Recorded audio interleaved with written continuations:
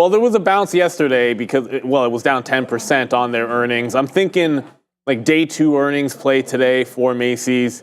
The bounce came off of, it wasn't 15 even. It got down to about 15 and a quarter and eventually did that VWAP bounce to the upside. But if you look at this daily chart, I mean, $15 right here. If it retests 15, remember, it's still going to be short sell restricted today. So for one more day, you have to have an uptick to hit the bid. Makes it a little easier sometimes when the stock starts bouncing. So $15 looks like an obvious level out there on the daily. If it retraces into that, I'd look for a bounce there. The other side of the coin, it's be a little hard to tell, but at the open, this was pretty much exactly $16 was the high.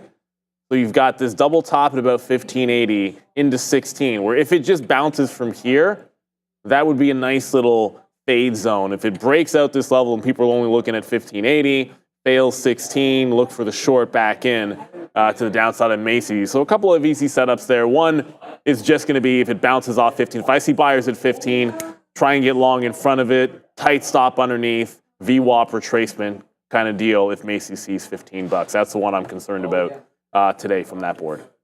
Yeah, we had a day 2 play opportunity here with Target now. So look, yesterday Target had a great report, right? I mean, it was, but it got hit all day. So this is going to look like it didn't. I mean, I guess this looks like it got hit all day.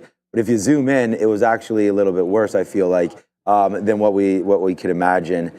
You know, 161 closing at 159, still a great day. But look at this 159 area. That it closed basically on its day's low. So that's never a good sign. I feel like I wanted to go short this name here if we stayed under this 159, but then we get that upgrade. But is the upgrade even doing anything? You're only up 0.32 right now. Target with a great report, better sales, things seem to be working. The shrinkage is down a little bit there. They've cut, they're now looking to go for theft under over $50, not necessarily over 100, so that's helped a little bit with their plan there. And we don't hear too much about that anymore, so maybe they've got that worked out.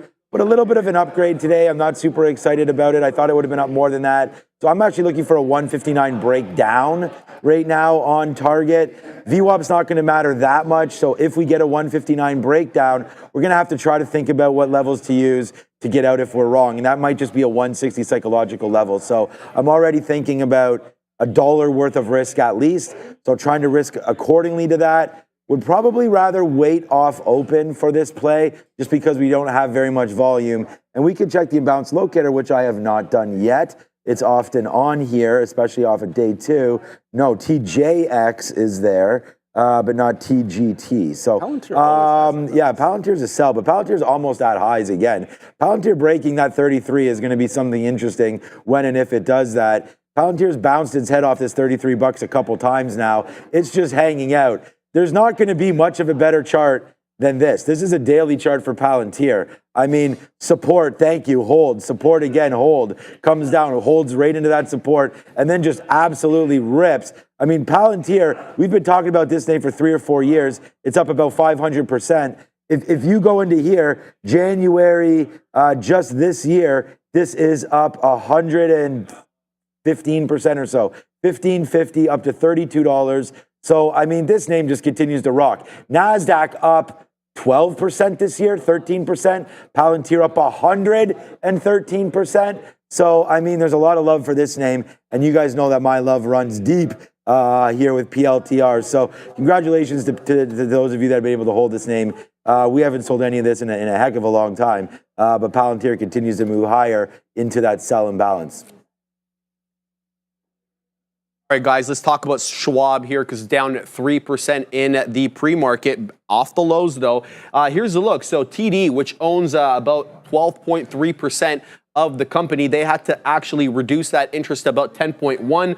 Reason being here, they're setting aside, TD that is, $2.6 billion to cover potential fines for the deficiencies in their anti-money laundering program. So they had to offload some of Schwab in order to finance that. Interesting, too, they actually initially got those shares in Schwab through part of its transaction to sell its interest in the TD Ameritrade. So through that sale, that's how they got those Schwab shares. Their current position here falling from 12.3 to to 10.1%, more than 40 million shares sold. Schwab feeling the effect of it, though Schwab has been in a little bit of a downward trend here since those earnings. As you can see, we traded lower like the first 4 days here after earnings, significantly lower in the first 2 days. So continuing to be a rough summer for Charles Schwab. Yeah, if I could show this to Fabian here. This is the daily chart on Schwab, and we'll have the boys look at this. This $62, $61 level seems to be, a continuous thing. We had it as resistance back in September and then use it as support earlier in the year, and we've been holding up ever since that big sell-off that Adair was talking about, this $61, $62 area holding. Got cheers. We just got reloaded here a little bit. A little polka dot action Randy here. taking some more time. Colorful. Off, Randy gets a haircut. Next thing you know, he's not here anymore. Hey, man, if you get a haircut because you want to hit the town. That's what I'm saying. This guy's out clubbing. have a little bit of fun. Early morning Randy's got to clubbing live for his life, Randy. man. You get throw those jorts on, get that haircut, and live your best life. Randy's in his dollar club mode already here. So, I hate Schwab. what am I going to say about this for Schwab? Well, this is Schwab. SCHW, yeah. See, now the only reason why it's not a flat bottom break is because it hasn't broken, which Yeah, it's retracing nicely. it's kind of problematic because I guess you could just always be buying Schwab at $61 and been doing, I'd say, relatively decently with this. Well, if we come to the chart for a second, yeah, if you buy this 61, it looks like it's always working. And this breakdown, it's such an obvious key level. Like when you have this much confluence at a price level on a stock, that's where it gets interesting. Go all the way back to 2023, dump on Schwab, resistance. Breakout at that price. Break through, resistance again. Breakout and support above. Support again. Support, support, support, support. When this breaks, got to be short. I mean, it's just, like, to me, it's that simple. And we've seen moves like this where you get a big level, it breaks that bottom, it doesn't go that time, you have to get out that day, that's fine. If it ends up breaking this low, which doesn't look like it's going to now, but if it ends up breaking that low on the daily, it's just one of those ones that you take the shot at it. If it continues, it can be a home run style trade just because of how big the support has been. And if it gaps through, the other option is if it's someday we wake up and this sucker is just sitting underneath $60, just look short as a trend until it gets down into 50. But flat bottom break can only happen if this bottom loses on Schwab. So the buyers doing a decent job of it so far. On good volume, by the way. It's been a couple of million shares already. Yet, no break yet. So the other side of the Schwab story is TD Bank. TD Bank, this is why they're down, selling that percentage. And TD had, they've just been talking now about some of their money laundering and all that. You've had a huge move up for TD Bank. I feel like this is a great buy opportunity if you get it down here to $57, which we just bounced off of. I don't know. There's very light volume down right now. I mean, this is 11,000 shares. It also trades obviously here where it belongs in the Toronto Stock Exchange. So this does not have any pre-market trading. That's one of the real faults, I feel like, of Canada. There's not too much volume coming in. But there we go right now. We're going to have to wait to see what happens with TD Bank. But I feel like down into the 50-period moving average, you don't get too many opportunities to buy banks in that area. But the best bank, of course, to own in Canada, the last time I checked, was Royal Bank, and that name just continues. This is kind of like the JP Morgan of Canada. This just keeps on getting higher and higher, now up to 154. I mean, this chart looks nothing like the other banks. I mean, this is straight up and now breaking. So Royal Bank just continues to work as well. So a couple little bit of bank talk there, just for the United States side of things. Here's JP Morgan. You're going to see it very much looks like what that Royal Bank looks like, back near the highs again after taking that dip and a huge move all year. So there it goes, almost exactly the same chart, looking to break this 217, 218 area again for JP Morgan. So not much volume, 800 shares today. Okay, well, we'll pass on that so far. But at the end of the day, if you think about shorting the banks, you got some decent levels here off of 217. For me, I like to play strength, and it looks like we might even want to break out here on JP Morgan. So yeah, a little bit of bank talk there as some Peloton talk. I guess the call must be on. Yeah. All right, guys, past 9 o'clock, let's have a look at the futures. Yesterday, we closed at 56.41. We were talking about that 56.50 as that key level of resistance. Well, guess what? The overnight high takes us above there. We're already printing above it. 56.56 is the current price. So we'll look to 5,700 as that next level of resistance. Really no other resistance level here on the chart. We'll use 56.50 if we come back down as support. All right, guys, make sure to get the watch list every day. Adara prepares it, and we all use it on the big desk. It helps me organize my day, know exactly what's moving. So make sure you're signing up. It comes right into your inbox every day. All right, let's start off with the first on the rundown here. Snowflake reporting overnight, and it is not well received here, guys. Down 10.25. I'll let Adara cover the report. But Ramaswamy, the CEO, went on Mad Money with Kramer yesterday, where he basically clarified that Snowflake was not responsible for the breach that happened to AT&T, basically pointing the finger at them and saying that they had compromised security practices. He's also basically looking at increasing their IT security portfolio there. Yeah, another thing he said as well was that the data breach has not impacted the core business, and he called that story, quote, headlines. So definitely not taking that too seriously here. In terms of their actual sales and earnings per share, they did beat here earnings of 18 cents per share versus estimates of 16 cents. Sales here, 868.823 million versus estimates here of 849.7 million. However, initially, though, I think part of the reason, as someone who covered this on the desk, this wasn't particularly well received at first, is because they reported their product revenue before they reported their whole revenue. Their product revenue here actually came in at 829 million, so it seems like a bit of a miss there for estimates. It was reported as a miss initially, so the way they reported was not particularly, I guess, easy for traders to understand, but they did generally have stronger than expected guidance here as well, so good look for SNOW. Trying to hold up above 121, guys, but near the lows. Yeah, and look, if it opens right here, it's already down 10 points. So you can look at that daily chart and see basically two things, 120 and 110. If 120 can hold this open, that would be like this. It's the kind of name, because it's, heavily interested name. It's a lot of people that look to be in it or are in it. It's going to do great overall. So if there is a bounce when it's 10% down, there's a lot of room for it to rally. But if 120 goes, you don't really have a heck of a lot underneath. So that's to hold the 120 level on any kind of a dip. Once it's through there, maybe look at every single $5 level or every even dollar, or when it calms down at lunchtime, if it loses 120, might look for an SSR 10% down bounce on this stock. I really thought the 125, you heard me say this in the afternoon show, that 125 would have been the level I would have liked to trade off of today because it's underneath that. Any pop that gets to 125, I'd be looking for a bit of a reversal on Snowflake there. If I'm in a long at that point, I would certainly be taking out in front of 125. Yeah, but SSR bounce 120 is about the only place I'll be looking.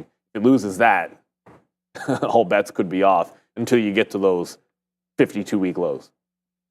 Yeah, you're going to have to wait for this, I feel like. A buyback program up to $2.5 billion. I mean, that's good. That's not nothing. I feel like this is going to be an overreaction. The problem is that they keep on saying AI, and it's not getting the reaction that normal stocks get to that. So I'm a little bit worried about the positioning here on Snowflake for myself. I was actually thinking about dumping this stock, but I don't necessarily want to dump a stock on earnings day down 10%. So I'd like to see a little bit of a relief rally up here. And I was looking long at 136, so it hasn't been a good one. Although that's where we were yesterday. I was really surprised that we were able to rally back there, to be honest with you. As we are lucky enough to get some down here that first time at 125. We had first bought at 150-ish on that kind of support. Then we got down into there, went back up, came back in, obviously on those crazy days, and then made it all the way back yesterday. So I'm not super impressed with this Snowflake report, obviously, but I mean, the report seems to be fine. I'd say that the other way. Not super impressed with the price action here on Snowflake, down 10%. I would be looking for that SSR bounce as well. So let's wait to see what happens at 120. But when a name is down like this, if I wasn't so misunderstood with what's happening with the stock, I would always say fade back into VWAP. So like a 122 also looks like a great short if you're feeling the other way on this stock. So it's going to be very violent off the open. That's about all we can tell you. Its expected move was 11%. It got it. It's right there right now. So, hey, I'm wishing the 11% was the other way and we were at 150, but for right now, we're down to 121 on Snowflake, looking for a leaf rally. I don't think the quarter was that bad.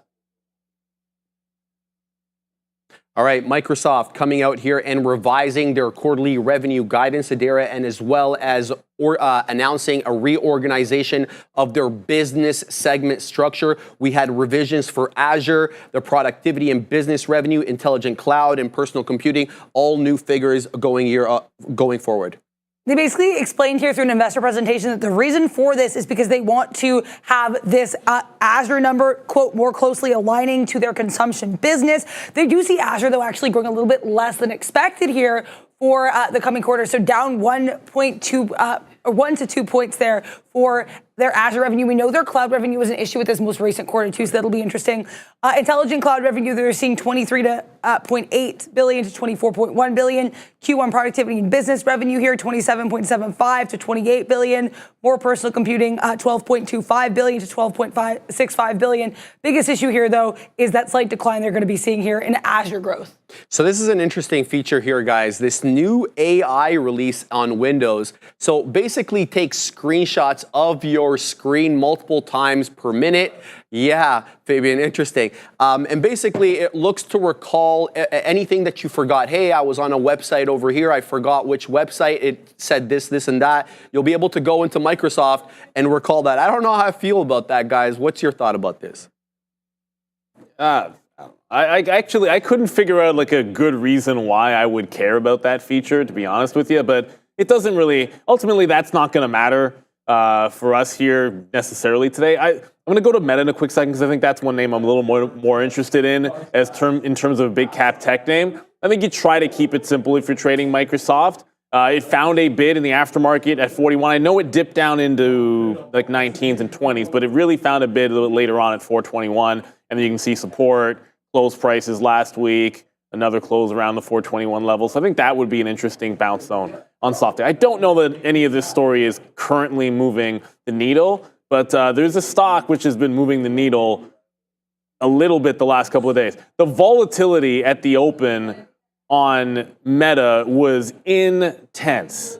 So, Meta going 527, almost breaking out that 540 level in just a matter of minutes at the open here, just charging up before retracing almost everything back into what is now clearly resistance to support, 530, 531. I don't know if we get back down to 530 to 531. If we get down there, that's all systems go. But Meta looks like it wants this 540 level. Now, the only problem is you've got these adjacent highs in here, which is like 545. I think if you get up to that on any kind of a break, take some profit, that'd be a point, another point up. But it's a little flat top action here on Meta at $540, which is seemingly incoming. And this NASDAQ wants 20,000. A few things will have to happen. Microsoft's diddling in the middle. This is right at those highs. Nvidia's at those highs. Apple's at that 227. Actually, sorry, Apple's past that 227 from yesterday. So that's another one. It's not even, it's actually 227.5 right now, threatening a breakout of tomorrow's highs. I feel like Microsoft's not nearly as interesting as some of the other big cap tech names, which are primed for breaks off the top, unlike Softy. Yeah, interesting that they just come out with that kind of report. It gets hit to the downside there, and then comes right back up. And I don't really see too much into this. We did have a huge trade yesterday on Microsoft as it fell down here. We were short off of, I think it was 425, wasn't it? And that really held yesterday. So those were some good trades there for Softy yesterday. We obviously had no idea that this was happening, but that's a nice move back into 420. At least it stops there and gives us an area that if we start to fall down, maybe we can find some support. But yeah, I'm not super excited about this name. The other big tech name that I wrote down, you can go find them all on the sticky note, which is out right now at Trader TV Sean on Twitter, was Google. And we keep writing this name down, man, every day. It's because I feel like it's been pretty easy to play these dips, right? I mean, that first dip was into this 165 area. That happened twice, a couple days, right? 165 again. And then into here was 164. The minute we sort of broke above there, the short was no longer valid. So we were shorting into this area, and now we're longing now that we're above it. So trading doesn't get much simpler than this until it breaks. And then that's when you adjust and you take the L. So I'm still going to be here for 165 long. I know we're at 167, it's trying to go upside, but yesterday we were up here at 168 and fell into 165. So let's not kid ourselves that that can't happen again. I believe it can. We're starting at a much lower spot. So let's wait to see if that can work. This is a 20-minute chart. If we go over to a 1-minute chart on Google, again, it's going to look, you could trade off of yesterday's close, which is 166. It's having a nice move up here. Let's wait to 925 to see the reaction. But Google finally is now outpacing the market. Remember when we switched positive on Amazon? I mean, now Amazon's going, man. It's 181. I mean, this name continues to have itself a day as well. Breaking above this 170 marker. We were shorting it underneath 170. Now you broke higher and we start to go. So Amazon right now keeps going higher and looks to be basing itself out above 180. So this could be another dip buy opportunity. So for me, dip buying into Amazon and into Google are a little more interesting than anything that Microsoft can offer me today, especially at $425. This part of the show brought to you by Moomoo. Looking to maximize your idle cash? Earn 8.1% on idle funds for up to 3 months.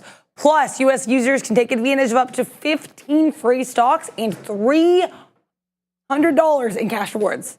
Hey, Canada, you're not left out. Enjoy 6% on cash balances, along with a 2-month commission rebate. Sign up with Moomoo and trade global markets with just one account. Gain access to an extensive range of data on stocks, options, and ETFs, complemented by over 100 charting tools and indicators, price forecasting, weekly rating reports, and instant alerts, all designed to elevate your trading game.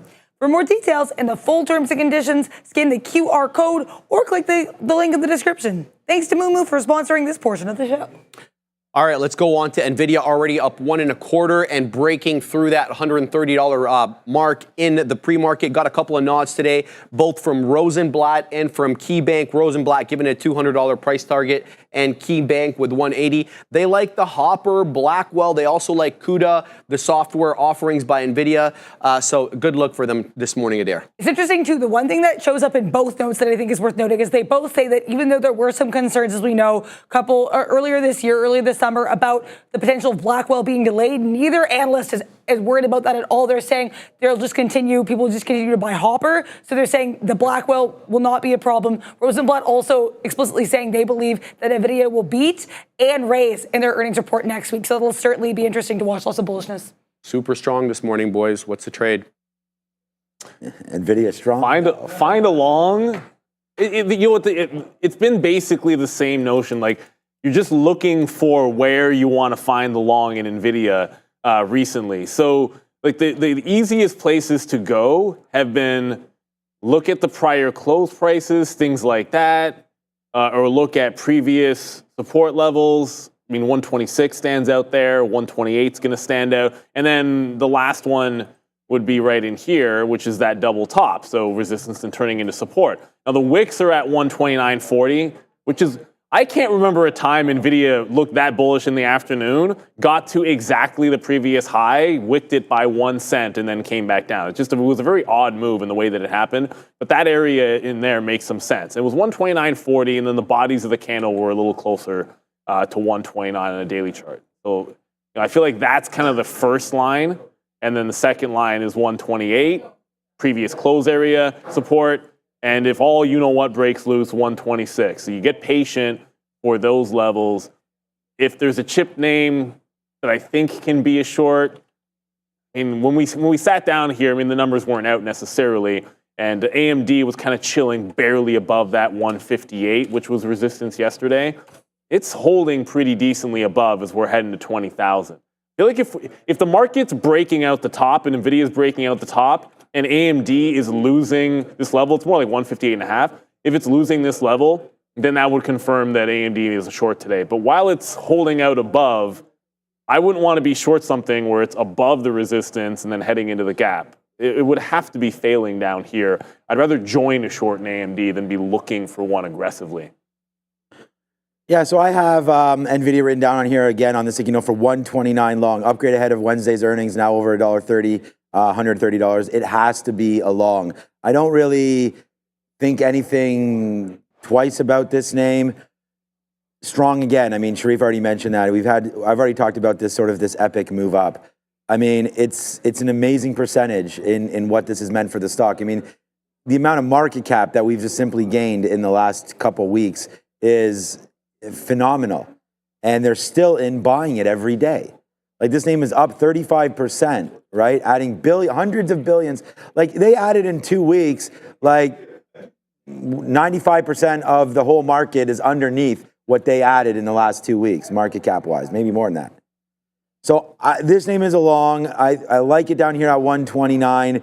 That would be amazing to get something like that. And the reason why we looked at that level again, we had that breaking spot right there, 129.25. We've broken above that now. We're trying to hold it. Looks like it wants to do that. That's 129.50. The 200 period now is at 129. When we wrote this note down here, the 200 period was at 129 right here. Now it's just graduated up. So yeah, this name just continues to work, up 1.3%. Obviously they're upgrading it. I was talking to Obi about this. It's like, who wants to be, there's still 1% something short on this name? I mean, it's going to be ridiculous. If they actually put out a good number, you know how many shares like an ETF like SOXL and all this stuff, this is already triple levered. Like this name's going to pop.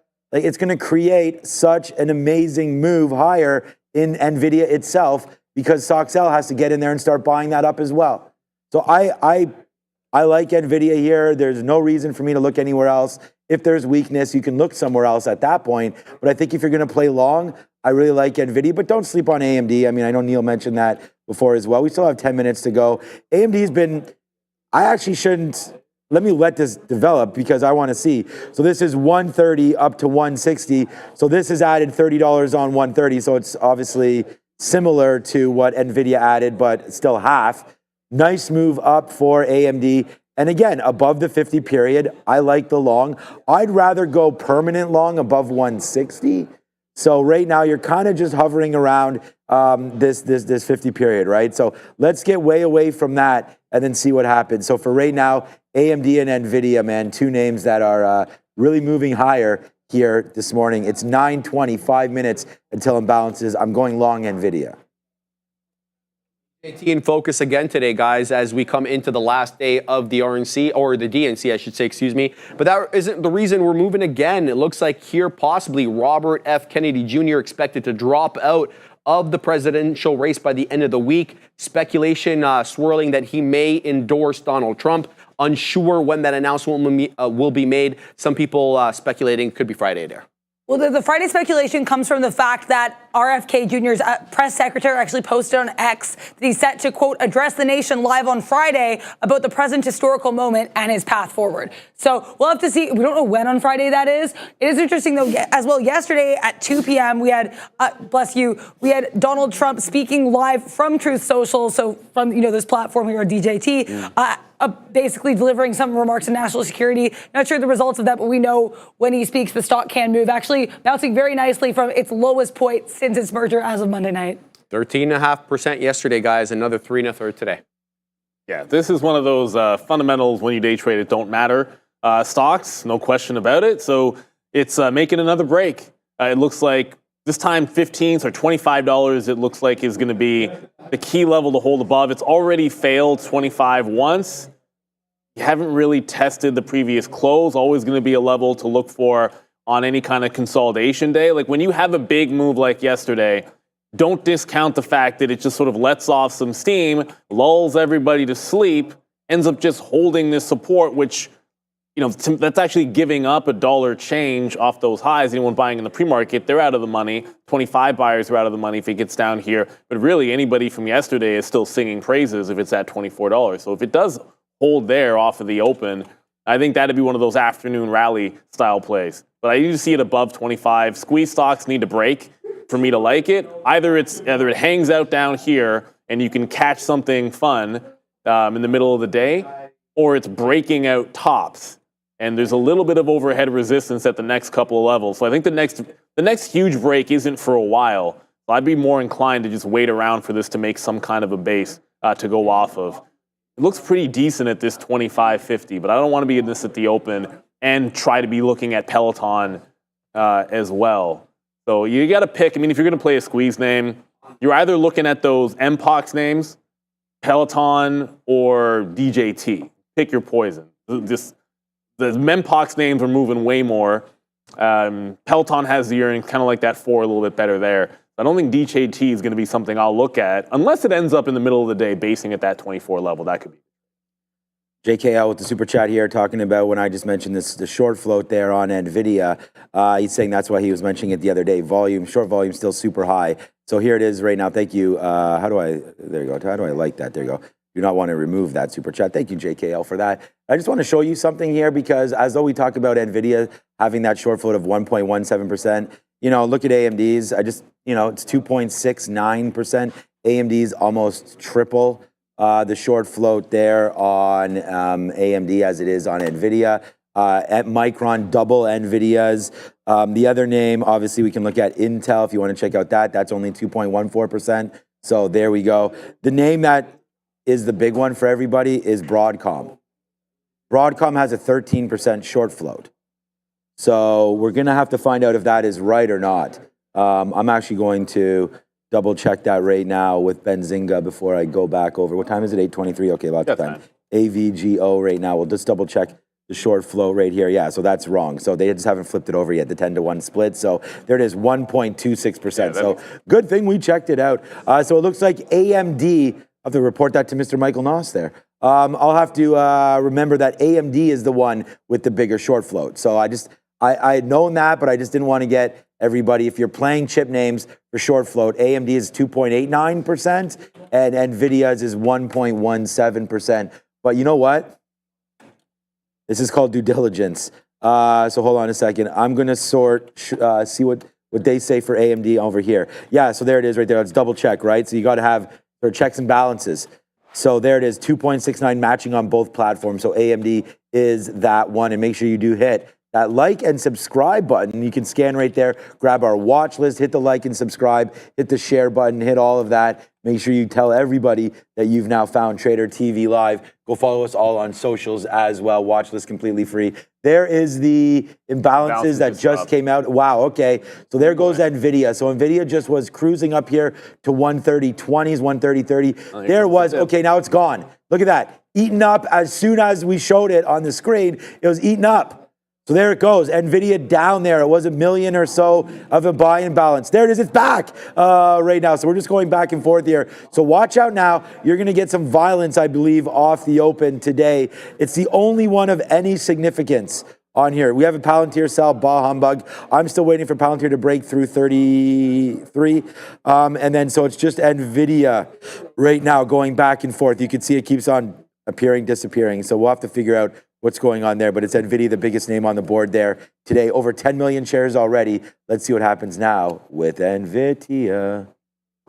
Zoom getting a nice little move up here, up over 2%. Guys, they reported yesterday overnight. I'll let Adair cover the earnings report, but they are actively promoting a new type of business segment. They're trying to get into the customer contact centers. In fact, they've won several competitive bids so far. Looking to expand their moat, Adair. They grew 2%. But a far cry from the 325% year-over-year growth we were seeing before.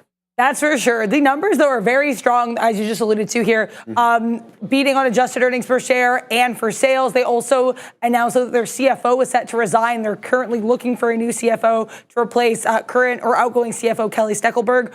Also, guidance here pretty strong, especially for earnings per share for Q3 and fiscal 2025. Slight beats here for their revenue guidance as well. All right, good look, guys. 2.87. Yeah, it's only 2.87 on Zoom. That's not anything that's going to get us terribly excited in terms of a percentage move. But you know what? You guys didn't see this. I had it up briefly, and it got shown. This is the daily chart. We mentioned this in the aftermarket show. That 200 pre-moving average. I wanted this gapped above it and above this June level at 63.5. If it gets above there, I think you've got a little bit more chance of a big breakout here on Zoom. So in lieu of that, you do have these previous highs about 61 and then $60 that look like dip buy zones, but without it getting through that top, doesn't look very enticing to me on Zoom today. It's a very much an inside move. With Zoom, you're expecting fireworks and double digits. When you get 3%, you're not going to be all that happy about it. Just a quick note, Snowflake's already bounced off this 121 up to 123. So there's still a chance that it's not going to be 10% down at the open. That's the point. but there's still a chance it could still dip. And if it gets down 10 points and makes that same playoff 120, I would still look for it. But it is not going to be SSR at the open. Snowflake already starting to bounce in here. We didn't mention Tesla just very quickly. A lot of times there might be imbalances on some of the big names. Tesla, I did not see one, but it didn't matter. It going to the downside as if there was a little bit of a sell imbalance there on Tesla. So the market just tagged 20,000 on the upside. Apple just went higher. Most of the things I'm looking at went higher. Tesla's starting to fall.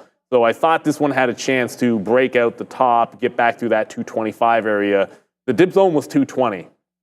I don't know that if it's, I mean, that's the patient play is to wait for 220, I suppose, on Tesla if it's not going to hold above 225. So selling at the open here on Tesla. A Peloton is getting close to that $4 here again at the open. So that's pick your poison for squeeze names, but potential squeeze names. I'm not saying it's going to squeeze, it just might. That $4 level, a big one here on Peloton. So I have a couple, let's just talk about what we're doing with 1 minute to go. We have Palantir ready to go to break through $33. We're also bid a little bit lower into 32. That's a play we're looking for. We're looking for Apple if it wants to dip down into 226.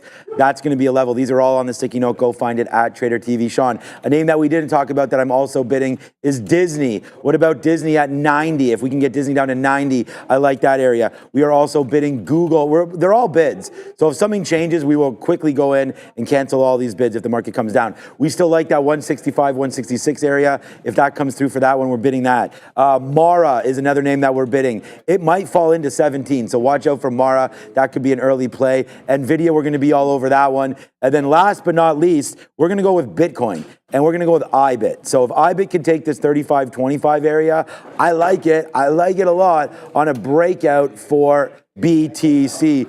I feel like we want to be long Nvidia with 10 seconds to go. So that's what we're going to do as well. Here comes Nvidia right now. Only 5 seconds now. And we get open. Let's see. Good luck to everybody. Good luck, everybody. Bring it. All right, we now in and ready to go. So here we go. Apple, again, a level that I liked for Apple was a breakout through 228. We had bounced off of that level a couple times, 228 or so. But here is the pullback for Apple. So we'll just wait. I mean, we don't have to do anything yet. The pullback for Apple is happening down to 227 into the 200 period. What is gone now, and maybe forever, no, just joking, is forever. Nvidia. There it goes. Nice upside move. Let's start the trade now. It's above 130. We'll get into it and see what it wants to do. We're long now, Nvidia. We said we would be. Yeah, Nvidia racing to the upside. Peloton broke $4 here. Just tagged the 10 level. Oh, did it? Let's see how far it wants to go. I mean, wow, there's a lot of sellers at here. 7s, 8s, 9s. They're still stacking it up there. There's more at 7. Another guy sitting at 9 after getting filled for 20 or so. I saw a 30 thou go by at 7 a couple of times in here. Yeah, this might get a little bit heavy. I'm going to give it back. I have it down to the 90 level, so 1-1 being at the 10, and then just if it fails the 90, get out. You know what? I'm not going to adjust that. It was already a relatively tight stop, so I think I'll just keep it there. So a lot of sellers there on Peloton, but that $4 level is broken. Snow obviously did not open SSR. Going to go back over to Nvidia. VWAP 130 going to be in play here on that one as it's going up. No break on Apple through 228, so that did not break out the top. Okay. If you can guess what trade we're in right now, you win nothing. Nvidia, we're long. We just taken some out here in the 60s. Let's see if it wants to go. We're long at 39. We have 2 reloads there. Well, it's 2 positions, but you know, that one was a good one. Our next one was a little bit more shares, which is why we're able to get that back to the upside right now. The market is definitely falling right now. Good trade there. I saw Neil was on Peloton. I did not get that break. I did not look at it. I know we talked about it, but Peloton trying to go, and Nvidia right now trying to get back into 130. If we blast down through this 130, we're not going to hold it. So let's wait to see how far through 130 it goes and get out if it continues Not at all. Through there. So here comes in one more time. It is Nvidia. Yeah, where am I on the bid? I thought, I'm at 11s, that's why. Usually I go to 22. I went to 11s on that one. Peloton, I think it was the right move to get out. Those sellers that were heavy at the 10 level took it right back down through 90, so we did get some out at 10. The slap to fail on that break. It looks like it's pulling right back into VWAP. We'll let that one calm down a little bit. We're on the bid in front of 130 on Nvidia, but Apple was either dip in the previous close or breakout at 228. Neither one has happened yet, but it's showing a good range like it did yesterday. 227, 228 top. If it doesn't get down to that previous close, I'll look 227, like the actual even dollar level instead, as that's going to the upside. There was a halt. I didn't catch it. I don't know the symbol. It's AMS. Not sure what that is. I think it's a penny stock that's halted. I thought for a second it might have been one of those like GovX or something like that. So it's not one of the monkeypox stocks, but MPOX stocks. Let's go to it there. Another small cap to keep an eye on here is Air Industries Group, AIRI. They are traded on the Amex here, up almost 70%, near days highs, securing a $110 million contract here for some GTF aircraft engine components. Worth noting, their market cap is about $12.5 million. So that's a pretty significant contract. Float of 2.43 million shares for AIRI, guys. All right. So still on Nvidia, letting that one cook a little bit. We do have some offers in the 80s, so if that gets going, we will try to get out there, and then maybe some in the high 50s. But it's not necessarily going. Got to give this one a little bit of room. All right, let's check back in on other stuff here. Google, let's check out on our Disney play. Let's go a little bit. Like why I type in DIS and absolutely nothing comes up. All right, so there's Disney in New York. So nothing. So put me to sleep a little bit here. DIS only now up 0.33 and not moving with no volume. So that'll be a pass. That's on our watch list. The other name was iBit. I can see what's happening now with Bitcoin. You can see my bottom right there is Bitcoin. So you're going to be able to see that. And that's not doing anything. So again, we are waiting for a top break. We could check out now. Our dip play was going to be Mara. What? No. 1717. We're at 17s, 15s on Mara, so we missed that by a couple pennies there on MARA. Okay, well, that's too bad, but that's so far so good, though. Nice hold there on Mara. We'll see if it falls back in right now to those levels. And then the other name that we wanted to look at that was on our radar, and again, you guys tell me if you're trading anything else, was going to be Palantir. That's not moving. And then thank you, I just saw in the chat as I looked up, oh no. There's our break, man. We said 159 on target. That's going to be a good one. So let's go. That idea, if you traded it, again, I'm loaded up here on Nvidia. So, but that was a great trade, breaking back down below. We said target was weak yesterday. Got a BS upgrade, I felt like, because it didn't move on it. So there it goes, downside right now for target, trying to get lower on that. Nvidia really disappointing, man. I mean, I'm wasting my time. It's not moving as much as you would like on Nvidia. It can't seem to get past 130 and a half. That's looking pretty darn nasty. But 120 just came in on, not Nvidia, sorry, Snowflake. I almost said Nvidia because Nvidia's on the brain. It bounced off 120 first. Then it broke back above 121. So I got both in here, giving it underneath 120 bucks. If it loses 120, I'm out. If it bounces to the highs, I'm out.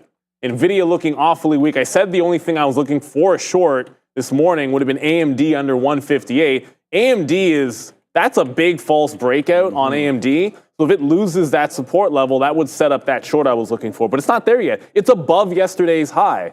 So I can't really be in love with that at all on AMD for the short just yet. Nvidia still holding on to 130. Yeah, it's still holding on to 130. Let's see if I can add there. It did break there. I know, but look at the wicks are right there, 129.75. Yep, so it's looking pretty good down there. Snowflake's trying to hold the line. Macy's is doing nothing. Piton is now battling back, though, and trying to hold above $4. So I might jump back into this one on a local consolidation on Peloton. Still just the same couple of names in here that we have. Oh, man, go, go, go. I mean, we're only in one trade here. We have that NVIDIA long 130.13s right now.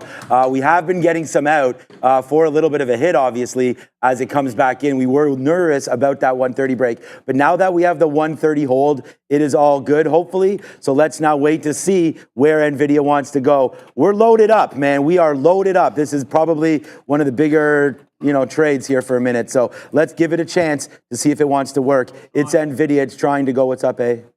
Great push off the open for Zoom Communications, ZM. We just talked about them at the end of the rundown. Strong earnings report, strong guidance. Had highs of day here, pushing above that 64, initially wicking down right off the open, but has not looked back since. Great look here for ZM, guys.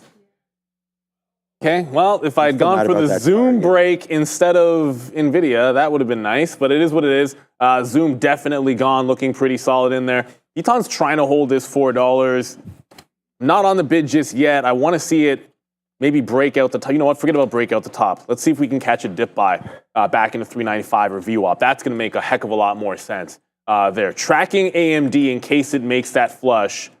It's the rejection of the high. Still could make that flush through the bottom. If it does, this was the only thing I was looking for a short setup on, and that would be underneath that pre-market, post-market or afternoon high, pre-market low. Let's have a look at that one if it makes the break. For now, Nvidia holding. You're at 120 and a half on Snow, and Nvidia is trying to get back into that $0.50. Can't seem to go more than 25 cents off of this bid. Apple still looking for 226.50. That's not coming in at all, but this Nasdaq's under 20,000 and looking like it wants to go lower. All right. So we're getting, we've just been getting some out. You guys know that, we have shares on board here. So every time it goes up, like what I can make on a 20-cent move is good enough. So we're going to wait to see. Like right now, we're in the money 20 cents, but we don't want to take 20 cents. We've been taking it because it's not going higher. We still have much more than half. We have about 65, 70% left of this trade because we keep reloading it. We have 4 reloads down here, and then all these are out. So there comes another one. So here it goes. Now if it breaks, right, we've reloaded it. We've gotten out a couple times. There is a big buyer right there. I don't know what exactly that means. We'll get another piece out if it goes back above 130 right now. But yeah, this name is pretty weak here as the market looks. There it goes, breaking through 75. So breaking through 75 right there for Nvidia. Some out, not a lot of it out. So now we have to wait for that 129 level that we liked in the beginning right now for Nvidia. But we had to get out, and that's fine. We got out on that 75 break. We did okay on that. We're going to wait for a little bit lower now. That might have been the wash bottom, but again, we don't want to lose everything on one quick idea. So we'll wait for this to come through again. 129 now, the level of concern for me on Nvidia. And maybe this is the day where it gets to the wash side, but we're still up 1%. It just hits the 200 period. It's a good thing we got out there because it did go down to 129.50, but there's the hold right back up. So now it's holding again. Yeah, so a small hit there on Nvidia, well worth it for that shot in the dark. We just talked about getting some out as it was not holding VWAP. So yeah, Nvidia right now a losing trade.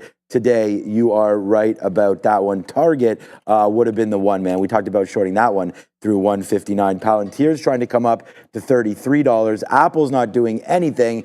Maybe we'll have a look at Tesla when we get back from Madeira. Nice look here for Staffing 360, another small cap. This one doesn't have any news, but it does have a market cap around $1 million. Float here of just under 750,000 shares, 7.5% short float for STAF. Also worth noting they did undergo a 1-for-10 reverse split as of June 26th. So nice look for this one. Kind of range bound, but lots of volume coming in here, guys. All right, we're making back a decent amount right now. Let's go. We just said Tesla, guys. And guess what? We're $1 in the money. We just punched long on Tesla right there. Let's see if it can go a little bit higher right there as we take a piece out. We take out a third right now on that play. So let's go, man. We just went over to Tesla. We like sort of that dip onto 222. We did have a dip down into 221.50. But we're playing momentum, and there it goes. It is finally, thank you, Tesla, for making this happen for us. We have to get out first, though. That was a nice move up. It just is $1. We just talked about that. So let's see if we can just break a little bit more through the high side here. We're waiting in the 60s now for Tesla. So far, so good. Decent trade here as we just put $1 back on the board. Yeah, there was a push up $1 on Zoom, but it just tagged in front of 121, right back into the 120. So we're adjusting move on Apple here. It's not getting down to 220, 226. You can't see those lows or those closes from yesterday. It's 227 where this is buying. And I said if it doesn't get down to my level, it's bounced twice at 227. Just take it at 227. You trade it where it is, not where you want it to go. And the support's not at the level that I want. We want to be long this name. Just going to have my stop order in there. If we lose the bottom, then we have to get out. Just like Nvidia, you don't want to hang on when it loses that support level. Now 130's resistance on Nvidia, still tracking it back into previous double top. So there's still the chance it can come back into here and look like a long for me, but not yet. Just going to have to be patient with it. Zoom is the one. It's gone through that 63.5, and VWAP's actually sitting at that breakout level of $63.5. So if there is a dip, I suppose that's going to be it. Still at 120.40 on Snow. It's not really giving you the big bounce on Snowflake. 123 was the high. It's bounced off 120 a couple times, but like it gets to 121, and the sellers are still there on Snow for an SSR bounce play. If you're enjoying the action here with this market trying to break that 20,000, hit the like, hit the subscribe. Subs only chat. If you want to engage in the chat, let us know what you're trading. Hit that subscribe so you can. I see a lot of people talking about some names that we haven't even looked at here, including my personal favorite, Mullen. All right, my personal favorite is Palantir. You guys have known that because you know what Palantir has been doing for us. Right there, up that 120% this year alone is PLTR. Okay, so here we go. It's trying to break through that high side. So we've got $1 in the money on Tesla. You see what I mean? This is what happens when you get that dirt on your shoulder. You just kind of do something like this. So bye-bye, there goes Nvidia worries, and we'll leave that alone until we get a little bit lower and we switch over into Tesla and hit that for that $1. But here it comes back in again. Watch out for these futures. Why I talked about Palantir, we're up to 33. I'm taking a 33 break. It stopped there a couple times. I don't mind. I'm also sitting down here at VWAP. If we get a VWAP push back in, we'd also like to take that one. All right, Nvidia just fell in again one more time. Remember where our stop is? We wanted 129s. That was what was written on our sticky note there. So we're long now into Nvidia 129.40s right now. What's that little high? What is this 200 period? So 70s. All right, so let's go up here in about the high 50s or so. There it is, man. Nice little reload area there for us on Nvidia. You see what I'm saying? Money, money, money. No worries, baby, because we're back in the building right now. Nice move there for Nvidia back to the upside. So that's what we're talking about, man. You stick with your guns. You stick with what you've been doing, and there it goes. A nice dip buy opportunity in for Nvidia. Oh yeah, Neil. Oh yeah, let's get going. Nice move up there into the 70s now. We better put an offer on that one. And by the way, oh no, we did it again right there on Tesla. We got a nice little Tesla dip buy there as well. Long at 222.12s. So we're gonna have some back-to-back jacks for you right now. We have numbers. It's PMI. They're out right. I wish they weren't coming out, but they are. We've got two sweet longs. Let's hope it doesn't get busted. Yo, what up, A? Waiting on 3 PMI prints here from S&P. We've got services PMI, manufacturing PMI, and composite PMI. All of these are the flash prints for August, so just the preliminary prints here. Services PMI, 58.2, so above, or sorry, 55.2 here, above estimates of 54. We have manufacturing PMI here, below estimates 48 versus estimates of 49.5. And composite PMI here, above estimates here, 54.1 versus estimates here of 53.2. So just to summarize, services and composite above estimates, manufacturing below estimates, S&P 500 pushing back higher here. Also worth noting, unannounced comments here from Fed Harker. Was not seeing these in the schedule, but Fed Harker saying that the Fed is ready to start the process of cutting rates, or at least Fed Harker is. Also saying that the markets have already moved to price in Fed action, and the inflation is moving down. It'll take time to get to 2%. So some unprepared remarks from Fed Harker coming in, guys. Let's go. Like, I don't know, guys. Thank you, Adair, for all of that. Tesla, $2 in the money. We just took a piece out on that play right there. Nvidia, Neil, back into the dollar club as that starts to go upside. How's it been treating you? We've been banking right now, man. We take that one hit early, but now it's all gravy. Let's go. Yeah, we're having trouble with 121 on Snow. So we're getting this bounce where we want it. It can't seem to go past it over and over again. Apple, I got out in front of the number on Apple. That's what it's all about. Like, it could not hold on to that low. Again, if I'm going to trade it from here, I'm not holding it down to there. And we never really saw that previous close price. Yeah, man. So try to keep it in the pocket. You're still holding 227 for now, but I'm not jumping back into this until it looks a little bit stronger. This is what I'm seeing on the future. You've still wicked the high and are consolidating underneath. So you're trending a bit to the downside in there. So reloading early on those longs, unless it's showing me a reversal of trend, I'm not going to like as much. Peloton's now holding a higher low off of VWAP, but Snowflake is right about to test that 120. It's on the bid. I'm not reversing this one short. I just have a stop out through the 120 level. So we'll get out of Snowflake. I loved Snowflake for an SSR bounce today. It's not often you get a stock this big down 10%. So I know I'm going to take the shot at this one, anticipating it should be either my best or worst stock on the day would be something like a Snowflake. But it just broke 120, so we're out of it. And we'll have to hunt for a different level. Maybe 115. Maybe there's some other even dollar level. There's nothing underneath for Snowflake on the daily chart until you get all the way down here, like 115, 112. Looking pretty nasty for Snow. Look at this. Yeah, you know what, Shakib? That's right. It's Hydration Nation. And you're going to see difference again. we just talked about this. I'm only on 2 names so far here today. It's focus. It's trading the names that you want to trade. It's waiting for things to happen. It's everything that I hope to be today with trading. I mean, those are some good plays. We'll wait to see if Palantir wants to break it, but you are right, Shakib. Hydrate. Let's go. Let's keep this moving forward. What's up, A? Frequent runner Hims and Hers held back on watch here, HIMS. Nice little volume pop here in the previous 3-minute candle. They did get a buy rating here from Needham with a $24 price target, currently trading around $17.45 and trying to push higher, up 5% with a short float here, about 8.9%, guys. Yeah, so what I was saying was just like, you got to stay in the pocket here. Like, there goes Nvidia. There goes Tesla. Like we wrote down 129. So when this dips into 129.50, we're taking that long. And we're also getting stopped out when it doesn't work early. So you take those sort of lumps early to get right back at it, and stick with the names.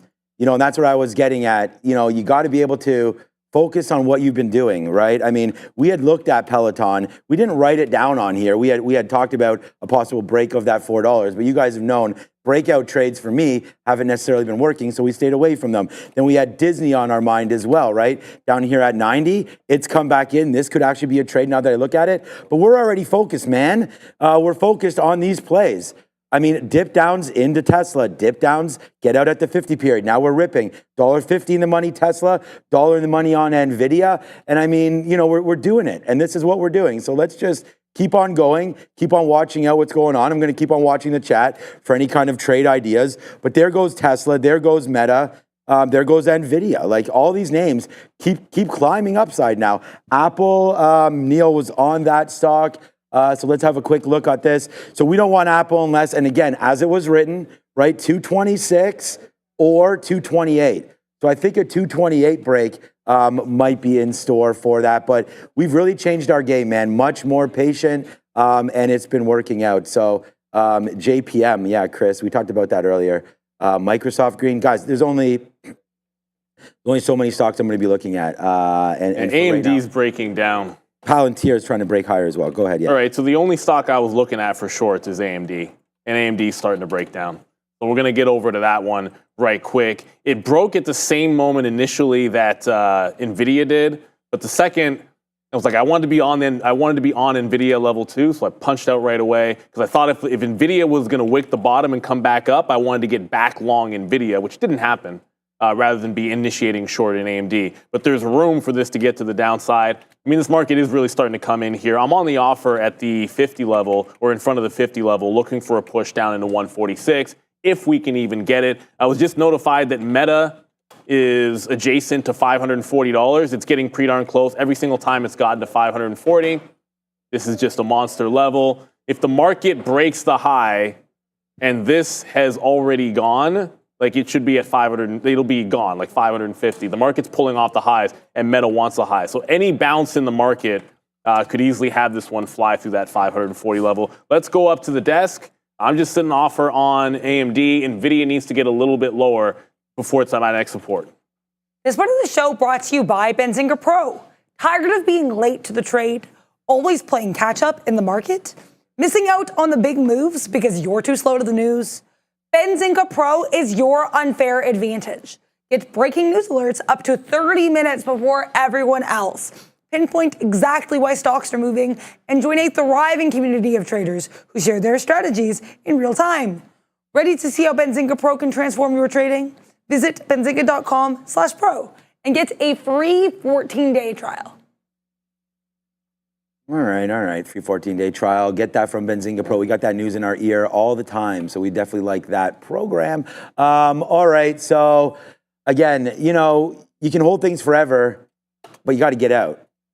So we're noticing right now Nvidia has had, as Neil's been looking at AMD for weakness. I think that's probably right, because right now Nvidia, the strongest name, and we'll have to look to see what AMD's up right now, if it's up at all. I haven't looked at it. 130.20. It's flat. It's flat. Okay, so there you go. So the weaker one would be that. This is the stronger one. So if we want to go, let's go. I'm actually waiting at 130.26s here to see if we can get a break and get back upside. That's actually, It should be, I put 26, but it should be 20s. So right there, we'll see if that can work out for us. Waiting for a little bit of a higher move now. Back in for Nvidia. Look, we're $1 in the money on the high side of that trade, but it has fallen back in. So we're going to put an offer there now at 18s to try to get that. Tesla, same kind of story here. I'm going to wait now at 223.50. This was that huge move on that number. We were able to really bank out initially on this, and then we got a huge move up to 224 where we were sitting there and able to once again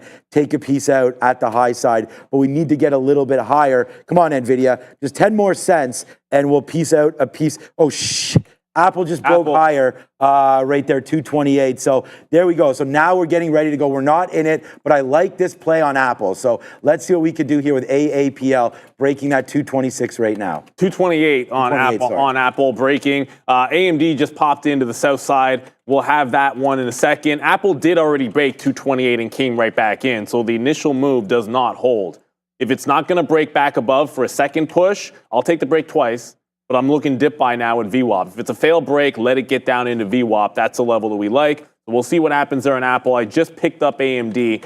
Again, the only thing that I wanted short today, I feel like, yeah, it's not red on the day, but it's underneath yesterday's high. It's underneath VWAP. Going to give it back into VWAP 158.80. And the other thing screaming is obviously Meta. Meta's making some power moves. Apple just got there first. Apple got to 120 or 228. And Meta at 540 simultaneously. So both Meta and Apple getting that pop currently. I was on Apple in the moment, but currently Meta is racing through that 540. 545. That's that big high on the daily. I think there's room to get to that price. After that, all bets are off. All right, so we just nailed that Nvidia, man. We get that smooth dollar on that one as that starts to go. But we do have a new position, and it's starting to fall down a little bit. We talked about getting hit before on Palantir. We're not going to let that happen again. But there it goes. It's a nice move up there for Palantir. We're long at 33 break, so we're long at 33.02 right now. But it is starting to go to the downside. Yuck. Bleh. Hopefully we can hold it. We're going to try to give it back to VWAP. We better cancel our VWAP trade now on the downside because that's not going to hit. And if we want it, we might want to get out. So right now, 32.80 would be a small little reload area for us. Now, again, we don't want to be like, we could be wrong, but we don't want to be wrong forever because look what just put in right now. The biggest one, man. I mean, this Tesla trade. This is a monster trade, man. This is 222. We just got out at 223.50 a couple times. We said Tesla was looking real good today, and that's exactly what it did. And then look what just happened again right now on Nvidia, man. That's another $1. So we're putting up some trade ideas here today and really starting to go.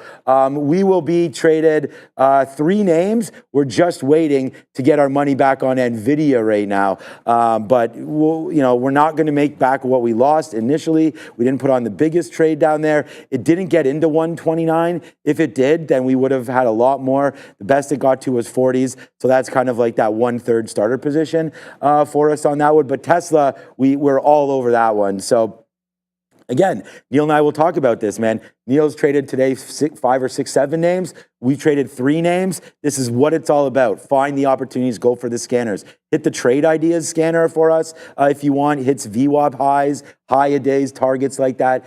We talk about this all the time. If you're trading blind, then you're not trading properly. You have to have your ins, your outs, and your expectations, right? So here we go. Palantir, nice move back upside now. I'm going to try to get something out if we hit 5s and 6s. But after that, man, we're waiting for 9s.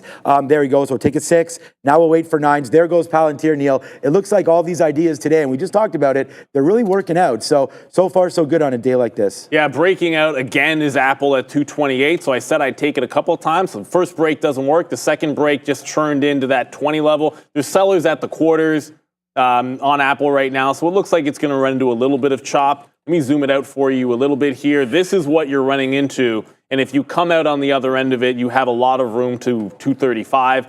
Do I think it gets to 235 today? Probably not.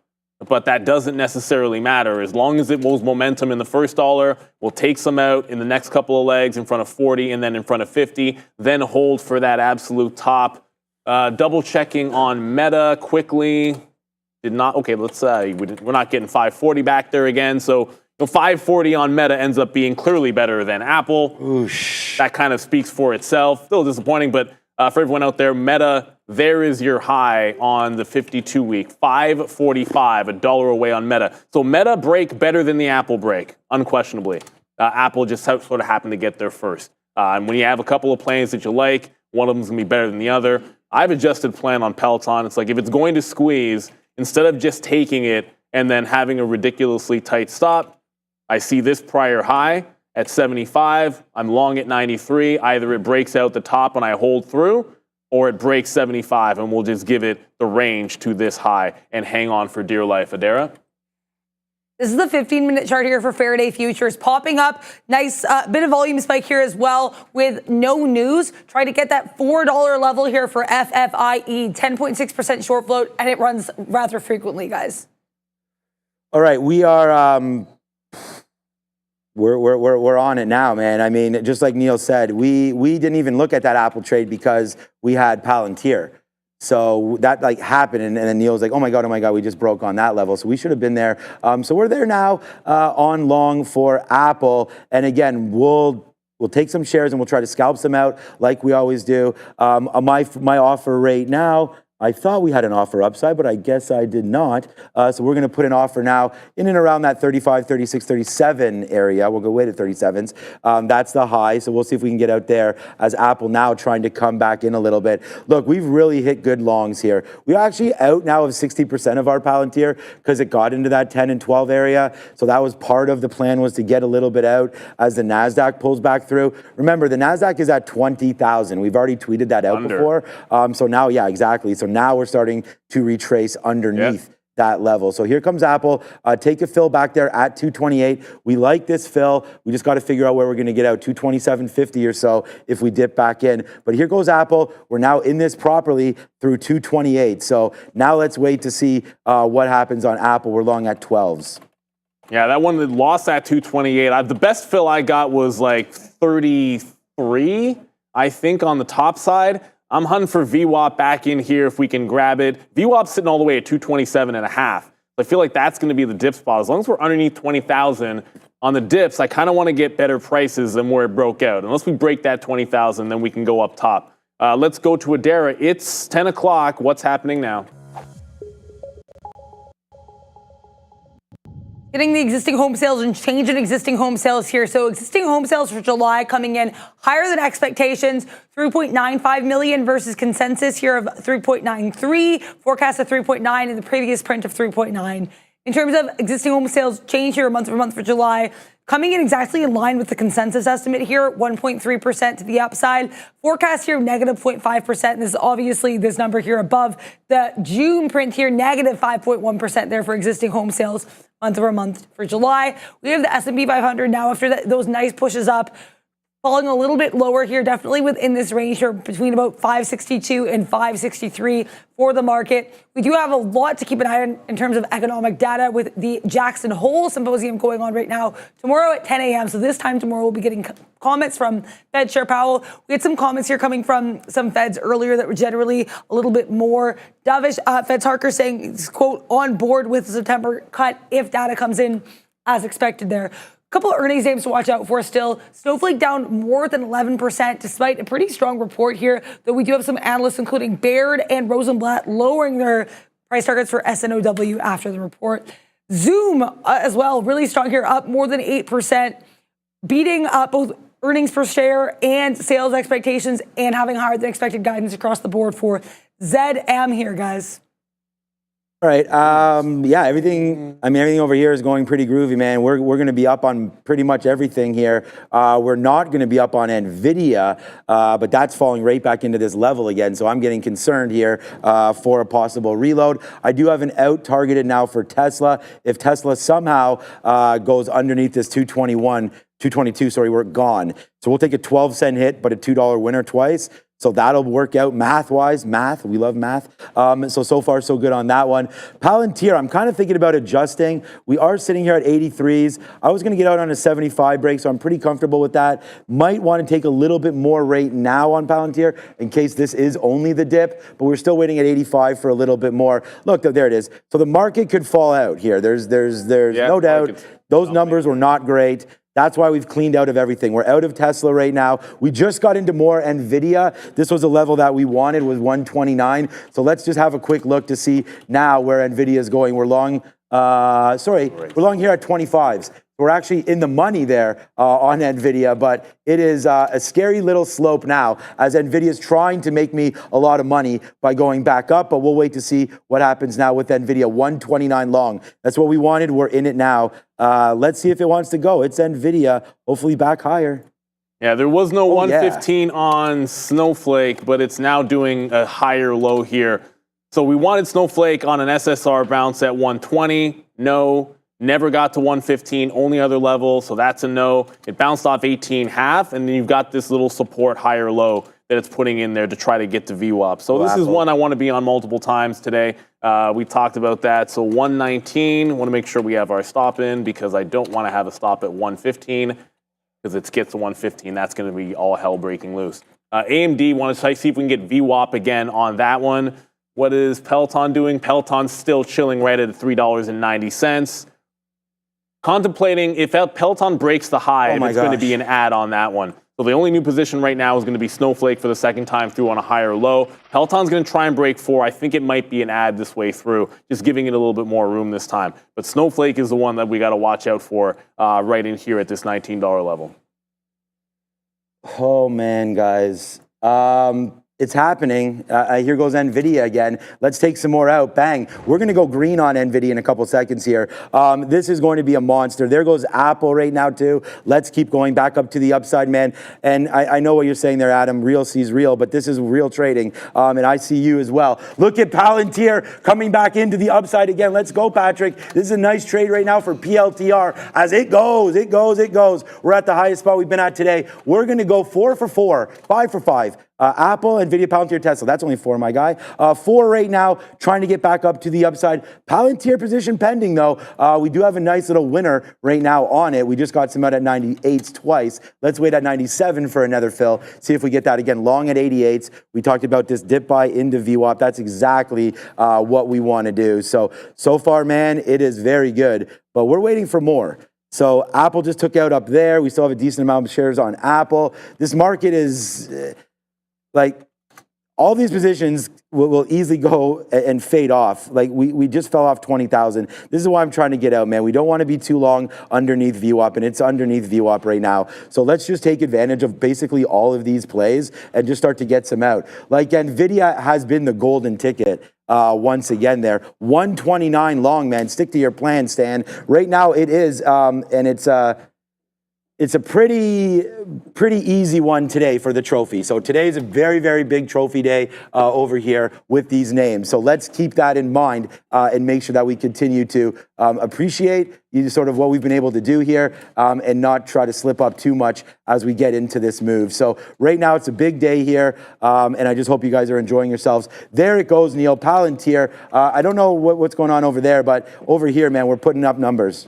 Yeah, you know what? I might have the first red day. We'll see what happens. But we had AMD 3 times. Third time might be the charm.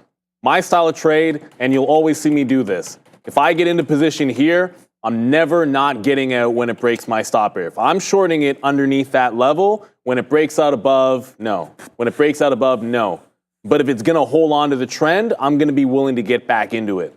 So if it sets up again, then I'm going to take the trade again. Now, I do want to respect 157 down here as support all afternoon. So if we get to 157 station to station, we'll take $1.50 on that one. We did add that short a couple times with stop outs, and then the market finally decided it wanted to follow through. So we have to get out of that one down at that level. Apple's pulling right back into VWAP. So we're waiting for VWAP on Apple. You guys can see the black chart here. That's VWAP right there on Apple. So I just dipped in off that pre-market high. Breaks VWAP, we get out. So the out is going to be in place. I already have my stop in place. Let's see what happens with AMD. I wanted something else to hunt for that was a short. AMD is the only thing that I came up with. The other play, I suppose, could have been right back to the well with Intel. So that's Intel. No chase. It's dead again and would have been an easy short. Every single time I'm looking for shorts, it should be the first place that we look. The market definitely wanting to drop in here. So let's see what Apple does off of VWAP in there. The breakout never went more than like 35 cents. That was it. The 228 break went 35 pennies. That's the best you could have gotten. Let's see if the bounce off VWAP can be any better. If there even is a bounce with this market bleeding back in here. Going to look for some more short ideas because we didn't have many of them this morning. No, there is not. We just got Apple just dips down below exactly 227.50. So there's the drop down on that one as well. And then Nvidia's come right back to play. And we talked about this, man. This is the risk about being in everything when you're underneath VWAP, which is why we're starting to very much lighten up on all of those trades. I mean, we even talked about Palantir, like, oh my gosh, this is up here at 33, right? Hit the outs, hit the outs, hit the outs. So far, so good there on Palantir. Not so far, so good. I mean, we'd rather be higher than where we are, but it's holding out so far. We're going to get out if it breaks 75. So that's going to be a key little level there for us on Palantir, trying to break through 75 right now. So we'll watch out for that. Okay, so that's what we're doing. And then right now, Nvidia, this is the only other name that we have on board. We're going to wait for a little bit of a lower break, but not too much lower than where we are right now, as it's going to get hit. We're down right now 30 cents on NVDA, well, 20 cents. But it looks like it wants to break, and there it goes through 79. So that was going to be our stop. Maybe should we be waiting for 75s? Maybe no. There it goes. So that's okay. So now everything's starting to crack lower. So we talked about it being underneath VWAP. The market's just trying to go. We warned about this 20,000. Could have been short. Should have been maybe looking at the TQQs. But where is there going to be a stopping spot right now? Look at Nvidia. Like, this is why when it breaks, it's like, you got to get out, man. Our worst days have been where we've been sitting there. And again, we talk about trading bigger shares. If you're trading bigger shares, you got to get the heck out of Dodge when that does happen, right? So there it goes. A nice move down for Nvidia and for the market. Thinking about getting some longs, though, if we go down too much down, because I feel like Meta still above 540. Meta, okay, well, that's what I mean. So let's find some strong names now, maybe. Meta's if strong. We're going to try to go long, but the market dripping in. We played off this 50 period before. That's 71.60 coming into play maybe now on the TQQs. So Meta's magically above $540. It's still above the breakout price. That's about the only thing that's looking good right now. Hold on a second. Let me go over to AMD. AMD's catching a bit of a bid down here. Just had it up. I mean, 157 was target. This is right around that close price from yesterday. It came pretty darn close. Usually I would have a trail in, and we're at 19.9 on the NASDAQ as well. So if you're right at afternoon support, if it bounces from here and 19.9 bounces, Meta looks like the strong stock if you're looking for a long. But if we're going to get bounced in the market, I want to see if we can take this one out. Look for a VWAP retracement. All right, we're back underneath the 50s. That would indicate put trail back above the 50 level and then move on to the next, just in case we do get that bottom down in here. So the trail's in on that one. Peloton's still not doing anything crazy. Now that Nvidia's gone, I looked over for like Micron to see if we could actually find something over here. Good job, Patrick. And that one is well underneath. You can't get any breaks on some of these late names, it seems like. They've already sort of fallen through. Either you're already short when these suckers broke, or now you're waiting for something a little bit adjacent, like a pullback in a prior resistance. AMD was the only one I liked, so AMD is the only one we got right now. 1, 2, 3, 4, 5, 6, 7, 8, 9, 10, 11 traders, one positive. It's Patrick. Congratulations, Patrick. I mean, I hate to say that because everybody else, that means including us, will be in Redsville. But we will say congratulations to Patrick. And again, stick to your guns, baby. Good trade there, Patrick. All right, we went long on Disney right here at 90.25. We get some out at 90.31. That was literally the high. I actually thought we were putting it at 36. We made a keystroke error. Down here to 40s. I mean, if we can get that long, that'll be good. Watch out for Disney now. 89.98 coming through there. So we will push that as our stop for DIS. Yeah, good call on Nvidia there. It did go to the downside. Palantir's really having itself a problem now as we come right back into the open. So again, in and out there on Palantir. Be flat on that stock, but looking to see about a move now on PLTR. I thought a break higher I would want, but we are continuing to go downside now. All right, well, we get that TQQ fill, so watch out now. This is that sort of that fill that we had talked about here on the TQQs. Down into 60s was sort of another area. So if this breaks through 71.48s or so, like we don't want to 20 to 30 cents or so on this is enough. We have the Fed speaking right now, so obviously that's going to affect said NASDAQ and all these kind of plays. So, just be careful if you're in some of these names. Make sure you have your stop orders out right now, but we're in TQs. That's starting to go back there to the upside. And again, man, Sean, Trade the futures one more time, Sean. Just keep doing that, my guy. I mean, here we go. It's a nice little bounce off of the TQQs right there. So we put that in our pipe and smoke it, Neil. That's going to be a good little trade there as well. So there it goes. There goes Disney. We finally get that. There's that 36 that we thought we got filled on the first place. We get filled again on that one. And there it goes, man. We are back, baby. We're trading the futures again. So we'll see if we can drop down some cash as we called this bottom, coming right back in there. We take it, and there it goes. Good trading here on the TQQs. Yeah, great look on that bottom. I just tried to get, remember Meta was strong? I tried to pick up, but we just got it. Meta just came into VWAP here, that $540 level. So the market is breaking lower. The only stock I was looking at above VWAP, still above its breakout price and all of the bullish things that you would look for, is going to be Meta. Ended up getting out of AMD, unfortunately. AMD, it did. I said I put my stop in there, or trail, I should say, at 157.5. It broke back above, got about to 65, and then dumped into that 157 target area. The chip names are looking weak, but there is a bounce happening in one of them, and it happens to be Nvidia. I feel like when you have a wick, and we talked about this the other day in the lesson of the day, when you have like a false breakout above previous highs, a lot of times look for that same level to be resistance on the way back in. It also happens to be VWAP. 129.5 might be a short spot for me on that. I prefer AMD, but in lieu of that, Nvidia could be it. So bounce on Meta.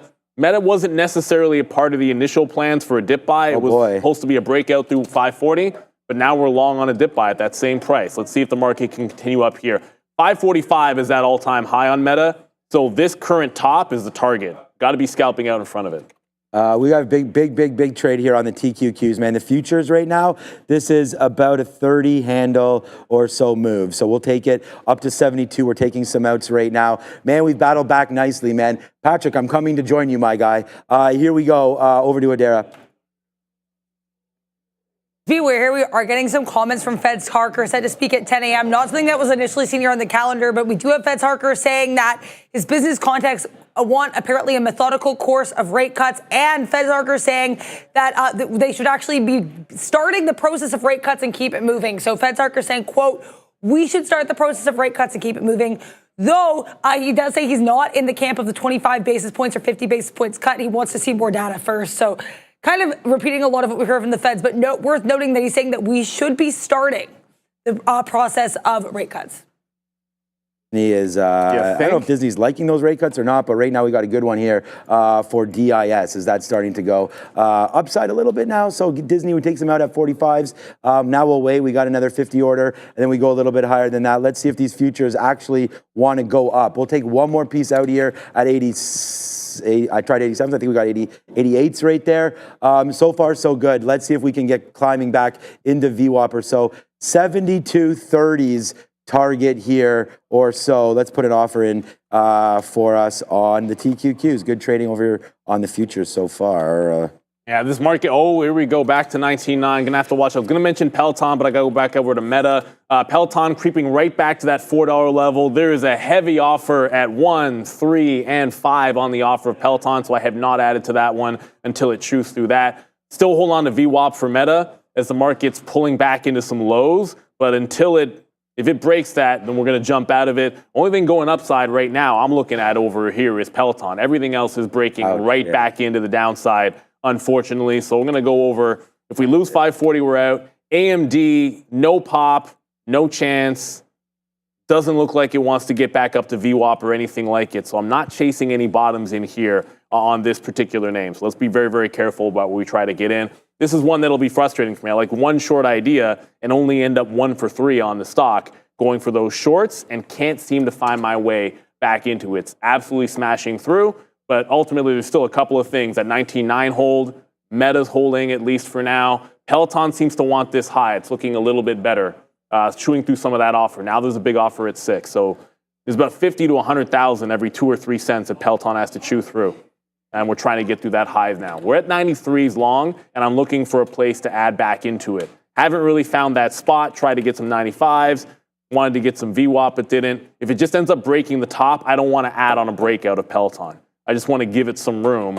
If it does make the break, there's plenty of opportunity all the way to about 435, 440 on the daily. So there's lots of places you can add if it breaks out the 10s. I'd rather buy the dip. Yeah, we've done that. We've had that feeling before where it's like, I mean, great trader there on AMD, and what you're trying to do is just make back kind of, you know, that first initial hit that you've had going could be something again. So I was just looking at this level here, 32. I was thinking like if we could get back above maybe the 70, 71 or so area, we could punch that long back if it goes. I mean, we're making back, honestly, a decent amount here. A lot of it is due to this futures trade. The Disney trade is obviously helping us out, and nothing else. We've done nothing else. We got hit on Apple. We talk about this. We'll go, so that's 0 for 1. We'll go 1 for 2 here with Disney. Another one, 1 for 3. Palantir's flat. TQ's up. So that's 2 and 2, and then 3 and 2, or Tesla. So up on Tesla, up on the T. Oh no. Okay, AMD, there goes Nvidia. So Nvidia just dropped into this level. But again, your boy trades with shares. So if we get this back upside, we will take some more and more out. Let's go Nvidia, man. Just for now, dropping out some cash on that little bit of a play down there for Nvidia. Let's go, let's go, let's go. Neil, we could be positive on Nvidia in just a second. So let's get going back up there to the upside. Great fill for us, 128.26. Tell me you got some, brother. I'm not. That's not a level I'm looking at on Nvidia. So if you like the 128, that was not a level for me. Nvidia was well underneath the support levels that I like. So again, that's not really my style of trade. I got to be honest with you. You kind of try to keep it to your. I'll take that levels, but let's go. Yeah, for 30-40 cent bounce, I like it for you for sure. My eyeballs are right now on Peloton. The decision I'm trying to make is: am I breaking out the top on Peloton against my better judgment, or am I still waiting for the dip buy? So right now I'm waiting for the dip buy in Peloton, but it is cresting into this high. I'm long at 93, so if I take a break on this, my price will be 4s, which is not bad. So I might just go ahead and do that, throw the stop underneath the $4 level. We knew Peloton was going to be a focus today for me. I knew Snowflake was going to be a focus. Snowflake was no good. Peloton's trying to take out this high of 21%. I'm going to go for the ad. My average price will be about $4 on this breakout. In fact, if it does break, it has not happened just yet. All right, guys. I went over to Patrick and I'm like, dude, I'm coming for you. You know, we're trying to get to Greensville right now, and we are one station away right now from that. As Nvidia, man, that was honestly. That was our biggest trade there, waiting for that 128 to come in. It did, man. So we are now out of almost more than half of that trade. Let's just see if it wants to go out the upside. Our stop is 128. Like, our stop is already in there. So if that can come through, then we'll get stopped out. But we took some money back there on Nvidia. And here it comes screaming back in again, right? So that's why we take some out when it gets into those 50s, baby. You never know what's going to happen to Derek Killam. We have here the IWM at lows of days right now, more or less. You're down about 0.5%, weaker than the rest of the market for the Russell 2000. Any support we had earlier today, well below. Try a little bit of a bottoming tail candle coming in these last few 3-minute candles, but generally lower highs and lower lows for the Russell. First small cap gapper today is a name that runs semi-frequently. It's going to be FFIE, Faraday Future. This one near high of day. No news on this, but it does run on and off here. We have a $45 million market cap and a short float of 10.6% for Faraday. We also have your Air Industries Group. This one at pushing into high of day here at more than 100% for AIRI trading on the Amex. Announcing a $110 million contract for the production of this thrust strut used in this GTF aircraft jet engine. So $110 million contract for $12 million company there, AIRI. Last but not least, STAF. This one's certainly below day's highs, but still up about 100% right now for staffing, 360. New news on this either, but smaller float, about 750,000 share float. 7.5% of that float is sold short. Market cap of just over $1 million for STAF, guys. All right, we are pennies away. We are almost green. We just got a nice fill on on Nvidia, trying to get back into greens, but we are steps away from that. Come on, man, getting motivated here again today, and we are getting reloaded. Thank you so much, Rob, for that. We've now got hot hands coming in a second. It still remains pretty chilly around here, but these trades have been hot fire. So that's been really helping out right now. So let's go, man. Nice move on that one. If this market really goes back up, man, I like that option on Meta. I know you've taken a swing at Peloton. Hopefully that continues to go higher now as well. But, oh, man, I feel like we're just going to sit here and enjoy this cup of joe, because if Nvidia goes, this is going to be a real special day, man. It went from like, uh-oh, to oh yeah, right now as we go. So we've talked about a tale of two stories here, but we are starting to get going now on Nvidia. Let's get the love back on this market, Neil. What a comeback we've had over the last little while, man. We were like,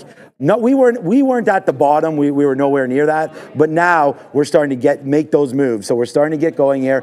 Some good dip buy opportunities. You just got to stay with the strong names. Shorts have been pretty hot though early. That's for sure. Can't find any new ones, though. Yeah, that's the thing, is finding opportunities. Yeah, I can't find any good new shorts. I'm not. We had one short idea, and it's frustrating because usually I'm gonna have. Oh, I like this stock long, I like this stock short, but I didn't have anything except for AMD, and now I'm not punching bottoms on it. It's that simple. A lot of times you want to go back to the well, like what are your original ideas? And Snowflake as an SSR bounce has been trash. It's still trending to the downside, so that's no good. Meta's hanging on to VWAP, at least for now. You're seeing bounce off VWAP. Can it break 41? Can't break 41. Can't break 41. I'm offering 42 in here. We'll try the reloads off the 40 level if we can grab them. Nvidia, for myself, hasn't been successful because the levels I like, they're all gone. It's underneath the previous highs. So it was either here or it was down in here at 127.5 for me on NVDA. So just want to try to respect that range. If it makes the bounce and goes back through the top side, I'm going to like it again. So we're hang on to Meta. Peloton, I said if I averaged in, my price would be 40 on a break. So I had some 93s. I took the top break. Our price is still going to be $4. I feel like Meta had to be the right pivot because I don't see anything else looking incredibly strong here in the market. And if we bounce off 19.9, I want to be long a strong stock as opposed to trying to find something which is just trying to get off that bid a little bit here. So we'll try to focus on Meta. Let me know what else you guys are looking at in here. Zach Boone, 540 level on Meta. That's the one we like. The breakout was clearly this. This was the one you needed to have, but we didn't have it. Now we're starting to head back into the upside. I'm trying to offer on the wrong side of 542, so let's get on the right side of it, which would be underneath. We'll take that leg out, and I'm all out if we get to 544. Station to station, and I'm not assuming that Meta wants to break a fresh high. Not today. No, let's go Meta, man. Let's go Meta. Right now, guys, we are well into the Greensville again. We did it. Thank you, Zoltan, man. There it is. What's up, Timon? Everybody, coffee trader. It's about having that confidence. I turned over to this guy, and I was down a decent amount. Patrick gives a lot of love to this, right? There's a lot of love on the midday. We talk about that. There's a lot of love on our show. I want to thank you to everybody who's doing that as well. But at the same time, you want to look for a strong stock. What about Disney? Boom, to the upside. We got it. Man, look at this Nvidia. Huge move now. It's a dollar winner for Nvidia. Remember I said we were red on Nvidia? Not no more. There it goes back up there to the upside. And as Neil said, not everybody's going to be sitting there taking these trades. You got to take what's good for you. And I mean, that's good for you. I mean, that's good for everybody. You just got to be sitting there taking it. So there's good opportunities abound in this marketplace. Look what's happened to the TQQs. Money. I mean, what? Like, all we have to do is have one trade on today. And we just should have been patient for it. We did not reload it. Instead of reloading TQs, we obviously put the damage on the board with Nvidia, but this was a monster move. So this TQ's handle move right there, that is 19,890 up there. So right now it's 30 plus 35 handles in the money on this trade. I like it. I like this trade. Let's see if it continues to work. We said our target was 30s. Obviously, we're still going to sit there and see if we can grab that, but we just got a 15 fill right there on the TQQs. What a runner that's been. Disney continues to work out, man. Nvidia, we'll probably get back to this 130. So for me right now, 129.50, another target for the out, man. What a good day it's been, guys. I know we've been going through a lot of different names. Oh my, I forgot the Palantir break. They're at 70. My bad. Let's buy some 70. Okay, well, there it goes. Let's buy some 71s there. I liked this kind of a break higher. We are flat on Palantir. today. So we'll have to wait to see if this name wants to go back. We're long at 71, fine. This is kind of the break that we wanted, back above the 200 period moving average. Hey man, judge for the trades that we're showing you guys. And if you want to ask us, you see our things at the bottom. You want to talk about any name. I know they have that segment, and I'm not trying to steal it from the midday. But if there's anything you guys want to ask us about, put it in the chat. Any of our past trades, anything really. Here comes Palantir. If we can get some 75s, we'll do that. And then we'll wait a little bit higher at 80 just to start to take some pieces out. But so far, so good here, man. Let's see if Nvidia wants to carry the day even further. Yeah, this market's trying to hold this 19.9. There's a good question in the chat there. Hamster1, how is the QQQ and the VIX green? How was volatility? Like usually, like I know there's that whole inverse relationship between volatility and the overall market, but it's not that simple. Like there's no such thing as a rule that is true 100% of the time in the market. That's number one. The other thing is you have to remember, like this UVXY, by the way, I could pull up a trading view to get the actual VIX, but it's the same looking chart. It's like a flag up here. So really, you've got flag down, flag up. So it's not as if they're completely counterposed. So as far as I'm concerned, if this breaks out the top, maybe you get a reversal in the market. I'm going to be looking at this with the same judgment on the stock that I like for a long. Like if we turn at the high on UVXY and start flushing, then I might just say no reload on Meta at 540. But until that's not the case, this is the stock that was working. It just turned at 542. I like this high as a target to get there, but just because you like a target doesn't mean it's going to go. So if we're breaking fresh highs on volatility, maybe I don't want to reload at 540, but that's been the one that's starting to work in here for a long dip buy at the level I like. And when that's the case, I want to stick to that stock, at least for now. Still, I mean, AMD does not retrace anywhere to give an entry to the short. I looked over at Intel. I'm like, okay, is this anywhere down where I would short it? This sucker's at the last area of support that I had, $1 away this morning. So it's actually bouncing off a support level. I certainly don't want to short that at a level of support. So I'm going to have to be patient. If I want to short a pop in something, like something has to actually pop. The two stocks I like for a pop are not there. So I'm just in Peloton, still at the 4. It's at 407. Still hasn't really blown out that top to get to 420. But let's see what's going on in the world of crypto at the desk. Yeah. Setting update here in the world of Ethereum ETFs. This is reported yesterday here, but we actually have the first Ethereum ETF to cross the $1 billion level in net inflows, and that is going to be BlackRock with their ETHA ETF here. They actually have $860 million in net assets through that ETF. So there are some more assets here, though, in Grayscale as ETH and the Ethereum Trust, your ETHE. Regardless, though, ETHA having the highest net inflows. So really good look there for BlackRock with that ETF. Bitcoin at a couple really interesting levels here. Nice support at that 58,000 level on the daily chart. And we're curling into an area of pretty interesting resistance and interaction on the BTC daily chart. It's going to be that 62,000 level. Not just here in the chart, but I was reading as well, a lot of crypto-related analysts saying the 62,000 level could be pretty key. If there's any push above that, could be a bit of a short squeeze move. So we can see these wicks above that level. Let's see what we do at 62,000 should we get there. Right now, Bitcoin about halfway here to the 61,000 level, about 60.5 here for BTC, up about 1.5%. Ethereum holding on to 2,600. The rest of these names here largely green. We have BNB up 6%, Solana up 1.33%, Ripple up 1%, Dogecoin up 1.5%. We do have some outliers, notably Toncoin and Tron here to the downside, guys.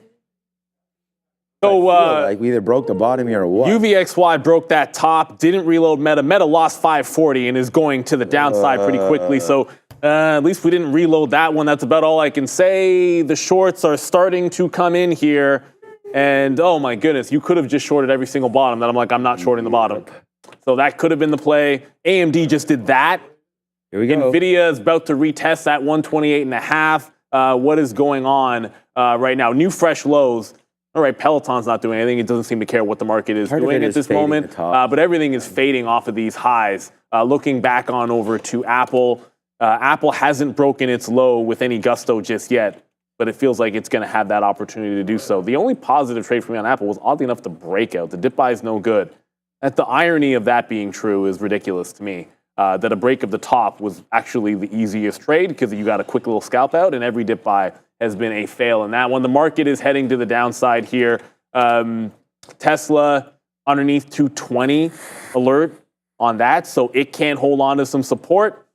If I'm not shorting any highs or so I'm not shorting any lows, I got to sit back, look for some support to come in, look for some resistance to set up, because the short that I want ain't there, and these things are flying into the downside. At least it is what it is. Peloton, being a squeeze name, got out of the 93, some here, and then added to it to get an average price of 4, stop underneath 4, trying to break 420 in here. The initial break on Peloton, no good. It was more about just getting the dip buys on that stock. But the market now really starting to flush to the downside. There was nothing that hit the wire. Not that I saw. Absolutely nothing hit the wire.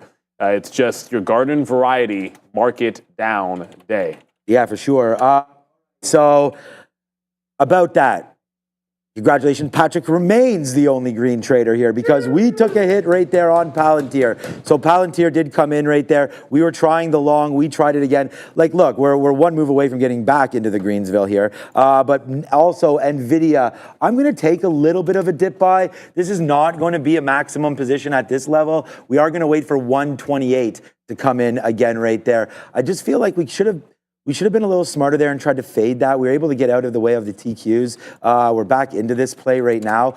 See if we can get a little bit higher. We're long at 51s. We're able to take some out, great. But the futures did fall down there. We did take our last little reload there at 60 and out at 50, as we said. But right now, we'll see if there is going to be potentially a little bit of a relief rally. But, we're just going to stick with the names that we've been doing well on. TQs is going to be, your P&L number 1 today will be Tesla. Your P&L number 2 will be Disney. Your P&L number 3 will be the TQQs. And then after that, man, it's going to be Nvidia that tries to get back to Greensville, which on that little last rebuy might help. So we'll see if we can offer some 70s right now and get it back up to the upside. So over here, we'll have a mixed day. We will be green, but not by much. It's been a pretty mixed day here so far. We're just going to, look, we could be green by a lot if these stocks want to get back up to the upside. What a great hold and reload there on the TQQs. We always say this, man, just do what you're doing best. And we already know what we do best. And we're just going to keep on doing that every single day. And hopefully you guys can see some of what we're doing here as well. Palantir, I wanted to hold it against 50, man. It broke. Palantir makes not new lows because the new low would have been 40. But again, too much risk down there to hold on to it. So we're out of Palantir. Boo on that one. But there we go. Some nice moves up. Disney still holding. Nvidia, we just got that trade on Nvidia. And this is the thing, Neil. We're just sly about it. It's like we're almost positive now on Nvidia. Like that little dip buy right there was long at 40s, out there at 75s. So it's like a quick little 35-cent scalp on shares, makes a lot of sense and makes a lot of dollars. And then as we keep on saying, you can't make money in this market, honestly, unless you hold things. So we're going to try to do that. Here comes the TQQs. There goes Nvidia. We're scalping out pretty much every time of like 70, 80%. But I'm trying to get better at holding. Patrick, we've rejoined you, buddy, as there it goes right now, back up there to the upside, and we just stay diligent, man. We'd be on his neck right now if we had Palantir still, but we dropped that one there at the bottom, so let's keep on going to the upside. And of course, look, Patrick and I are just having some fun. It doesn't, you got to trade your own book. I'm not concerned with anything, just having fun here. Let's hope that we can keep it going. And then it's also about the good vibes. Right? And I hear it on the midday show all the time. Daryl will have a 20-cent winner on Nvidia, and Sharif's like, great trade. It's all about having that relationship, having those vibes, and keeping it positive for you guys too, right? If we're sitting here just sort of like, we have to be truthful. Some of us might not have winners on. We'll talk about them for losers. You got to be able to stay positive, stay in your grind, stay in your zone, and that's how you can get here. We're almost at the highest spot we've been at all day, and here I am talking all negative Nancy. But let's get back up to the upside right now. We're going to hit out some more Nvidia. And Neil, there it is again, man. So I know you're Captain Positivity as well. So there it goes. Nice moves up for Nvidia and the TQQs. What you got going on over there, brother? One stock working. It's Peloton to the upside, but you got to hunt for the next idea. I'm not liking the trend. I'm not going to pretend that I do to the downside. Baby. So I'm trying to figure out, if I don't like a dip buy on a lot of these stocks and it's working, I got to find something else that's going to try to work. So I want to go to what's strong. So Meta seems like it's the one, and here's my issue with Meta.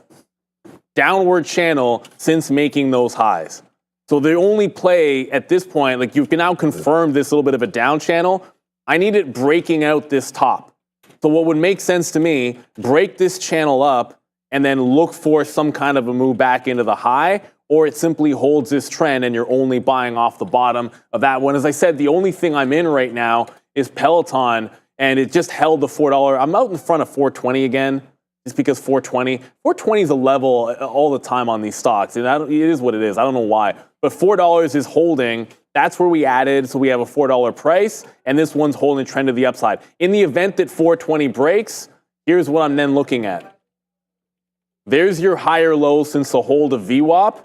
If we break 420, I'm trailing it to this trend line. So connect here at 940 with here at VWAP and that recent hold of $4. I got my 3 points. I got my trend line. In the event that 420 breaks, once it's made a fresh high, my trail goes into that trend line on this particular name. And then from there, I just got to look over and oops, I didn't save my trend line there, but you guys can see it. Lower highs, lower lows on what I thought was going to be the strongest looking stock here on Meta. So we did have a winner on it because we were able to get that first buck and that second buck, but then broke on the last third, that 540 down here. So Peloton looks like it just tagged 418, 420 breaks. I'm throwing that trailing stop that I was just talking about. As far as volatility, VIX, UVXY and VIX did break down below, so the market's looking a little bit better. But I'm still keyed in on here on Meta, and I'm not convinced with these chip names that you're catching a bid just yet. Like, you're not getting off the schneid on AMD. You're not getting off the schneid on Intel just yet.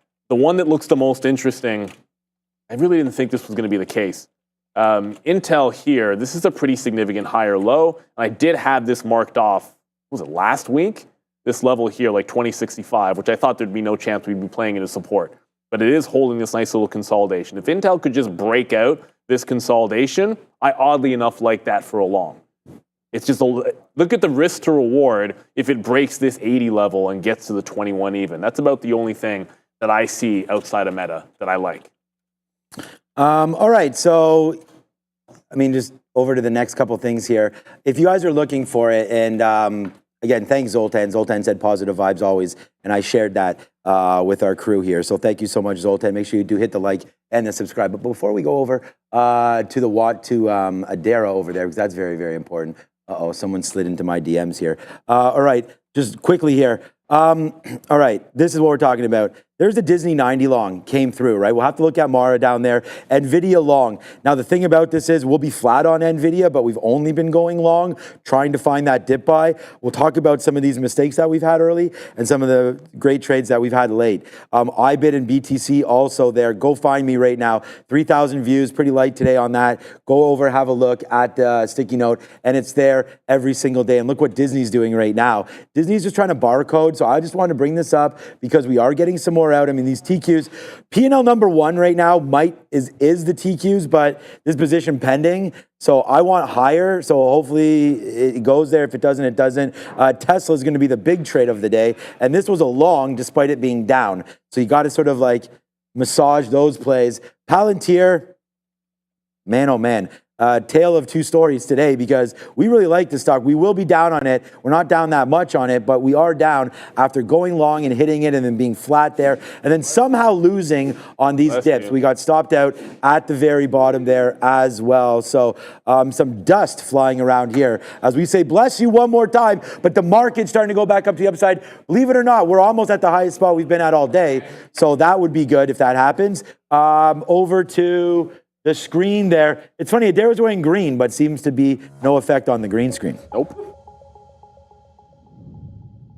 Not a lot of green here in these sectors. The sectors where we do have a little bit of strength are generally still going to be a little bit muted or mixed.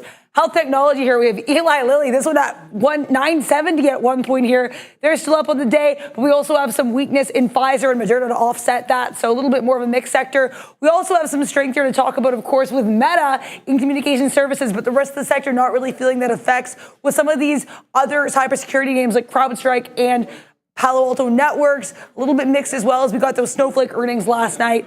Other sectors pretty mixed here to flat include finance, producer manufacturing a little red, energy minerals totally flat even after those EIA numbers, health services flat, process industries, consumer non-durables. Retail trade, though, we had some earnings yesterday. A little bit of strength in some of these names like TJX and Walmart. But generally, theme of the day is a lot of these names trying to figure out their direction here, as are the sectors, guys.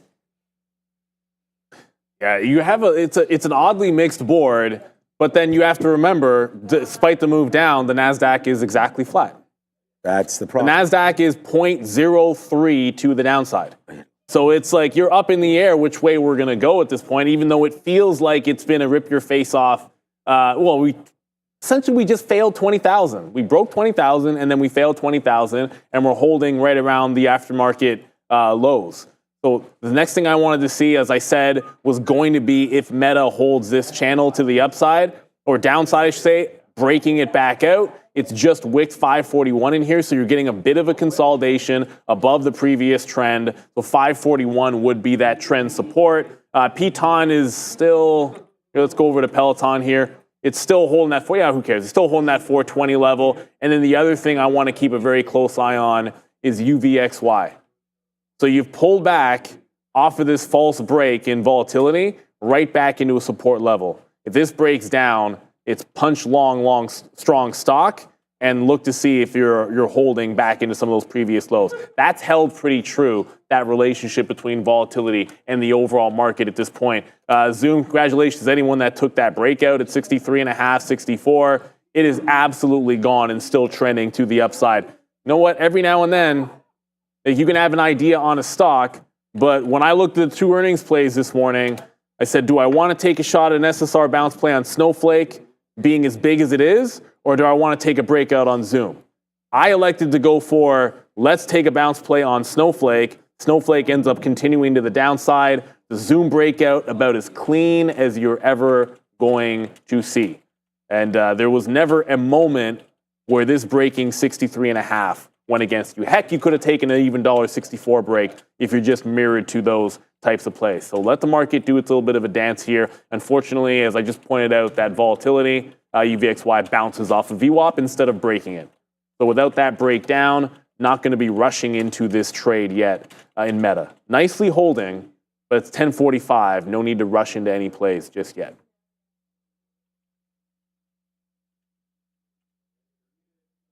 Oh. I don't even. Pocket. Always in the pocket. Yeah, it's a flat market, Scalper Jay. No questions asked. And when it's a flat market, or we're at a decision point, inflection point, I should say, like those futures, like we're seeing up there in UVXY, I think all you got to do is position yourself with the stock that you know you want next. And if it sets up, go ahead and take it. So that's why I'm on here with Meta. Simple story. If we lose this channel back in, don't want it. If it holds this channel above, break down in UVXY, go long Meta. That's my plan.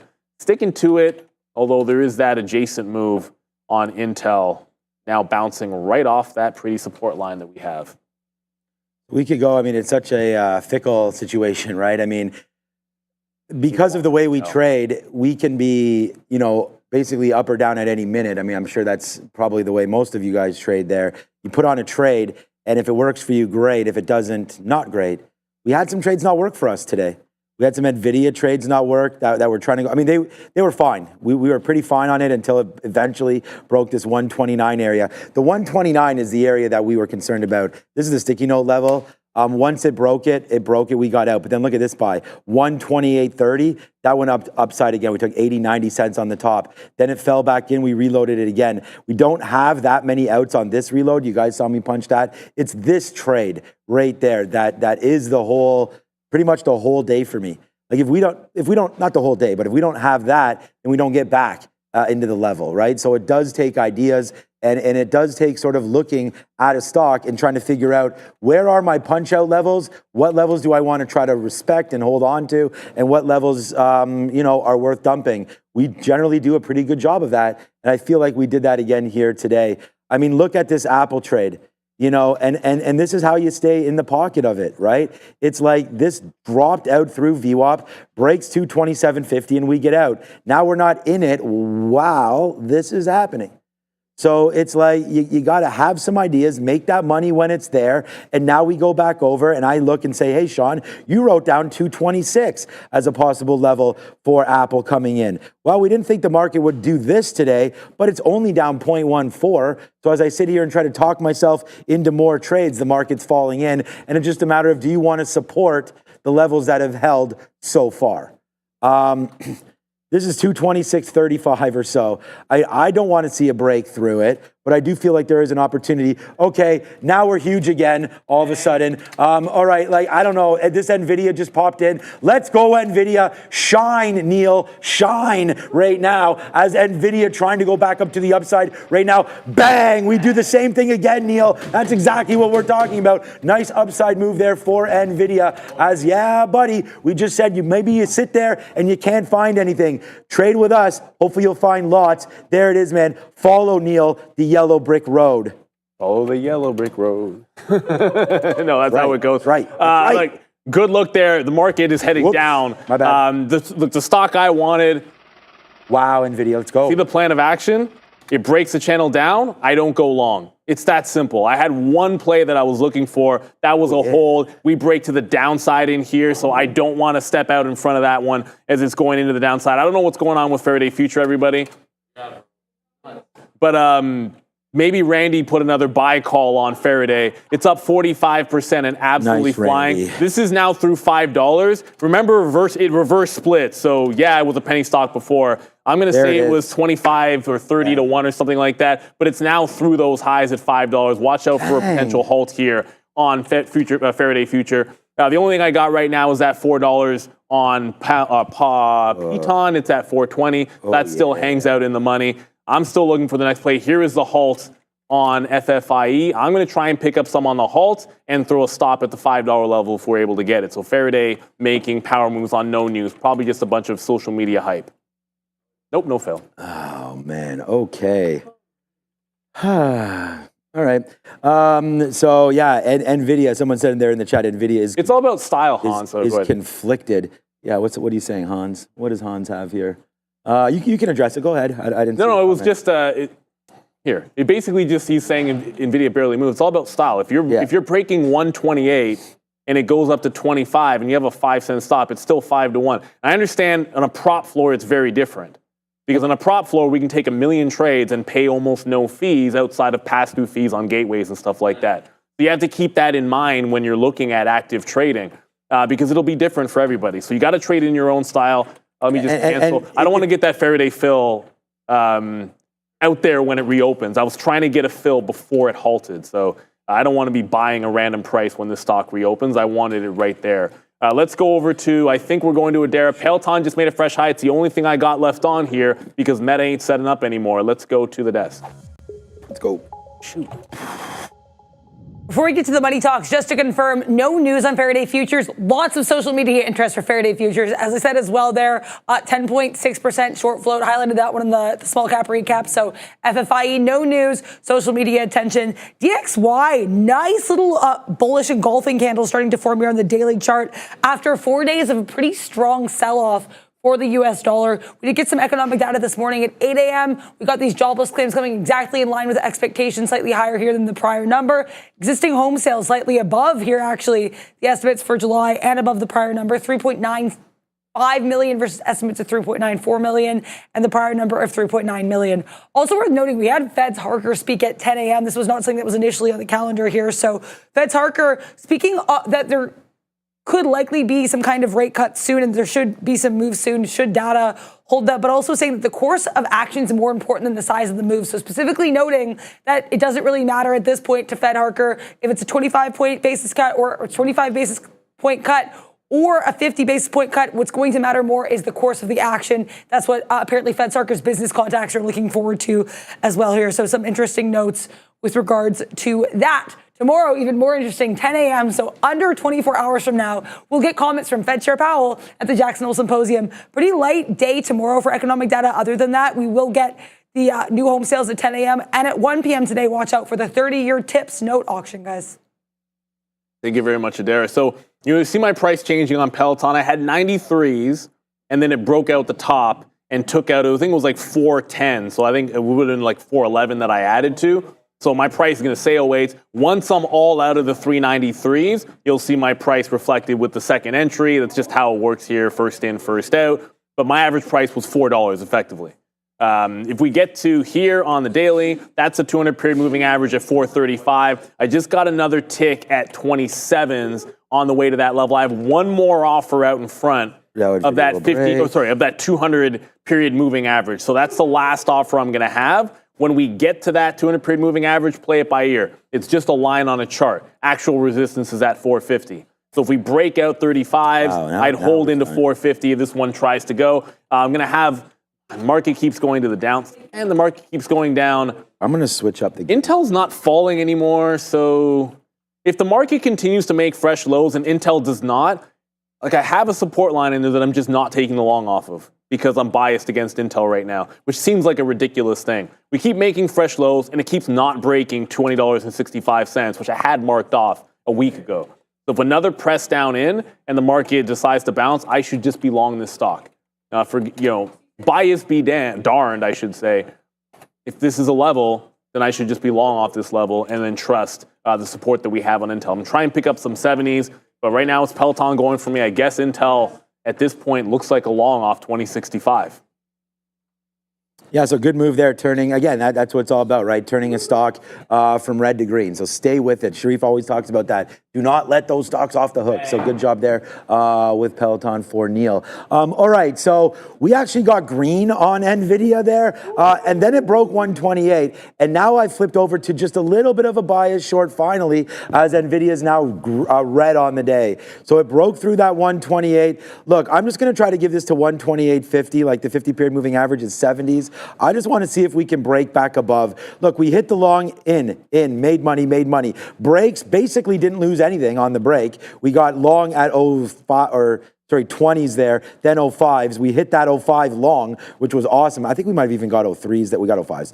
And we hit that back into the 40s. But now I've had enough, and we're going to go short. So look at this, flip over into the short right now. So we are short 15s now on this name. I'll put a bid at 07, see if we get that just for 5% of the trade, see if it comes back in. And yeah, to Neil's, I saw what Hans was saying there. Yeah, This is what it is, man. I've been really obsessed with NVIDIA for a while, and it's been good. We've been making good money on it, so we're going to stay with it and see if it will work out for us for now.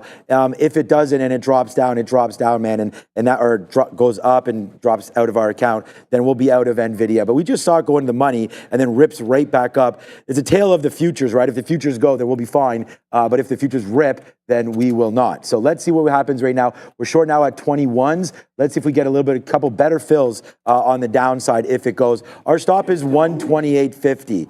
So, I mean, we're temporarily out of this trade right now, but hopefully with a little bit of a dip in the futures, maybe this name retraces just a bit more. But again, because we already said this has juice behind it, upgraded today. We like the long. We're just going to try to see if temporarily this market stays underneath and we can get a little bit of a dip. As I talk about it, it's getting worse and worse. We're out right now 10 cents. So Faraday opens back up. It tried to dump and didn't. I mean, it went down like 40 cents, which is significant, but it didn't actually halt down or dump down into VWAP or dump down into $5. So the play here for me is stop breakout high, and then put a stop underneath. This is what we need the other way.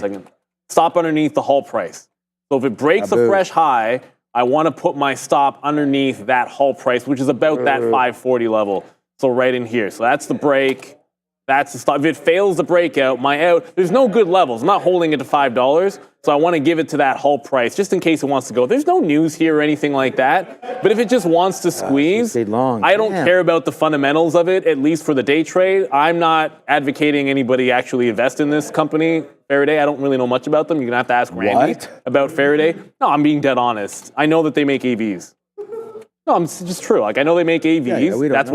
That's what they do. But it's squeezing post-split and broke out a post-split high, which sometimes on a lower float means it's going to have a continuation. My stop is relatively risking 25 cents depending on slippage. I'm long at 61. My stop's under 40. Might be a couple of pennies worth of slippage. I'm not offering yet. I'd like to see it push through the highs and find a level. So if I didn't get the halt price here for the long, which probably wouldn't have been that good anyways, then I just want to give it to that level, and we'll see what happens with Faraday. It's challenging underneath. There it goes. We tried the breakout on Faraday. No dice for that one. We'll slap an L on it. If I trade it again, VWAP, 5, or fresh high.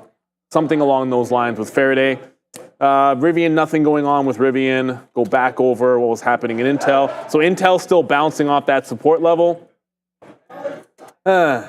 This is a lesson. The lesson of the day probably should just be you can never be too biased against the stock. Yeah. Because if you're biased, if you have too much of a negative view on a stock or a company, then it'll go to a level that you like, and you won't go long if you think it's a short. If you think a stock is weak, you'll do something like I just did on Intel, where I just watched it bounce off the level that I charted for support weeks ago, or at least a week ago, breakout, now support.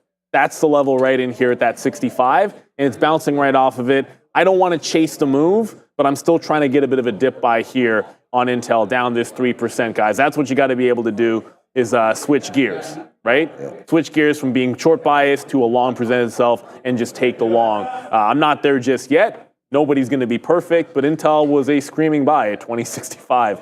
I just wanted no part of it for some reason. I know what's up. Chill Vibe saying Microsoft's a short.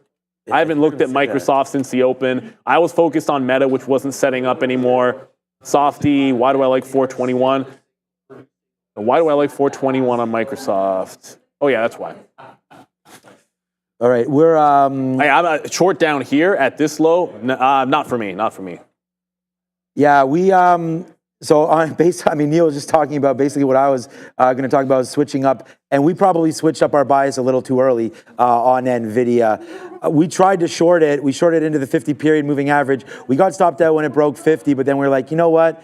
We're still here right now. Let's see if this wants to come back in. So now we're short again on Nvidia against that 50-period moving average, and just starting to take some out, man, on this play. So again, great to be able to flip it up and change up your mind, but you got to make sure it's at the right spots. We just took some out. We're short 64s, man. We just got 44s. We're going to give this to 75. Some of these levels right into there. That gets its 80s.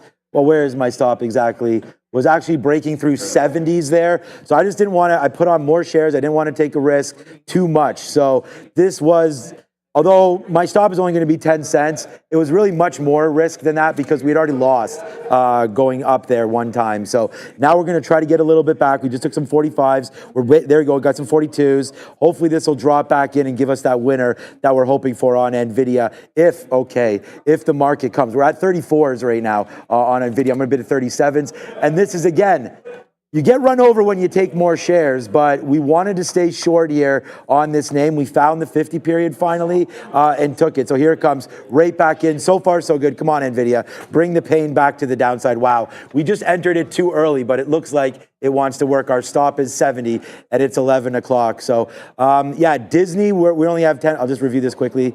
Disney, we only have 10% left. We got that fill that we wanted. Every one of these fills was basically 10% with a lot out right here at 70, a bunch out. So that's 20, 30, 40, 50, probably 30 more percent there, 10 and 10 more left. There goes Nvidia right back to flat. So here we go, man. This trade is wild today. Yeah, the trade is definitely wild. We have to get to the midday, guys, but one last thing quickly. Meta just broke back out above that channel that I like. Looks like it could be a VWAP hold. I'm looking for some confirmation with, man, that VIX doesn't want to break that support level. I was kind of hoping those two would line up here. So if it holds this VWAP, Meta's the thing I like for a long, if it isn't that absolute bottom on Intel. But it is 11 o'clock, everybody. Good luck out there. It's been a very whippy morning, so stick to your plan. Stick to the key levels. Stay calm and collected. Get your learn on with the professor and Adara. Go get him. Go get him. What is up, beautiful people? Welcome to How to Trade, formerly known as that midday show. That in the lovely green is your girl Adara, and we're not really technically all that red, Adara. Only 0.087 down on the Nasdaq. So yeah, we're not too bad today. All right, we're gonna wait for everyone to come on in over from the other chat. Shout out to the world's greatest moderator, Bears versus Bulls. Shout out to Matthew Booth.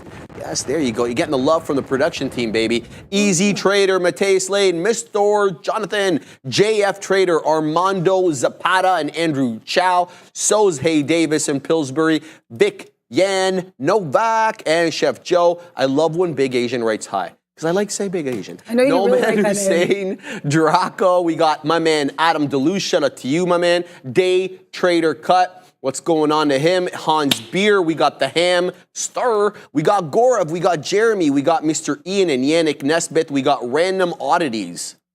That's a good one. Junior Son, we got Zion Lala and Daryl Finch, Ram Krishna, Hold My Beer, it's almost Friday, TX Trader, and Rob Newland. Shout out to everybody, and Mary S. Lyman. Thank you for joining us. Haven't seen your name in the chat before, but that's all good. What's going on, Adair? Good morning. Good morning. How are you today? This fine Thursday, Sharif. Weather is fantastic out there. It's, the cold spell is dissipating. Adair, now we're starting to get a little bit more back to seasonal. I'm not going to say no to that. How about you? How's everything on your side? I'm doing well. I like the fall. Also, I want to say, though, here, I am an SMCI SPCE, and also, I said to Sharif this morning, I'm feeling a little bit whimsical. So I was sitting here, and I was, literally singing, and Sharif can quote, I was actually singing to SMCI. I was like, SPCE, feel me. And it was like, what I was singing to, it would actually work better. So anyways, I was trying to get Phil to your 615. I have to shout out Darius Golden in the chat, because I know you were talking about this level yesterday. It was a level that was pretty clear. If I go to the 5 minute from yesterday, there was some action there with SPCE at that 615, was it? Yes. We had a little bit, some waffling here on 615 before we popped up, right? So I like 615 as a level, and I said this to SMCI, and Sharif happened to be there to witness my conversation with the stock as well. Come over here, and I was like, hey, SMCI, I'm going to go get my coffee, and you're going to make a decision by the time I come back, okay? 615, either you break below, or, and I thought this was a better look, we had these higher lows. I said, if you bounce off 90 MA, I'll give you to 613.50. So I get involved, and the second I get involved, we get to 613.50s, and I was like, But we held it nicely on the book, said, Derek, don't panic sell. You have no reason to. Breathe. Give it a moment. I have some size, and this is the most size I've taken SMCI with, but I feel really good about this trade. 50 cents in the money right now. I got involved at 615. Like I said, risking $1.50. I'm looking for 619.50s. For half the positions, that would be $4.50. That is the 3-to-1 risk to reward ratio. I can live with that. My next level is going to be that 623s, which 623s was a huge level for me yesterday. I tried. You guys all saw me take a really trade on that 623, but 623 was still a level even if I played it wrong. So let's see what happens as we get some green coming into this book. If you hear me squealing, SMCI is probably doing well. Also, if we can't get to 619, if I see anything I don't like on the book, I have to trust myself. I'll get out at 618s. I can live with that. I can also live with being $1 in the money in SMCI. Woo!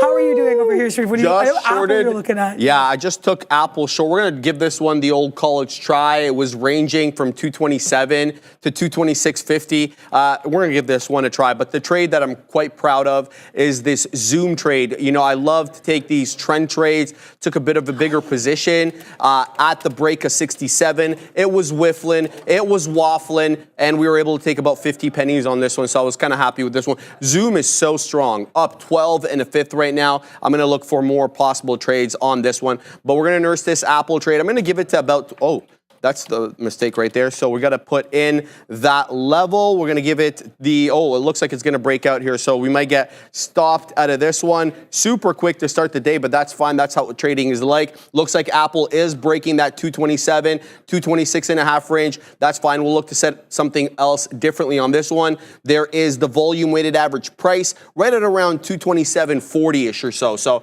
I'm about a penny away from getting stopped out at the moment, which is fine. So we're going to leave that one, let it do its thing. Otherwise, if we don't get stopped out, then we're going to have to manage it. All right, well, it's zagging, let it do its thing. But we do have this lesson today. We are talking about identifying trends using moving averages. We're talking about the crossovers. We're talking about angles and a whole bunch of other things. So if you use moving averages and you like trends, I know I do, then this is the lesson for you today. But let me just set up some stuff here on AAPL before we get going. So if we do get printed to the downside, I want to be able to wet my beak. Possibly, we'll put it at the 80s or something. We'll put it right there. So we'll leave that one to be. All right, let's start the lesson du jour, everybody. Thank you for joining Adair and I on How to Trade. Again, we're talking about identifying trends using moving averages. So let's get right to it. There we go. Lesson, August 22nd. Let me just make sure that this one, yeah, perfect. All right. Let's start as we typically do with, the more basic explanation of things.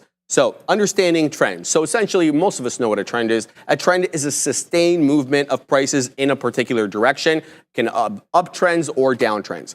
Identifying the trend obviously is crucial for successful trading because it helps you determine the overall market sentiment and your potential profit targets, right? If you know exactly where to take profit, makes things a little bit easier. So we want to talk about using moving averages in order to actually understand the trend. So the first thing we're going to talk about is crossovers, right?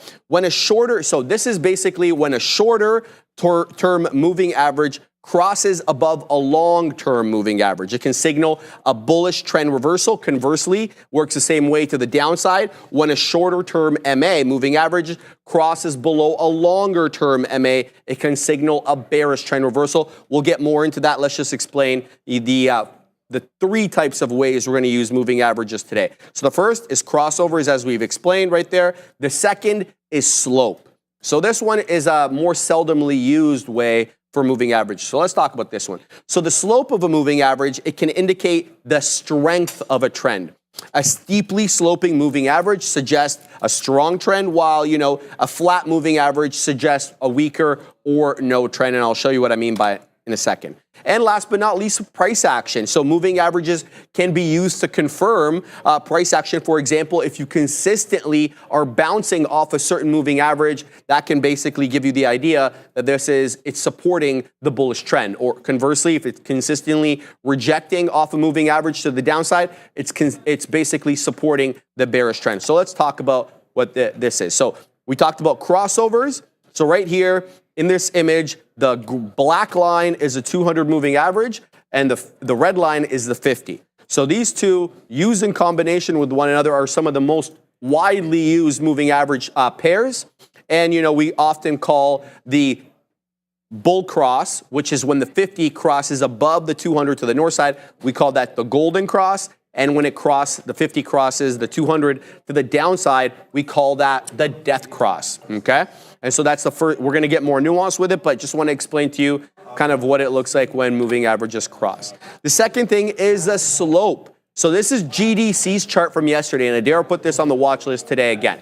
So look at the slope of this green line over here. That's the 10 exponential on the 5. Look how aggressive the slope is. So the more aggressive the slope, and Obi uses this as well, but he uses it in more of the trend lines. When the trend line slope is super aggressive, or when the moving average slope is super aggressive, it increases the likelihood for reversion, and it makes the reversion more violent. So the more violent on the way up, it's not a hard and fast rule, but more likely than not, it will be violent or equally as violent on the way down. So you're like, well, how do I know the angles? I mean, there is certain software programs that will gauge the angle of the moving average. I haven't encountered a software program that, the trend line. It'll gauge the average of the angle of the trend line. I haven't encountered a software program that gauges the angle of the moving average, though, sadly. So you'll have to figure out a way on your own. But in any event, this is what we're talking about when we talk about aggressively sloped moving averages. It's this kind of thing over here that we see on GDC, or we saw on GDC yesterday. Last but not least is price action confirmation. And this is what we're talking about, using moving averages to basically confirm that it's staying below a price. It can't even work its way back up there. And this is a perfect example. I mean, the movement down is just so bearish that it's unable to come in and retest the moving average really until it breaks above it over here. So using moving averages for three ways today: crossovers, slope, angle, and price action confirmation. Okay? Let's talk now about the more common moving average combinations for trend confirmation. I kind of prefaced this earlier, but that 50-day and 200-day, I don't want to call it the gold standard, but it kind of is, right? So this combination is often used to identify longer-term trends. Essentially, when the 50-day SMA, we're using this simple moving average here, crosses above the 200 SMA, it is often considered a strong bullish signal, suggesting a potential upward trend. And conversely, when the 50 crosses down below the 200 SMA, it can signal potential downtrend. This combination is particularly useful for identifying major trend changes in the market. So you're not going to want, maybe I'm not going to tell you what to do, but maybe this one is not the best one to use intraday or for shorter term. It apparently gives you the better look long term. But there is a solution for that shorter term, and I'm going to present to you the 20-day and 50-day EMA, not SMA, EMA. Why? Because SMA we like for the longer term look, EMA we like for the shorter because it more heavily weights the more recent price action. So this combination is often used to identify, as I mentioned, shorter term trends. When the 20 EMA crosses above the 50 EMA, it can indicate a bullish trend reversal.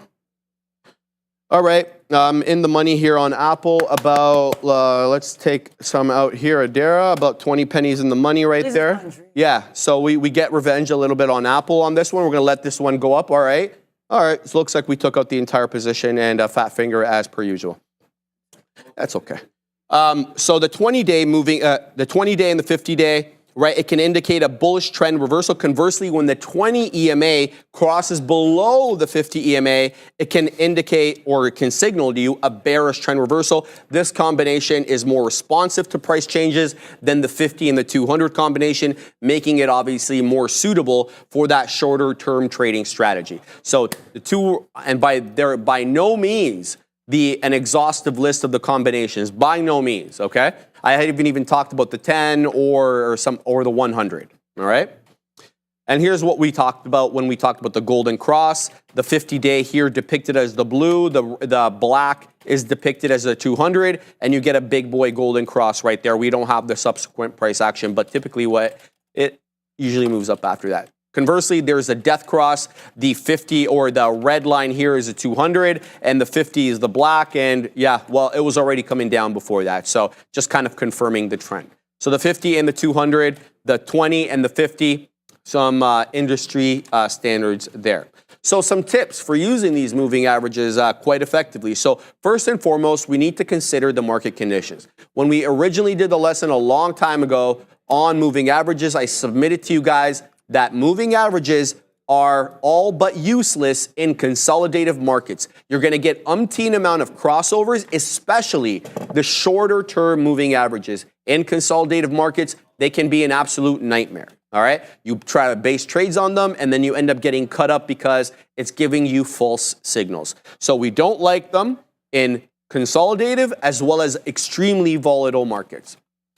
Some other indicators you should be using with moving averages, we kind of gave you this idea yesterday where we included RSI and MACD together. And so you should definitely be exploring the use of moving averages with a moving average convergence divergence, as well as a relative strength indicator for a more robust trading strategy. And you should be looking to adjust the moving average periods. I gave you the 50 and the 200 if you didn't already know, but and I gave you the 20 and the 50. But again, as I mentioned, by no means an exhaustive list. So it's incumbent upon you to experiment with different moving average periods to find the best combination for your specific trading style and time frame. I like to trade off the 5. Maybe I should use specific one. Neil likes the 3. Obi likes the 15, etc. Okay? So we need to all have the moving averages that jive best with our strategy. All right, and here is what we talk about when we say consolidative markets. This is basically a screenshot of IBM's chart from late November 2021 to the end of 2022. And all it did was zig and dang zag. And you had umpteen amount of crossovers here on the moving averages, which you probably would have stopped you out to no end. All right. Now, IBM has since found a bit of a trend, but this is kind of what I'm talking about when I'm saying don't use moving averages in markets that look like this, because you're just going to get in a lot of trouble. So that's a look there. To conclude, moving averages are valuable tools for identifying trends in the market. By understanding how to use these MAs and combining them, obviously, with other techniques and indicators, traders can make more informed trading decisions and improve their trading performance, Adara. Yeah, thank you so much, Sharif, for going over that. I did get out of SPCE. I got stopped out of SPCE. And then SPCE's like, oh, Adair, never mind jokes. I'm still doing my thing 21. And I was like, you could have told me that before. To be clear, you have to follow your plan, right? We got into that 613.50 violently. That was my stop. I got out, executed it perfectly. But like I said, I had more size in that first trade too, right? And what I noticed as well was the SMCI trade mirrored in a lot of ways my first trade with Lily yesterday, where the level was correct. It was building beautifully on the book. And it's not even about P&L, but we were in the money. Things are looking good. The setup was setting up. And then the market had a little hiccup and went, sneezed. The market fell, and so did the expensive spready stock I was trading. But even though they fell, the setup was still great. We have our little hiccup with the market, and then we're like, back to our regular scheduled pump program now. And I'm like, okay, cool. So I said, you know what I didn't do yesterday with Lily was get back in. So what I did with the SMCI today? What? Get back in. Right. Smaller position, still risking, like I said, into that 613.50 area. To me, that's still an area that makes sense. But I'm definitely going to be trusting myself with the book. I was actually interested even in, as the market was kind of wiffle-waffling there, I was trying to take a piece out at 617s in my first position there at SMCI. And SMCI was like, no. So I was like, okay, we have no rooms for pieces for James Sharif. It's all or nothing here. We're in that beep to the upside. I mean, to be clear, SNCI, if you want to push up here, I'm cool with that. I want to shout out Darius Golden in the chat, who is here, saying that, basically echoing what I was kind of saying there with regards to some potential resistance areas. He was saying 622. I agree. I think optimistically 623, but 622 could also be an area. Like I said, though, 618 I want to be watching. I initially said 619, but 619 looks like it was more of an area yesterday. Today, 619 or 618 probably more realistic. So we're going to see what we do at 618 because I can't piece anything out because I have literally all the position in here. If we have any issues at 618, I'm getting out at 618. If not, I will be taking that SPCE to the upside to 622. To be clear, this is still a 3-to-1, not a 3-to-1, 2-to-1 risk to reward ratio. You guys know I math mine out weirdly that basically as long as I'm not losing anything, as long as the risk doesn't outweigh the reward, I'm cool with it. In this case, the reward is outweighing the risk, so that is a vibe there. But no, I always say that because I'll do weird, I'll do 1 to 1.25 risk, you know what I mean? I do weird ratios, but this is a 1 to 2, so I'm cool with that. Okay. Still struggling with 616s here. That is my biggest issue with us on the book. We can't do 616s. We'll get above it and then we'll whiffle and we'll waffle. But let's pay a visit to our other spready friend, whose name is Eli Lilly. And I want to talk about my Lilly trade yesterday. I know I talked about it ad nauseum on the market recap, but also on this show. I do apologize, but I think it's really important for the purposes of reflection and learning. And I was saying this to you and I were having this conversation as well. I want to thank you for that. Where I was I got a little bit in my head. I was Lilly's not a day trade stock, whatever. And so I got out, or I didn't get back in when I should have, and that's really upsetting. And so moral of the story is, if you see a stock you like Sharif was putting it, no one knows how to trade these stocks the way you do. You have to have your own style of trading. If that style is setting up, if things are working, why do you care about anyone's opinion other than your own? There's a chance the wrapper line I really like this will have you second guess your first mind. You want to trust your first mind. And my first mind today is saying I like Lilly bouncing off VWAP here, but I'm more interested in SPCE. SPCE takes a little bit of a breath to the downside, though not as violently as the market. So keep doing that, SPCE. I heard you pump your fist, but I guess we have something else to pump our fist about. We do. I'll talk about that in a hot second. Adair, guys. I'm too early. Okay, so then I can talk about the other one, Fabian. I mean, I want to hear about both trades. Well, here it is, Adair. Look, the Katina man just got me 1,000 shares short of FFIE, and it cost me $1. Shout out to Real Dang Trading, the best prop floor around these parts over here. But I took it long because it was holding the 10 exponential on the 1 because I'm trading this on the 1 at the moment. So this one came into 622. I said, Sharif, look. This looks awfully extended off the 10 on the 5. It's time to look for shorts. Hence why the Katina man was able to secure me those shorts. And we're going to shout him out and thank him for that. But here was the look. Look, this is the 10 exponential on the 5 on Faraday. And we talked about yesterday gauging overbought and oversold areas using moving averages. And this looks awfully overbought to me. But the price to action doesn't care about my moving averages. I can only make these assessments and then look to verify them based on the price action. The price action didn't care about the extension away from the 10 on the 5. So I went long. I waited basically, let me show you the 1 minute over here. I waited till it came right into the 1 minute on the 10 on the 1 minute, and I got long. I took 25 pennies, super quick as you like, right now on that level. So here's what we're going to do, because Fabian's counting down in my ear. So I'm going to do this. Yeah, he is. Shout out to him. All right, guys, are you tired of being late to the trade? Are you always playing catch up? in this market. Sorry about that, guys. Are you missing out on the big moves because you're too slow to the news? Well, Benzinga Pro is your unfair advantage. Get breaking news alerts up to 30 minutes before everyone else and pinpoint exactly why stocks are moving, and join a thriving community of traders who share their strategies in real time. I wonder where they do that, like here. Ready to see how Benzinga Pro can transform your trading? Visit benzinga.com/pro and get yourself that free 14-day trial. I'm looking at that QR code right there on the screen. I know that if you scan that, it will take you to Benzinga. So shout out to them. And yeah, Dara uses them in case I didn't mention that before. So there it is. There's the trade that I had, super quick on it. And we'll look to exact more revenge on this one because it is absolutely in play. Whether long or short, I've got the shorts ready for this one. Shout out again to the Katina man. Here comes $7 on Fifi. Fifi is flying to the high side, baby. Here comes $7. Yeah, sorry, Dara, I got excited. No, 88.5%, Dara. I mean, like, we got no news on this dang There's thing. a lot to be excited about for Fifi. We need the EV indicator out here immediately to explain to us what is going on with Faraday. Shout out to Randy. We're kidding about that, of course. How's it going?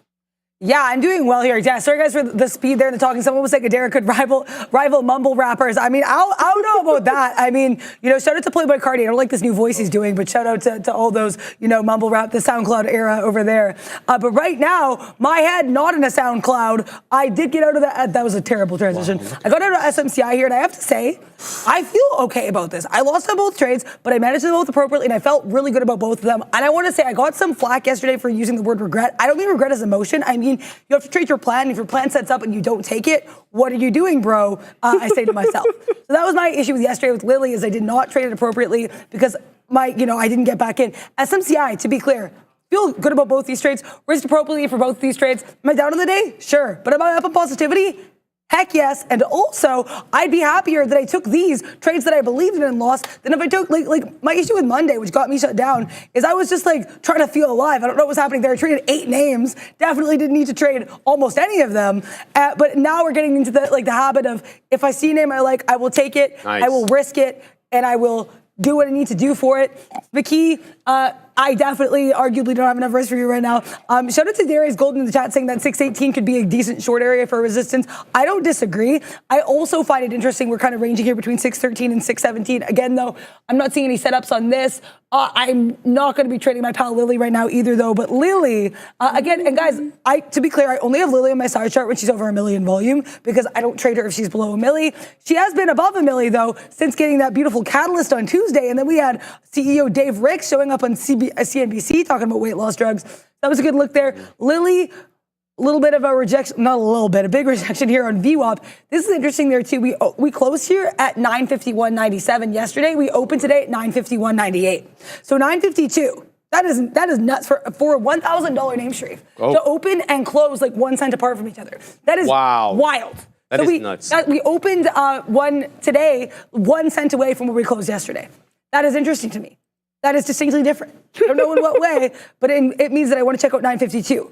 Also, speaking of distinctly different, you actually get Obi and Sharif on this desk tomorrow. I will be here, but I will not be here for la midday, so there will be no, fast talking there. I do. There might be some celebration there, but all jokes aside, yeah, you got to talk how you talk. You got to trade how you trade. And I think that's the biggest thing. My issue was yesterday is I was not in my bag. I got the bag and fumbled it. I did not get the bag and flip it and tumble it. Shout out to the Migos.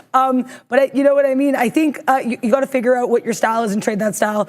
Tesla. Some people are asking how I felt about Tesla at this 218 long. I think, this is to be clear, this is earlier.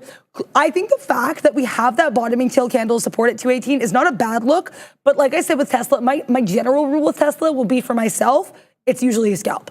Right now, I think given the fact we broke below 218 kind of violently, I would like 218 as a short, but that is not my favorite Mag 7 name right now. I said to Sharif, I like all this Apple chip chop, but also I still have eyes on Meta. And Meta is one too that, this is a name as of 2 weeks ago, I rarely traded, but if it sets up, you have to trade it. And like I said, I think because Meta's spreadier, it makes sense this is a name I'm comfortable trading, I think, because I do like those names with spread. 537, if you go to yesterday's 5-minute chart, which I will allow me to show you, 537 was a huge level for Meta. We push up here, we get a false bull flag, we bounce off 537, try to wick lower, come back down. Oh, can we hold 537? That would be a heck no. Shoop to the downside. Shoop. Hold that 530 level beautifully. Shoop back up. Look where we reject. That's right. Just above 537s. Shoop back down. So Meta 537 is a level for myself anyway. And if you don't trust your levels, again, whose level are you trusting? Who are you trading for, if not yourself? So we'll see what happens here. My green sweater did not do anything for the market. I know we joke about my sweater having conflicts with the market, but what's no joke is how excited Sharif was for that trade. I want to hear about how you and it was pathetic. It was just because I added into the position. And you know I don't typically add, but getting in, covering, getting back in, covering again on the dead one. It's super rangy, guys. I mean, that's what I'm seeing right now. I'm seeing the fuge continuing to make lower lows where, I mean, we blew through 19,900. Now we're talking about 19,800. So we're literally more than 200 points off the top. I forgot that we actually broke 20,000 by 25 points. So look, you know how I trade. I always look for support and resistance at these 100-point levels. It's kind of what I've been programmed to do. And right now we're in front of 19.8. So forgive me for wanting to look for the longs. I get it. It's not a very negative day. We're down 0.46, but I need to see how we act around these parts over here. 19.8. I'm not taking any trades right now until we either break above or below 19.8 on some sort of decisive basis. So everything really very directional, down and to the right, except Apple. And that's what kept me in the long because it kept bouncing off 22641. 22641 is a closing print from yesterday. 24641. Yeah, it was so close. That was actually quite good. I don't know. Did you guys have 241 out in Winnipeg? 241, 241 pizza? No, we have 222, 2222. Oh, yeah. Pizza at a great price. Yeah. Shout out to Jerry Sanfiloni. I guess that was the. It's a local reference. If anyone in Winnipeg is in the chat, you'll get that. Right. I like it. So yeah, this 226.41 area, that is a closing print, but really what was happening was it was bouncing off the $0.50. And just after I finished singing its praise, it breaks a low and it's making a new low as we speak, 226.32. We're printing 38, so we're essentially at lows right now on AAPL. Look, man, it's now negative 0.03 in Redsville, but I mean, I don't know if there's a more directional red name today in Mag 7 world than the soft one. Look at this. This is uninterrupted to the dang downside. Microsoft, what a gnarly double top into 426 and change. It didn't even stop at the whole dollar. What 420, Fabian? What 420 with this one? He's like, what? Right? 420. Look at this. He's making a face at the computer. Well, yeah, it's okay. He can bully the computer all he wants.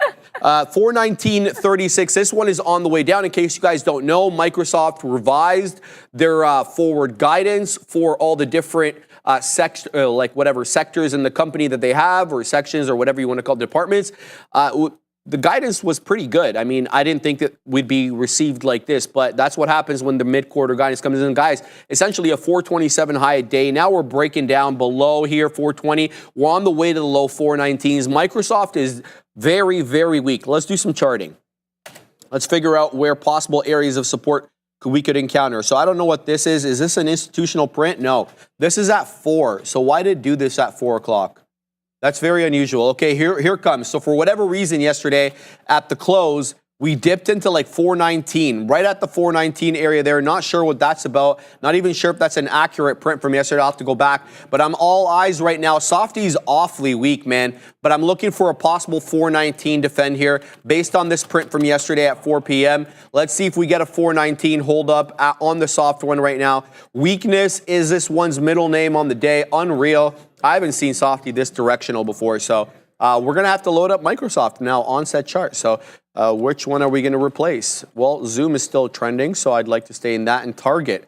Oh, Target. Target. If you come back to 160, I'll short you. He's making fun of how I talk to the stocks off camera. That is good, though. It's scarily accurate is what that impression is. So we have to load up Microsoft here, Adara, because it's very directional, and we're going to have eyes on this one. I'd like to see a 419 hold up. 419 hold up doesn't come. The trade is not valid. We'll look to the next trade. Yeah, I got into a trade here, and it looks like I will be getting out of a trade here around the same time. But why I liked Snowflake here, as a long, you may be like, Adara, this is that low of day. what are you doing, girl? And honestly, I thought that for a second too. But there's a key thing to remember here with Snowflake. It's SSR. Now, is that the only reason to go long? No. But is it part of the balance of your evidence for a long? It totally can be. I talked about this. I had a short in Novo Nordisk, and this was the day after its earnings. I think I ended up like being flat in it. But the biggest thing that kept tripping me out about that short is every time it would get filled, it would jump up. And Novo Nordisk is pretty spready too. It's like too cheap to be as spready as it is. And the thing too is I was like, why is it doing that? And I was like, yeah, Derek, because it's SSR. So you have to really remember these SSR names that they can move. I was like, oh, I know this looks bear flaggish. So if we break below the flag, I'm giving this 20 cents, I'm getting out. But I like this idea because I like how we have these higher lows. Instead of, we used to close at support here around that 1730s. Now we're wicking into it. We're just like, and then we bounce. I'm like, okay, guys, let's see what you got to do here at Snowflake. Snowflake, if we break below, okay, yeah, Snowflake, buy Snowflake. It was nice while it lasted. So we had to get out of that area there, unfortunately. But I am really happy I tried it because I did like it. It was a level I liked. And I do think it looks like, okay, what Snowflake will not let me get out of the snowstorm there. I'm trying to get out of the snow fort, Snowflake, and the snow fort's closing in on me. It's a little unfortunate. But you got to do what you got to do is the point I'm trying to make clear. Like, if you see stuff you like, you definitely owe it to yourself to trust that. And it'd be nicer, too, if you got filled. But it's all good there, baby. Yeah, Snowflake is, that snow is falling, and that snow is not allowing me to get out of it. So that's cool. Yeah, this is... Okay, sorry, I'm gonna have to pass it off to you for a second. Yeah, no problem. I just got stopped out of my short on Faraday. Look, man, it put in another like gnarly red candle. I'm like, okay, finally, maybe we'll retrace down into the 10 exponential on the 5. No, no. Not yet anyway. And I was watching, I was looking. I'm like, okay, we topping tailed a couple of times into 7. So 2 topping tail candles into 7. Could we start getting that rounded top? Maybe. But I was too early to the party. I'm still not going to let this one off the hook. I don't know what the hell is going on in Faraday Future World, and I don't care. I just know that it's without a catalyst, and at some point, this thing's going to zig and zag, and I want to be part of that love, right? We want to be part of that downward love, because the Katina man was nice enough to get us shorts, baby. So we'll take it down. The Katina man says Nvidia's collapsing. Oh my God. The market's collapsing, Katina man. Everything is on the way down. He's $2 in the money right now on Nvidia. Taking that big boy 129 short. Now it's breaking into 127. Big moves there with the Katina man on the short as the future gives up 19.8. Now we're well over 200 points off the top and everything. Without exception is what I'm trying to say.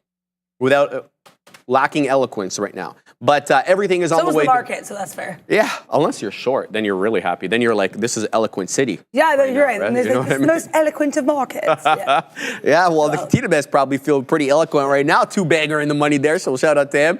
But we did give up 19.8 on the future. But I was looking at Faraday. I'm still very interested in the short on Faraday. If we start doing this topping tail into a key level with lower highs and start giving me that rounded top, I'll get short again. So we're not going to let this one off the hook. Definitely off highs. And the reason I keep looking at this, it's too extended off the 5, off the 10 exponential on the 5. And that's how these small cap gappers trade. So we'll keep eyes on this one, Adair. Everything was good on there? Thank you so much for taking over for me there. Of course. Guys, if there's any stocks you want to look at, vote in the chat, exclamation point, join space, $, whatever tickers are fancy. Maybe it's like, I saw someone asking about MU. I'll look at that in a second. Maybe it's Zoom, which is now trying to zoom below the 90 MA, and I am not going to take it because I'll talk about Snowflake in a minute. But wow, there's so many interesting things going on in this market. And if you want to know what's happening, if you want to know why Sharif just said bang to Fifi, which I'm almost positive will be on the rundown today, let us know, guys. That segment is brought to you by Real Trading. Also, Zoom is brought to you by, this looks like a reversion. That worked better in my head. We're below the 90 MA here. We're like 67.40. Look at that previous support, okay? Pushback. Then we hold, yeah, it was a pushback. Okay. Then we hold the 90 MA. Then we break the 90 MA, and then we don't go short because we don't have a lot of risk because Snowflake things happen. I want to talk about Snowflake. So I have never seen a stock that is not spready, not let you leave. I could not get filled. I do not know what was happening there. And then I think because I couldn't get filled, I was like what's happening? And so then I was like, there were like some, there were some typo trades there. I'm not shut down, but like it is a near thing. And you know what's funny is SMCI, which like I said, took 2 L's in that. I have no issues with how I traded SMCI. I traded it appropriately. I traded it according to my plan. That was solid. Even Snowflake, I had a plan here, but like You're not going to give me a fill, Snowflake? You're like, leave me in a snow fort with like, ice over my face? I don't like that. If something really sets up, I have no qualms. I'm qualmless, Sharif. I'll go in if something really sets up. We're really going to wait to see if the thing set up. You know, sometimes, oddly, my best days are when things are really stacked against me. Or at least sometimes I feel like I trade better when you got things stacked against you. So I don't know if we're not making any stacks here. I'll put it very clearly. No stacks being made here. But that being said, really happy with what I did with SPCE, regardless of what the P&L said. And the P&L would be like, Adara, what are you talking about, girl? But yeah, we'll see what happens here. That snow was really disappointing that I just could not get filled on that. I've never really seen that happen on a stock that is not at all spready. So good vibes, Katina, but not good vibes, Snowflake. MU, someone was asking about here. Let's see if there's anything macro going on in Micron. I appreciate you saying to that pun that didn't really deserve it. That's very kind of you. But MU here, this one's down about 1 1/3%. Oh, okay. You know what I have to say about Micron? Lower highs, lower lows, but I love this 108.45 level. Look at that support we had in the pre. Look at that flippity floppity that we did here at 10:05. We wick into it once, wick into it twice. We don't do it thrice. We sell off, we throw it to the downside, then we come back up. Oh, we got 108.50. No, we don't. We sell right back down. So Micron here, if we cannot get above that 108.50, I would say big yikes, to put it nicely. I find this 107.30 area kind of interesting, that we had some chop, some churn, a little bit of rest there. Then we chop, and then we sell to the downside. So 107.30 a bit interesting, but not nearly as interesting at 108.50, which almost had me do a pushback. Not quite, but almost. Another chip before we chip it off to Sharif, who I know is pleased. But you've had a great day today. I want to shout you out for that. But Broadcom here, someone was asking my thoughts on Broadcom with the catalyst. So we looked for that catalyst on Broadcom. All I was seeing on Broadcom was a positive analyst note from JP Morgan with regards to some of Broadcom's earlier catalyst. So they do have that deal with OpenAI, which we knew about. This chart to me is not like there's not a lot of chart history happening here. It looks like kind of abstract art. They just threw some paint at the wall. By that I mean there's not a lot of clear direction. The only level I see that I like is 169. Chip, chop, wick up, bleh, come back up here, get to 169. Bleh. So we don't like 169, that is for sure. But I used this earlier with Sharif off camera, but much like the Future Metro Booming album, we don't trust you. That's what I have to say to AVGO. There's not a lot of levels to me. We're at low of day. Someone appreciating that album. Was that Ramin? Yes, because I know she liked that album. She and I were listening to that one day here. So please as punch about that. Not pleased as punch with my Snowflake trade. But sometimes things happen and you just don't get filled and you cannot be crying over spilt milk. Is this my worst week since going live? Almost without a doubt. But did I learn a lot this week? Yeah. And is that what matters? Not to your P&L, but to your heart. How are you doing? I got stopped out of the remaining amount there on my Faraday. We had a profitable short. Initially got in another short and then added to that one. Then I'm negative on it now. So it's a lesson in context there. I'm still not letting this one off the hook. It's still zagging in front of 7. What's going on over there, Katina, man? Nvidia's collapsing, says the Katima. I see everything is really headed down. There's blood everywhere. There's blood on the streets, Adara. There is. Everywhere right now in there's Meg blood 7 in the world. Cybertruck. Yeah, by the way, my buddy got to go in the Cybertruck, which I'm really upset about, by the way. I told Sharif, get thee to the Sherway Gardens to go to that Cybertruck. That's where he is, because I know that's where he lives around there. So that's the look there. So we're gonna get short again over here on said what's it called? Faraday. Where are we short? There we go. All right. Well, let's put a couple of beak wetters and then see exactly what comes. But yeah, this is the look right now on the said futures. I mean, I really should. I need to stop trading Faraday right now because everything is headed down. There is nothing being spared. Tesla. We got everything. I don't need to read out the Mag 7 to you guys. And I don't know where the support levels are because I'm on the 5-minute. I need to look a little bit deeper. But yeah, this is awfully bad. And we just got printed there on Faraday. Again to the downside. Let's go, Faraday. I want more, baby. Let's get 20. Here comes. Here 20 pennies. I'm going to cover at 69s. Waiting for that print. And there it is again on Faraday, defending 7. We're going to take this short again if it comes up to 7. Dang, Faraday. All right, let's see what else we got over here. Everything. Okay, we need to short one of these Mag 7 names, Adara, because everything. I'm feeling the same way. Huh? I'm feeling the same way. Yeah, So everything is bleeding. I'm wasting my time here taking 20, 30 pennies on Faraday. There could be dollars at play here in some of these names. It's just about which one and where. I do not like punching in at lows or at highs. I'm just not that kind of trader. I need a support or resistance level off which to get in. So this to me is it's just not ideal. It's not ideal for me. Okay, so let's look at some technicals here. Let's stop getting emotional about things. And hey, Meta looks the best out of the bunch. Yeah, it does. Meta looks the best out of the bunch. Reason being, it's just barely negative right now. 0.07. It's literally at break even. 535. I think in a quarter-ish is the break-even point, or a fifth-ish or whatever. So holds up here. Meta could absolutely mean revert up a storm. Possibly another $10. It's down $10 off the high exactly. So we'll see if this one can mean revert. But I don't want to start looking for mean reversion trades.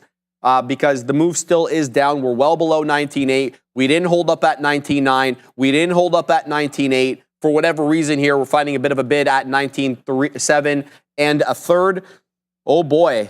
Oh boy. You're going to be hearing more of that tomorrow because it will be Obi. Yes. As Adara has an appointment tomorrow during the midday. I might still make some cameos in the chat. Watch out, guys. There you go. I knew you were going to do it.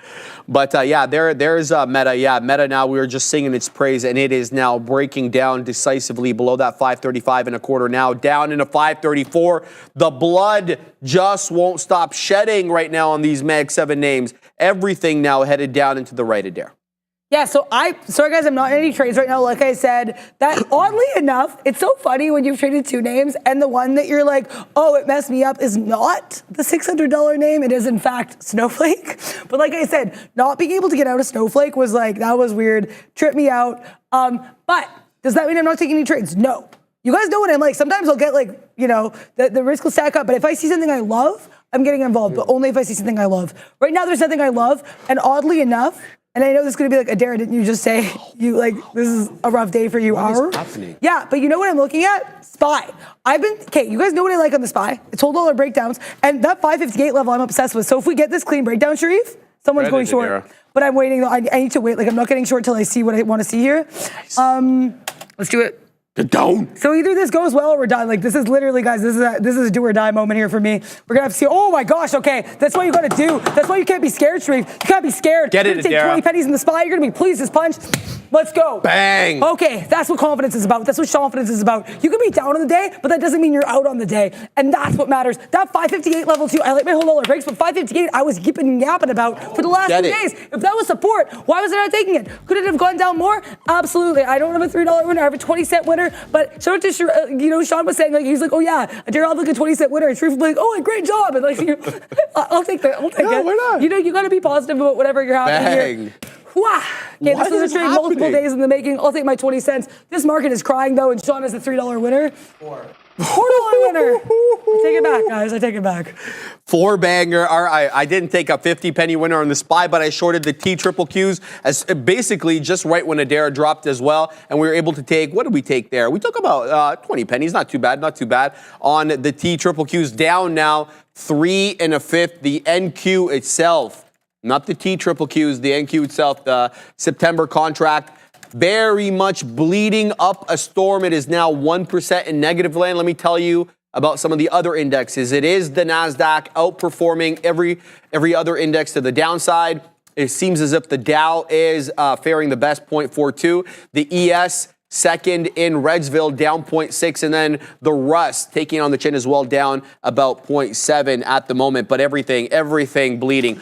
See ya, wouldn't want to be shout out to the Katina man who's still printing. Shout out to Katina. Oh, shout out to Katina. There goes the 7 break on Fifi. So this could be the long look, man. I keep looking short on Fifi, and we had a couple of good profitable trades on it. But Fifi is headed up. Faraday futures breaking through 7. It's putting in higher lows, higher highs. This is in play. It's 103% at the moment. There is still no headline on Faraday futures. I've been looking.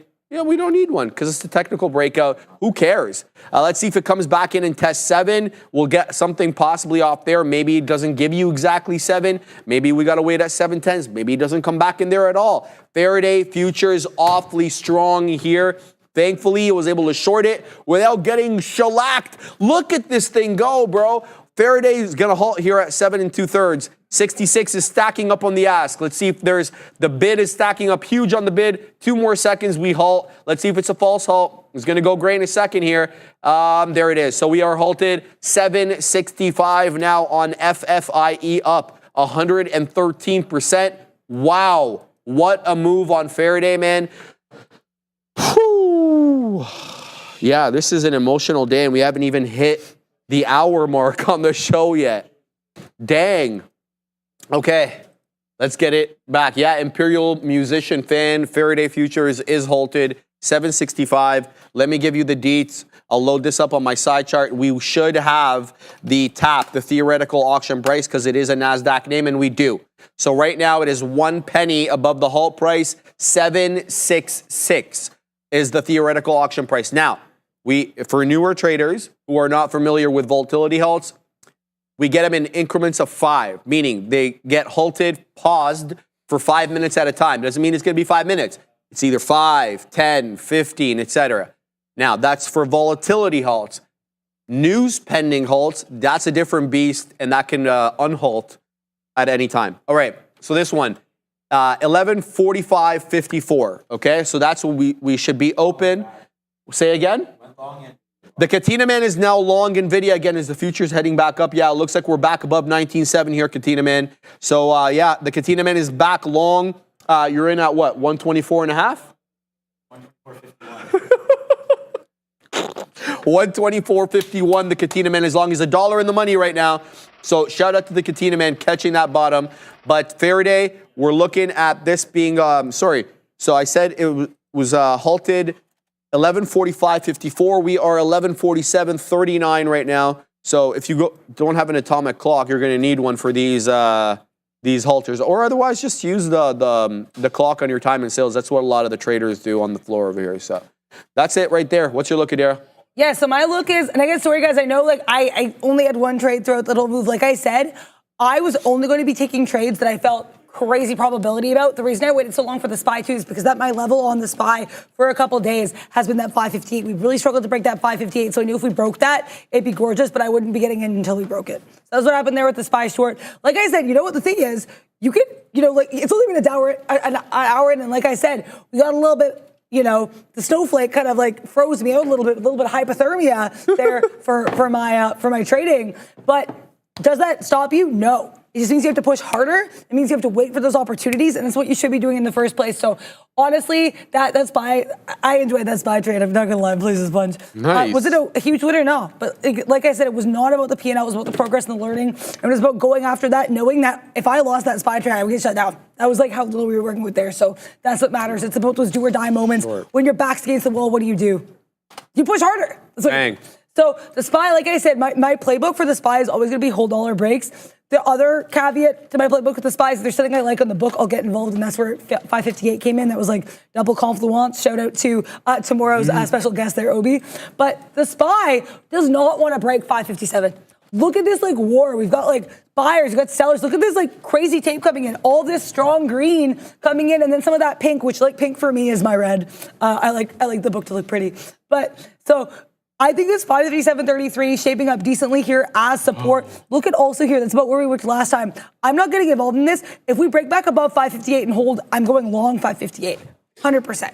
1,000%. I have enough that I can risk that I can take more size actually now. So 558. And again, not trading P&L, taking opportunities that make sense. That's what matters. So go for those. And if you see something, if you're like, oh, like this is either going to work or not work, I mean, you got to take it if you believe in it. So I do like this SPY 557.30. For me, the higher probability trade is SPY 558, which is why I'm waiting for that long. Zoom here as well was zooming around near there by that. Okay, so we missed that break there on Zoom. The other reason I didn't hop into Zoom is because Zoom is spready. I know I like spready names, but I like spready names on like expensive stocks where like they make sense. You know what I mean? You could be like, oh, like we've got a larger spread close to $1. If you see us pushing up here on the bid and trying to slap the ask, then we know, I like to enunciate, then we know there's going to be some kind of opportunity happening here, right? Some opportunity. Otherwise, it's just like chip choppity, and I have no read on that. If we break below that 67, though, I like that. Like I said, my initial level on this was that 67.40, but we had a lot of like false breaks of that, so I wasn't vibing. 67 though, look where we had that support earlier. Look at all these times we tried to wick it and break it. You know what we couldn't do? Break it. What? We break it now, I'm interested. Also, the Qs are pushing higher, but I've noticed the Qs and the Zoom move in opposite ways. We had a big move down in the Zoom, on the Qs, the Zoom pushes up. Qs move up, Zoom pushes down. I don't understand what Zoom is doing here, and I don't think it cares about the future, so I'm going to be trading this without the future. Shout out to Future and Metro Boomin again here, I guess. But I say to Zoom, we still don't trust you. But if you set up, I will trade you. Also, guys, if there's anything you like in the chat, ! join, space, $, ticker, whatever ticker you're interested in. Again, guys, sorry I'm not in any trades right now, but when something sets up, you guys know I will hit it with the viciousness, with the swiftness, with the intensity, and you guys know there will be some hooping and hollering and whooping over here on this chat. But guys, definitely let us know what you are trading, and that's the way you can do it. Shout out to Real Trading, ! join, space, $, ticker. And look at that, Zoom bouncing off the 67s. I'm going to wait here. Like I said, my big white whale trade right now, though, SPY 558 if that breaks up, because we held that 557.30. I stand by not getting involved there because that's like basically low of days. Getting long low of days meta yesterday I was fine with because I loved that level. SPY, let's wait and see what happens. Are you back in Fifi? Yeah. Yes. Yes, How do you feel about Dara. Good. Fifi, Just took some out there. We're going to take out the rest break even. Just took 20 pennies quick as you like on this trade. Nice. All right. So we're going to keep taking this trade. Now I really want to get in near 7. I mean, I don't get to choose obviously, but something around 7. Come on. There's all sorts of resistance there from earlier. It whiffled, it waffled. I mean, this is what I the kind of setups I like, you know, the obvious area of resistance, and then, you know, the break aggressively through it like we have over here, then coming back in to test it. It doesn't look like it's going to come back, and we're going to take out 8. This thing is on the way up 120%. I'm looking at the book here to see where the size is. There just isn't size anywhere on the ask except at the whole dollar. Is it still tanking, or are we going up on Nvidia? The Katina man is long Apple and Nvidia at these levels. So he's looking for the mean reversion trade there. So keep your eye out on More Trader TV. If you don't know what More Trader TV is, Bears versus Bulls, we'll throw that in the chat. It is our other simultaneous channel. Thank you, Ram. You can see there the Katina man, long Disney, long Apple, long Nvidia. Look at Neil's positions, very similar. Long Nvidia, long Apple, long Rivian, short Intel. Come on, Neil, short Intel. Come on, no. No, I'm kidding, of course. We it broke the low, he says. You broke the low. So yeah, he's a technical trader, and that's the way it is. So yeah, absolutely make sure you are keeping your eye on More Trader TV. The big kahunas are trading up a storm right now, and if you want to see what they're trading, you're going to have to look at More Trader TV. Unreal Fifi. Fifi is flying through the high side. There goes 8. We're 125% in the clear right now. Yeah, I took that one out too quick. Just all the volatility right now in this name. It's just about where you get in. I want to see something possibly at 8. No breaks on this name. It is all gas and nitrous oxide and everything else they can throw at in the engine over here. Great day for Fifi on, for small cap traders. Maybe if you're a Mag 7 trader, you don't really care about Faraday futures, but I care. So we'll keep tabs on this one. Coming back into 8, we'll look to see if it can hold up at the whole dollar. So, wow, that's a whole lot of excitement there, super quick. So that's the look. Who's calling me? Someone by the name of Patricia Barber is calling me. I don't know who Patricia Barber is, so we're sending her to voicemail. Ram. Yeah, I know. We should have answered her on the show. Yeah, she was. Ravine was so frustrated with you with that. All right, so that's the look there. I did have something to say, but I completely forgot because of all the excitement. Tisha, you took it. Oh my God. Sharif, I had closed up everything. Sick trade. Thank you. And she's shouting out you as well. Adara, shout out to you as well. Obviously, Adara had a sick trade on the SPY. So we're going to shout. Oh, he's back. Okay. Oh. The Mara indicator has returned. And the Mara indicator today basically dominated Mara. So we want to shout out Big Patty Ice because he printed up a storm today on Mara, and I couldn't be happier for him. One of my favorite guys there on the floor. BP, the Katina man is also long meta at the moment. So now he's looking to take the Zuck train back long. It's already $1 in the money. I mean, that kind of, I kind of knew that, Katina man. Shout out to you. 533, 533. What's your look? Yeah, so Microsoft, I tried to take a short here at that 417.80s. I watched, now you're going to work Microsoft? Are you kidding me? But no, I like Microsoft here as a short because way weaker than the market. The market's pushing up. Microsoft's like, do I care? No. So I was gonna get out for. I will admit, my issue here is my execution. Sky short, like I said, we're not playing with house money. We're playing with whatever that opposite house money is. We're playing with like a loan shark on the other side of the door. Okay, like being like nah. So I want to, like I said, that's definitely happened here, went heavy. But so I was basically looking for. I watched a couple times to see us fail 418. We failed 418. So I said, Derek, go short 417.80s. That worked for half a second. Then I noticed the book. I don't like how we're pushing into 418s. I get out for 1790s. If I had waited till, like, even then, though, we're still seeing a lot of green here in the book, like, whatever, I made the decision I made. But I waited here. The process was okay. The execution was meh. Waiting for those great opportunities to trade. Sorry, guys, I'm not taking, like, all of the trades in the world, but if there's something that sets up, absolutely, I will go for it.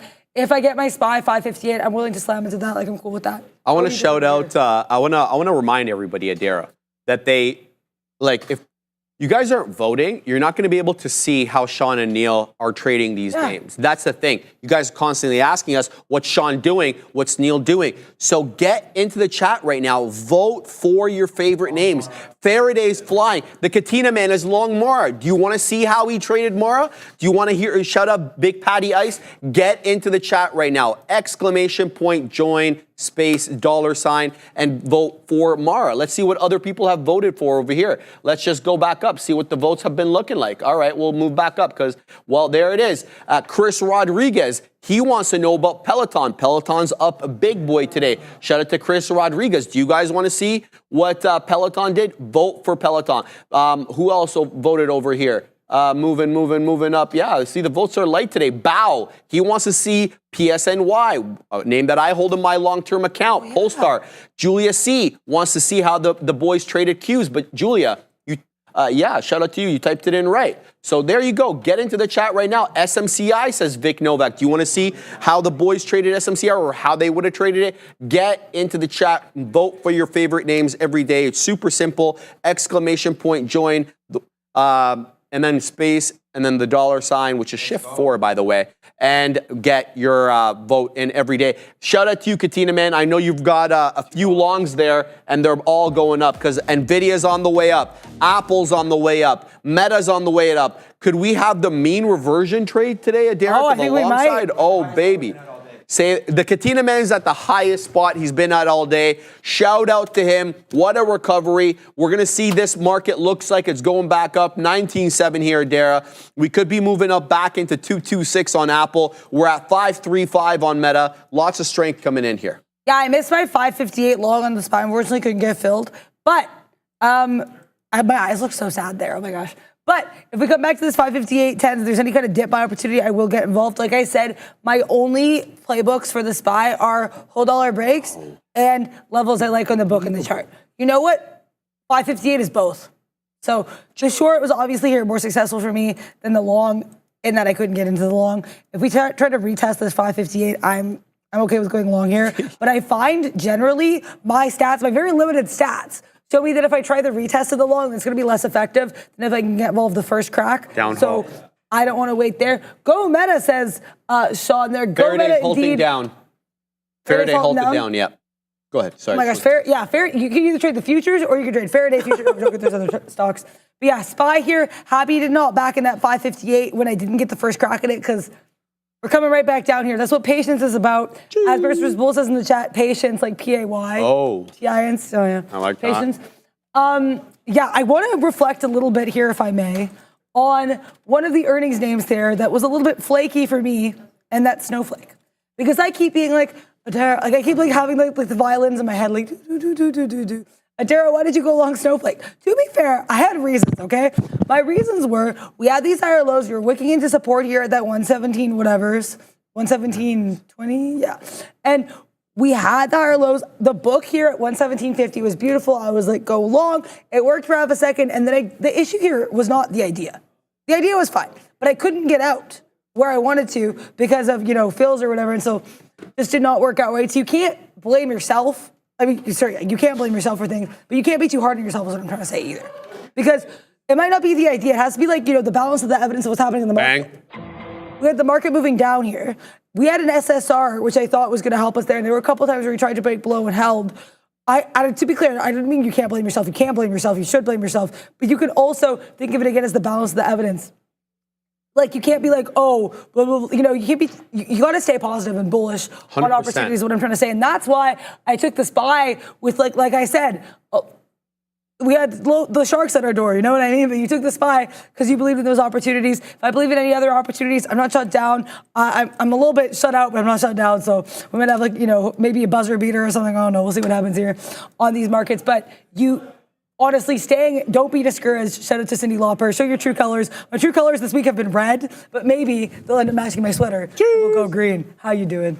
All right, Jensen, how many stocks do you buy per trade? Jensen, we have this rule on the show that we do not discuss position size or P&L, and that is a rule that comes from the higher up. So you can always ask us if we're red or green. Just like the Katina man says, we will always tell you the truth. Right now on the day, let me have a look. I am marginally red.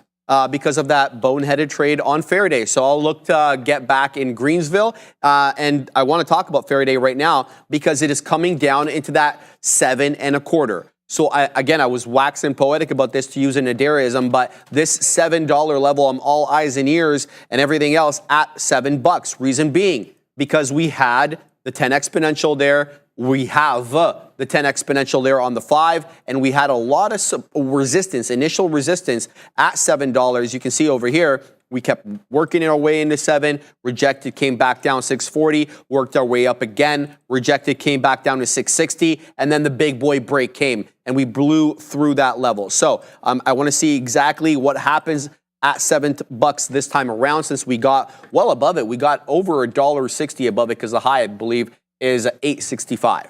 We're halted at 728. Let me see what the tap is right now. The theoretical auction price, 707. So right at that $7 area, I will not have a resting order. I can. It's called a market on open order. I don't know if you guys need that on your platform, but the way to get in while the stock is halted, you can put an MOO, a MOO order, market on open.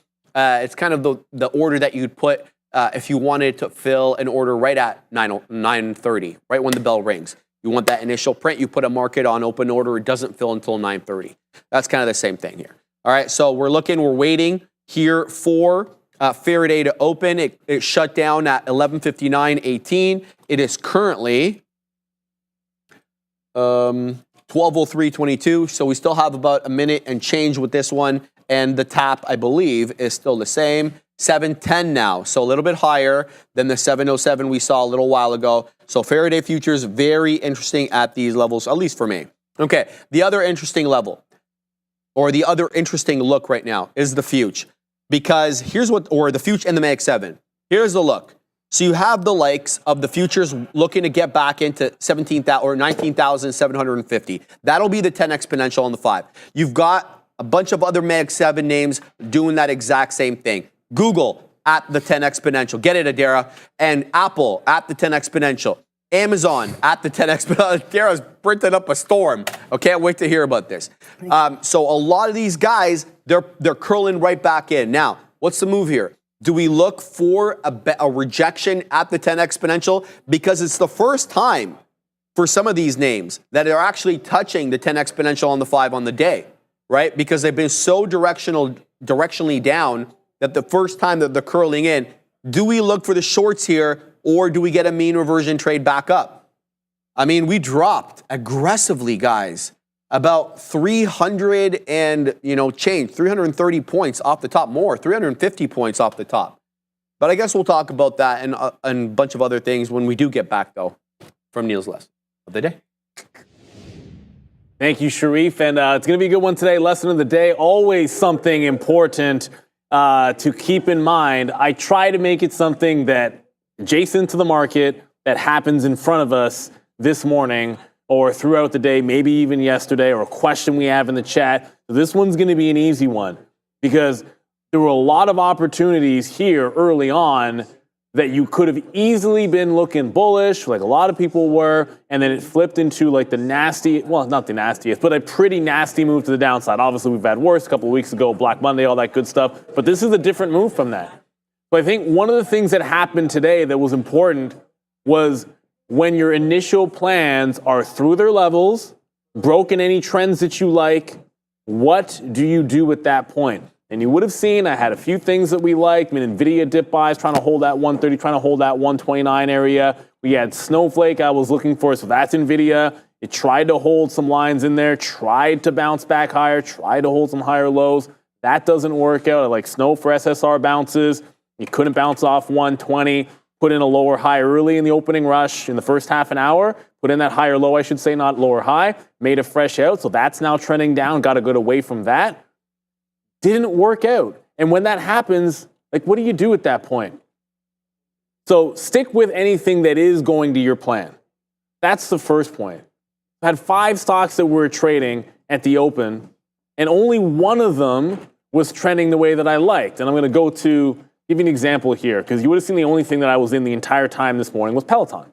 It's the only stock that I don't think I was ever not in this long. Of course, now it's through the highs when I'm trailed out of it. But it made that breakout at 4 and held on to that previous high. So in a general sense, whether or not each long setup particularly worked, the general long was still valid in that stock. So the initial breakout, maybe not so great. I said we had the 4 break that went to 410. We dip bought, that didn't work, but then it held that 375 area and went back into trend. So it held the 375, got long back into the trend, added back into it, ended up getting trailed out when it broke the trend line, and it's still continuing higher. So the first thing you can do is, okay, what aspects of your trading plan are completely valid and should still be okay?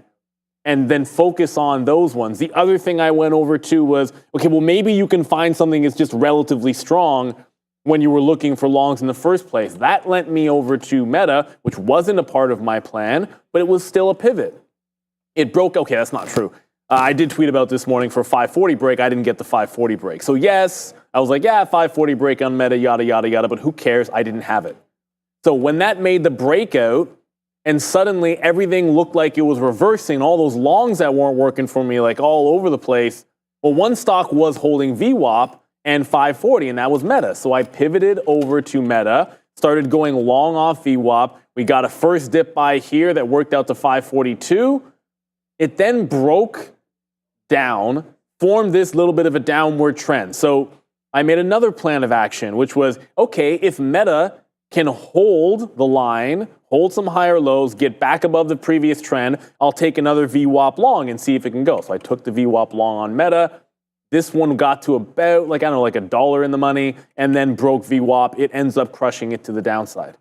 But at least in that particular case, I'm not just going back to the well on something which is trending down to long because I want it to work. I was trying to find something which is relatively strong that I can go over and sink my teeth into. Now, the other thing you can do is, I like one stock short. You can try to stick with it. Lots of frustration on AMD because I had short for under here, break down underneath 158.50, take the short, give it to the local high. Didn't work. Break down under 158.50, take the short, give it to the local high, doesn't work. Now, ultimately, greed is a better part of me here. I was not willing to scalp this out for 30 or 40 cents. The next time it came through, we did take it a third time, got it out to 157.5, but that was out too early.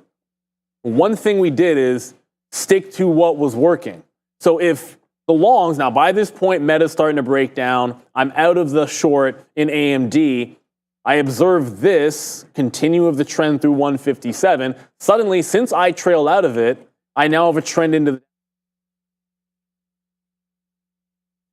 able to have a plan of action for each trade. This provides me with a new line, a support line that trailed out, a resistance line that gives me an in. See how that is? I like the short anyways. I get out when it actually ended up trapping people out and then sets up more shorts, one of which I don't take, but when it confirms, I have to take. Obviously, you're going to see me get out the way I'm looking at it. It bounced off this low. I trail out off that low. Probably another entry when it rejected down there, but the best you can do is move on to the things that are working for you. And if you have a plan of action in a stock that's setting up the way you like it, go ahead and do that. Limit the loss to make sure your bad ones aren't as bad as, like I'll be down on Apple today, but I'm down 2/3 of what I made on it yesterday. That's the way I like to look at things. You know, it's not necessarily risk to reward on an individual trade so much as, well, when it works, how much do you get out of it in a general sense with your trading style? And then when it doesn't work, okay, well, that's how much it costs you. So it doesn't really matter if you have a great win, if when you lose on that style of trade, it's a heck of a lot worse. And I'll give you one more. I went back over to another name, which I wasn't trading, and I'm actually in it right now, another name that I was not trading, that I remembered the bottom yesterday. So Rivian, I was long off of this low on Rivian, 13. You can see 1285, and then 13 eventually holds. And then it's this support level on Rivian. Well, if the market's breaking lower, and I have something that I did like previously off of support, which is holding that support, I can pivot over to that, and then I have a plan of action with that stock because I know what I'm looking for. I saw it yesterday. Look, whether or not it breaks out the top, to me, it doesn't necessarily matter. It did the move where it held 85 and then a higher low adjacent to 13 with some 95. So as you could probably imagine, if that's what it did yesterday, I start going long off VWAP. I go long off of that prior low, prior resistance, double bottom. So again, it sets up a plan of action that I can work off of without having to necessarily find something new. I just went back to what was working yesterday on a Rivian. So right now I'm out about half of it. If it breaks out, we'll take out the other half. If it breaks down, I'm out. The key thing about those trades is each one of them, as I pivot over to it or look at it, it's not something that I'm coming up with sort of out of thin air. And you saw me searching around for a couple things like what's going to work, like what do I like? Just went to trend pattern on Meta and a breakout level that was holding that we liked before. Liked AMD short underneath a certain level. It was trending down. Keep with the trend line to the downside. Rivian held a double bottom from yesterday that I was aware of. I saw it hold again today with the same higher low. Jump into that trade. So it's not necessarily about reinventing the wheel per se. And there's a reason, like I have maybe 20 symbols on my iPad, of which maybe on a given day I have 5, 6, 7 of them that I actually like for some levels, but I keep the levels from the day before and the day before that. So when I'm looking around for stocks, I know the short list of things that I want to go on over to. You're not going to be up every single day, and your plan of action isn't always going to work. So rather than just sit there and say, I'm going to make this work, the stock that isn't, don't be afraid to pivot to something which is still setting up for trade that you would take normally. I don't like fighting those stocks. I like being able to move around and say, hey, you know what? This is wrong. Let's go to something which is still potentially right based on my plan of action or a plan that I like to follow. So that's your lesson of the day. Do not be afraid to pivot away from ideas which the market is telling you are bad and then go into the ones or over to the ones that the market is telling you are still valid. No one cares about being stubborn. At the end of the day, the market doesn't care how stubborn you are. It's going to punish you eventually if you want to be that way. So try to stay consistent, limit the losses, and be willing to accept when a plan isn't good and you have to pivot to something that's still good for you. That's your lesson of the day. Good luck, everybody. Eloquent, informative, and awesome as always. Neil Roberts, guys, every day around that noon hour, he drops the Neilage, an AKA hotline. Neil is a hotline dropper, and that's kind of what he does around here. You know, what's his name? Who was a habitual line stepper? It was Rick James. Rick James was a habitual line stepper. Neil is a habitual line dropper. All right? That's kind of how it works around these parts there. All right. Look, I feel this is a dead cat balance on the futures. I don't know how everybody else feels. But I feel like we're coming into the 10 exponential on a lot of these Mag 7 names, and we're putting in some red candles. So I'm looking short. And this is what I'm looking at right here. Here's the 8 charts, with the top being the actual future. We're at the 10 exponential on all of them except Google. Google's at the 20, okay? Every single one is at the 10 exponential and not breaking through it, the future included. The 10 exponential, in case you're wondering, is the solid green line, not the dotted green line. The solid green line. The dotted are pivot points. So I'm very interested here on the future, or in general, the Mag 7 for the short. Just packing my patience here, looking for a possible entry. But it's about which one I want to choose to get into as well. Amazon looks juicy here. So we're gonna take the old, we'll take the old college try here on the Amazon, but it's still putting in strength. Dang it! So I'll have to give this to 178. If I get in here, the high is a 177.90. This local area high right here. Okay, I don't want to see any newer highs. I'm looking for the curl down. So if I'm looking for the curl down, what's my endpoint? Well, my endpoint is either 178 or 190. So we're just gonna have to punch in here and stop waxing poetic about it. And there it is. We're gonna get short and we're gonna put our out above the break of 178, and that's just the way it's gonna be. So we'll go short. We short at 59s. Let's wet our beak now right at 52s. There it is. So we'll wait for a 52 print showing me 50. Oh, didn't get it. So that's all right. So I'm gonna hold off then. I don't want to take it out there. So now we'll look for something a little bit more in the 40s. So that's what I'm gonna do. So I'm gonna pack my patience. I've given it to 178. 178 is already my line to say. Now I could DCA into this if I like what I see. Okay. So we'll look for something around the mid 40s and we'll pack our patience. What's your look at there? I'm in the SPY, or I'm not in the SPY. I was in the SPY. That's why I caught my fist. 30-cent winner on the SPY. Bang. Got involved. Bang for you. No, Oh, thank you. Yeah, 30 penny winner. Thanks. Yeah. That's going to get a celebration anytime over I here. appreciate that so much. Yeah. Thank you so much. I love the teamwork. Your teamwork is the dream work. Oh, yeah. I also want to shout out the Fifi trades you had over there. I love that you said like that too, Fifi. But yeah, so 558, you guys know I have two playbooks, like I said, on the SPY. Whole dollar break. And if there's a level that I like from like previous book watching and tape watching. So the SPY was that for me. I didn't take my first 558 breakup. I did not. I saw it broke up and we hooped to the downside there. I don't know what that sound was. We got to 557, like 70s, okay? Then we come back. We tried to break up again. We get to 550. I get involved here, 558, because I like the way we broke up there. And I said, Adara, like to be clear, we had very little to risk. We had everything to lose and also nothing to lose at the same time. It was a weird feeling. But you have to turn off your emotional trade. You have to be dead.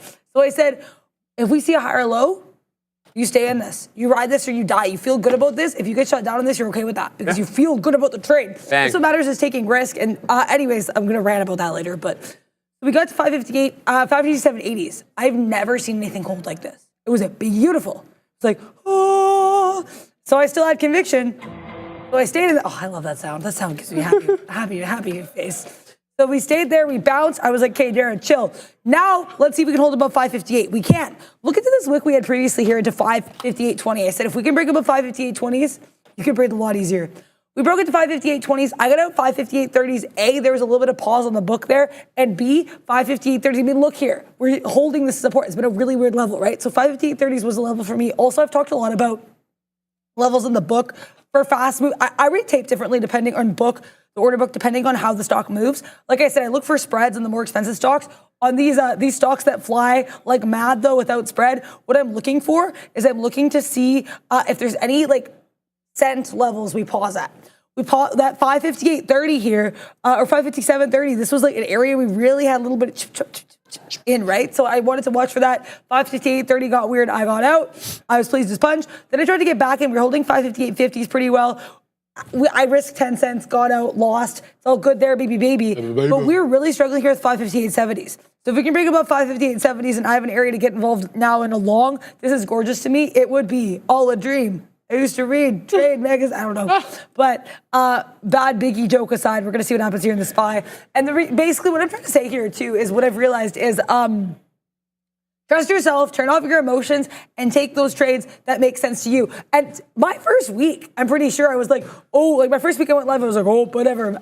I was green 4 days out of 5. I took no risk. I traded like teeny tiny little stocks. I wasn't comfortable trading. And I got out the second they were in the money because I was scared. That was not, to me, you know, we're represented by real trading. That was not real trading. To me, I'd rather take swings at stocks I really like, take risk, and try that, and have it not work out and learn something from it, than taking these moves just to make profit. To me, that is that's not the type of trading I want to do. And also, you know, like I feel very lucky that I'm on this prop floor where we get OPM, other people's Mondays. If anyone knows this song by Dom Kennedy.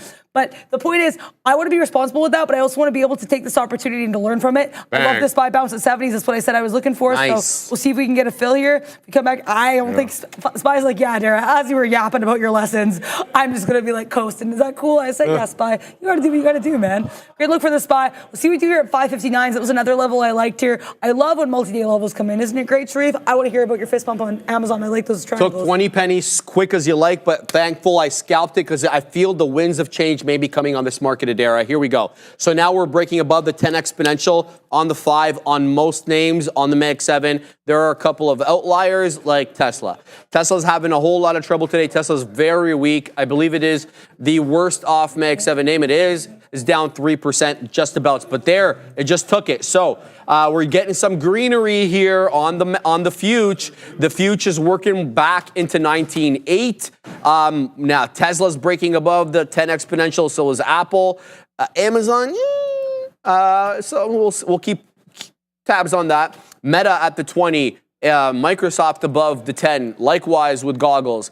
Marginally above the 10 is Nvidia, so we'll keep tabs on these. I don't know if we get that big boy move back up. We'll have to wait to see what we do with 19.8, but it looks as if some stuff was starting to change a little bit over here, so we'll keep tabs on that.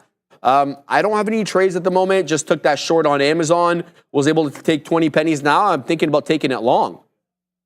Quite frankly, because we have a bit of a chasm here, Adara, between that 178, we could call this area possible level of resistance, but it's really more 177.90. We could say 178, but between 178 and 179, there is no resistance levels. So we can get a nice squeeze up at least, theoretically, into that 179 part if we do get above. Now, I don't want to be quick to pull the trigger here on Amazon. Maybe it's not the one to take long. Maybe it's a different one.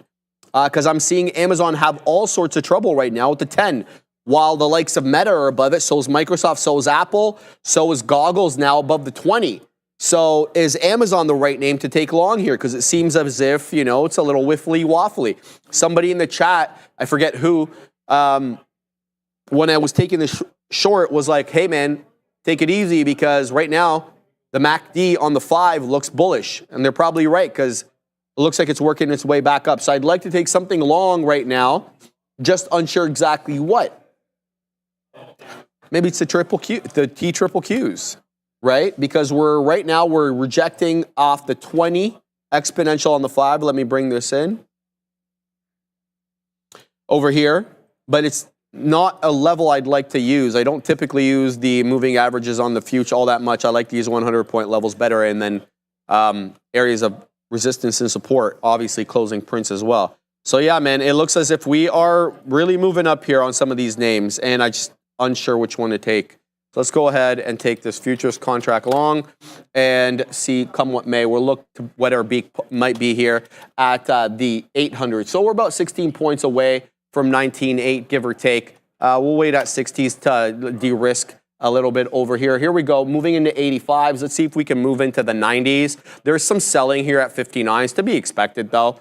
Let's see, moving into 85s. I'd like to see a move into 19.8. I think 19.8, we get a lot of participation in the move up. Now Apple is at the 20 exponential on the 5. Tesla decidedly breaking through the 10 exponential as well. And so is Meta. Meta's breaking through the 20 exponential as I look on my side chart. So it does feel like that there is some strength. There we go. We get filled. Nicely in the money now. Chris Tarr, that was me looking for the 179. Get it, Chris. Get it, my man. Hey, we can have fun on the show. All right, we're nicely in the money now on this. Now, what's the next move here? Because we're at 89s. So do we make it up, first of all, into 19.8? I don't know. We're whiffling and waffling right now. I'm going to hold on to my position, leave it. I'll risk about 10 pennies on this. I'd like to see a 19.8 touch, maybe 7. It'll be probably around $70.75 if we touch 19.8 on the T triple Qs. Always hard to gauge these levels of equivalency.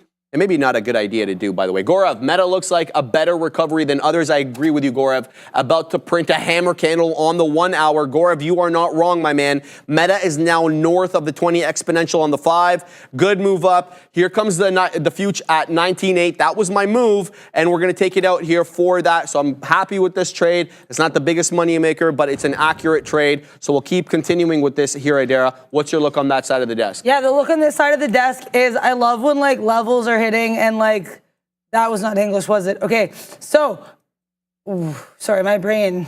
Okay, okay. So I like the whole dollar breakouts on the SPY. That was a thing. I like 559 for a few days. Tried 559 breakout, 559.05 as I got in. I was risking 5 cents. I was like, wanted to see what we did at 559. Break below 559 in a way that is yucky. I get out.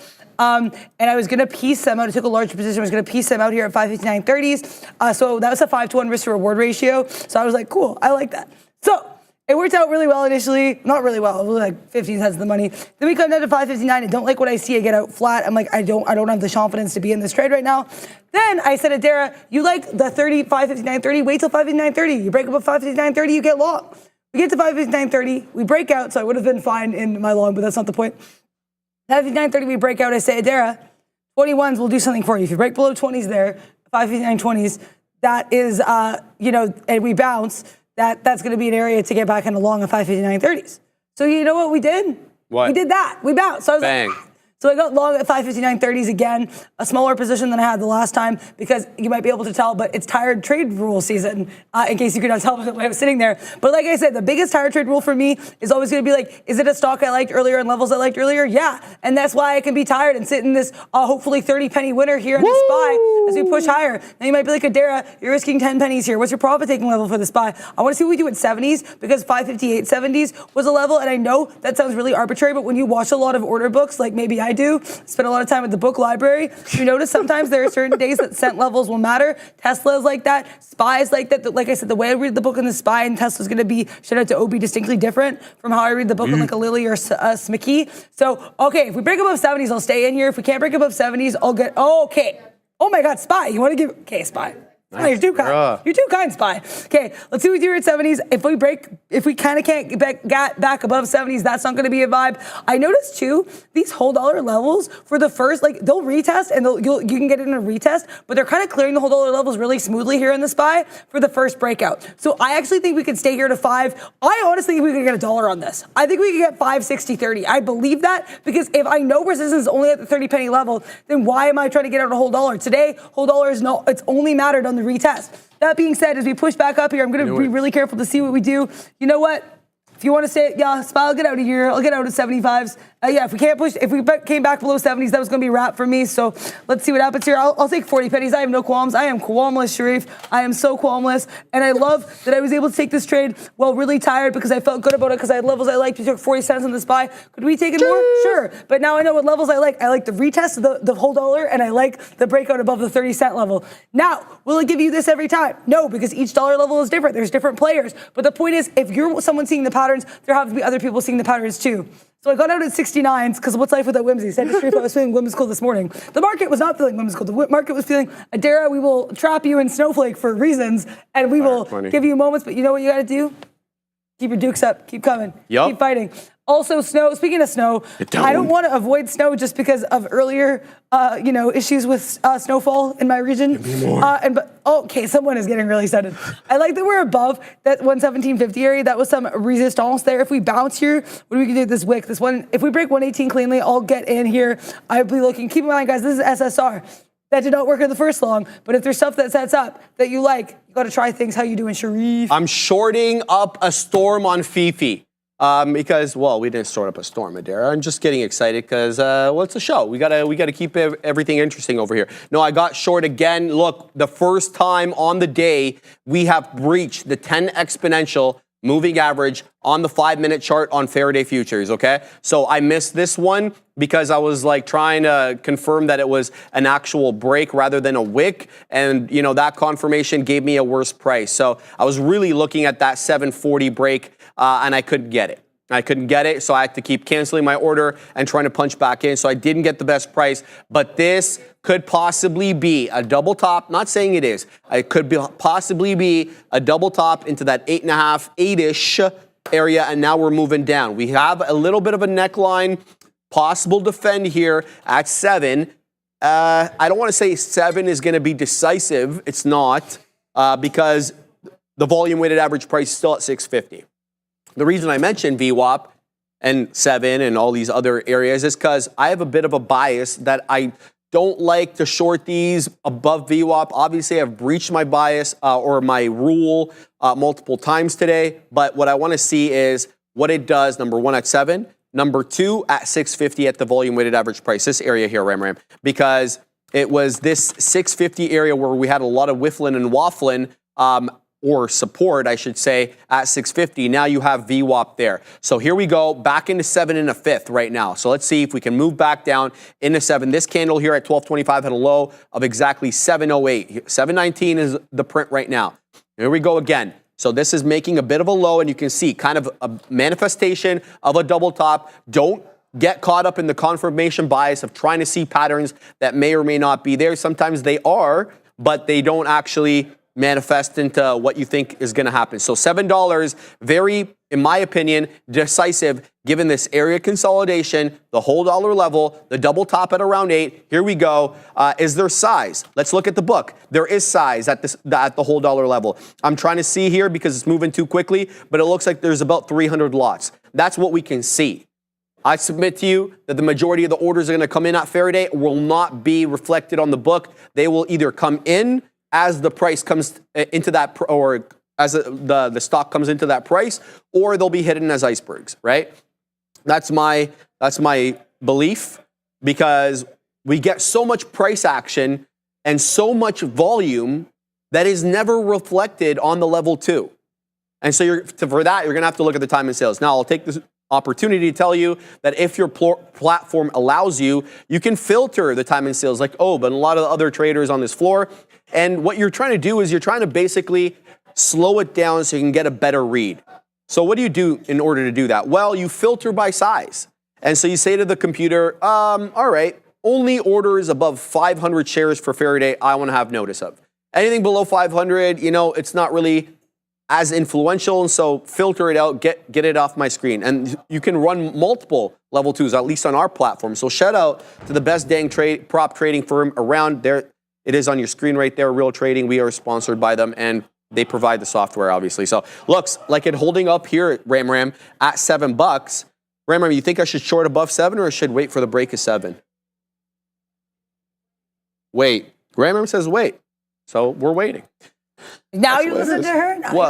So I can blame her right there if I end up losing, right? So I can just point the finger at Ram. Why didn't I guess that's what it was? Why didn't I guess? Neil says that's not cool. Hey man, I gotta chirp Ram a little bit, It's the way it is. So yeah, that's what I'm looking at. I've been on Faraday all day.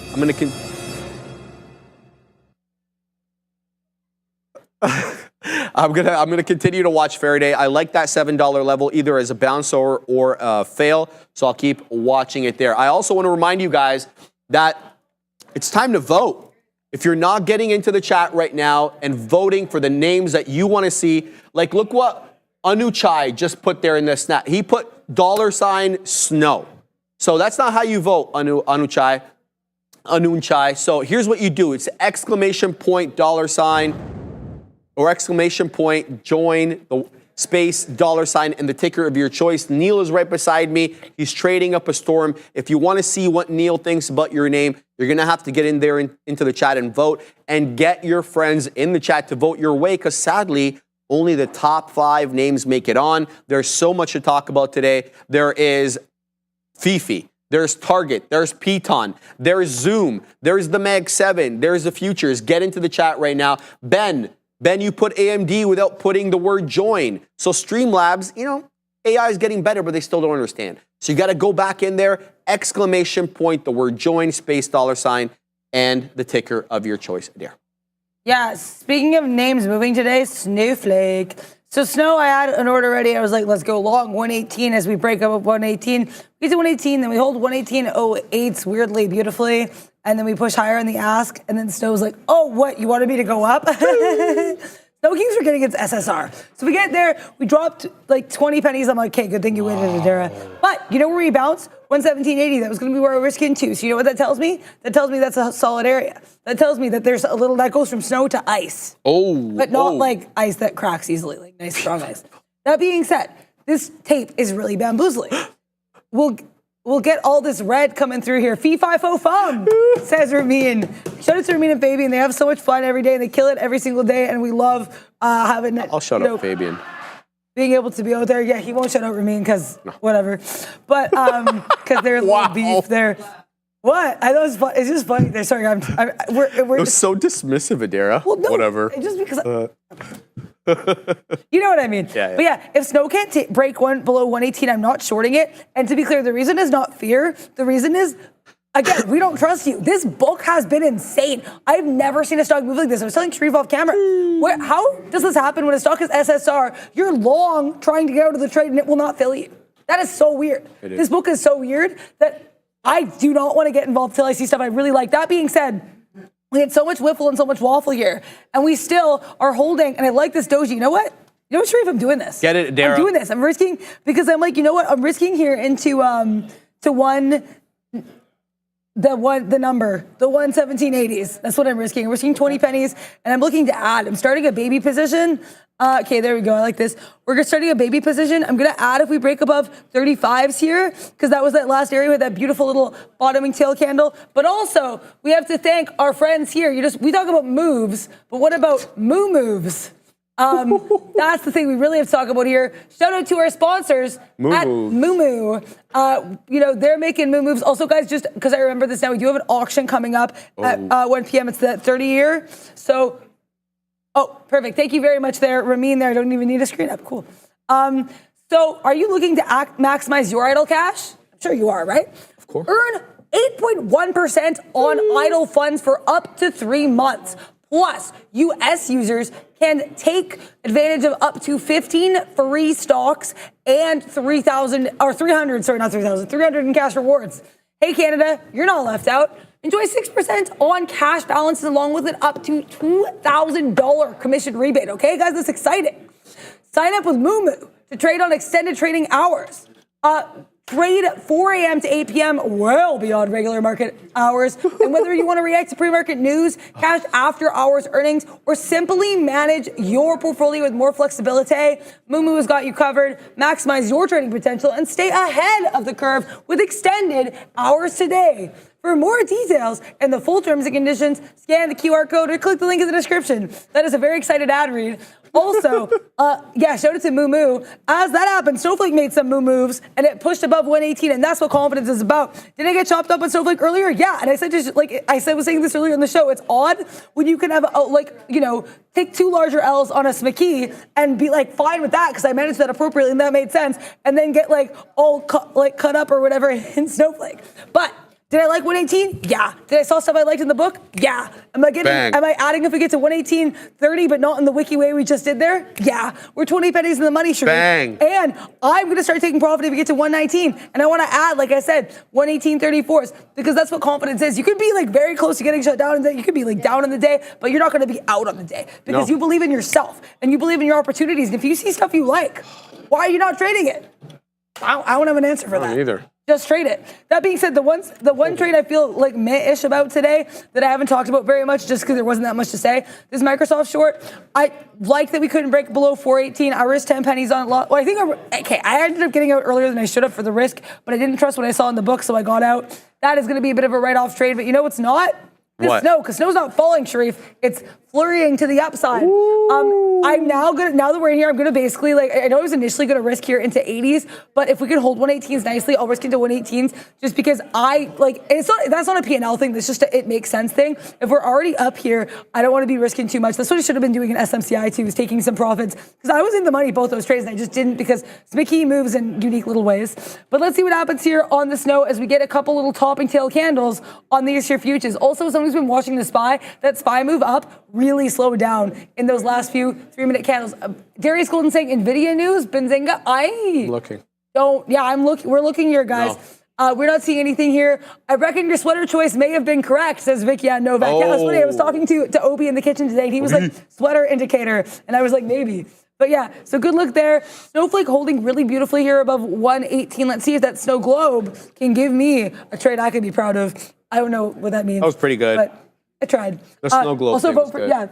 Thank you. Vote for tickers, guys. Get in that chat, exclamation point, join space, $, whatever ticker. It is brought to you by Real Trading. And you know what else, though? Whoa. Thank you very much to James Choi for the $100 super chat. I love you all. Heart emoji. Neil, thank you for the snow peak. Rocket chip. Wow. Dollar that's sign, dollar sign, intense. dollar sign, dollar sign, dollar sign. Adara, I love your energy. Thank you very much, James Choi. I love your energy in the chat. You're always like putting the rockets in that. We're so happy to have this entire community. And I'm going to give this a heart, and I'm going to reply as well. Thank you very much, James Choi. Thank you very much to everybody in this community. And if you want, to have Sean and Neil look at your trades, please put that in the chat and let us know. Thank you, James Choi. Thank you, everyone. And also, 30-year tips auction. We're going to give you the tips on that at 1 p.m. in just 20 minutes. Snow, why do you not want to break above 118.20? Asking for a friend. How are you doing, Sheree? Wow, that is one hell of a super chat. So Drop kind. the cash for my man James Choi there in the chat. Thank you very much for that. I'm short Apple. I'm going to give this one a really short leash. We've been whiffling and waffling above 19.8 on the future, and we're at break-even level right now on Apple. 226.41 is the break-even level. I put a tight stop because I got to do the lesson, but so let's just start. We're going to leave Apple to cook. We either print on this one or we get stopped out, come what may. All right, so we are talking about identifying trends using moving averages. We're talking about moving averages for the rest of the week. There's only tomorrow and then into next week as well. So moving averages will be the focus of our lessons for the next week. So understanding these trends, just basically explain what trends are before we explain using moving averages. I know a lot of people know what this is, but we always have newer viewers. So a trend is a sustained movement of prices in a particular direction. Identifying the trend is crucial for successful trading as it helps obviously determine the overall market sentiment as well as your potential profit opportunities. Where do you get wet your beak, okay? Using moving averages, though, to identify these trends, let's talk about 3 different strategies to use moving averages to identify trends. The first one is going to be the crossover strategy. In this case, is when a shorter moving average, we use 2 here, a shorter moving average crosses above a longer moving average, it can signal a bullish trend reversal. Conversely, when a shorter moving averages crosses below the longer moving average, it can signal a bearish trend reversal. So keep that in mind. Looks like I'm going to get stopped out of Apple here momentarily. If it breaks above this 226.47, that's where I've kind of given it. Okay. So the second type, I'm not getting stopped out, so that means the thing is not working, which means I need to do it by hand. And that's why you keep an eye out on this stuff, right? Sometimes these script orders, they don't work. So the second method of actually gauging trend using moving average is the slope. How aggressive is the trend? You can gauge that by looking at the angle of the slope of the moving average. I'm going to show you how all these look visually in a second. So the slope of the moving average, as I mentioned, can indicate the strength of the trend. A steeply sloping, moving average suggests a strong trend, while a flat moving average or a less aggressively diagonal one can indicate a weaker or no trend. And last but not least, we compare the price action with the moving average to basically gauge trend that way. Moving averages can be used to confirm the price action. For example, if the price is consistently above that moving average or consistently above a rising moving average, it supports obviously the bullish trend. Conversely, for the downside. So here's the look. So this is what we talk about when we're talking about crossovers. On this image here, the 50-day moving average is depicted in red and the 200 is depicted in black. And so when you get the cross over here, this is what we're looking at. These levels crossing, indicators crossing. Now, it doesn't seem like it's very useful in this particular instance, and I'll explain to you why moving averages sometimes do this, where there's multiple entries and exits and you don't see a discernible trend.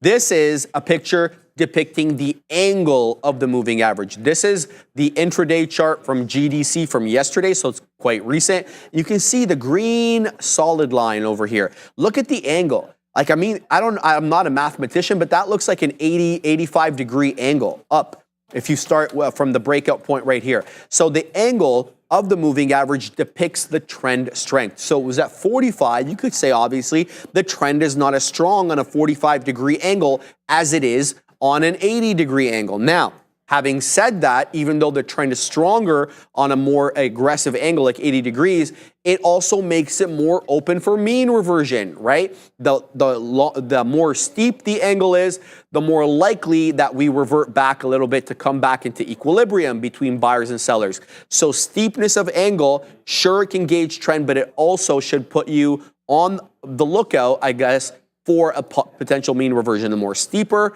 the move up, likely also the more steep or as steep on the way down. And here is the price action confirmation when we're consistently below a moving average and we don't even come in to test it. And we've seen this multiple times intraday as well. Yeah, you can basically get the obvious trend there. And then when you come back into the moving average, it should put you on suspicion because we've been so extended from the moving average, we haven't touched it. So when it comes back in and actually touches it for the first time, then we know possibly here the winds of change could be coming. It's not a hard and fast rule, but it's another thing to consider in the overall assessment. So what combinations of these moving averages for the crossover method are used most commonly? So I'll submit to you a couple here, one for a longer term analysis, one for a shorter term. The longer term one is going to be the 50 and the 200 simple moving average. So this combination is often used to identify long-term trends. In this case, when the 50 period SMA crosses above the 200 SMA, it's often considered a strong bullish signal suggesting a possible uptrend. Conversely, when the 50 crosses below the 200 EMA, it can signal a potential downtrend, and this combination is particularly useful for identifying major trend changes. So by major, usually it is a bit of a longer term look. But that's not the only combination, nor are these an exhaustive list of combinations. So for shorter term trends, we can look at things like the 20-day and the 50-day EMA, not SMA this time, because we want to more heavily weight the recent price action because we're looking short term. So if you want to more heavily weight the more recent price action, it's incumbent upon you to use the EMA or use the WMA, the weighted moving average that we talked about on Tuesday, okay, which is a customized one. But for the 20 and the 50-day EMA over here, this combination is often used to identify shorter term trends. When the 20 EMA crosses above the 50, it can indicate a bullish trend reversal. Conversely, when the 20 EMA crosses below the 50, it can indicate a bearish trend reversal. And this combination over here of EMAs is more responsive to price changes than the 50 and the 200, making it more suitable for the shorter term trading strategies. And here we go. This is what the 50 and the 200 looks like when it's a golden cross. When the 50 crosses above the 200, we call that the golden cross. Conversely, when the 50 crosses below the 200, we call it the death cross. You know, obviously colloquially you'll use names, not a big deal here. Tips. Let's talk about some tips for using these moving averages effectively. The first and the foremost is to consider the market conditions in which you're trading. I'm going to submit to you that moving averages can be quite bamboozling during these consolidative markets. And I showed you a picture. It zigs, it zags. You get one crossover here, another crossover here. What do I do? Do I go long? Do I go short? Well, you're probably using the moving averages during consolidative markets. They don't tend to work all that well. So it's incumbent upon you to figure out, are we trending? And if we are, is it up or down, or are we consolidative? All right. And I also want to say that during very volatile periods, moving averages can be bamboozling as well. You should also look to combine moving averages with other indicators. Yesterday, we gave you that MACD RSI combination. I submit to you that there's so many different moving average technical indicator combinations that you can use. RSI is one, MACD, stochastics, so many different ones. So it's incumbent upon you to figure out which ones you want to use. And last but not least, the 20 and the 50 and the 200, as I said, it's not an exhaustive list of combinations for crossovers. So experiment with different moving average periods to find the combination that works best for your trading style as well as a time frame off which you're trading. I used this before. Adara loves the 3. So does Neil. Obi loves the 15. I like the 1 and the 5. The Katina man uses the 1 and the 94. Get out of here, 94, bro. He uses the 1 and something else. He won't tell me right now. But you guys get it. So if the Katina man is using one time frame or a couple of different time frames and Neil's using a different one, they may want to use different moving averages. Doesn't mean that they will. It just means that maybe their look will be a little bit different from how they analyze it. So keep that in mind. Experiment with different moving average combinations. to figure out what works best for you. Some of the most commonly used ones, Adair likes the 9, I like the 10. I'm willing to bet you on the 1 minute chart, they're probably very much near the same area. Half the time we'll be like, oh, I like that level, and it's like the it's exact same or it's area. like a penny away. Right? Some people use the 8, which I hadn't heard of, but yeah. So in conclusion, guys, moving averages are valuable tools for identifying trends, but understanding how to use them is incumbent here, and you should be combining them with other techniques to make more informed trading decisions and better trades. Adair. We love better trades here and how to trade, though. Apparently, I do not. No, I'm joking, guys. That's not true. Okay, I appreciate that. But I just want to be honest. Like, we're all about honesty here, right? We're all about honesty. We're all about confidence. I got that down, and am I proud of that? Not at all. That is gross. Feel like I am trading in a way that is kind of yucky. But also, I'm conflicted.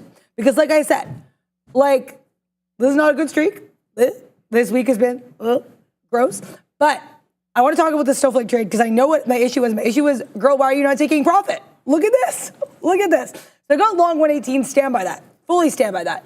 Stand by the theory of adding when we got above that 30s area because I knew that 118.30s was resistance. The first time we went into it, couldn't get it. Held 118. We pop higher. I get it. To be clear, up to this point, there are no issues. Up to this point, things are making sense. Okay? And then things get dicey.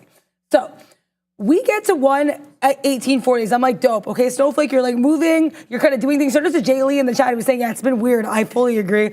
And we were like, I think 118.14 was my average at this point. So I was like, we can still resist to 118, right? Like, that's fine. So, but as I noticed we're having issues with 118.40, it's like, why wouldn't you just get out everything here? Like, whatever. I know you averaged in, but take, what is that? Like 25 cents, get out, right? The book is weird. It is Snowflake. It's been flaking weirdly. Get out. No. So then, this is when kind of the decision gets made for me. You have that sloop down in the futures on the SPY and the Q. And I was like, okay, if we can see 559.70s, because you guys know I like that 70 level on the futures, if 559.70 holds on the SPY, you're good. It was not really holding. That is where I should have gotten out, because at this point, we would have been about break even. I didn't. Got out when we broke below 118s. To be clear, like, by a hair. But shut down to shut down. I am not proud of myself. That, Drake's song, I'm so proud of you. No, I did not make me proud today. That is the issue. And I was trading tired. Like, that's also definitely not a vibe. So time to reflect, time to journal aggressively. And like that's what I really like. We don't want to be negative here, but we always want to be honest. And I think I always like to frame my honesty with like, how can you improve? I know I can improve. Snowflake's book was weird, so I knew that going into it. The second I saw any kind of herky-jerkiness, should have gotten out, because that's what got tip-top the first time, right? So I'm going to stop ranting here. We're going to switch over, don't worry, to the sim, because I want to be able to take some more trades if I can, if I'm awake enough to do so. But in the meantime, I would love to look at this for Zion Lala. Thoughts on Kava and Piton earnings? Yeah, okay, so Piton we already got. Piton, Sharif and I basically kind of said something to this effect here, off camera and also on camera. Sure, they beat this time, but that is not, like, Peloton's got other issues, okay? They're still cycling to the downside here. They're cycling down that hill. Instead of running up that hill by Kate Bush, it's cycling down that hill for Peloton. They have a new CEO or CFO here. The CFO left. They're going to get a new one. Wait, sorry, now I'm getting companies confused. That's not Peloton, I don't think. But they do need a new CEO. The new CEO is still on wait here, guys, because they very left in early May. Since then, 2 board members have been running Peloton. That is true. They do not have a CEO. It is impressive, though. This is actually the first quarter of sales growth for them in 9 quarters, and their CEO left. So I don't know what that says about Barry. Probably not anything good. But so here's the thing with Piton. I think you have to contextualize it with they're still doing pretty roof. Their guidance was also very roof. They guided below expectations for Q1. 2025 and fiscal 2025 because they just finished Q4 2024. They also were like, yeah, we expect some macroeconomic headwinds. So I guess that means people not buying expensive Pelotons. But let's see the daily chart, see what we can see here, guys. Stay awake, Adira, you got this. Stay awake charts. Okay. Move up by Peloton. Hey, but also pushback because that 290 gets a pushback. 290 once, twice, thrice. Do we flat bottom break? Good, but we don't. Heading into earnings, we have all this bizarre chip top, hold, bro. And we fly. And you know where we would have found resistance? 440. Peloton's like, what does that mean? Pushing higher above that level. Congrats to you, Piton. Next level of resistance, going to be 480. Let's talk about Kava too. because that was also something Zion Lala looked at. Yeah, guys, like I said, unfortunately, today was not the vibe for my trading. So if anyone has any stocks they want me to look at, I would love to look at them for you. Seriously, just let me know. We are heading back down here, so I'm going to stop yapping about stocks soon. But this Cava, million in volume on the day, so that's not a bad look here for CAVA.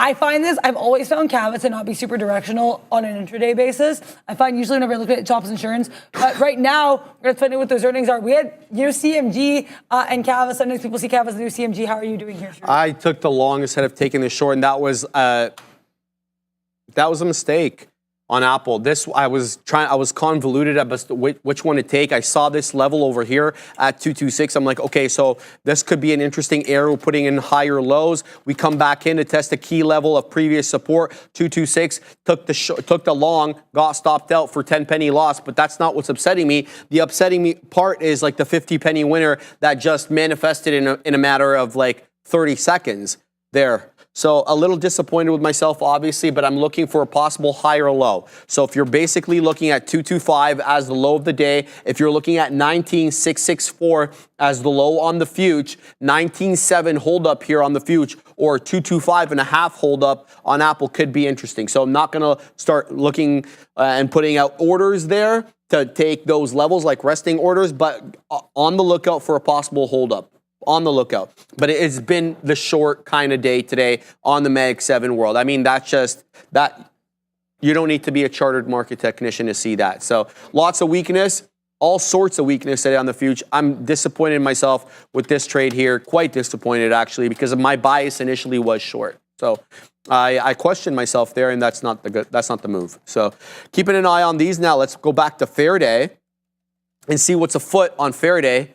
And I just can't believe. What's a car on Faraday? Oh, this thing has just been holding up, Adara. I've been all eyes and ears for that $7 break, and it's just not giving you that $7 break. Let me go over here for it. Where is my Faraday chart? I'll find it in a second. I think I took Faraday off and put Microsoft. Wow, look at the weakness. Yeah, this $7 area here on Faraday has just been absolute gold. Any buy off that level has, done quite well since you've cleared it at around 1145 or so. It is putting in higher lows now, but we're in no man's land here because we have 780 resistance and we're putting in higher lows. So I'm definitely not interested in taking a breakout right now while we're that close to 780. Let's see if this can break above 780 or do something here on Faraday. So keeping an eye on that. It's obviously one of the best names to trade on the day, no questions asked, because it's just been so parabolic in its moves. Piton as well, man. I did not put any respect on Piton's name, but Piton has been as directional as a small cap gapper can be. And yeah, it's almost small cap gapper status now. What is Piton at market cap these days? Oh my God. 1.66 billion. Are you serious? Yeah, Adara. That is legally a small cap, Sharif. 1.66 billion, guys. I own this stock, Adara, from $119 to $138. It's trading at $451. That's called being pleased as punch. You're not in it now. Yeah. Oh, yeah. I got rid of that in what year was that? It was actually 2020. Yeah, it was actually December 2020. Yeah. Wow. That's time ago. Anyway, Faraday in play, Piton in play in terms of small cap gappers. ARI, AIRI. Look, it hasn't had direction since that pop at 1030, but it has respected VWAP. So there's a trade I have for these called the VWAP hold high of daybreak. And then when they have this directional move earlier on, and then they waffle, but they hold VWAP for the afternoon, then in the more liquid time of day, like when the big kahunas come on 2:33, that power hour, we get that high of day breach or just touch. So, usually with these type of trades, you build your position in and around VWAP. So that's a look for AIRI. If I was to trade it, that would be the look. Zoom is obviously very directional. It's not as directional as it was earlier on. It's still giving you opportunities. It seems as if defending that 20 exponential. But this is another thing about, no, I want to show this for a sec. Sorry, Ram. This is another thing about these moving averages. See the distance between them over here? So the fanning, this is what Michael Noss, what's he call this again? The things with the clouds, the moving average clouds. So the distance between the moving average should give you an idea of strength. So when the 20 and the 10 were this far apart from one another, well, look what the price action was doing. Now the distance between the 10 and 20 starts tightening up, and look what the price action is doing. So the reason he uses these clouds or whatever they're called, and he shades in the distance, is because when you shade in the distance, you can kind of see the distance between the two moving averages a bit better, and gives you an idea about the momentum of the stock. And then when it tightens up like this, well, obviously the momentum is drying up. So that was pretty cool, since we're talking about moving averages, to mention that anyway. But in any event, it seems to have some support off the 20 exponential. Let's move back to FIFI and see what the look is there. So again, rejecting $7.80. Well, I want to see if it does put in higher lows. Let's draw that trend line to where we think it's gauging, and it looks like it might be holding up at these points. So maybe 7.5 here is an interesting area to weasel in a possible long for its 788 break. I'm going to pack my patience and keep an eye on FIFI because we've been trading this one all day. It behooves me to stay on it. Yeah, so I'm just getting like I said, I'm in the sim now because shut down live. Shut down, not happy with that. Like I said, I just need to customize my book because I have my pretty little pink book on the live, that I, like my sunset colored book that I do not have on the sim. Just so you guys know, I still will be taking trades if anything sets up. So that will be happening. They will just not be live trades. And yeah, I am, like I said, not a vibe. Not happy with it, but willing to use it as a learning opportunity. And honestly wondering, maybe I'll go back to the sim for a bit just because this week has not been a vibe. Try to take some trades, get that confidence, that confidence back, and then come back live here because I want to make sure I'm making responsible decisions. Is definitely the vibe, especially if the tired trading is becoming a vibe. Let's see what this auction is though, because we are waiting on that re-auction from the 30-year tips. So let's see if we can give you that tip on the tips. I've been waiting here for that one for sure. No? Okay, tips. Let us know tips. But yeah, no, it's my setup is not very pretty on the issue too. So Shreefel, like when I first set up my live, she was like, "Oh, your setup is like way nicer." I was like, "Right," because it's like way easier to read. It's cleaner. It's less. It's very organized. Yeah. My side charts are so organized. But yeah, this is a little bit of a more disorganized. That being said, as I wait for the auction to set up, I turned on this and I looked at this Amazon 177.60 and I said, oh boy. Now I am not the Amazon trader that you will be seeing in this desk this time tomorrow. But I can still see support resistance when it hits, okay? Oh, yeah. Look at all these little wicks here to 40s. Look at that hold at 60s. And then you get at what, like 78s? Like that's a 2-to-1 risk to reward. I can live with that. And you know what? We are actually going to set. Oh, I forgot all my keys are different on this too. Okay, we're gonna have to. This is gonna have some setup time, but we're gonna get involved here on Amazon if we get filled, and we're gonna still wait for the 30-year. We got the 30-year. Okay, so not much of a reauction here, but 5.24% versus 5.26% previous, basically flat. Not much of a change there. But yeah. Congrats to everybody over here on these markets. Hope you guys are having a great day. And sorry, my brain is off. What are people looking at? I want to look at some things for people. And also, if you're like, hey, I don't care what Dara has to say about my stock. What does Sean and Neil have to say about my stock? Then that's very understandable. They're the big kahunas for a reason. Oh, yeah. So if you want to know what they have to say, get in that here chat, guys. ! Join. Space. $, that ticker. Let us know. Let them know so they can let you know what they think about your ticker. So right now, I don't know if that's the reauction. We got a little bit of the downside in some of these names. What is going on with this market? Says Bob S. Fair question. We don't have any news really, but like we know, we do have Jackson Hole. So we're gonna have to find out what's going on there. I'm sorry, Mr. Jackson. We are for real. Didn't mean to make the markets cry. It will not apologize a trillion times. But shout out to JKL for the $9.99 super chat. Thank you guys so much for the super chat today. Nuts. My question is, how do you recognize some of these micro and small cap moves before they happen? I'm looking at a company, ANY. The volume has been picking up, including the price over the past days. So one thing is, has it run in the past? I know that ticker. ANY has moved before. I recognize that ticker for sure. That the name of that. So I think that's the thing. The thing is though, really, these you cannot really predict. If there's a decent short float, that can help. But the biggest thing is, do they have news? Usually they'll announce news the day of, and that's what moves the small cap ticker. We can look at the chart for any for you though. Anytime we'd be obliged to look. ANY, okay, volume on this, not great. 200,000 shares in volume. I want to look at the daily chart because I think that might give you a better chance here. I'm just gonna babysit my Zon while that happens. Okay, I don't mind this look on any at all. I do. Oh, I have to customize these charts so much. So, clear support we've held for a few times now here at that 80-cent level, right? On ANY. Look at that support at 80 cents. Now, we've had that support here stronger. Now we're pushing above here into this $1 level. But the $1 break didn't come with a lot of volume. This is not an outsized volume day for any. So I would definitely like be aware of that. The biggest thing is though, do we have things coming on like news on the day? Generally news, especially if you have a short float and a run up, that was what moves the small cap. But I'm not the small cap trader like the man who's been killing Fifi over here. Ooh. So how's Fifi going? We just took it out again. Another 20 penny winner here on Fifi, but I want to mention that I got stopped out of Apple again. I tried to take a 225.50 or 40, excuse me, pop because we were at 19.7 on the future and we're back 19.7. So this trade is not invalid. All right, hammer candle right now on 19.7. I want to read what Dan the Man Emmons wrote because it's future related, obviously. Dan, NQ, yesterday's trade 50 points, today's trade plus 300. He was down 50 yesterday. Today he's up 300. Process works. PITP means pattern is the pattern. Really? Dan, that's a tautology. Interesting. Pattern is the pattern, Dan. Okay, PITP. You should patent that one before anybody takes it. But yeah, shout out to Dan the Man Emmons. That is, well, he's down 50 points yesterday, 300 points today. Do the math. Great trade. A shout out to Dan, the dang man Emmons, in the chat. He's always dropping his levels for the NQ, like in the way that Big Smile Burdette. Today he called himself Big Smile.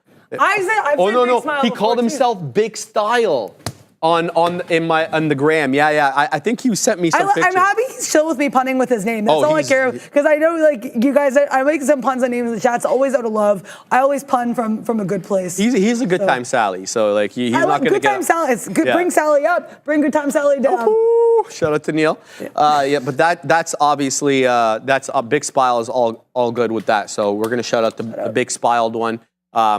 The Big Smile. Yeah. Sorry. Guys, I'm still very much, I took 20 pennies here on Fifi, but I'm very much interested in a 7 flat bottom break. We have been holding 7 essentially since we took it at exactly 11:44 today. 7 has had a buyer every single dang time. Okay. But what has manifested since that 7 break at 11:45 is incrementally lower highs with that flat bottom. You know what that means. Break? It's a flat bottom break. Oh, she threatened me. She's like, if you don't talk, I'm going to mute you next time. She doesn't like when I don't talk when I play that animation. But Ram, seriously though, there's a flat bottom break afoot here brewing. Something could happen here with Fifi, 101%, obviously with no catalyst, but I'm very interested on this level. Now, yeah, I'm anticipating some bamboozlement. Obviously, you don't get that clean of a move through a level that's been tested that many times. I'd ideally like it, but we'll see what we get, and we will not get upset. There's a whole lot of chopping and churning. I'm seeing hammer candles now come in on the future. Katina, man, what's your look right now, man? Are you long or are you short? The Katina man is long Mora and Meta, and I gotta agree because I'm seeing bottoming tail candles come in through that 19.7 breach. So this could end up setting up as a double bottom. Now it doesn't have to be that way, okay? Now what I'm looking at, what I'm saying bottoming tail candles is that these candles have long lower wicks and very small upper bodies because they're being bought up, right? By buyers at that level. So that's what I'm seeing. I'm seeing possibly bullish twist coming in here on the future. I don't know how Dan sees this or any other futures traders in the chat, but we're above 19.7 with a couple of bottoming tail candles now on the 5. So this is very interesting. Like I'd like to get back into the dead one here. It stopped me out. I'm getting back in, man. That's that. So we're going to get back into the dead one and we're going to put our stop at the exact same area. Yeah, and I'm already out of the money on this. It's so frustrating, but that's the way it is. So we're going to put that in there and there it is. So we'll get cut up on this. But I'll go down with the ship. Anyway, let's leave Apple. Let's let that do its thing. Here we go again with Fifi, right at $7 again, Ram. Okay, so let's see if this one breaks this time. Well, here we go. Big size. Okay, so there's not too much size here at 7. Here we go, and there it is. Finally, the break of 7. Now, what's the move? Do we bounce back up, or what's the move here? Let's see. Let's watch. Okay, so I'm thinking, I'm a little biased. I think we pop up and then we move back down. Once we breach 7, we'll see if it's a fake out breakdown, right? We're going to have to watch and see how this manifests. Below 7 again, we go. Okay, so there's definitely people shorting into this level. Now, look for the lower highs here on the book. Keep your eye on the ask. Look for the lower highs on the book. All right, here we go. Keep going. Yeah, I didn't hear it. Did you I didn't hear hear it, Adara. I mean, like, what do you want? I'm trying to concentrate on this thing. No, I'm yeah, sorry. I know. I know you're good like that. So I'm watching here as 7. We're zigging and zagging right back into 7 again. But every time we move back into 7 now, we're being pushed down. So let's see exactly what we get here. I'm going to send it to you while I look at this one. Yeah, so guys, we are a cool 8 pennies in my sim trade on Amazon, and we're going to celebrate that. Because small victories, also, I'm already getting my sim set up in a way I like, so I might just honestly, like, switch back to the sim for a bit, as I kind of alluded to, because this week was roof, and I'm trying to work on my processes. And if I'm trying to work on my processes, that's, like, valid. I don't think that's a bad thing. No. I know I trade on this show, but I also take it really seriously. And so I know it's more fun when I'm live, but I also think it's, like, probably more fun for everyone if I'm live and, like, not losing money. So, you know what I mean? So we're going to take some profit here at 90s if we get to 90s Amazon. Oh, boy. Oh, boy. Also, guys, let me know if you prefer the font on this or my live, because I think I might switch the font to this. I think my gradient's nicer on my live, but I do like the font on this. What? Hoping Mullen gets love, says UL Reina. I just looked up and read that, and I was like, yeah, I'll give Mullen some love, UL Reina. Like I said, oh, this is beautiful. So Faraday is over there, and Mullen's like, guys, well, you're looking at Fifi, you could be Mullen over me. And the way I'm bouncing off that 27-cent level. Look at this. Wick. Are the candles red? Yeah. But does this look bullish? Sort of.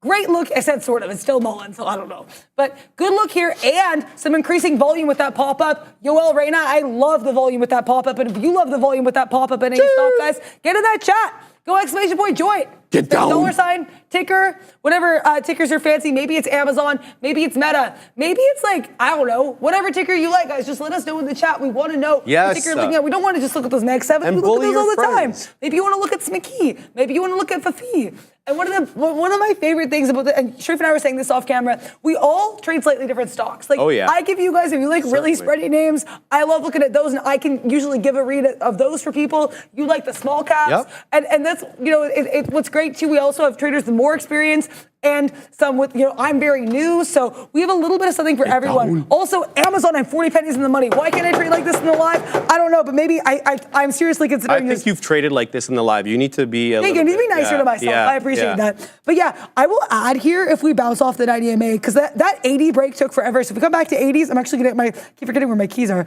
going to get my deep beak wetter set up here. If we get to 82s, I will be adding to this position. I'm really proud of this. And I'm still trading this seriously, okay? And then Amazon, if we break below 80s, I'll get out. I'll take 20 pennies. But I think Amazon can push higher. And why I like that 60s area, look at this.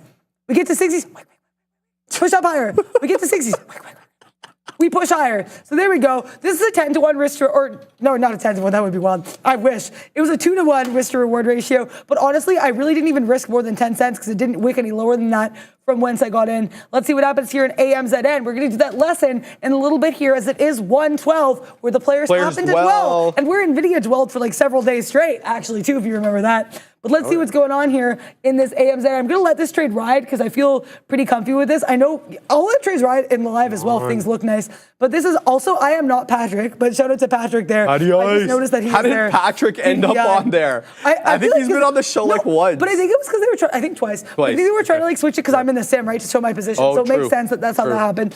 But I do want to, thank you very much to Fabian and Ramin for everything they do. Thank you to everyone in the market for everything you do. Elon saying, did you long snow again? Unfortunately, it did get shut down in a snow long.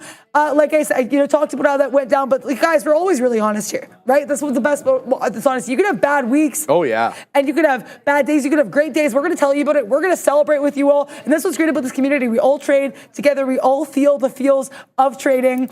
And it's a great time there. So y'all ready? Says Christian. Oh, I don't know if we're all ready, but I'm ready to see what we do here as we get to Amazon 177 60s. How are you doing over here? I did well, Adara. I did well over here. So I took 15 pennies quickly on Fifi. I'm out of the money by, I think, here we go. So I'm stopped out of now Fifi, as it did break 7. But this is a perfect opportunity to possibly get back in. I want to talk about my Apple trade in a second because that was the banger. But here we go with Fifi again. I'm watching. Here's a second test of 7. So I'm going to pack my patience here with this one. I want to see exactly what it does. It's still above the volume-weighted moving average. So don't forget that, right? Like, there's still buyers that can pack into this, $7 or not, right? That's the situation. That's why I always yap about VWAP, and I let me just call a spade. I haven't followed my rules today with VWAP trade, but it's been okay here with Fifi. Anyway, it looks like it's going to take 7 now, so I'm going to have to pack my patience with this one. We'll see exactly what it does. It's being met with a wall of sellers, though. Look at it holding up at 5 over here, and every incremental penny it moves up, it's being met with a wall of sellers. And here we go again, below 7. So all sorts of weakness here on Faraday's future, down now, well off the highs, 865 HOD, we're at 691 now. So do we defend 7 or what the situation is? All right, I tried to get short there, it didn't fill me. Oh, come on, dog. Come on, punk. Come on, dog. Oh, Katina, man, it wouldn't let me in, bro. But that's the way it is there. So we'll pack our patience with this one. This is the trade I was really proud of. I took 40 pennies, quick as you like on the dead one right there. We got long 225.40, wet my beak at 55s, took out the remaining ones at 77s. I'm happy with this trade. This was an obvious area, possible double bottom, but look what it did right after that. It absolutely tanked. It dropped from 80 down into 11s, quick as you like. The dead one doesn't usually move like this, but the dead one has started moving. What are you gasping I'm just about? looking at there's a range in IWM. Well, that's not a bad look at all. You should probably talk about that because that is a hell of a look. I was talking to Yanni back there. He took an IWM I know he trades trade the Rust today. sometimes. Yeah, he did. He was telling me about IWM as well. Nice, okay. Yeah, I know. I figured you'd probably want to know about. Say that again, Katina Man. The Katina Man is long Google at this level at 164.75. 83. That was close. Yeah.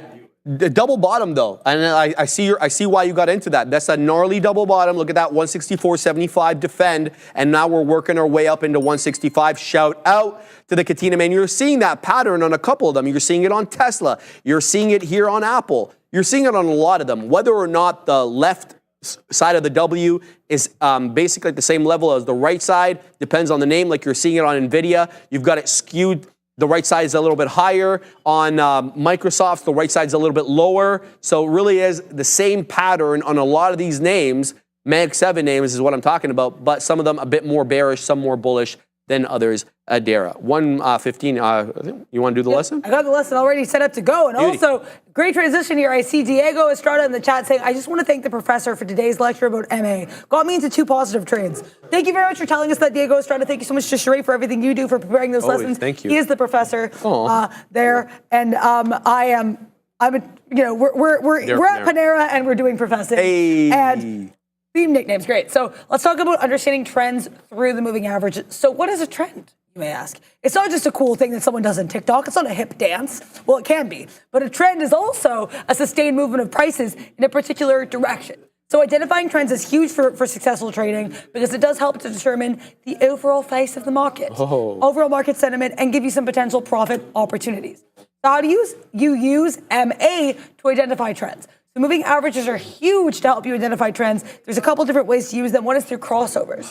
So you've got, for example, a shorter period MA crossing above a longer period MA. That can signal a bullish trend reversal. But in the flip, when you've got a shorter period MA crossing below a longer period MA, that can signal a bearish trend reversal.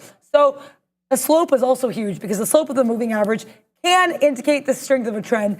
A steeply sloping MA can suggest a strong trend, while a flat moving average can suggest a weaker trend or no trend. We talk about some of these indicators like the MACD, for example, moving average convergent divergence. These are going to be a lot more helpful in trending markets. If it's not trending, it doesn't really know what to do, and you're not going to get as clear of a signal. Also, I see you, Maymet, in the chat asking about suggestions for the SPY. I have lots of thoughts on the SPY, so we'll get into those in a minute. But let's also talk about price action with regards to moving averages. Moving averages can be used to converse from firm price action. So for example, if the price is consistently above the rising moving average, that supports a bullish trend. If you see a violent move above the moving average, that can be like, hey, we're flipping bullish. The reversion man's in town. We want to go higher. The reversion man, by the way, is Powell. Shout out to Obi for that. But also, Powell, it's not time yet. We're not supposed to talk to you till 10. Like, can you not do this, Powell, right now? Like, seriously, we're doing a lesson, okay? He doesn't care about learning. Not you too, Kathy, okay? Like, I know you're probably really freaked out because Tesla broke below 220, but you've got more time, okay? The day's still ongoing, Kathy. We can talk about this later, but also I think Tesla's going to break, so sorry.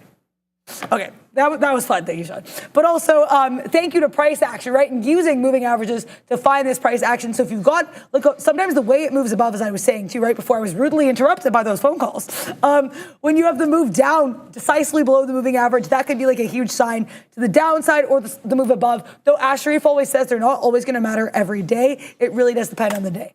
So how can you use, so here's some examples. So you got them, for example, the 50 here crossing above the 200. We get that move up here, then we move below and we move down. So it's not always going to matter in the same way, but sometimes it can, and there can be a great moment. You have this beautiful crossover here and then a beautiful uptrend.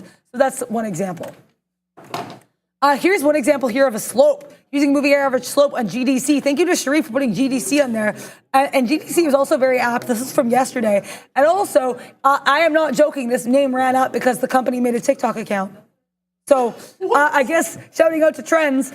Also, shout out to Pran. Thank you so much for the $4.99 super chat. Funny bit with the calls that made me LOL. You know, Pran, yeah, when Kathy and Mr. J Power are going to call me in the same minute, I gotta let them know what's up. So shout out to you guys for making this show so fun. Yeah. And it's a great opportunity there.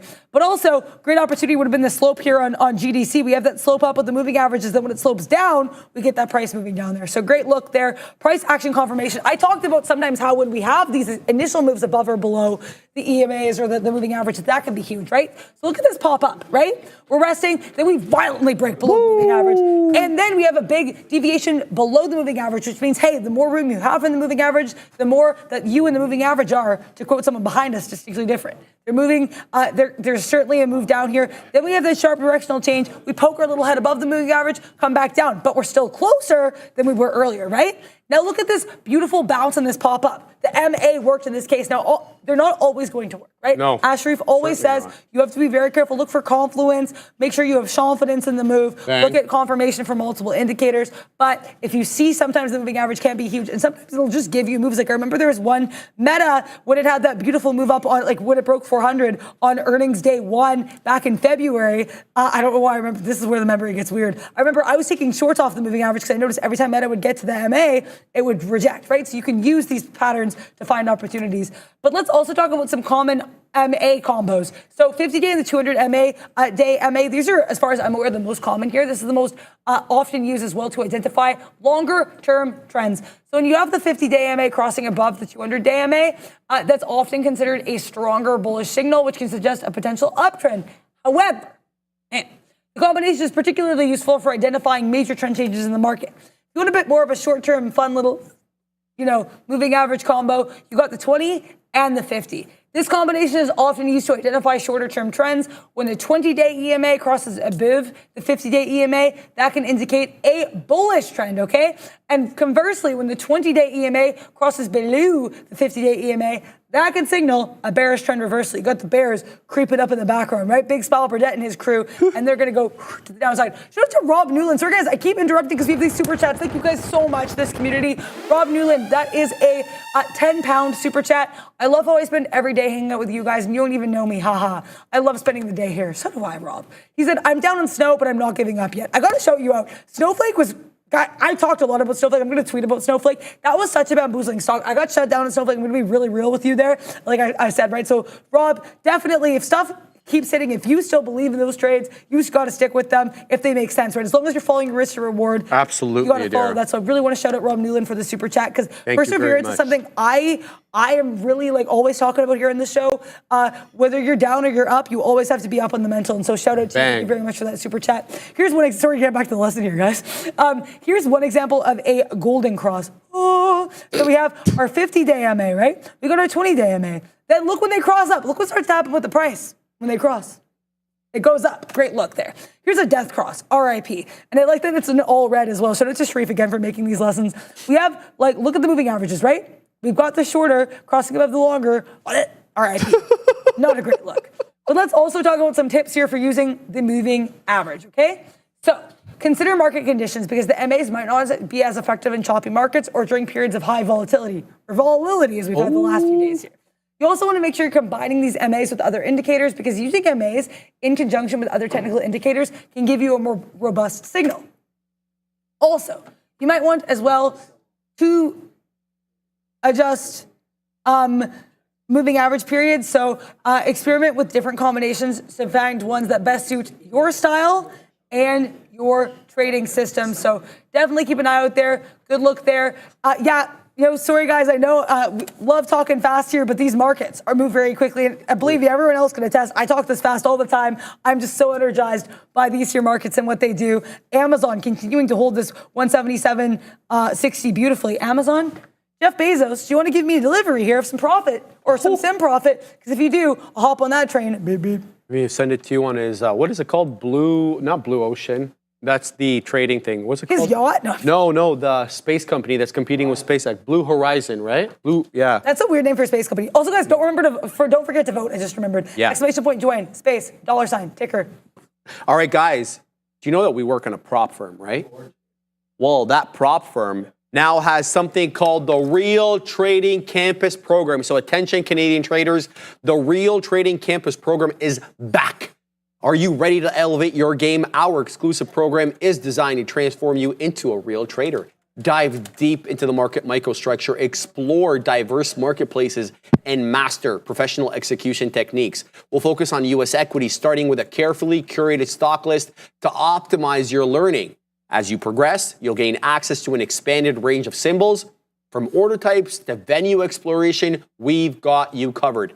This isn't about chasing high flyers. It's about building a solid foundation for long-term success. Don't miss out on this opportunity to join our upcoming cohort and take your trading to the next level. Yeah, it's a big boy word there, Katina, man. For a big boy prop firm, shout out to Real Trading, the best the best dang prop firm around these parts. Let me tell you, it cost me a whole dollar. I'm broke for the 1,000 shares that the Katina man was able to get me for Fifi, and by the amount of purple triangles you see on this chart, every single one of those purple triangles is short. So thank you very much to Real Trading, doing the absolute most in a fantastic way right now. I'm looking at the futures right now, and we are very much near lows. Look, we're trying to defend 19.7, but the defense seems anemic.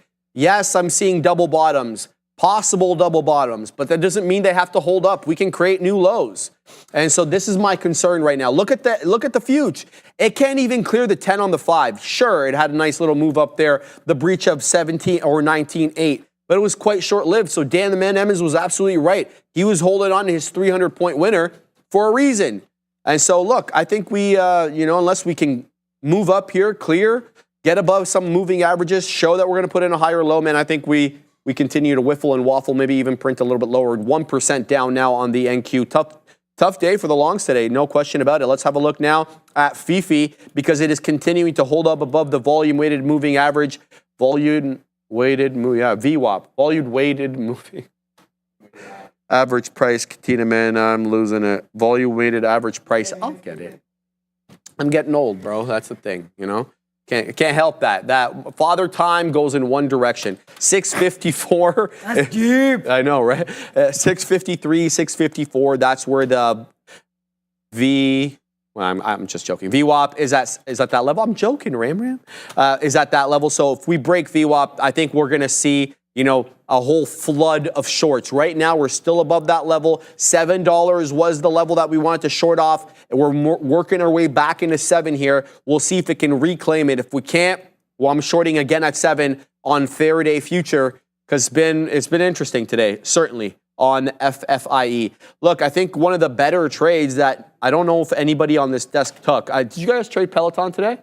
The Neil did all day.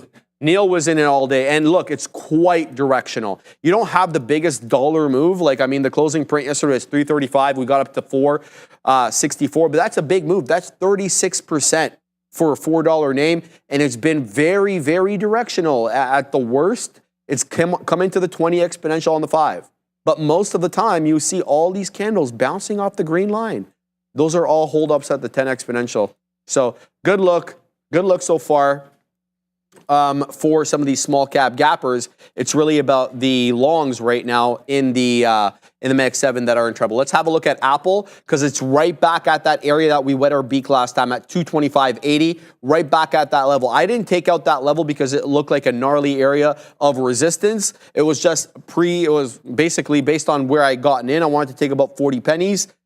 And now we're right back at that area again, which is a 20 exponential on the 5. So Apple catching a bit of a bid. But if the future doesn't move up, I don't care what Apple does, zigging and zagging here. If the future is going to continue to stay at or near that 19.7, I don't think we move up on Apple. In fact, I'm looking over at some other Mag 7 names, and the soft one is putting in another lower low, 416.38, just printed a new low right now on Microsoft, down 1 3/4 on the day. It is the most beat up, second most beat up Mag 7 name after TSLA, which is down 3 1/3. Shout out to Big Style Burdette. I was just messaging him there on the gram.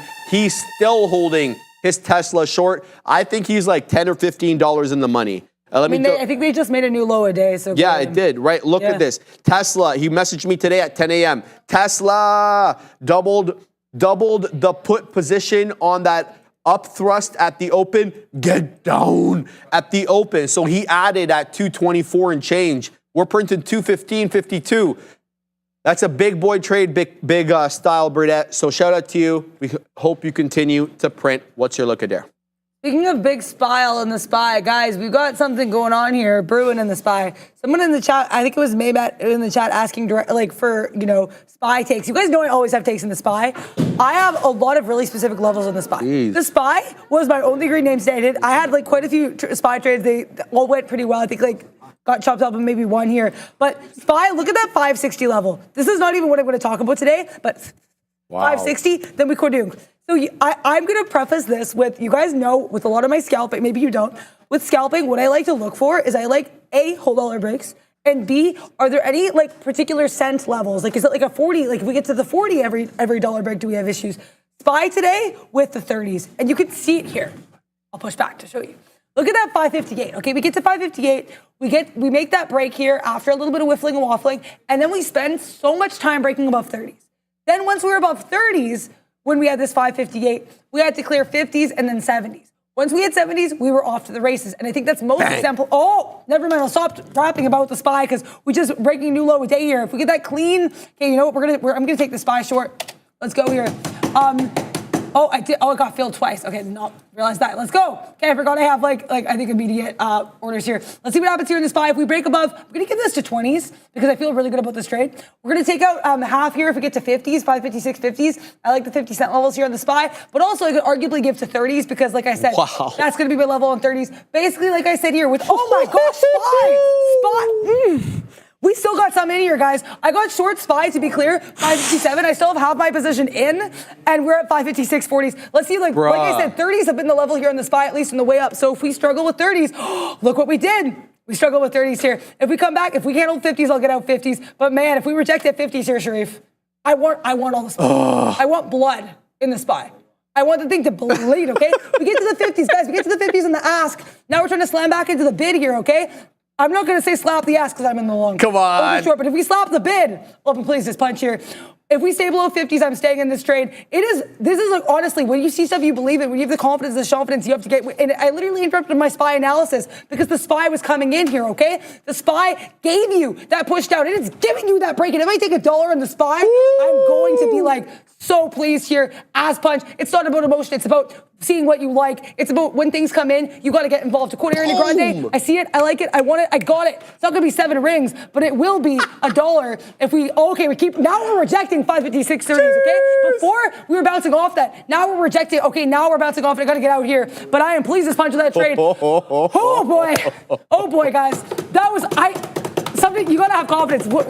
This was in the sim, but that trade didn't feel simulated. That felt real because I traded it like how I would have if it was live. So I apologize for interrupting that analysis, but I think this just goes to show that 30 cent level in the SPY still real. Look, we still can't break it, guys. Bro. We break 556 30s, and as I say that, we're trying to break below. That'd be dope. But wow, you got to stick to your playbook. If your playbook is whole dollar SPY shorts, take those shorts. Take them with size and believe in them and be confident and be confident. I love being here with this community. I saw someone else fist pumping while I was ranting. What are you doing? Oh, Adara, man, holy paper-handed trades. I had 2 shorts into Apple. Both were profitable and both were paper-handed trades. I almost got top wick. I shorted right at 67s, 225.67. We just got 224.63. $1 in less than a minute. Oh, come on. on, I did it so poorly. Right idea, poor execution. That's just what trading is. Hey, that's the name of the game, baby. I mean, I'm having a great time today. I'm having a fantastic time. Yeah, that's what this short was on Apple at these levels. Look at Big Smile, Tesla. Yes, Tesla's bleeding. I was just shouting you out, Big Smile. I was telling everyone you shorted on the pop into 224s, and now we just got a 214.46. My man is $10 in his money on the ad, not the original. On the ad. So shout out to Big Smile on that one. That's a hell of a trade. He's doing that through options, guys, in case you're wondering. He's buying up puts on the Cybertruck. And funny enough, Big Smile, a buddy of mine got into the Cybertruck today, which I found to be, quite comical because we always talk about being in and out of the Cybertruck when we're in Tesla trades. So yeah, he actually got into one today. So lots of blood. Goes without saying right now on the future. We're well off the highs. We could be 400 points by the end of the day off the highs because we're 20,025. Well, while Adair was dropping the lesson, I looked over at the Katina, man. I'm like, something inside me said that, we wick up into 20,000 and then we sell off aggressively. And I was not expecting a 20,000 reclaim until later in the fall, possibly, right? Shows how much I know. We'll see what we get today. And we'll yap about it. All right, let's talk about Faraday as well, because it's right back above. And this is why I kind of mentioned the VWAP rule, because look what it did here, guys. I mean, it comes into VWAP, and now it's like almost $1 off that volume weighted average price. Doesn't mean it has to stay that way. Oh, this is actually quite bullish here on Faraday. Okay, so it held VWAP, and it retook 7. And 7's been an interesting area on Faraday. So Faraday might be an interesting long here. Let's see what the moving averages are doing. So they didn't quite cross. So the 10 and the 20 didn't quite cross. All right. Wow, the market's still bleeding. Let's go back into Faraday over here. Have a look. Now, what could be interesting is where are the resistance levels? So 7 1/3, it looks like. There's possible resistance level right there around 730. What could be interesting is to come back into 7 and take a long off 7. That's exactly what I'm going to do. I'm going to set up an order at 705 to possibly front run it, but I'm looking for a defend of 7 over here. So number 1, we'll see if we get it. Number 2, we'll look for 730, right, as a possible area reject. Now, I'm not going to short there.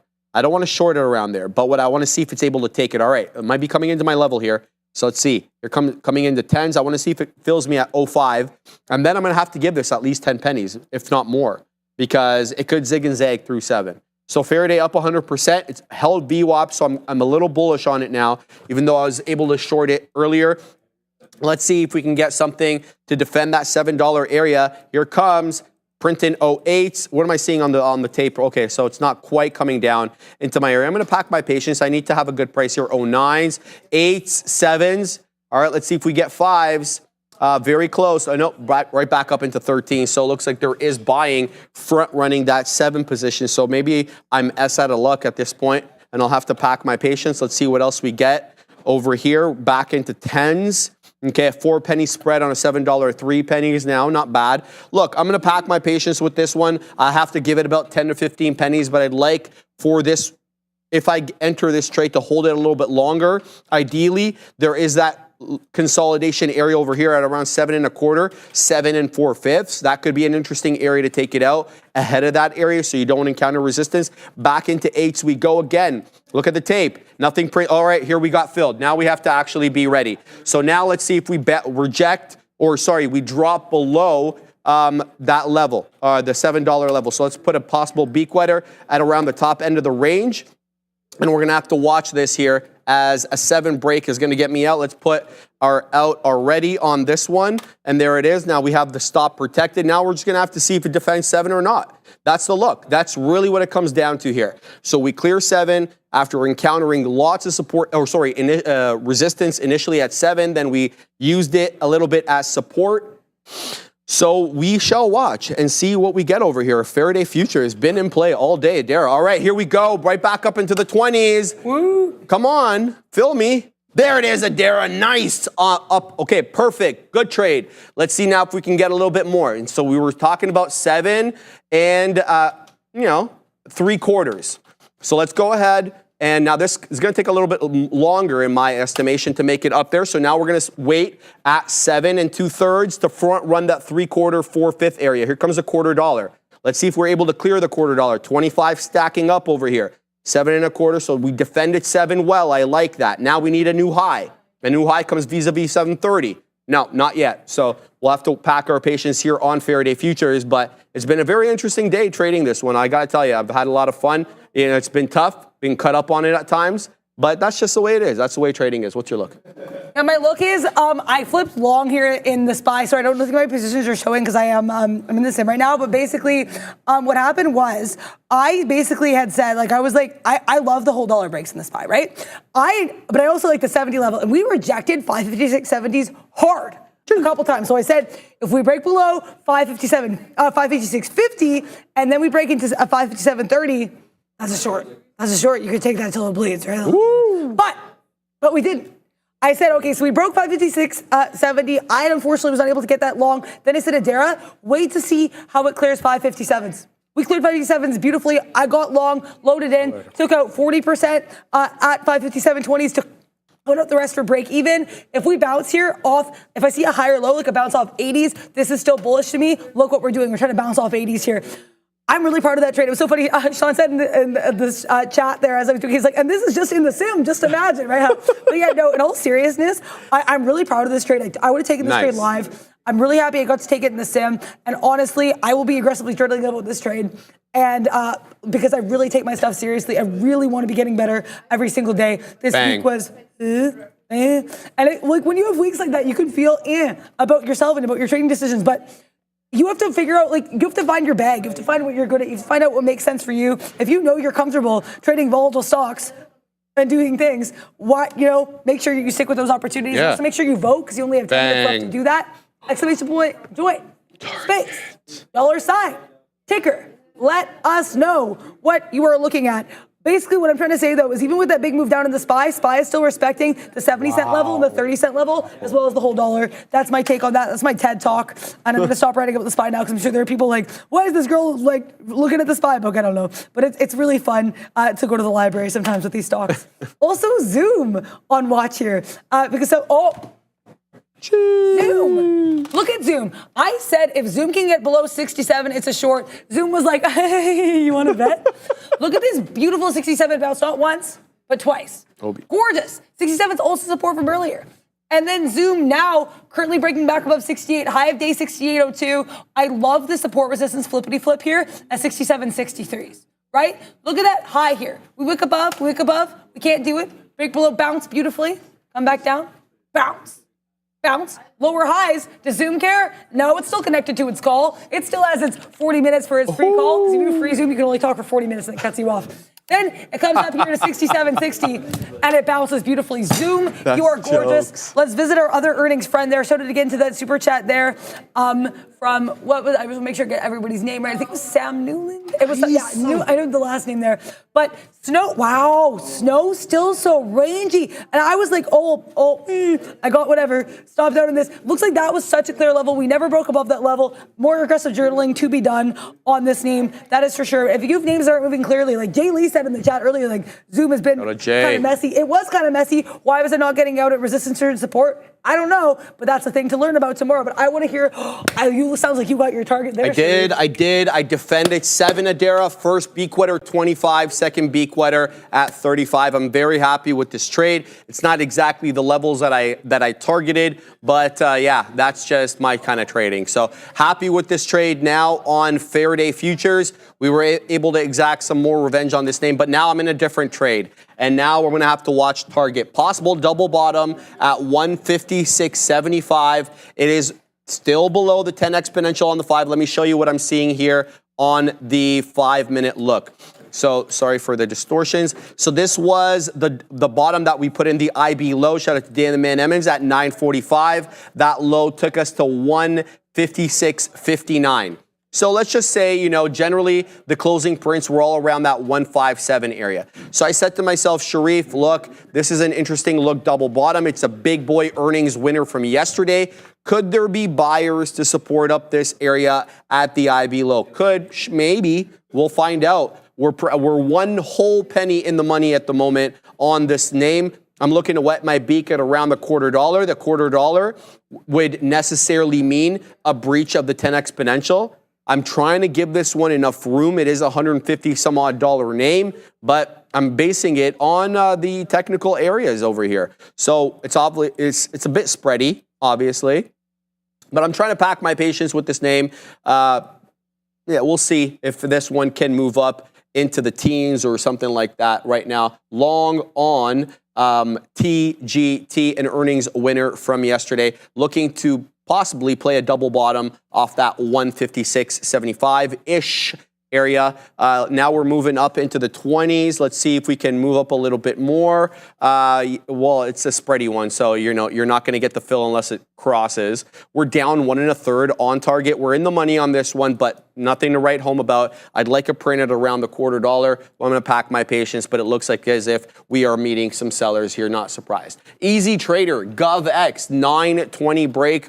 Absolutely. You ask and I oblige. Let's bring in the side chart over here and have a look at GovX. This is obviously in play because of the whole monkeypox situation right now. But yeah, it's been kind of dead money on the day today. I don't want to say dead money, but it's been rangy. Okay, so the closing print 8.30 yesterday, the high 9.56. That is the after the bell high. Looks like we got a little bit higher there in the pre. We got about almost $10 there in the pre. Very much an inside day, Easy Trader. I got to tell you the truth. This is not what you want if you're trading GovX. You want direction, like what we had yesterday. So let me show you exactly what I mean by that. Like, look, the consistently higher highs, the higher lows, and then you get the big boy. What was that? Right at the, for whatever reason, we got big boy volume right at 345, which actually caused it to halt. This is the kind of direction we're looking for from GovX.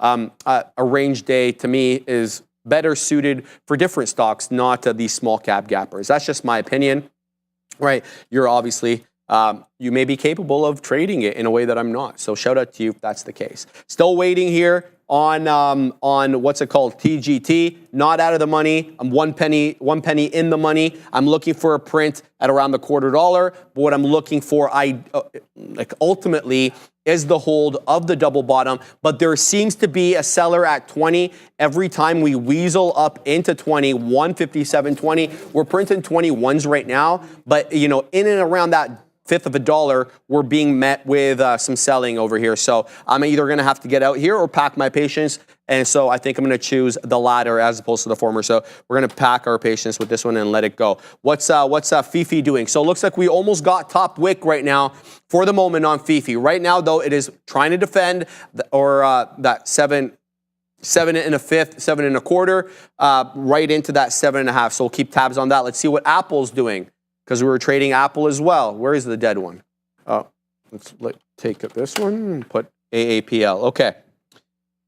So Apple is just printing lows. Apple's in trouble. Well, so is the entire market. I mean, the NASDAQ's down 1 1/3, so Apple's going to be bleeding as well. So we're literally printing 224 and 2/3. That is almost the low of the day. Here comes the low of the day on Apple. So it's a short the pop kind of situation right now. It feels like on any of these Mag 7 names. That's what it feels like at the moment. Coming back into lows, 224.50. That will be a new low of day on AAPL. We'll pack our patience. All right, back to target. Still whiffling, still waffling at that fifth of a dollar, that 20 penny area, which also happens to be the 10 exponential on the 5. I'm not taking it out. I'm going to wait. What's your look? Yeah, don't whiffle or waffle, because if you don't shoot the dart like straight, you could poke someone's eye out. You got to wait for the target to hit. Oh. So it was a really long-winded target pun. I apologize. All we good. have 3 minutes left though to vote. Exclamation point join space $, ticker. So let us know. I had an Amazon short earlier. I think I mentioned this. I wanted to short that 177.60. I got stopped out. I did not realize. Apparently, part of my position was chilling. I got part filled. So that was pretty dicey. He did fine. Obviously, he was just RIP my Amazon chart. We were chilling, but yeah, it's never great. Sharif has talked about this. If you don't realize you're filled, or if you're in something, that's never a good feeling. Even if it was in the money. So I don't love that there. I did not realize I got part filled on that. So that's pretty dicey. Okay, SPY. I was watching the SPY book, and I want to show you, I think it was M-Sense in the chat saying, a lot of people trade the SPY. Please trade it more. I trade the SPY, I think most days a week, and I always am watching the book, and that's how we get these levels, right? So I was just watching the book here on the SPY. We were at 556.70, and like I said, 550, like 70 cent level, that's been my turning point today. That's where the SPY decides what it wants to do. If it breaks below 30s here, that's where you start to build a position for me. If we break below 30s, I risk it into 50s because I like the 30, 50, 70 is kind of, a different level. Okay, we're breaking it here. Let's see if we get filled here just below. Guys, my entry point here, 21, so a little bit higher than I would have liked it, lower than I would have liked it to be. You don't love chasing waterfalls here, but let's see as we do here if we break lower. If we break below 556 decisively, I'm adding. If we don't, I'm getting out here. Because like I said, my levels for SPY are always the only time I have SPY books as playbook trades are A, is it like a break below a whole dollar level, or B, is it a level I like? In this case, with whole dollar levels is always going to be like kind of, a vibe, but I also did like those 30 cent levels, so that's certainly going to be something I want to do here. You can't trade P&L, even if you're in the sim, you always be trading progress and learning, because I did have those winners there earlier. I get 70 cent winner in that first SPY trade, but if I still see things I like, I'm going to stay in here. We're really having a bulls and bears, like really clashing horns here, clashing paws at this 556. I want to see if we break above here. Can we hold it? No, okay, we're trying to hold here. Still below 556.10s. Let's see what happens here on the S&P 500. The S&P is the place to be. If you're down with S&P, yeah, you know me. Yes, I am. Okay, we cannot break below this 556. Wow. Okay, SPY is like, yeah, Dara, talk about your levels, whatever. We're going to hold 556 for now. We're going to get out here, break even. I want to wait and see. Why will it not fail me? Thanks, SPY. Okay, we're going to get out here, break even. That's cool. I can live with that. I think the SPY could continue to be grinding higher here a little bit, so I'm cool getting out of this trade. It happened. It is not filling me. Good times. Okay, there we go. Nice little, I still want to get out of here, but it is worth noting that 556.30 still trying to whiffle and waffle here. Happy I tried the trade. Did lose a little bit there. Got up basically flat. But the thing is, you have to learn, live. Things aren't going to work 100% of the time. But you know what you do miss 100% of the time? What? Shots you don't take, Sharif. Bang. So that's why you got to take those shots. And to quote Hamilton, I'm not throwing away my shot. And like I said, I'm so lucky to be here on this show. Same. I want to be trying to learn every single day. This week was a big L for me. But as 21 Savage says, taking less L's, making more M's. How you doing? He did say that. I heard it. I did hear him. Yeah. It's a song called More M's. Yeah, in case you want to know how to obviously, I know. No, I know, I'm playing along. I'm trying to play along. All right, we're at 157.20. I've been waiting at the quarter dollar forever. There does seem to be a bit of a seller at the fifth of a dollar. I've seen the ask go to 21s. The book is not, the tape is not printing anything really above 20. There is a 20 print right there. I'm not seeing any 21 prints. Yeah, it's whiffling, it's waffling. I like the trade. I like where I'm in. I like my stop. But we're not getting the execution that we want, and that's really what it comes down to. So I've got a few more minutes on this desk, then I got to weasel my way up into the green screen. I'd ideally like to be out of this trade before that. I'd like not to have to flatten out, break even, or at a small L. I'd like to get printed here, Mr. Target. But yeah, I know it's not going to. Yeah, Dara, I don't think he really cares. He doesn't, but it might make, it's always fun to talk. Don't feel bad for me. The dead one is trying to bounce over here. AAPL, look, we're on our way to 19.6, so it's going to be a 425-point kind of day. It feels like. We're at 19.618. We just printed the new low on the day right now on the NQ September contract. Blood in the market is an understatement today. Wow, a lot of weakness today in these here markets. Yeah, so that's the look. And if you're a short, if you're a bear, if you were short all day, it's been a great day for you, especially if you held on to your shorts. We woke up maybe with some optimism because we were knocking on the door of 20,000. We haven't been up there in about a month or so, but who cares? I mean, there is price action, and that's all that really matters as an intraday trader. You want that volatility, you want things moving. Otherwise, there's no trade. So, Saad Mahmood, can I get some freaking love? I asked Michael Noss about the bearish divergence on the Qs on Monday and felt that the 480 level was being tested too frequently.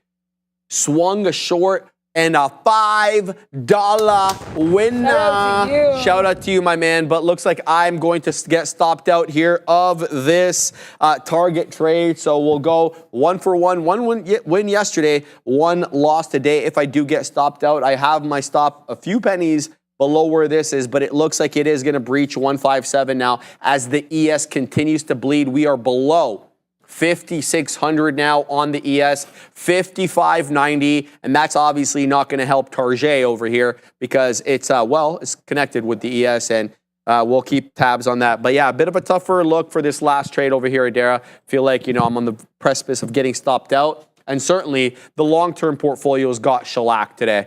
But that's the way it is. You got to be dead inside and then, look at it as possible opportunities to add later. And there it is. There's the official stop out. So we waffle at 157.20. I was waiting at 25s and I didn't get the print, and that's the end of the trade. So we'll go negatory on target at this level. So that's the look.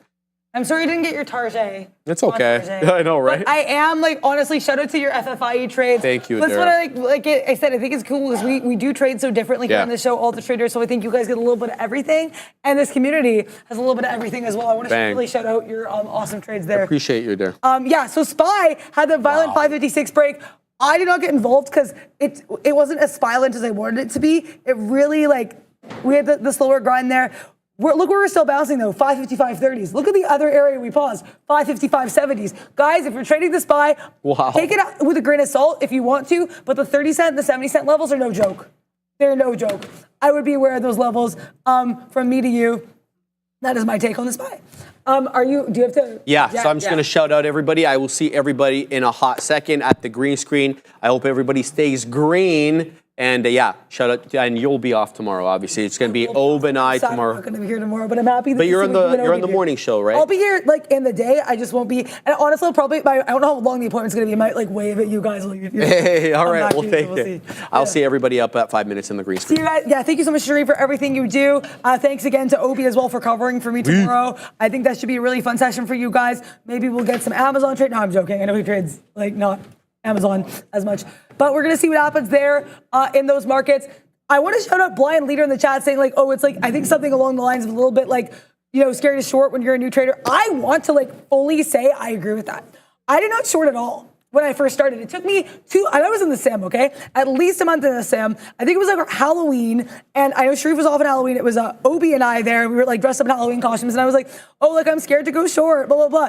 And then both Obi and Sean were telling me that doesn't make any sense. Why are you not going short? I got a whole lecture of Adara. It's the same thing. So believe me, I understand it is really scary to go short, especially because we do have the benefit of being with real trading. We have, the things are different in terms of fees, and I know the risk is a little bit harder when you short. But yeah, I would say take your time to build up that confidence. Maybe try taking trades in the sim because honestly, being able to kind of flip the style up and go either direction is a very freeing feeling. Not advice, just my take on the chart. SPY trying to claim that 550 area. Let's see what we do here on that S to the P 500. Thank you, M-Sense. Really appreciate those kind of comments there. Thank you to everybody in the chat. I love this community, and I love what's happening here too. DJ Marshall saying I got into a swing SPY put for the month. Let's take a look at that daily chart on the SPY because I usually look at this one more intraday. That there are levels that show up a couple days here. Wow, talk about bearish engulfing. We wick as high as 562.30. Then we're right now we're trying to break below 555s. If we get below 555.30, that might be trouble. But this is a really interesting look here on these here markets. I think if we can, this bearish engulfing, especially with that beautiful bull flag we had leading up into it, let's see if these markets have any more room for any blood. Also, I guess this green sweater today was not the indicator because I know sometimes the joke is, I wear green because my pants are green as well. If I wear green, the market goes the last time I wore all green like this, the market's at their best day in 2 years. So alas, my clothing choices could not move the market. Shout out though to Blind Leader. Yeah, definitely I spent a lot of time in the sim, and like I said, I'm considering going back in the sim for a bit just to get my footing again, get my sea legs back. So yeah, it is something different. You always shorts. I get definitely the trepidation with shorts. I think the fact that I shorted in the sim for a lot made me more comfortable with it, but it was still something I was a little bit more hesitant to do live. So I totally understand that transition. Again, one of the things that I think is really cool about the program and about our community is we have people from all walks of life. We've got Neil and Sean. They've been trading for 20 years. Sharif and Obi, definitely a little bit more advanced in their trading journeys. I am still a very new trader, so I'm here to learn with everybody, give you guys my insights, and everyone trades different types of stocks too, right? And I think that's something that's great. So I love being able to to exchange comments here with people in this community, even when you get rinsed, as I did this week. What's great about the ocean is there's tides. It rinses, and then it comes right back up. Tides ebb and flow. Shout out to Tide the time to go packs, I guess. But no matter what, like as long in, because of course, like, you know, make sure you're protecting the capital, right? But if you take the time to journal, aggressively journal, to come back there stronger, harder, better, faster, stronger, I think that's really important there to keep pushing higher. Blind Leader saying that's why I'm here soaking up Nealage. And again, I think one of the things that I'm really grateful about being able to be in this floor is I get Nealage from Neil, from Sean, from Sharif, from everybody in the back there. You know what I mean? I think it's just so, I love that you guys get to be part of this community through this show. Don't worry, John, you'll get to the next show here in just 45 seconds, I promise. We're just wrapping up here. SPY really does not want to give up that 550, 530. Look at that influx of red, the influx of green. I'm a little sad I'm not trading tomorrow because I have a lot of levels I really, really like. But you know what else I know you guys will really, really like is when we go over to those guys there on their show. Hope you guys had a great time. I won't see you tomorrow. Same bad time, same bad channel. But Sharif and Obi will. Let's see the big desk guys. See you.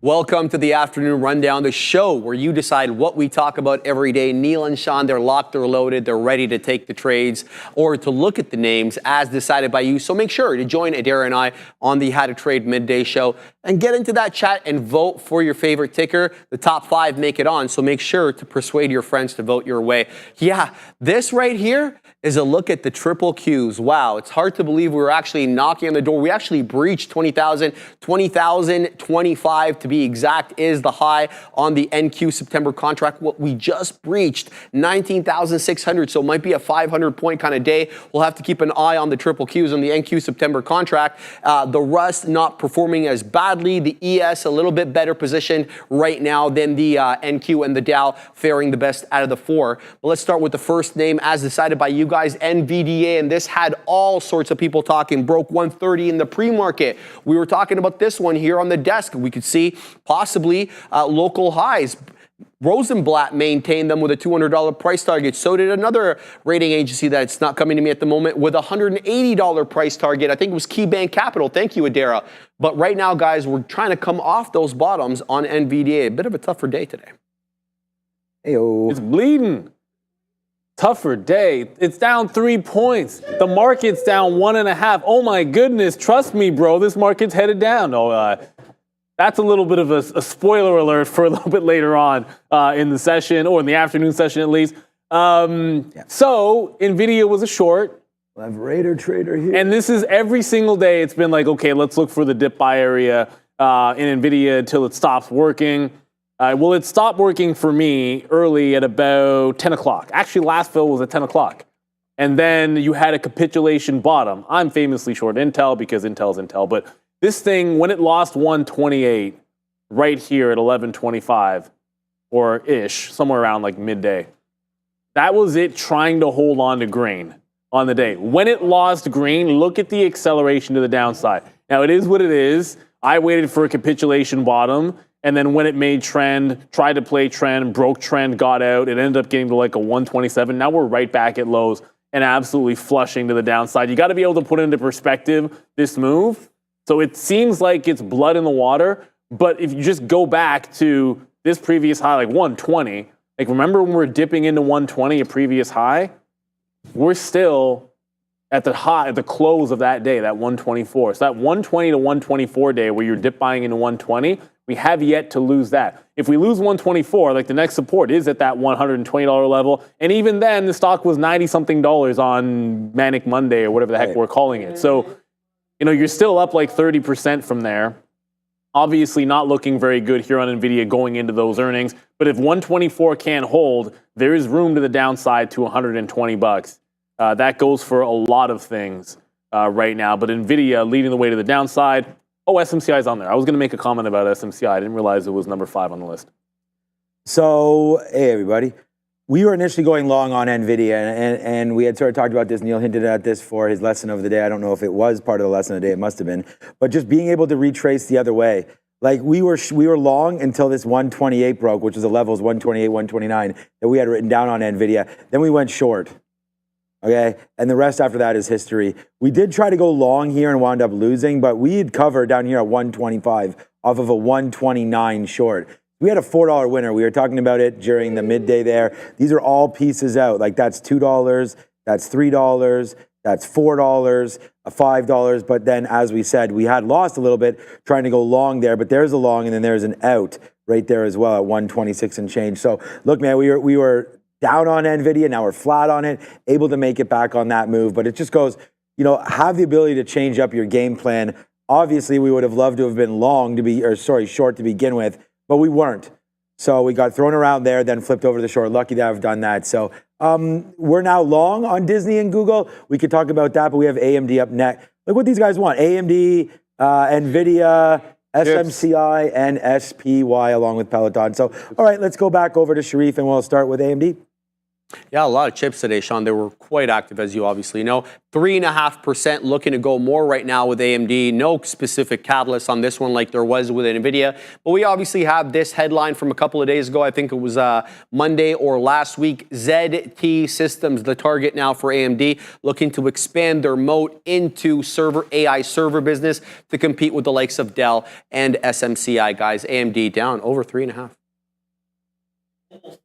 Actually, 3.9% to the downside is AMD here. And I was working off of yesterday's high, like this one. It was more the fact that AMD had done this.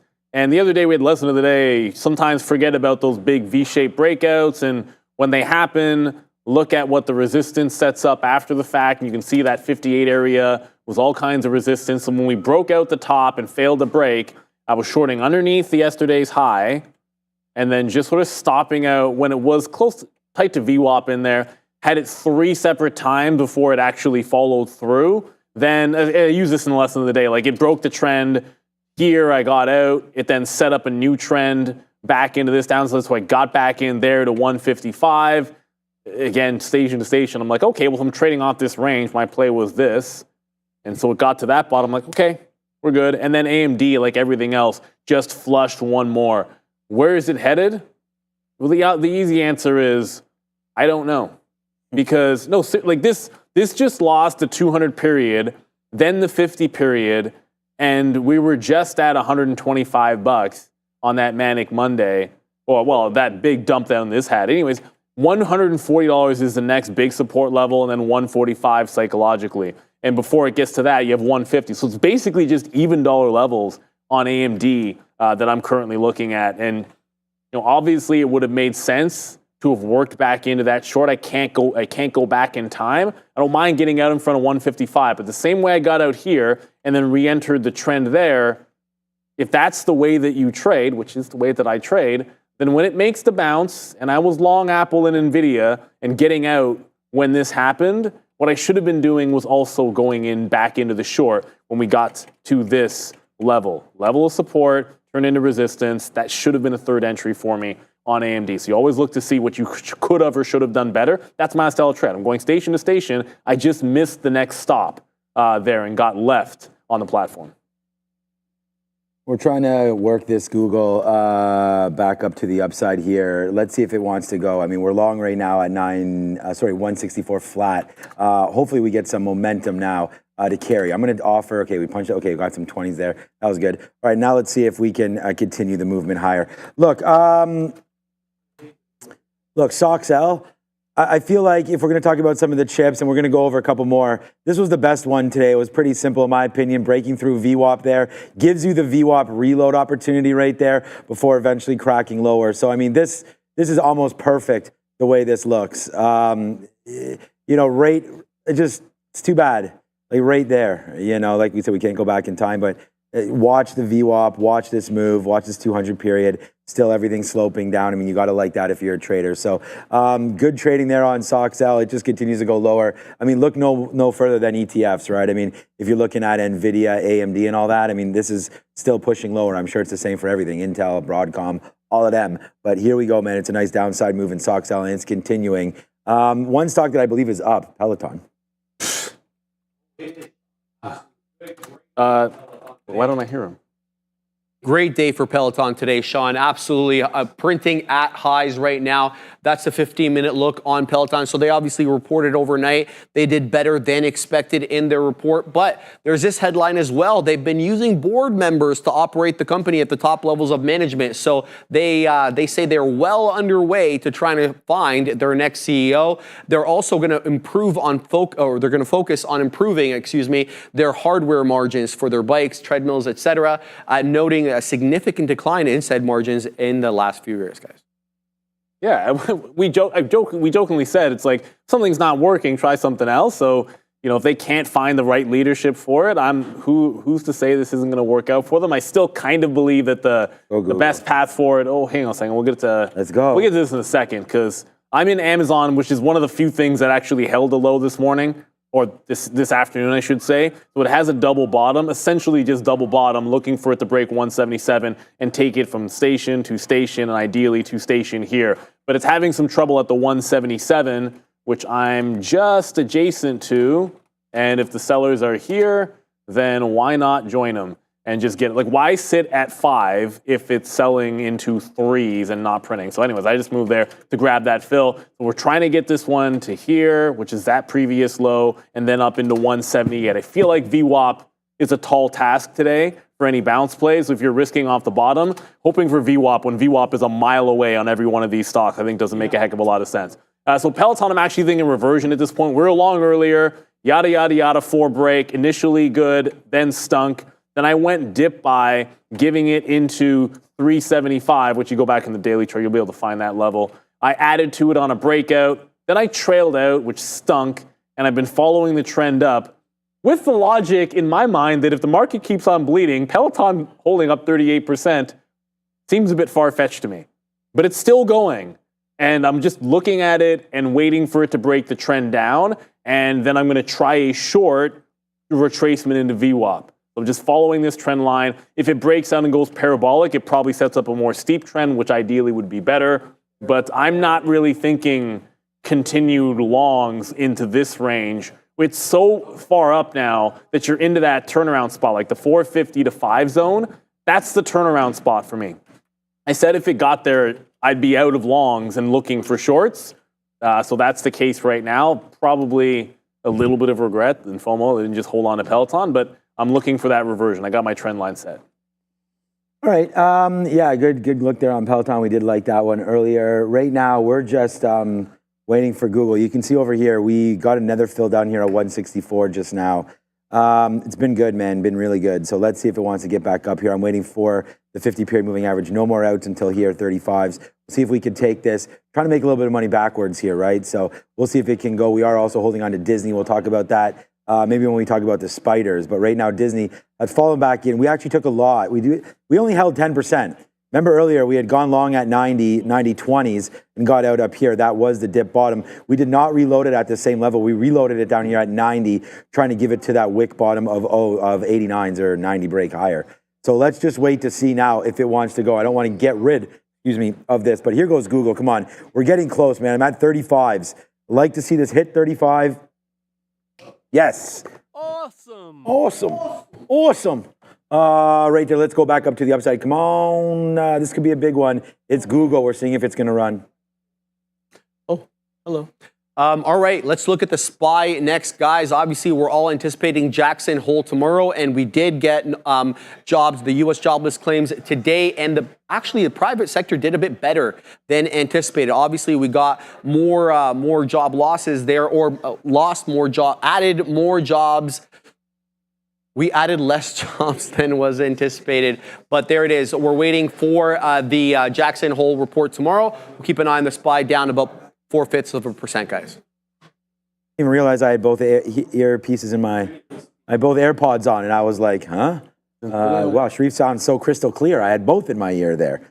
That's how it should be. Yeah, good. Yeah, that's how it should be. But anyways, spiders. I only trade the TQs. Here, let me switch one of these. Please blow the cow. All right. There we go. I need the market to go up 2 O's in, so hopefully that will happen. All right, I'll just talk about the NASDAQ, then we can go over to the SPY. I'm hearing something about Meta. Hold on a second. Instagram is allowing you to add music to your profile. Okay, that's so hype. Okay, so here we go now. Just real quick, so we won't look at that. Come on, Google, let's get back up to the upside. So actually, the TQQ will be one of the top stocks today, if you can believe it or not. And that's because we went long, and that's it. Like, how could this be a top stock when you're going long and keep getting out? Well, you know, we had sort of stuck our neck out here when this trade was coming in, so we did put on a decent amount of shares. I was able to get it out, but just like 20, 30 cents each time, sometimes a little bit more than that. But yeah, the TQs has been falling down. The Nasdaq's down 1.5%. We did have some talk about markets moving in one direction today. I wonder if we're finally basing out here at 19.6. To me, it was written early. We had 20,000 and you had the break, right, of 20,000. As soon as that sort of didn't hold, there was reasons to get to the downside. Now we have Fed speak, we have Jackson Hole, plus we just had a fail up there at 20. I mean, psychologically, it's there. The all-time high for these NQs is like 21,000 and change. Don't quote me exactly, but you know, that's it to the down. It's almost to 21, I believe. Anyways, downside move there today. So as we go, let's see if we can get it back going. We're now 50 cents in the money now on Google, which is a nice play for us. We've bought the bottoms a couple times. They're trying to break longer right now. And if Disney can go, then oh boy, looks like you might be right, Ozan. That little cow there might be working to the upside. Let's take another piece out there at 45. See if we can keep going on Google. We still have half of this trade on, and it's working out quite nicely here with Google to the upside and Disney trying to go as well. If you rang the register at these all-time highs in the SPY on this pullback, then you're looking to maximize your idle cash. Or Canadian users enjoy 6% per annual cash on cash balances up to $10K for 60 days, along with a 2-month commission-free awesome offer there. You can also earn up to $2,300 in cash rewards when you transfer your portfolio. Both these rewards can be enjoyed at the same time. With Moomoo, you'll gain access to comprehensive data on stocks, options, and ETFs. Plus, take advantage of algo trading, allowing you to create, backtest, and execute your own strategies. Set up instant alerts to trade on your own signals, helping you to take your trading game to the next level. Thanks to Moomoo for sponsoring this portion of the show. And reality is, maybe you paid on some shorts today. Maybe you, like I said, you sold off some highs, but certainly there was profit taking. So on the SPY, I'm not in it. I'm in Amazon off the bottom. That is kind of, obviously it's adjacent to it. But the reality, sometimes it's as simple as a false breakout. If this was just any old stock, a false breakout of an all-time high that then goes red. Technically, that's what happened today. False breakout on the SPY. There it is. We're churning. We're breaking it out. And then right in here is where it got red. When it lost the previous close, dump. Resistance, previous close, dump. That was 560.5. Tried to hold it, lost it. Retested it, lost it.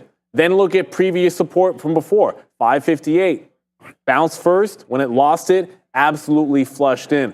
So if you're looking at those technical levels, those false breakouts can be big reversals. Maybe the market's a little bit skittish, all that good stuff. But the one I'm in right now is going to be Amazon. We'll get to some more chip names because we're going to talk some SMCI. It just tagged 177.40. Couldn't quite get to the half level. I'm still thinking 178 is good enough. VWAP at this point, like if any of these suckers get to VWAP, I'd be thrilled. And I might even be thinking about some retracements at VWAP if we can see them. But let's get on up to the end of the rundown with some SMCI and a few chip names. Yeah, down over 3% and trading at lows right now, Neil, is Super Microcomputer. You can see that chart there, basically at the low of the day. There was really no specific headline today for Super Microcomputer, mostly just trading down in sympathy with most of the other microchip names. But there was a couple of headlines. It looks like Nvidia is exploring a partnership with another Taiwanese company for AI servers. We saw already AMD do the exact same things with ZT as well with that partnership on Monday. So it looks like Super Microcomputer here getting even more competition, guys. Accumulation. It said this was either yesterday or 2 days ago with regards to SMCI. And I know it's a very wide range, but you cannot unsee it when you look at it on the higher time frame. On the daily chart, this is accumulation at this level. It's the tightest consolidation this has had since even back here in June, it was still a wider range. Like you've all of a sudden got about a $25 effective range in here. There's some wicks on either end of it, but it can't bust out above 35. Really, anytime it finds volume is down here about 615 or so, or up here at 25s, and then we're bouncing off $600. So the day it happens, for me on this stock, I find I very rarely trade it, and when I trade SMCI, it pretty much is always when it goes somewhere new, meaning break down under 600 or break out above 640. One of those two things is coming. Now, in the next couple of days, it seems like it's more likely that it wants to break this bottom here at 600. So I think that's going to be the first thing on watch, possibly this afternoon, certainly tomorrow. You'll see me, I'm in Intel. That's down 4%. Intel's been bad. Intel tried to hold support at $20.65. I was long till it broke. I shorted the break, trailed out when it broke this level, waited for it to get back up to the high at 2080, which, spoiler alert, happened to be VWAP as well. So VWAP retracement, it's back at the lows because Intel is Intel. And, well, I mean, the market's down as well. But obviously, if I could go back in time, which you can't, unless you've got yourself a sweet-ass DeLorean with a flux capacitor and get up to 88 miles an hour. You need that 1.21 gigawatts of power, though. If I could go back in time, there was no easier short, in my estimation, at least for myself, like the stocks that I normally look at, than Intel having 2150 be a wall of resistance for a half an hour in the pre-market, yesterday's high be right here at 45, the close be at 40, and then it dump all of those levels right at the open. Proceed to consolidate right at previous areas of chop, and then dump it right into another level of support. Sometimes bad stocks are the easiest place to go to. When the market starts flushing and a bad stock is there for you, so you want to take advantage of it. All right, we did get into that DeLorean a little bit here and rewound Google's price down to 164, and then we just bought it. We sat on there, and now Google is well traded to that downside. We're now 50 cents in the money over here on Google. This might not seem like that much, obviously, as we're only a dime right now and on Disney. But again, it's going to be about share sizes here. Disney, we have some shares in. We're trying to take some out. As it breaks the 50 period, look, I'd love for all of this to get back to the 200 period. I don't know if that's what's going to happen here or not. But we will wait to see about Disney and trying to hold Google. Maybe we get that retracement play back in. I don't know. We've already taken out the 50 period moving average. I don't think we're going to get anywhere near VWAP today, but that would be 19.8 right now. So we have a minute to go before we get to that. But there's somebody that I know I want to talk to about all of this. So without any further ado, he's a friend of mine. He's a friend of the show's. It's Raider Trader, and let's bring him on in. Mr. Raider, how are you? What's going on? I'm doing wonderful. How are you, gentlemen? And looking, Sean, what's that hat? Is that the blue? Is that baseball or hockey? Andrew, you know that's baseball. I know you know. I don't even. You know what? You don't know. But man, don't. Cardinals, Bears. I mean, what else? I can't memorize all these animals, man. The thing about you're really like convincing us of this Ohio stuff here because my kids always go skibbity Ohio. Like, what does that even mean? And now yeah, exactly. I feel like that's right. I feel like right now you're proving all of this. So shout out to Raider Trader. This is the Blue Jays, my guy. I guess I'm just a trader from Ohio, guys. Maybe. And there's nothing wrong with that. Fair enough. I'm a trader. My bad, guy. Hey, anybody that followed your Trust Me, bro, I mean, you said August 20th. We did kind of have a high there on August 20th. I mean, if you pull up here, I have a daily chart. We'll call up the NASDAQ. We'll call up the S&P. I feel like those all done pretty good there. The 20th, just a couple days ago, and now we get the red candle today. We had a little bit of a doji star. Your day kind of stopped us right there. It was 8 straight days up. Now that pull back in as we get ready for Jackson Hole. So how are you positioned at all, Andrew, for this move down? What are you still holding? Has this been capitulated enough, or we're just sort of in the beginning of this?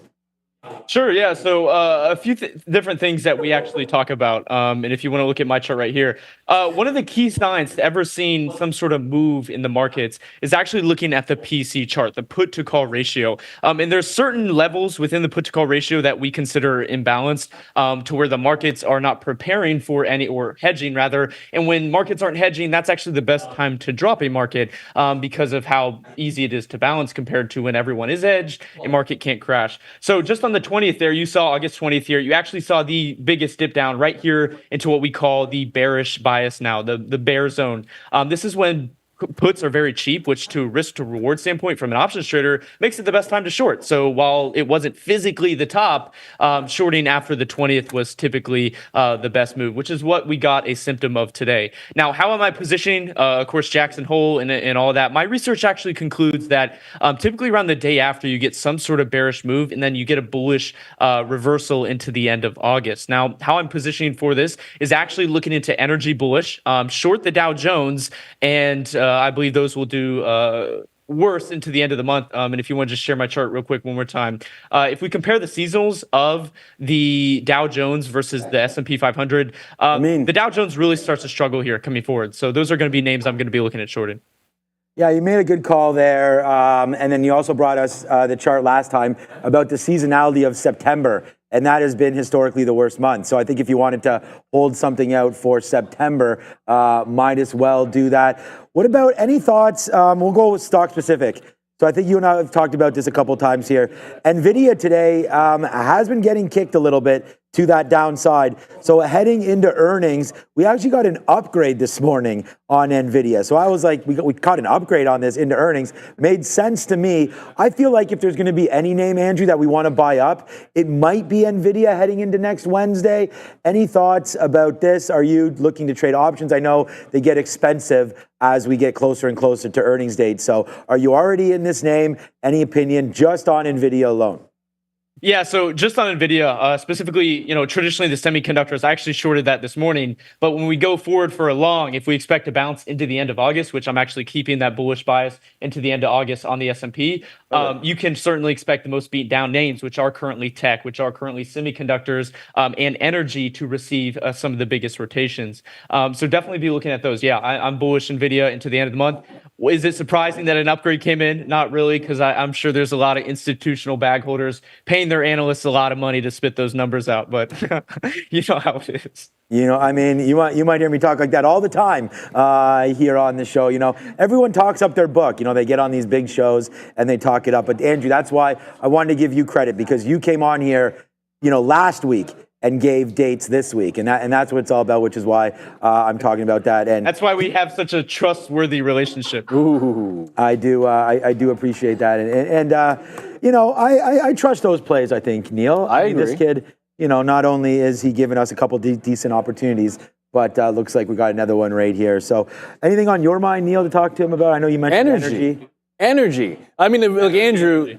No, I mean, look, Andrew. You mentioned, of course. Look. Market wants to come back down. There's always something that you can be pivoting into, right? Like money goes from one place to another in a general sense. Maybe not always exactly linear. It's not as if everyone sells their positions in the chip names to go buy XLE. But if you look at what's happening on the XLE, like I'm a big fan of the 200-period moving average from an easy technical standpoint. Like this made what seems to me like a liquidity grab bottom because you had high volume, recent low. And then it's almost like, okay, that never happened. We'll just go right back to supporting what was a previous level of support. I usually look at that as like short-term bullish, and it's right back into that support line. So my question to you would be, if you're liking energy, is this like a right now thing? Hey, it's at the support line, take a shot at it. Or is this more of like I'm looking to build a trend up type of entry into a position? Just curious there, because I like energy. I recently picked up some, it's a little bit adjacent, Oxy. That's for different reasons, because I just really like the price that it's at. But do you like any XLE here today?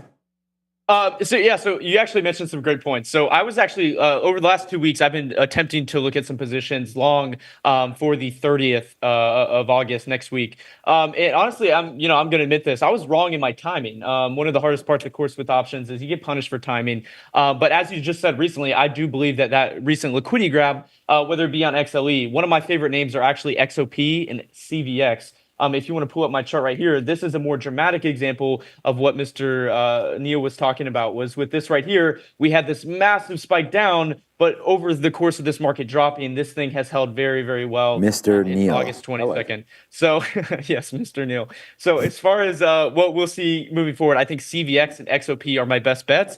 I was positioned into Oxy while I did get stopped out of those. Again, just timing these things, I think a bigger position can be trusted in CVX and XOP for me moving forward. But yeah, you're absolutely on the right. Whether I don't use moving averages, but you'd be amazed how many times two traders can sit down and come to the same conclusion based off different technical parameters. So yeah, that's what we're at right now with the energy. Oh, I like you saying CVX. That's well, I mean, I own energy stocks in Canada.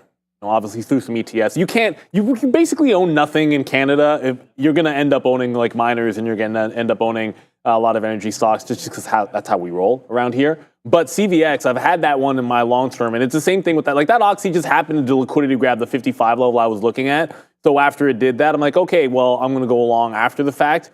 But what I love about this is like it feels very opportunistic in CVX. Like I'm now looking back at this and asking myself, why am I messing around with the Buffett level on Oxy, which essentially is that's what 55 is. It's just like it tends to bounce off that level since he's been buying, and he's generally been buying higher actually. But CVX is at an unbelievable level of support here that you're pointing out there. So kudos to you for mentioning this one. And as you said, timing. Look, if we could always perfectly time things, then none of us would be here. We'd all be sipping pina coladas or whatever your drink is of choice. Hopefully, in an island of like Antigua, which is the most beautiful one out there. But the best thing you can do is have a plan of action. Sometimes when I call it wicked out or get stopped out on something I really like, I'm willing to jump right back into it. Now, for yourself, is this something that if priced, it's easier to do as a trader? Of equity directly. Now, obviously, in options can be a different story. Is this something that you would do? Do you take two stabs at an idea if you really believe in it, or do you just say, "Hey, this didn't work. The timing wasn't right. Let's back off of this and show a little bit more patience"? Because I know often I'll be like, "Okay, I should just go right back in. This is still valid." Yeah, no, I think one of the biggest things, I said this last time, but management is where traders are become great, is that you have to understand, number one, I always lay out the parameters of my idea before I go into the trade, which is, how long is this move or opportunity expected to be? And when I get how long the expectation of opportunity is, that kind of determines what my tolerance of it sitting and doing nothing is. What a lot of people don't realize is, especially in the options game, but also equity, they're trading their what do you want to call it? Their contracts. Well, specifically for options, they're trading their contracts rather than the markets. A stock market can chop sideways, and an options contract can go from 100% down or 100% up to 0 flat or even 50% down. Just by it going nowhere. It could be at the same, but as you get closer to that expiration date, the theta decay chips away at it. So I'm actually punished for the stock doing nothing. That doesn't mean it changes the idea. So what a lot of people do is some of my biggest trades have actually been from positions I started down 60% in, which a lot of people wouldn't feel comfortable holding, but that's because I laid out the idea that this has not been invalidated yet, and just because my contracts are down does not mean this idea is down and invalidated. So as far as things like CVX, for example, I try to outline some basic parameters, something like, hey, I want to see a gap up, or even like a trade that I'll talk about now. Around AMC. AMC is one of the, if you guys want to talk about stocks, get ready, guys. AMC is going to, I believe, have a decent opportunity for 920 calls, anything over $5. But how I would play that would be, hey, since this is a meme stock, I want to see some sort of, close over $5. And as long as we, at first I'll build 1/3 of my position size, let it run. And as it proves me right, as it starts to break out closer and closer to 6 and 7, then I'm going to add.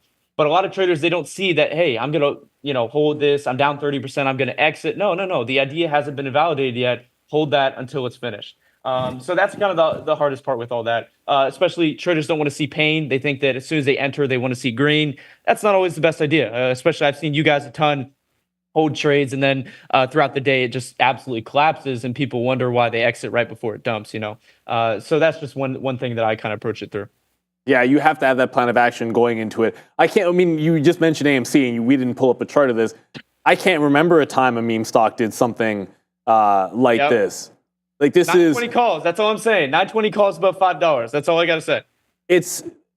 I mean, you don't usually see like the 50, the 200 converging. The stock has found a brick wall at the $5 level after finding like legitimate support on pullbacks at $4 too. So it's not as if there's nothing down underneath there.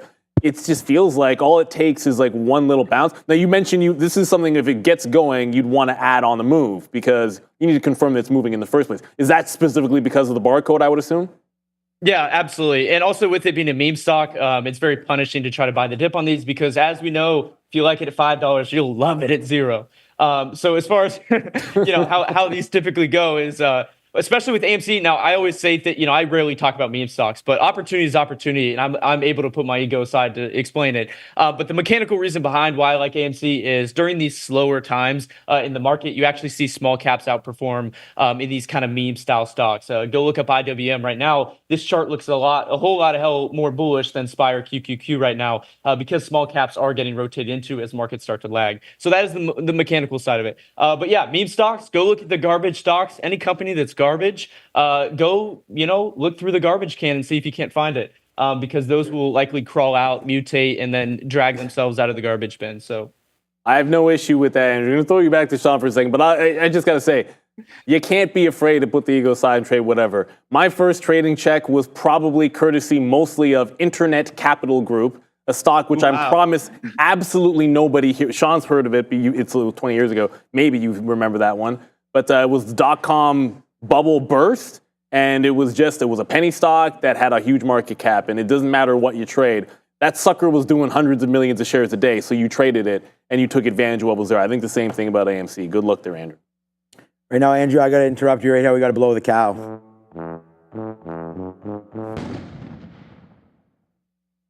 what? Who's in charge of these animations, Sean? Me. You? Me.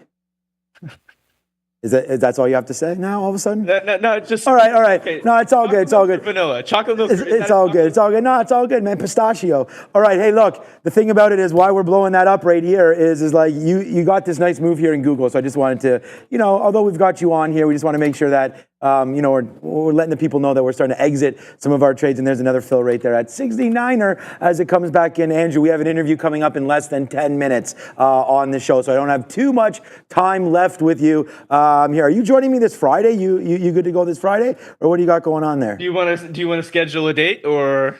I thought we had a date every second Friday on the recap show. Oh, that's right. So yeah, we do have a date. All right. I'll bring flowers.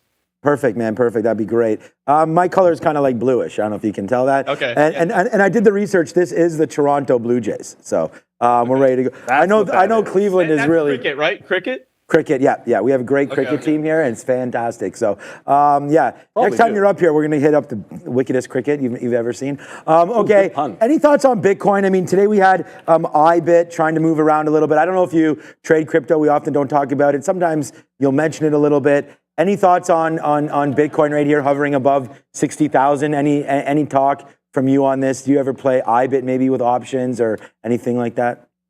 I think Bitcoin will be certainly into the end of September an opportunity. I don't think right now it's worth my time. But yeah, as far as those Bitcoin stocks, miners, now that they have the ETF, right. Mara, Master, or MSTR, excuse me, all these stocks, they have all these same opportunities typically into the end of September. So I'll be looking for them. Right now, I don't really have any, as far as people looking at trades, you guys could see something I don't, but as far as risk to reward for me and how the mechanics of the market, the rotations, everything like that, I don't see Bitcoin being favored until the end of September. So I'll be looking at then September, October, somewhere around there to try to build a position into the end of the year.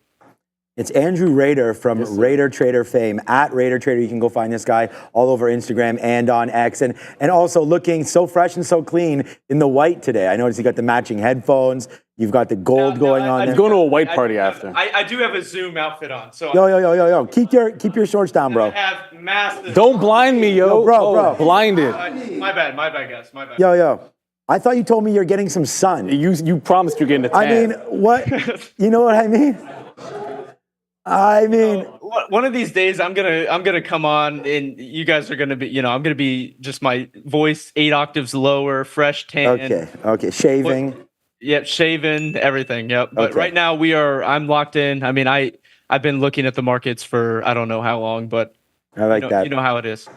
I like that Andrew. Ain't nothing always wrong with the provides- shorts, bro. No, ain't nothing wrong with the shorts, man. Just next time, make them jean shorts. That's Andrew Rader. Thank you so much for joining us one more time. May your shorts be forever printing, my friend. And great look on the actual shorts. There he is. Let's get rid of this kid. He's out of here. Watch out, my Cheers, guy. brother. Uh-oh, Don't the fall down the chair's stairs. gone. He's gonna fall down the stairs. There he goes. Bye-bye. He gone.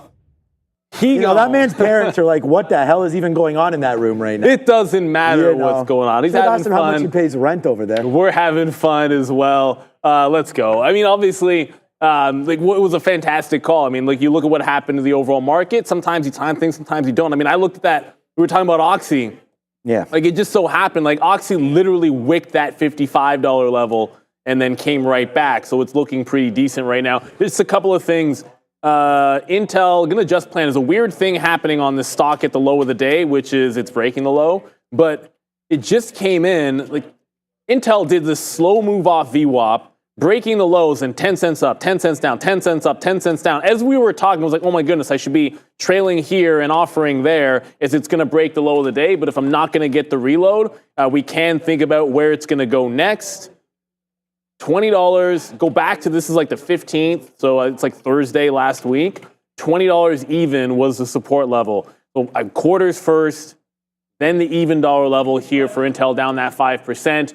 Yoel asking in the chat what I think about Mullen.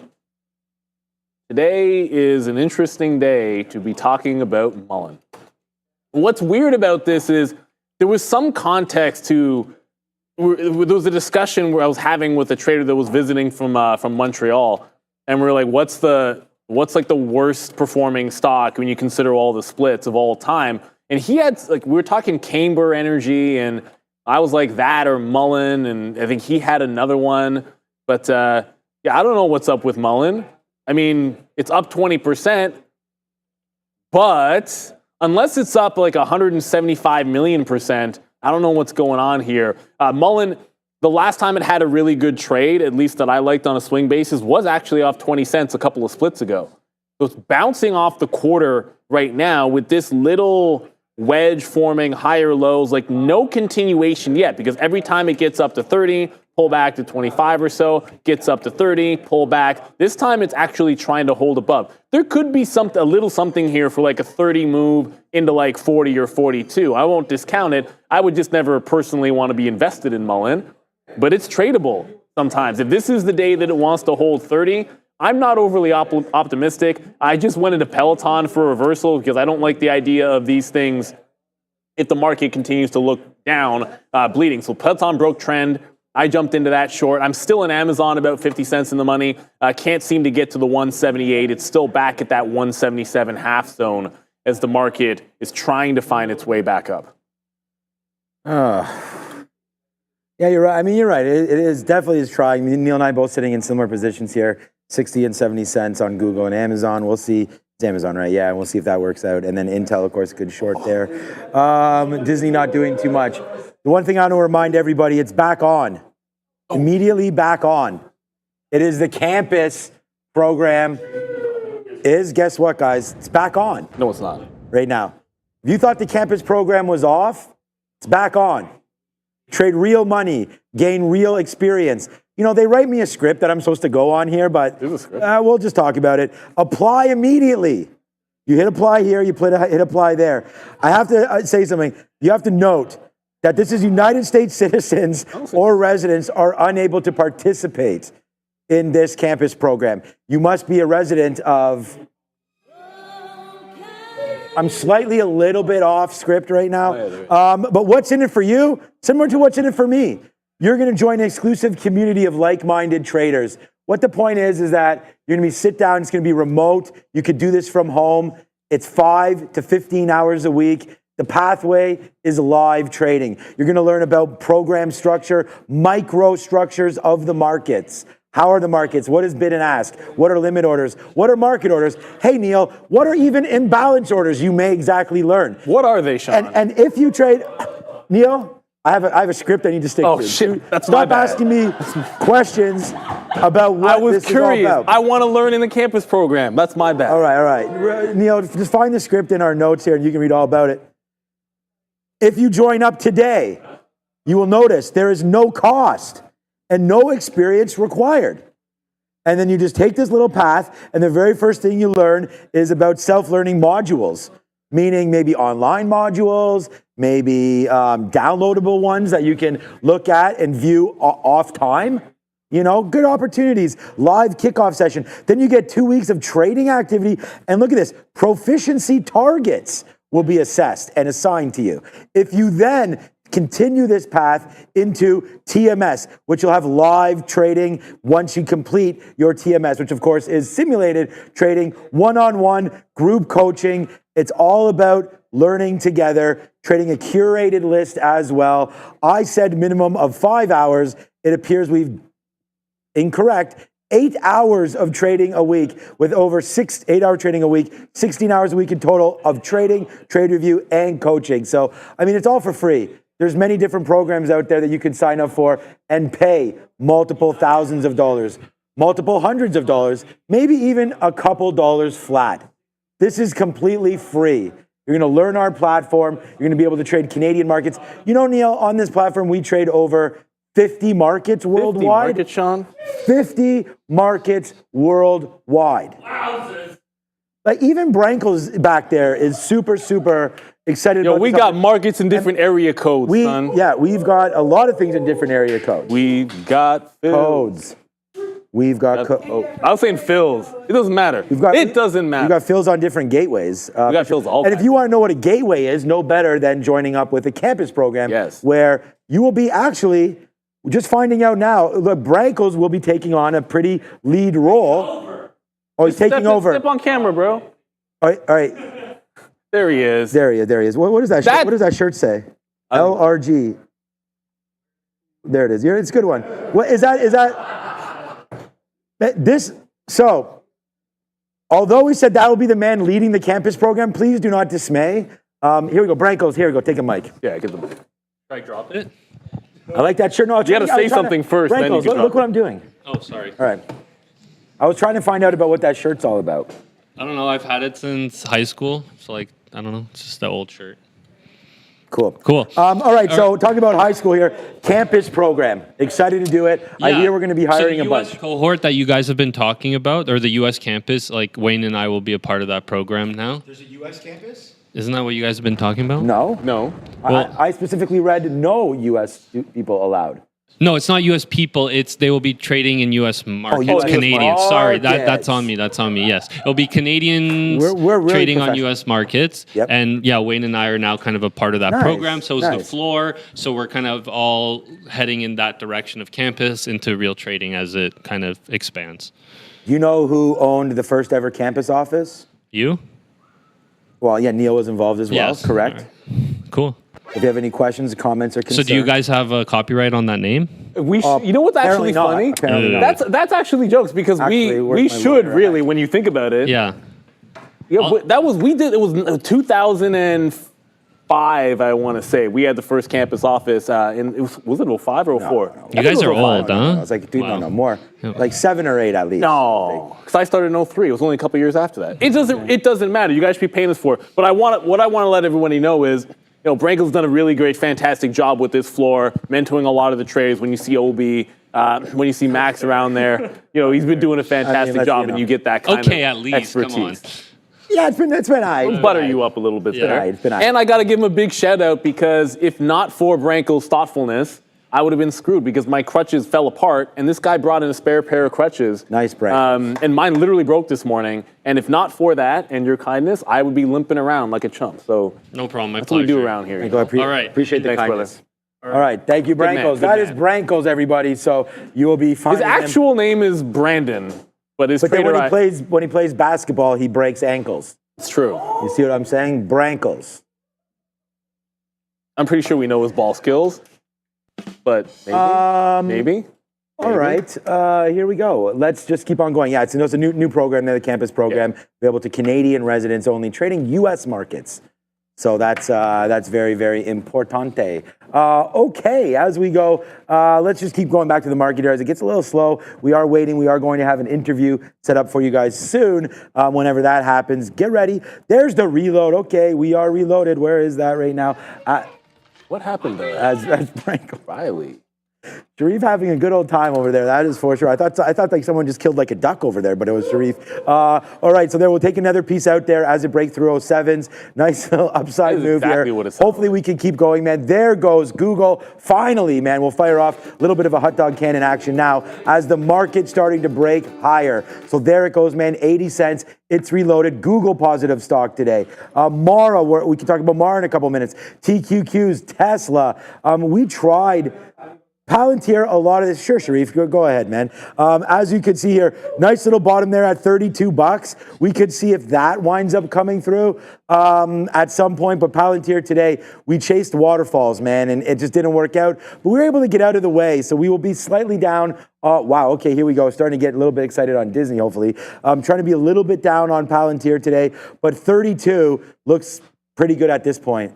So I don't think we're going to level into anything now. We sort of got these two longs.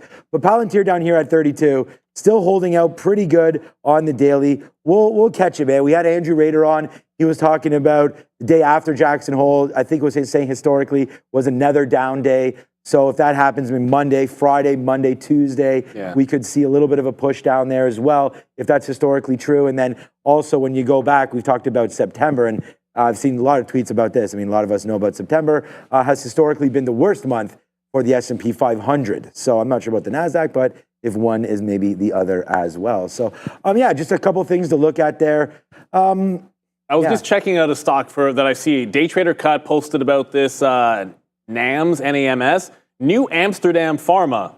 Wonder what they sell. You know, I shouldn't presume. They literally could just be a regular pharma company. But NAMS, I didn't see any news hit the wire here. Looks like they reported yesterday in the morning, but then there was this volume spike. Like, I see a volume spike like this. I understand why everyone's looking at it. It's done 1 million shares, and it all just happened here going 16 to 18. It wasn't doing anything. Come to the chart for a second, Ramin. The stock wasn't doing anything, and then boom, big volume spike. It's giving it right back. I've heard nothing on the wire about this just yet, but suddenly this is there. I have no idea why. I wouldn't be chasing it unless there was some kind of legitimate news reason too, so I'm just going to back away from NAMS. There was also a move in Riley. This stock there's something about $7 on Riley. And we said this yesterday as well. There's something about 7 on Riley. Something about 7. So unless it breaks out that $7 level, let's go to a 15-minute, so I can go even further back. $7, $7, $7. If this breaks out, now it looks like it's about to take out the low, but if we break out above $7, I'm long Riley. Anytime it gives you a chance to break away from this $7, it looks like it's going to be worth it. So I would take a shot at that if I could. Yeah, we did not get that reload, unfortunately, on Intel, although it's coming up a little bit here. So let's throw VWAP out the window temporarily. I was trailing this one in here anyways, down into the low 50s. So if I was going to do that, I wanted to add to it in front of 50 and then work back into the low of the day. Peloton's not really doing much off of this high. It broke the trend. I went short. I'm giving it to the high. That high is like 66. It's really not a lot of risk. It's actually about 10 pennies worth of risk. VWAP sits at 420. 440 sits as another level of support there. So I'd want to be getting bids into the 440 level if there is a turnaround. Let us know what you guys are looking at here. Johnny Nadal saying, wow, Intel. Well, I mean, not really. It's like, wow, every chip name to the downside. I'm just being real. Like that chart's different from the other chip names, but today's chart's no different from an AMD or an Nvidia. If you want something that's maybe not dying in the same way and a possible bounce play, I'm looking at MU out of the chips. It's got support potentially at the 200 period moving average with this 103. You know, the wipeout bottom obviously is come and gone. If you look at since those highs, almost everything that I looked at had broken big time lows.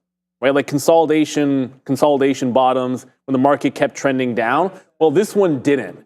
It's held on to this 105 level and this 104.75 here on Micron.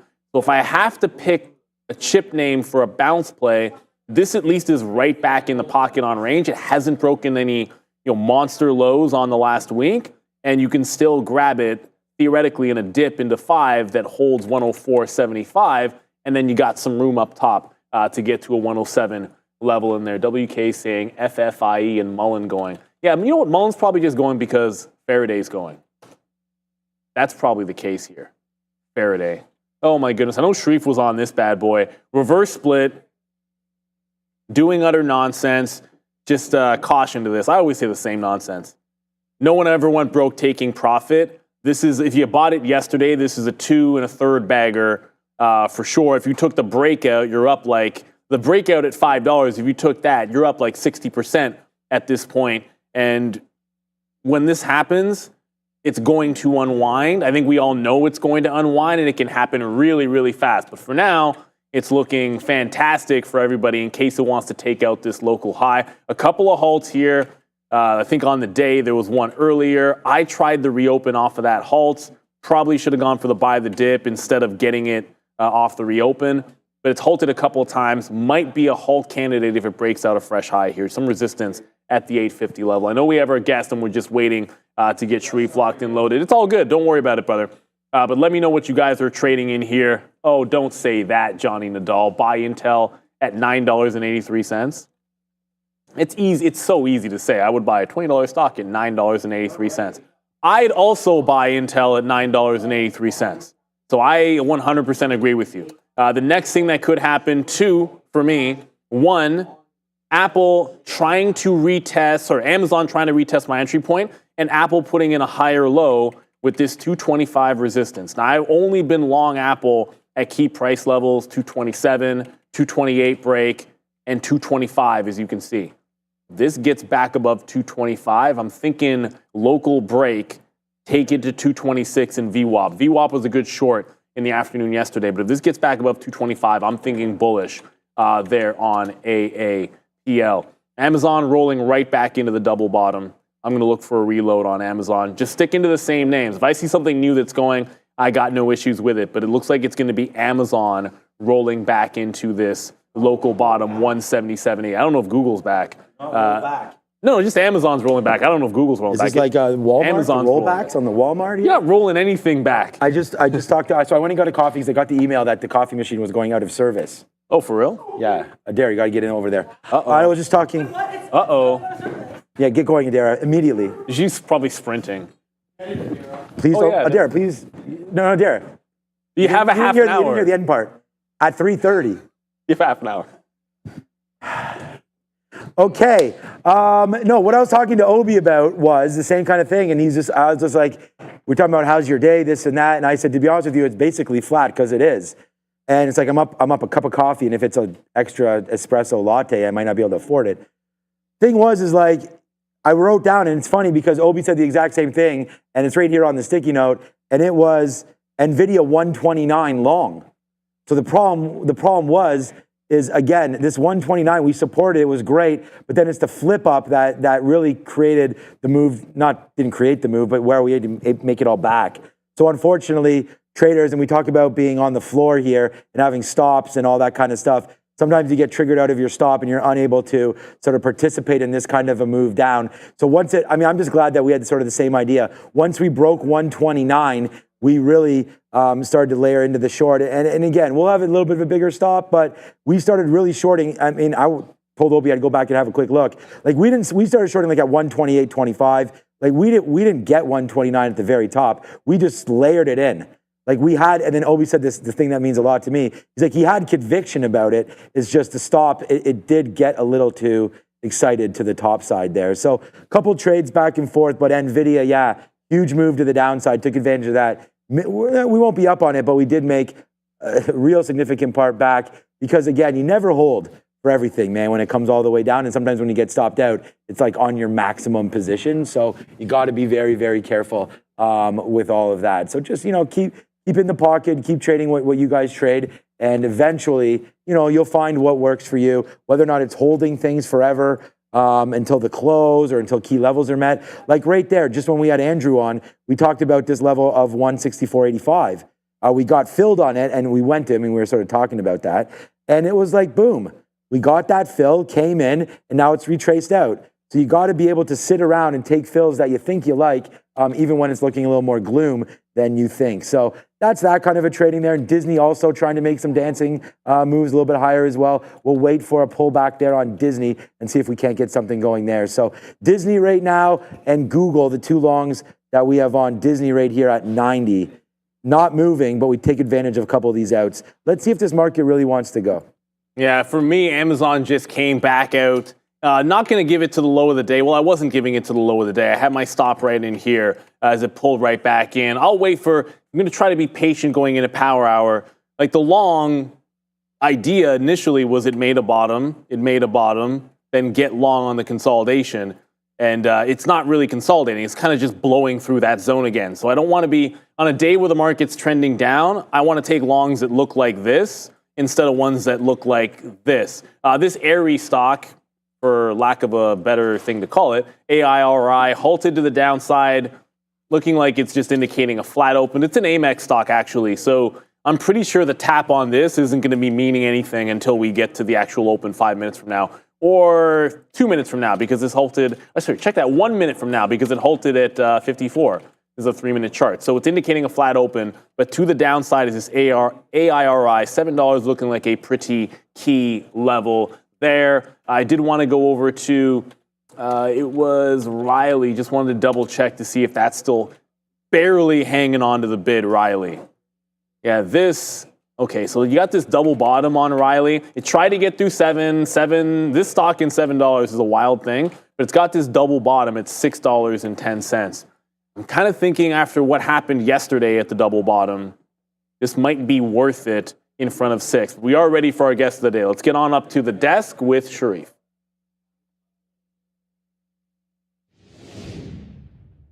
We've got David Johnson, Executive Chairman of Firefly Neurosciences, a leader in AI-driven brain health. First of all, let me just congratulate you on your successful listing on the NASDAQ. I know you're trading on your symbol AIFF, and it looks like you guys launched on the 13th. Congrats.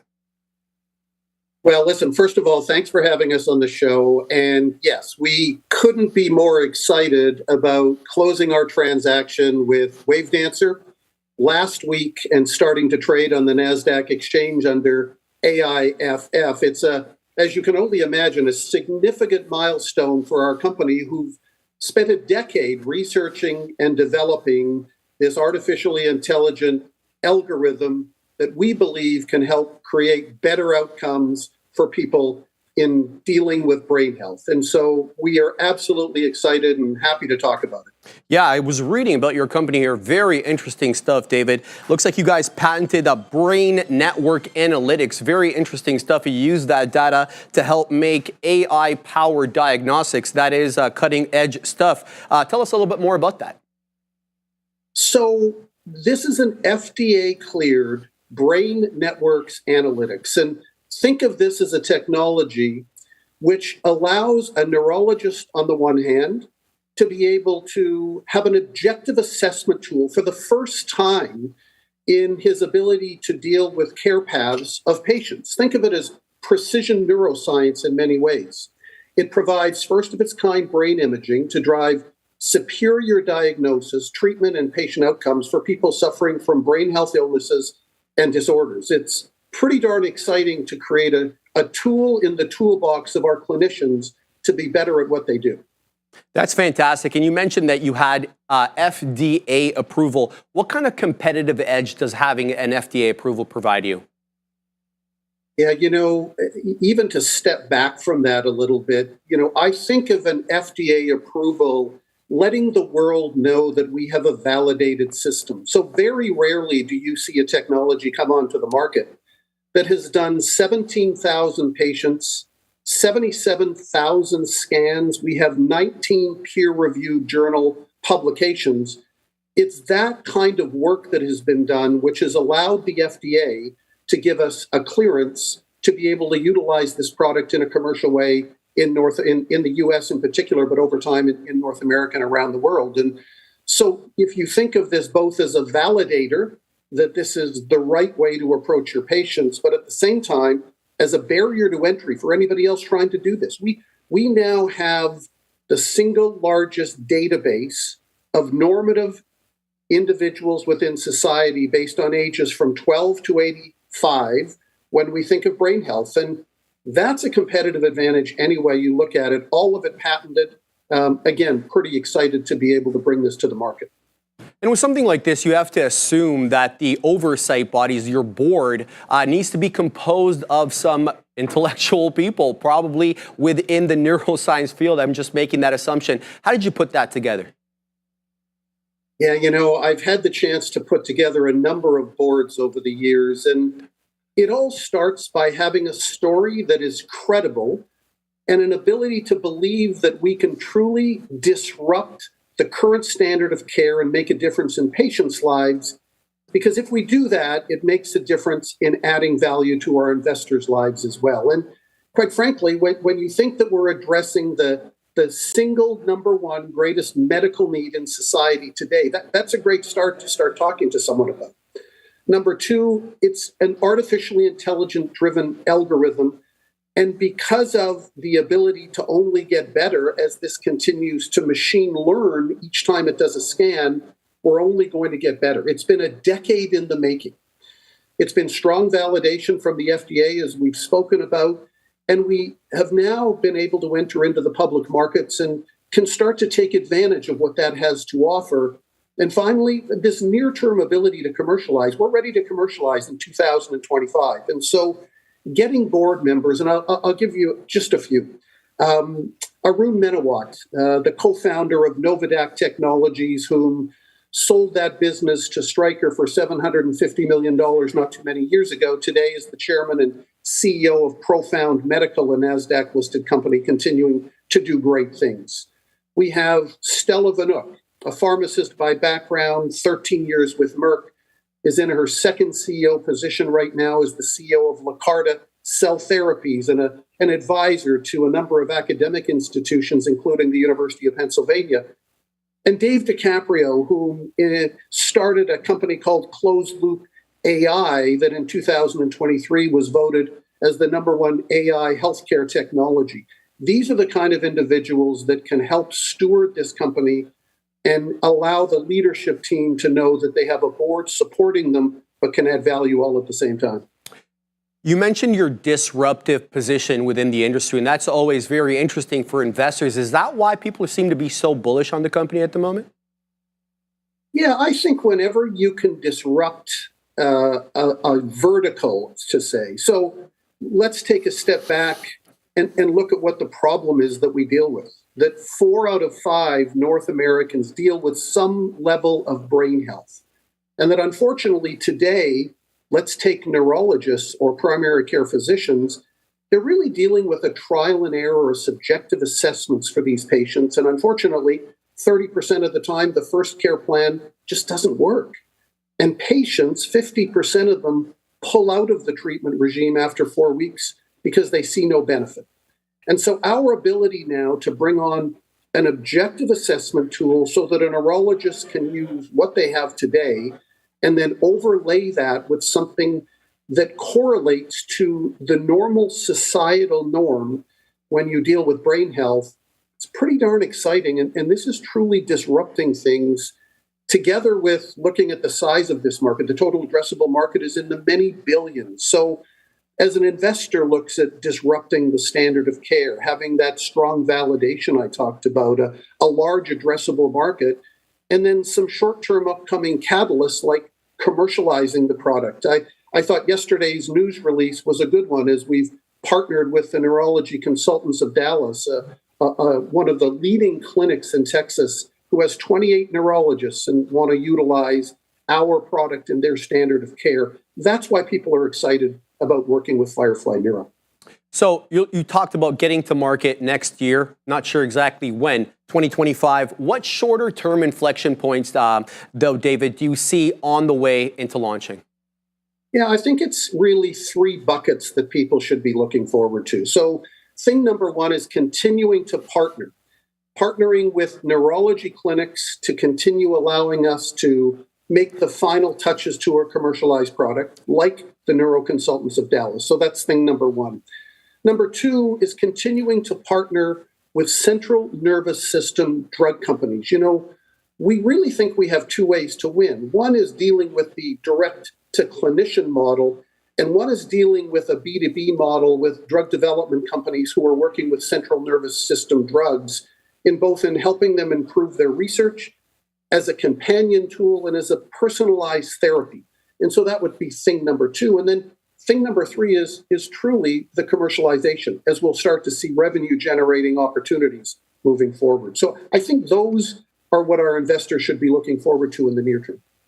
So it's interesting to be a private company, but when you're a public company, you got to account to your shareholders and the market at large. So what is it like being a publicly traded company, although you haven't been one for that long? Well, here's the great news about answering that question. We have many people on our board who have done this numerous times, including myself. Okay. And so there's nobody who decided to go down this route who didn't know what to expect. And I always think that there's 2 major advantages to being public, and this is why you should do it. One is an access to the public capital markets to allow us to be able to fund the company and the balance sheet in a very productive and efficient way for investors. And so that's thing number 1, allowing us to utilize those funds to invest in ways that will create a great return on investment. And on the other side, just like today's interview is, it allows us to get this message out. This is too important of a message and a mission not to allow both our trade and investors to know who we are and what we do and why we think we can create better outcomes for patients. That's a pretty exciting opportunity as we move forward. Well, I got to tell you, we have a saying here on the floor. We always champion the headlines that look to seek to cure some of these ailments, and you're obviously doing that. So I want to, give you a shout out and wish you the best. Obviously, David, we're rooting for you, and we'd like to have you back on. Thanks so much. Really appreciate it, and look forward to doing this again. Take care. Thanks. Any better? I'm muted. Thank you very much, David. I can't say it any better than that. Yep. And it's one of those things where, Perfect. at the end of the day, I forget who quoted this or who said it, but if you want to change the world for the good, have an idea, create a company, Heal the world. and then go for it. Because at the end of the day, nothing happens without somebody taking a risk.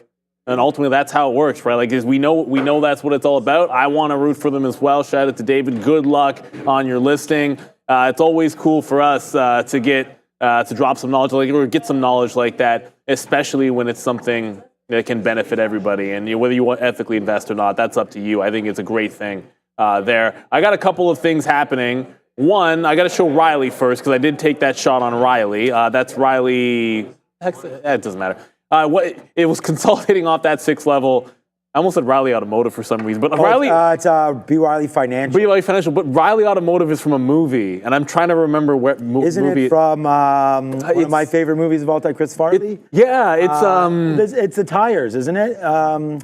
Is it Tommy Boy? It's Tommy Boy, right? Tommy Boy. Okay. I believe Dan Aykroyd. I think you're right. Is it Riley Automotive? Is it Riley Automotive? Could be. Anyways, that's why I had it on my mind. But anyways, I was long in this little. Here comes my chart for a second, just to show you what happened while what our guest was on. So I'm long here in this consolidation. It broke this double bottom. I got out, big volume candle, by the way, where I got out there for about, it was like 10, 12 cents, I think was the hit. And it bounces off 6. So there's a chance it could volume grab, or liquidity grab, I should say, get right back above, and I might like this re-entry again. So I just wanted to get there on Riley. And then Zoom. Zoom is 1, 2, 3 times it's broken above 68 without holding above 68. It was Callahan Automotive. Thank you, guys. Riley's got to be something else. Doesn't really matter. So 68, couple of breakouts, O'Reilly Auto and Parts. fail. That is what so it I'm is. trying to short this off to 68 to the high of the day on Zoom. 3 times it's been over and come back in. Intel still holding the lows of the day. So Callahan, if I remember correctly, is his business. Like Tommy Boy, Chris Farley's dad is Callahan. And the competitor is right, Riley. and then Dan Aykroyd, I believe, is O'Reilly Auto Parts, who's trying to buy the company for pennies on the dollar, and then does the whole sabotage there. But it's been so long since I've seen that movie. I'm saying like I don't want to like weird, ruin it for anybody. The But if you things that haven't go seen into your Tommy mind Boy at this point, then. Well, I mean, you're not spoiling anything for a movie that's that old. Let's be real. Right now, for that one, I really do like Tommy Boy. All right. Great movie. So, the one trade that I was thinking about that you could have shorted a little bit of weakness here would be Qualcomm. So, Qualcomm again, all right, it's not, I was just looking at this 170.50 right there. and was thinking like we just broke below the 200 period moving average. I mean, there's some reasons here to get, interested in it. But the futures right here, I think right now the best thing to do would be to maybe trade the futures instead of just sitting here looking for some equity that may or may not move. So I'm wondering about this 19.6, if we can be patient and wait for that to see if it wants to hold or breaking that bottom into the close. It's only 312. I mean, we still have a lot of time to go right now. We do have some earnings coming today. Into it coming tonight. Workday. Kava is reporting after the bell. Kava was going to be a good one too. We haven't checked out Chipotle in a couple minutes as well. Let's check out what Chipotle is doing. 53. This has actually held up okay, I feel like. I mean, it probably had that nice move up. No, it didn't really. So off of that crazy Monday, it got down as low as 48, made it all the way back to 56, and now hovering around the middle. I actually like CMG because we talk about this with Michael Noss all the time, trading names that are relatively strong versus the market. So when we talk about this and someone out there saying NVIDIA's kicking their butt, yeah, it was early for me. Thankfully, we were able to get it back. You want to trade names that are strong. Look at Kava. I mean, I remember when they reported the last time we went down into the 74, 75 area. I believe it was here, maybe. Yeah, back in May. That would make sense. So there's that move that it's just battled back, got right back into, again, prior support. And then since then, I mean, there might not be a better name. I mean, NVIDIA has been straight upside, but Kava, I mean, talking about going into earnings and being heated up. I don't know if you like your Mexican or your Greek food heated up, but this stock right here is on fire, chicken souvlaki style. I think you need a lot of nice Greek move stuff back up there to the upside for Kava. I feel like that stock is poised to do something. I don't know if Disney just raised their prices on me or not, but here we go. Disney trying to go back up to the upside. We're done the bear now, so I don't know what else to watch. I still haven't seen the bear. I started, I gotta fix this chair. I started with, there's a new Vince Vaughn thing on Apple. Oh yeah, I've heard about this. He's like some kind of a PI or something. Yeah, he's a retired PI. He's trying to get back in the game. I added it to my list. There's a side story to it as well. It doesn't sound like you like it, Sean. No, not really. I mean, it's okay. No, I appreciate honesty. And all that kind of stuff. It was a little different than I expected, but you know what I believe in too, as I check to make sure I was selling my face there. One thing I believe in is sunk cost. Yes. I'm so much better at if I don't like something. If you don't like a trade, get out of it.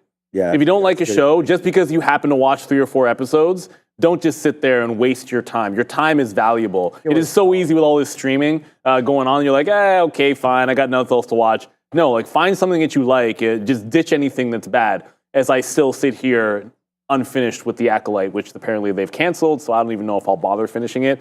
I said I would, and then we'll see what happens there. What do we think about WB as a VWAP? Every page is, so what do we think about arbitrage? I have not seen arbitrage. I think that's apparently a good financial film, but I have not seen that at all. So a couple of things I'm into that Zoom trade. I'm still looking at that Riley financial here. It's still right back above. I feel like if I rushed into it, I'd already be in it. It's trying to go a little sideways here. Like, that's a good liquidity grab. I feel like I got it before it really did anything crazy. So it did the liquidity grab underneath. Now it's right back above and starting to look strong again. So if this gets momentum, I think I would just probably give it the same stop as before, as if that didn't happen. That's one thing we've talked about a couple of times this week. When you get these V-shape or false bottoms or false tops, a lot of times, like, the course of action can make some sense. Pretend it didn't happen, and if you were going to long in here with the stop there, just do the same thing, because that's still the same support right after it comes back in. So that's what I want to try to do here with Riley if I can get picked up. I'm sitting right here at 22, not really getting picked up in the bid. I'll move to 20. I'll sit here for now, see if I get picked up. It's not moving all that fast. I'll probably get the bid. All right. What else do you guys want us to look at here? Who is this guy? Yo, what's up, top headline? Stop spamming our stuff. I'll address it though. Why not? I mean, it's a headline and it's a top one here. No, just saying he wants to talk about Nvidia. So Nvidia, I guess, target 300 when NASDAQ will touch 25,000. If the NASDAQ touches 25,000, then we may be into something right there. For right now, though, the NASDAQ isn't really in that realm. We're down here to 19.6. I mean, if we can go over the Qs, we can do that real quick. NQ $F Let me pull this down and look at a weekly chart for you to get a better look at what's happening. So here's 20. I said earlier today the top was 21,000. And yep, it's pretty much 21,006. So look, is the Nasdaq eventually going to get to 25,000? Yes, it will. I mean, look how long it took to get from 15,000 right here, right? So that's 15,000. You add 5,000 points to that. So that's 15,000 back on in November, let's just say, of 2023. Well, we hit 20,000 just right here, June of 2024. So that's like 8 months and change, 7 and change, 8 months, that we gained 5,000 points. But remember, we did have 500 straight rate points added, 500 basis points added to the overnight lending rate. And now we're trying to sort of figure out what that means as that comes off of the off of the market here. So the Nasdaq's already had a nice move. It retraced right back into the 200. The last time, I don't know why this is not going back further. The last time we did that, right there, maybe if I go like this, there you go. Okay, you know, there's a bounce there, there's a bounce here, there's a bounce here. So this is kind of healthy for the market, that kind of a pullback. But at the same time, you're just hitting the 50 period now. The 50 period has been breached a bunch of times. So I could see a little bit of chop happening now. As you can see, it was breached there, pretty choppy until we took it again. Wow. So I feel like maybe another move down. This is like a good hold there, and then kind of choppy now up top. So I would say, you know, you might be in that realm again. You'd like to see a couple more earnings seasons come through. We'd like to see these rate cuts actually hit the market properly and not everybody panic that, hey, rate cuts are here, therefore there must be signs of weakness in the economy. I think that's probably true. We saw that revision yesterday in the jobs number. A little bit off. Yeah, 800,000 for the year or something like that. So, you know, that's not good. 90 or so thousand a month. Not great. It's an election year, so they had. Yeah, exactly. And that's the other thing, too. It's an election year. So you got to sort of play those for what it's worth, right? And so I would say if that does happen, the other part of your question maybe was Nvidia to 300. Oh, boy. So, you know, that would be 3,000, of course, pre-split. Not to think that that wouldn't be happening again. How much time you got? But at the end of, oh, no, it didn't split 10 to 1. Remember it was 1,400? Yeah, I don't think it was 10. It was 1,300, wasn't it? And then or was it, what was Nvidia? Oh, it was split? 10. It was 10, okay. Something didn't else. It go down to 120, yeah, so it didn't get to 1,300. Something else was not 10 to 1. Yeah, Broadcom, maybe, it doesn't matter.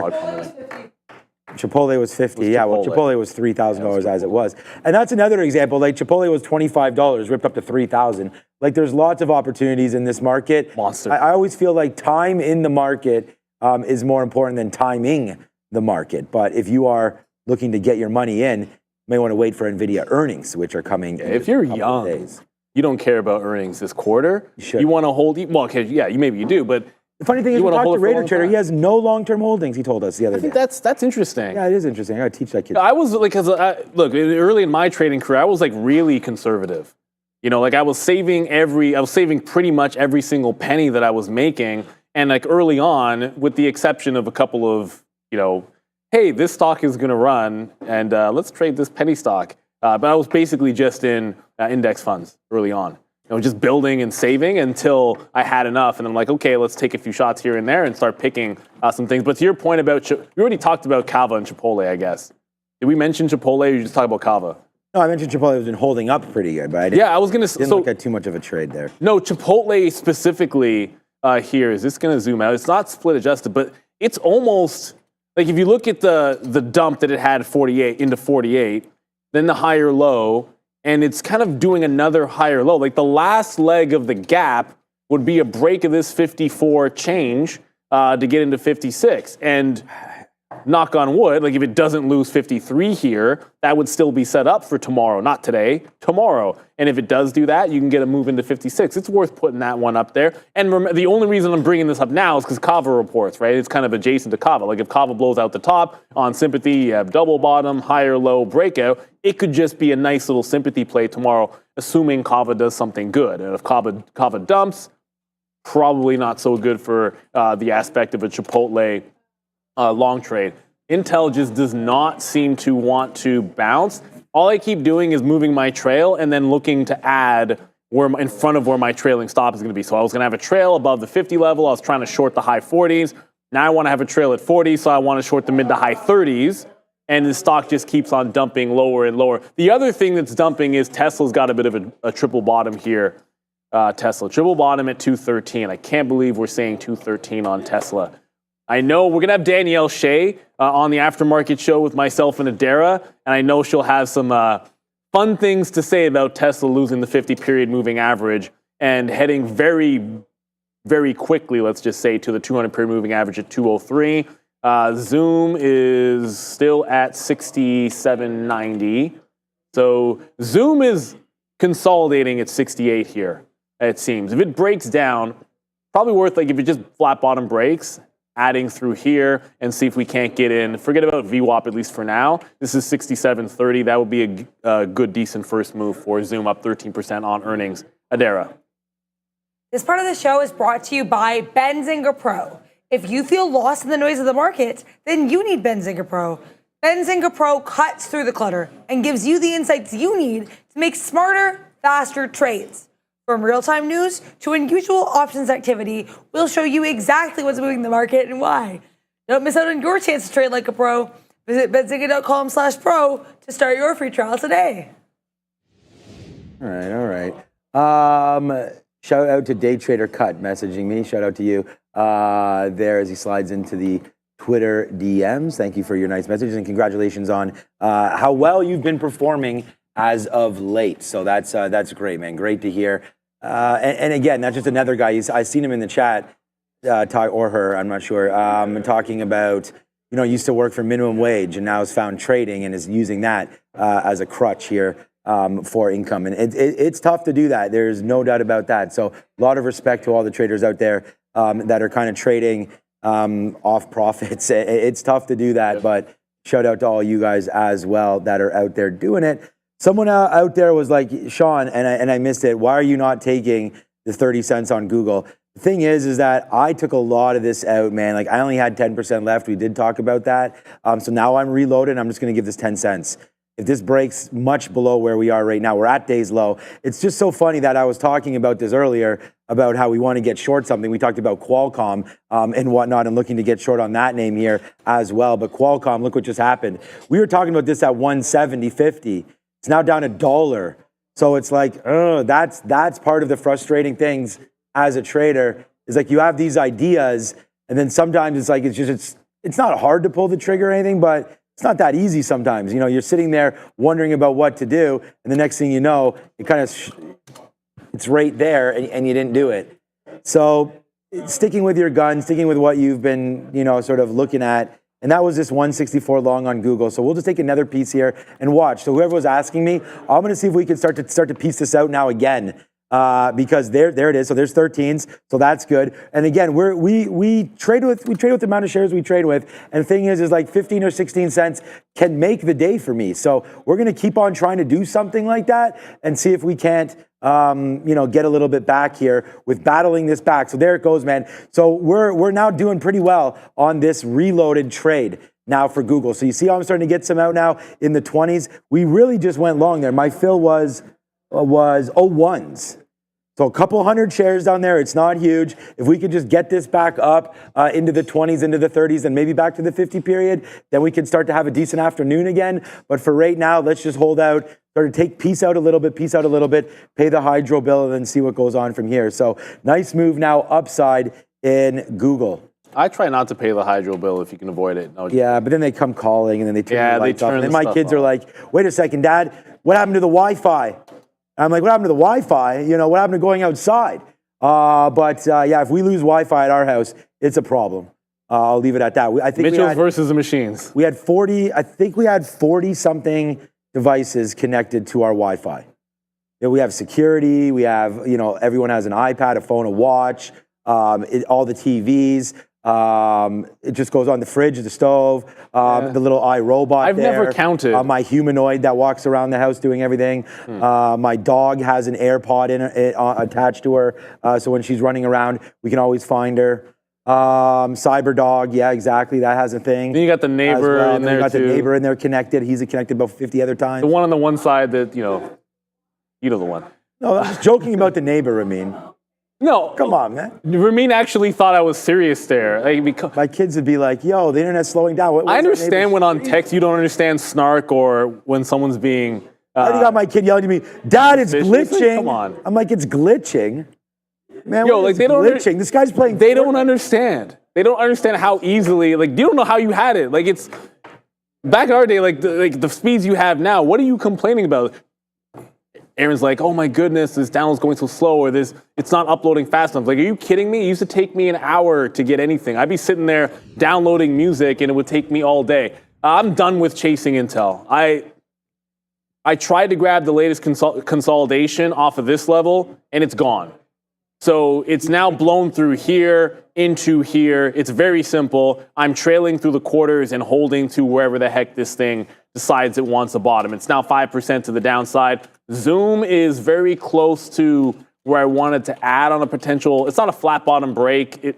Not really. But this little shelf here at 67.80, if that goes down, I want to take more breaking through. I have a bid already at the 50. I'll likely put a bid down in here at the 30s if that holds up, and then 67. Forget about VWAP for now. So Intel's accelerating. 25 is going to be that.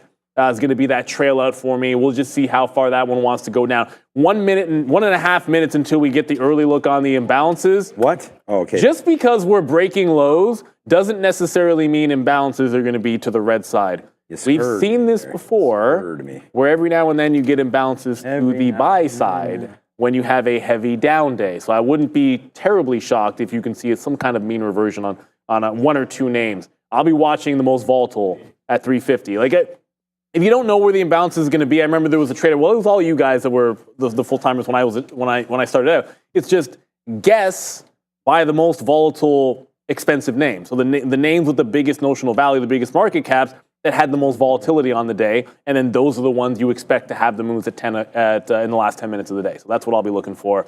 At this point, that looks like Tesla and Nvidia, to my knowledge. So looking for an add here if Zoom breaks 67.80. And we're holding on with a trail now at 2025 on Intel, which just continues to bleed and bleed and bleed.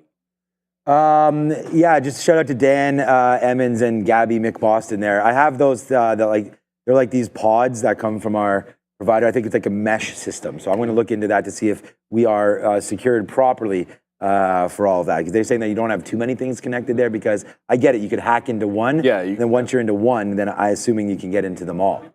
So I don't know. I don't know enough about it, but I do. After listening to what you guys are seeing, what you guys are saying there, household. It's, yeah, you got to protect your neck at all costs. So we'll have to double check that. But I do know that there is those mesh pods, they call them. I don't know. We'll look into it. All right. So good. Thank you for that one. All right. As we continue to go here today into the close, I mean, it's been a decent day. We'll be flat. We've talked about that over and over again here today. Flat to down. I mean, it's not like it's a big day by any stretch, but you know what just helped it out right now? Let's go, man. It's a little bit of a hot dog cannon action for Google. If we can get something in the 30s, great. We've been taking it out. So now we have half left. So again, it's like, I'm not expecting anything to happen here. I want to hold something to see if we can go and actually put up a number. But at the end of the day, you don't have to do that. The stock will only react as far as it will react. We have our stop order. And I just feel like right now, not every day, you're going to go up there and just start hitting trades out of the park. I mean, a lot of us know that if the trade's not there, it's not there. We've already sort of set up for success. I mean, we had some great trades on Meta right here where we went long 532, out 534 is a couple plays there before eventually getting out for flat once we broke lower. Let's see if that wants to continue to work a little bit higher there. Meta. Mara was an interesting name there that came down into 17. We talked a little bit about that today. Gave us a great opportunity there at 1702. These outs are in the 20s before eventually dropping back below 90 and getting out after that reload. So, you know, it's just been one of those days where it's like, if the market keeps going, I know we have good levels. Like, I know Mara would have gone off there. And just like now, the market's at the lows. Like, if it goes, Google will go. And then we'll get the 200 period. But if it doesn't, we're getting some out. We're getting some out so we can absorb some of this, right? So that's kind of like where my mentality is right now. Disney, I have to admit it, although it is a very positive stock for me today, it's not doing anything. And I feel like we've been wasting our time just chipping away at this. So every single time it comes above the 50 period moving average, we're just getting out. and now it just took that dip in. So I'm not sure it's going to happen again. We're long right now, right here at 99s. So it's come all the way back in. We're giving it 10 cents worth of risk. The most we got was about 10 cents. So basically on this reload, we'll be flat, but all of the profits today, which is good because we have profits on Disney, is from this early take where we waited for it to drop into 90. And again, 90 is as it was written. We have it written right here for Disney 90. So when that came in first time, it worked out. It's this last time that's not doing anything. So for right now, there's a lot of talk on, and we talk about this, are we allowed to say MPOX or this or that? But there is more talk all the time on MPOX. So I'm hearing it right now in my ear again. I said the other thing this morning, accidentally. Monkeypox, yeah. I mean, it is what I don't know what. It's not called that anymore. I guess? Well, they officially changed the name because it's what, too like derogatory towards monkeys. Well, I mean, let's be real. I'll say it because I can say it. Let's be real. It's because it originates in Africa. It's the same reason why you don't call bees Africanized bees. It is what it is. Okay, no, I mean that makes sense. I mean, I'm not offended by it. I don't know anybody that was offended by it personally, but that's what happens nowadays. So you just kind of roll with the punches. They're all trying not to roll my eyes too much on that one. But shoot, what was I going to say? Well, the imbalances did come out. I put in the chat the three biggest ones because it was nothing significant. We're gonna get on it's like Enbridge, which, wait a minute, I thought Enbridge, I'd swear Enbridge was a sell. Okay, well now Enbridge is a buy of 2.9 million. It up. Maybe I typed it wrong. SU and then NU, new. Nvidia, that's an early morning one from 9:30, but only 3 names over a million, a couple of energy names, and I feel like every single day NU has had an imbalance and nothing has come of it. So we'll see what happens there. There was the break of the 80 level, 67.80 that is on Zoom. I did add as it broke down. I'm looking for fills into 67.30, and then we'll see what happens going into the close. Intel, as I said, now this is it turned into didn't find a place to add to it because I missed during the interview and didn't really get aggressive enough down here. So I'm bidding in front of 20. My trail has moved from here to essentially here in the 20s as that one continues to go into the downside. NASDAQ wants those lows. Tesla continuing to churn through the low of the day. So if you got some shorts, hang on to your butts, I suppose. And if there's a small cap that I'm missing, you guys let me know for sure. What do we have that's actually not falling like an absolute rock? Yeah, you looked at Kava. Kava was doing good. Kava was okay, though. but no breakout. Oh, what Kava's at the low of the day? No. It was Chipotle was doing okay. Kava's at the low. Chipotle was doing a little bit better. Wow, Kava could break the low here. That said, I mean, this stock has performed so well. I just feel like one bad thing and you're back at $90. And that's not even that big of a deal on Kava. And then there's probably going to be people lining up to buy it. Never been there, never tried it, but hear great things about it. It just feels like with a run like this in this market, the risk seems to me like it would be the other way on Kava. I wish it was a little more exciting to talk about right now, but we just got some Google, so we'll just go a little props up because we've been reloaded. We had Raider Trader ask about all these animations, and then all of a sudden he was quiet about them. But that was a good one. I like that reloaded one. Here we go. Google right now, 164.30. We just got a couple pieces out there, 4.30 cents. Look, it's buying the dips, trying to get out once it makes that move higher. So right there, Google, nice move. We're getting lower and lower on our position. We now have less than 40%, like 38, 39% left of this trade. So we'll see now where we go. Hopefully higher. We said the same thing about Disney, man. We're just getting out every time it kind of comes above here. That hasn't happened yet, so we'll put some more offers in and around 10s, 9s, 8s if we do get a spike up on that one. But with the imbalances coming out, as Neil sort of showed and talked about there, Enbridge is there as a buy. These are all brokers. So these are all like early looks, basically. The NASDAQ ones will all be from 9:30, as you can see right here. But all the broker ones are just New York, because right now, if you go on the NYSE, you'll be able to see on the floor all the different imbalances on their boards there. So they just go around here. Our broker will go around and pick them and report them here for us. So that's what all those early looks are. There may be other platforms out there. And we've asked you guys for some help if you have any other platforms that give this information. Yeah, because there's a super chat here, and thank you, Venu, for the super chat. As Sean was just actually saying, do you know asking us, do we know what brokers give the imbalances? Is your trading platform only for Canadian citizens? So first, the trading platform is not only for Canadian citizens. Real Trading has offices and traders. I don't know the exact number of countries anymore, but it's lots. It just doesn't operate in the U.S. So there is a wealth of countries that this operates on and trades every single market you can think of, Forex, futures, crypto, like there's pretty much everything that's available to trade. And as far as the imbalances go, I can tell you that the market, I think they still call it the SIP. I always keep saying the SIP. That's like the market data feed for the US. Like it's in, like the imbalance data is in the SIP. So almost every single, if you got a broker, like they're getting the data, whether or not that's being passed through to you as a trader on their platform, we can't speak for that. It is passed through to us in the form of our imbalance locator, which probably doesn't look, maybe it looks like other ones. I have no idea because I only trade this. But yeah, that's the kind of thing you should ask your broker. I mean, if your broker works for you, I mean, they're charging you. So you should be asking them, hey, there's a market imbalance feed for pre-market and auctions and the closing auction. How can I get access to it? That's what you should be asking them. They work for you. That data's out there. If you're getting live level 1, level 2 data, then to me, the opportunity to have it in some form at your broker should exist in theory, but it's not for me to say. I can just tell you that we do, and you should pester your broker if you want to have access to it, and you don't, because that's what you do. Like I tell my daughter this all the time. You know, if you want something, do not be afraid to ask for it.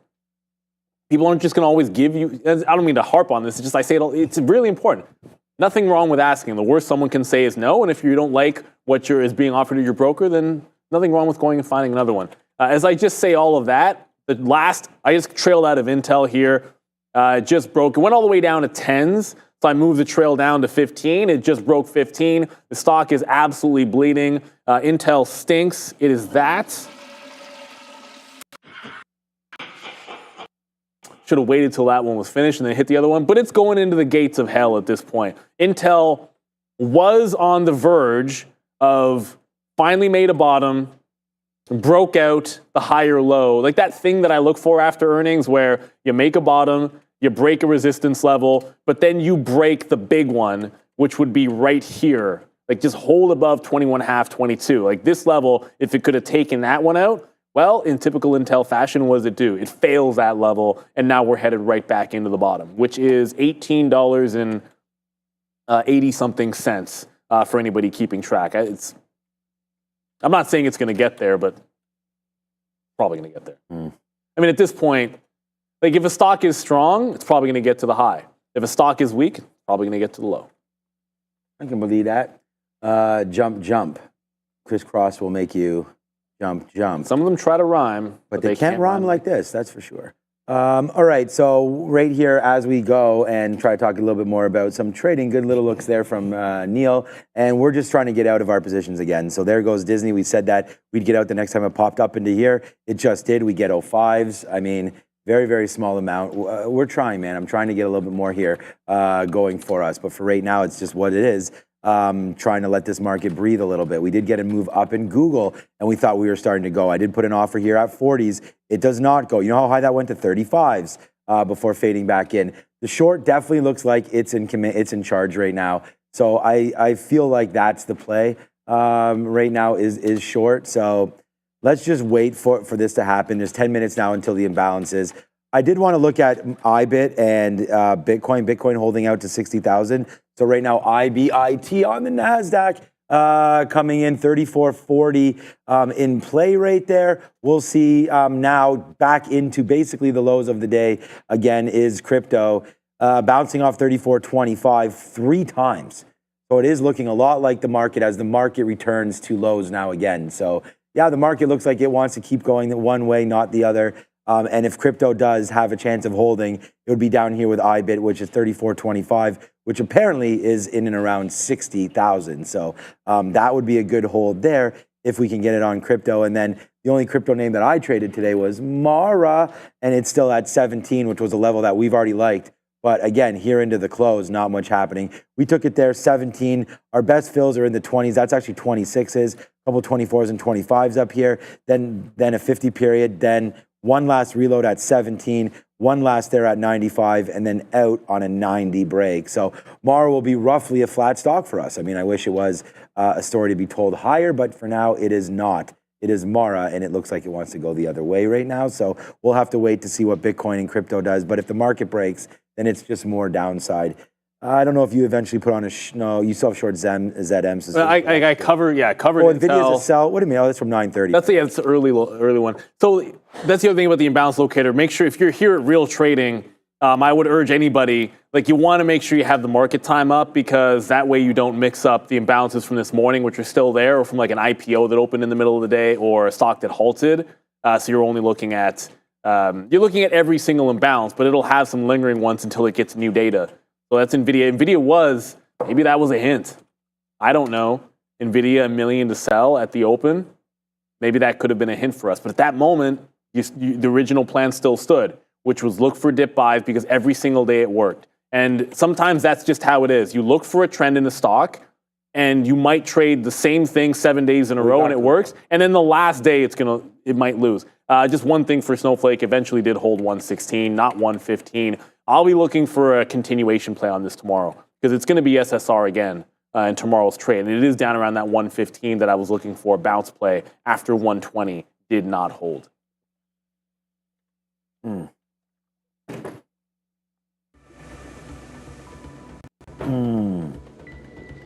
Even that Not a one's good ratio, slow. man. I forgot all about it. I forgot about it in the midday today, so I was not sitting here drinking this. We're at 2 p.m. right now. I never filled it. I know you never got it filled up. Well, we can go. You can yell at Branko's over there. He's just busy with some No. It's campus 3:40 people. already. You can see right there.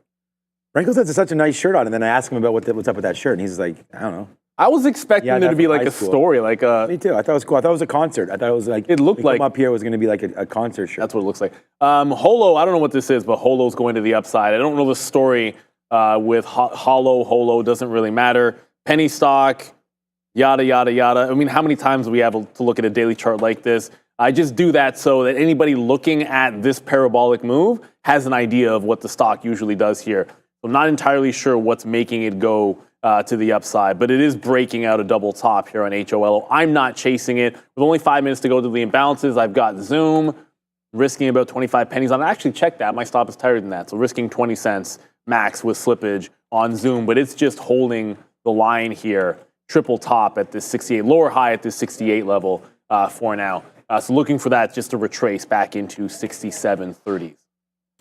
Sometimes if you talk about it, you get it, and there it goes again. Neil had that example about his daughter. Ask for something and you'll get it. Well, we asked for 50-period moving average, and we got it. So right there, we sat there. We took that fill as it comes back up. That's 164.38. So we were just ahead of it. That's literally where it was. So we will take that price, and that was a good one. So now we get lower and lower on our position. 30% left of this reloaded spot. And again, like, this is what we're doing. It's just a matter of trying to catch some of these bottoms. I think the risk right now is just like, there's the short. We should have been in Qualcomm, man. I mean, I don't know what really. All we were looking for was past support and resistance. We came up here to 170.50, and it was breaking 170. It was right here at the 200 period and starting to go lower. Then we take the 50 period, and then down goes Qualcomm. So that's definitely something here as we get into the lows of the day again. All right, well, Google just popped again. I'm going to take another opportunity to get this out. I'm at 48s. Right, there we go. We'll take 41s. We're at 48s as well. So hopefully that will be able to come into play here, and we'll see where we can go now on Google. But we just take another 40 out right there. Take out 5% more. I'm taking out 5% every time now just to see if we can get a winner and hold on to it. So a 5% hit there, 5% out for Google there, and see if we can keep on climbing higher and higher and higher. Disney having a moment. I feel like we will be stopped out of this. This breaks through 90, we're gone. It's come down, it's wicked a couple times. Feel pretty lucky to have not gotten taken out of this, but right now it is pain trade with Disney. Let's see what it wants to do. We're almost out of all of this as well. Yeah. Actually, for this one, we still have about 40%. So it'll be like a flat trade. We already talked about all the money made early on Disney. Right now, it's kind of just, you don't have the short, you have ZM, and you have Intel. No, this is at the highs. Like ZM's very different from Intel. Intel's been bleeding all day long. I mean, you got to find them, right? So yeah, that's sort of the thing. Like, I was looking at a bunch of other stuff, but okay, so Zoom, I'm out of the shorts from here, which were in the 90s, because it just tagged that 60 level. But then I added when it broke 80, so I have the 80. Like, then now I've got the 80s left, right? So, you know, you get two different prices. I mean, obviously it's an average price, but we've explained this before. Two fills. I have the latter one now, looking for this to get down to the 30s or 40s. I've tightened the stop up because it's 347. So we're running out of time on the day. You know, it's one of those types of days. I'm not going to get it all back, no question about it. But it got close. But you know, it's one of those days where even if it could have found something else, maybe like one or two more good moves certainly could have done it. Zoom doesn't seem to want to get down to VWAP for anything crazy. There was something else I was going to say. It was the earnings moves aftermarket. We didn't really go over any of the expected moves. That's what I want to do before we got to the imbalances. I usually try to get this for you guys. But the big ones after the bell, you've got Intuit for 5% expected move. Workday, 8% expected move. That should be an interesting one. Does anybody care about Ross Stores? That's 5.5% expected move there. I shouldn't say that. Maybe people do. And then Kava. Kava's the expected move 11%, did 7 last time, and it's got really good options volume. So the ones reporting aftermarket, it's got the biggest options volume. I'm expecting Kava to be the big one in terms of volatility this afternoon after the close. So Disney just came out. I mean, we did talk about that. I'm not going to give props up, but at least we're out of that trade now. We don't have to worry about it. There's the out at 90s. We actually get, well, it was 89s. 90 break is the out, and that's it. We actually get 89s. I think we actually got 89 change there, so we get a couple mixed up trades. But you know what worked while that was happening, and this is what I'm saying. Disney downside, right, was never really working properly. But as you can see here, Google is working now as the market starts to go back up. So looky, man. Again, out more. We now have 20% left of this trade as it continues to go. So honestly, man, although Neil's holding on to that short, and on Intel, we are out of Intel. But the idea here is that Intel's at $20 now. The idea is that you try to hold on to something and see what can happen. So that's what we're doing right now for Google. Good trade there off that bottom. It's really the only one that we've had. It's the only Mag 7 name holding the low, I think. Well, maybe now everything is because of this little move up, but I think you're right. It didn't really. No, I mean, Apple's not really doing anything either. It's trying to hold it. I feel like they're all holding it right now. Not Tesla. Is that, did we put Tesla back in the Mag 7? Not Nvidia. No, Nvidia's bouncing. Now, I'm talking about like the low from like hours ago. Yeah. From the beginning of the show. Like, this is what I mean. This is not holding the low. I guess Tesla's not Tesla's probably not considered part of this anymore, I suppose. But fresh lows. That's all I was getting at. It's, to me, relative strength just means you're doing something different. So that's 2 o'clock, holding the same level as Google. And Tesla's getting bricked right now to the downside. Ugh, man, that's ugly. That's ugly. Look at it lose that $220 level. Yeah, the imbalances are coming in about 15 seconds or so. I'm just going to tighten up the trail, and that's pretty much it. And why? Oh, that's right. I had a stop breakout order on Apple. I just canceled that. Spoiler alert, it's not breaking out. So 5 seconds till the imbalances. Yeah, I wouldn't be surprised. The way this market is trying to bounce here after a big sell day. Or sells, I mean. AVGO just popped up. Nvidia, $6 million to sell Nvidia. Ouch. 1.2 to buy on Amazon. Broadcom, 1.3 to sell. Alphabet, 1.2 to sell. Cisco, $1 million to sell side. Is anything else down here? Affirm to sell, 800,000. Intel to buy, $20. I guess I got to buy it at some point. Apple, small buy, 500,000 as well. So the big one's Nvidia to the sell side there.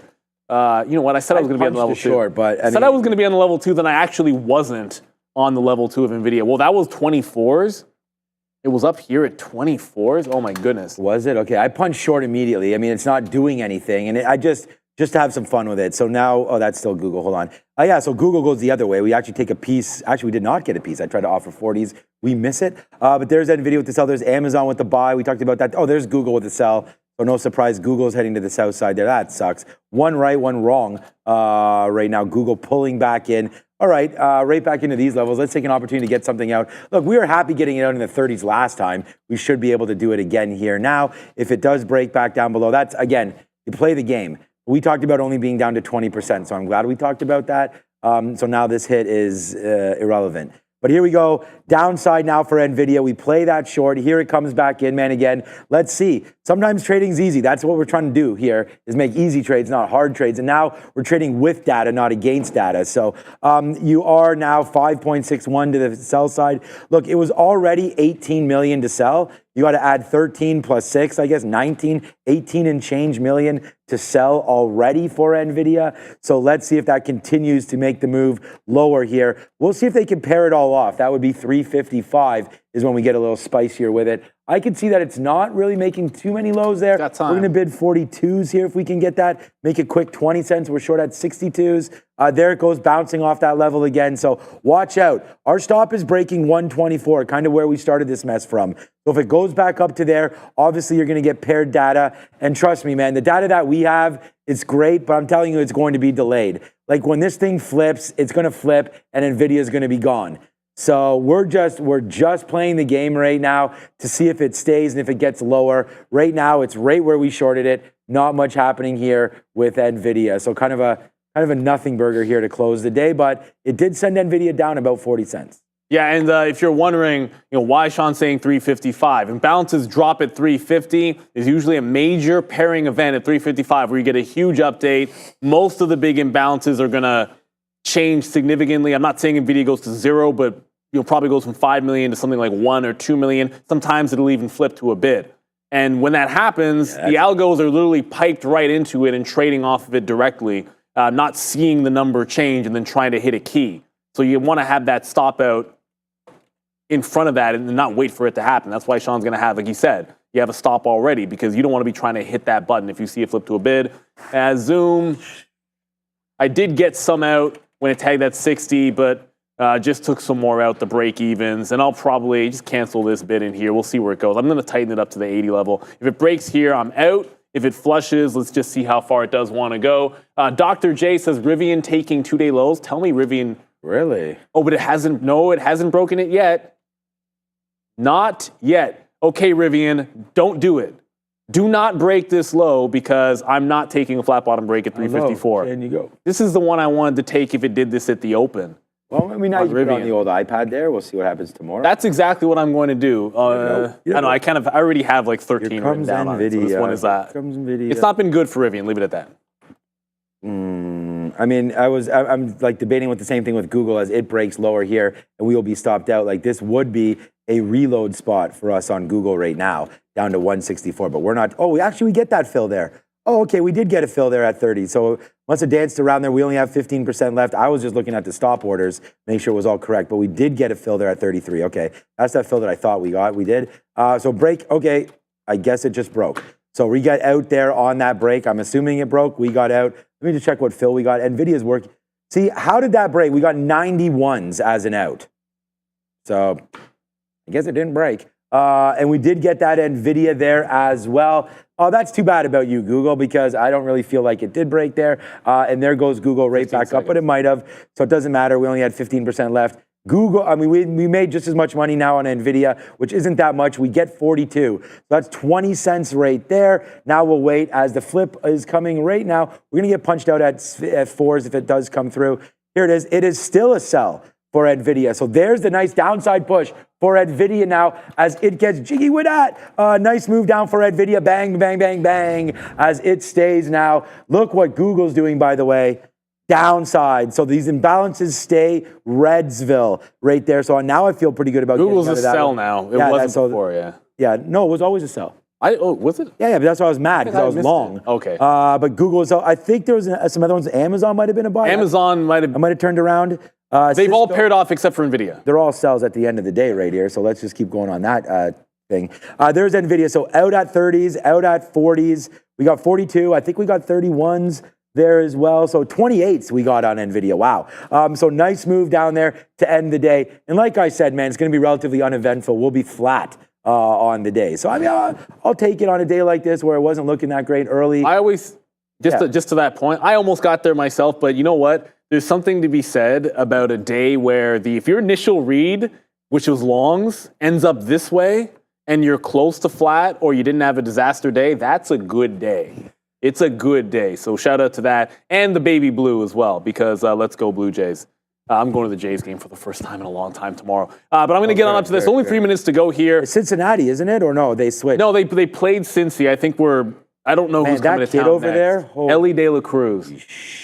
Nikes. I'm actually surprised he's not a basketball player. That guy looks like he should be a shooting guard for somebody. He's like 6'4", 6'5", could probably jump out of the gym. Probably.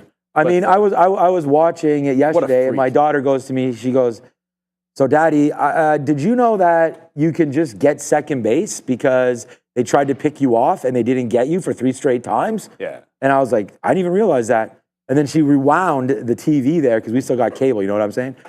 So she rewinds that little box there and she shows me, yeah, our guy tried to pick this guy off 3 times, missed every single time, and then walked. And then the commentator is like, well, he probably would have stole the base anyways, so it's probably a good move. No, the third time, you have to, if you try to throw him out, you have to get him out or he gets the base. So a good base dealer forces you to check twice.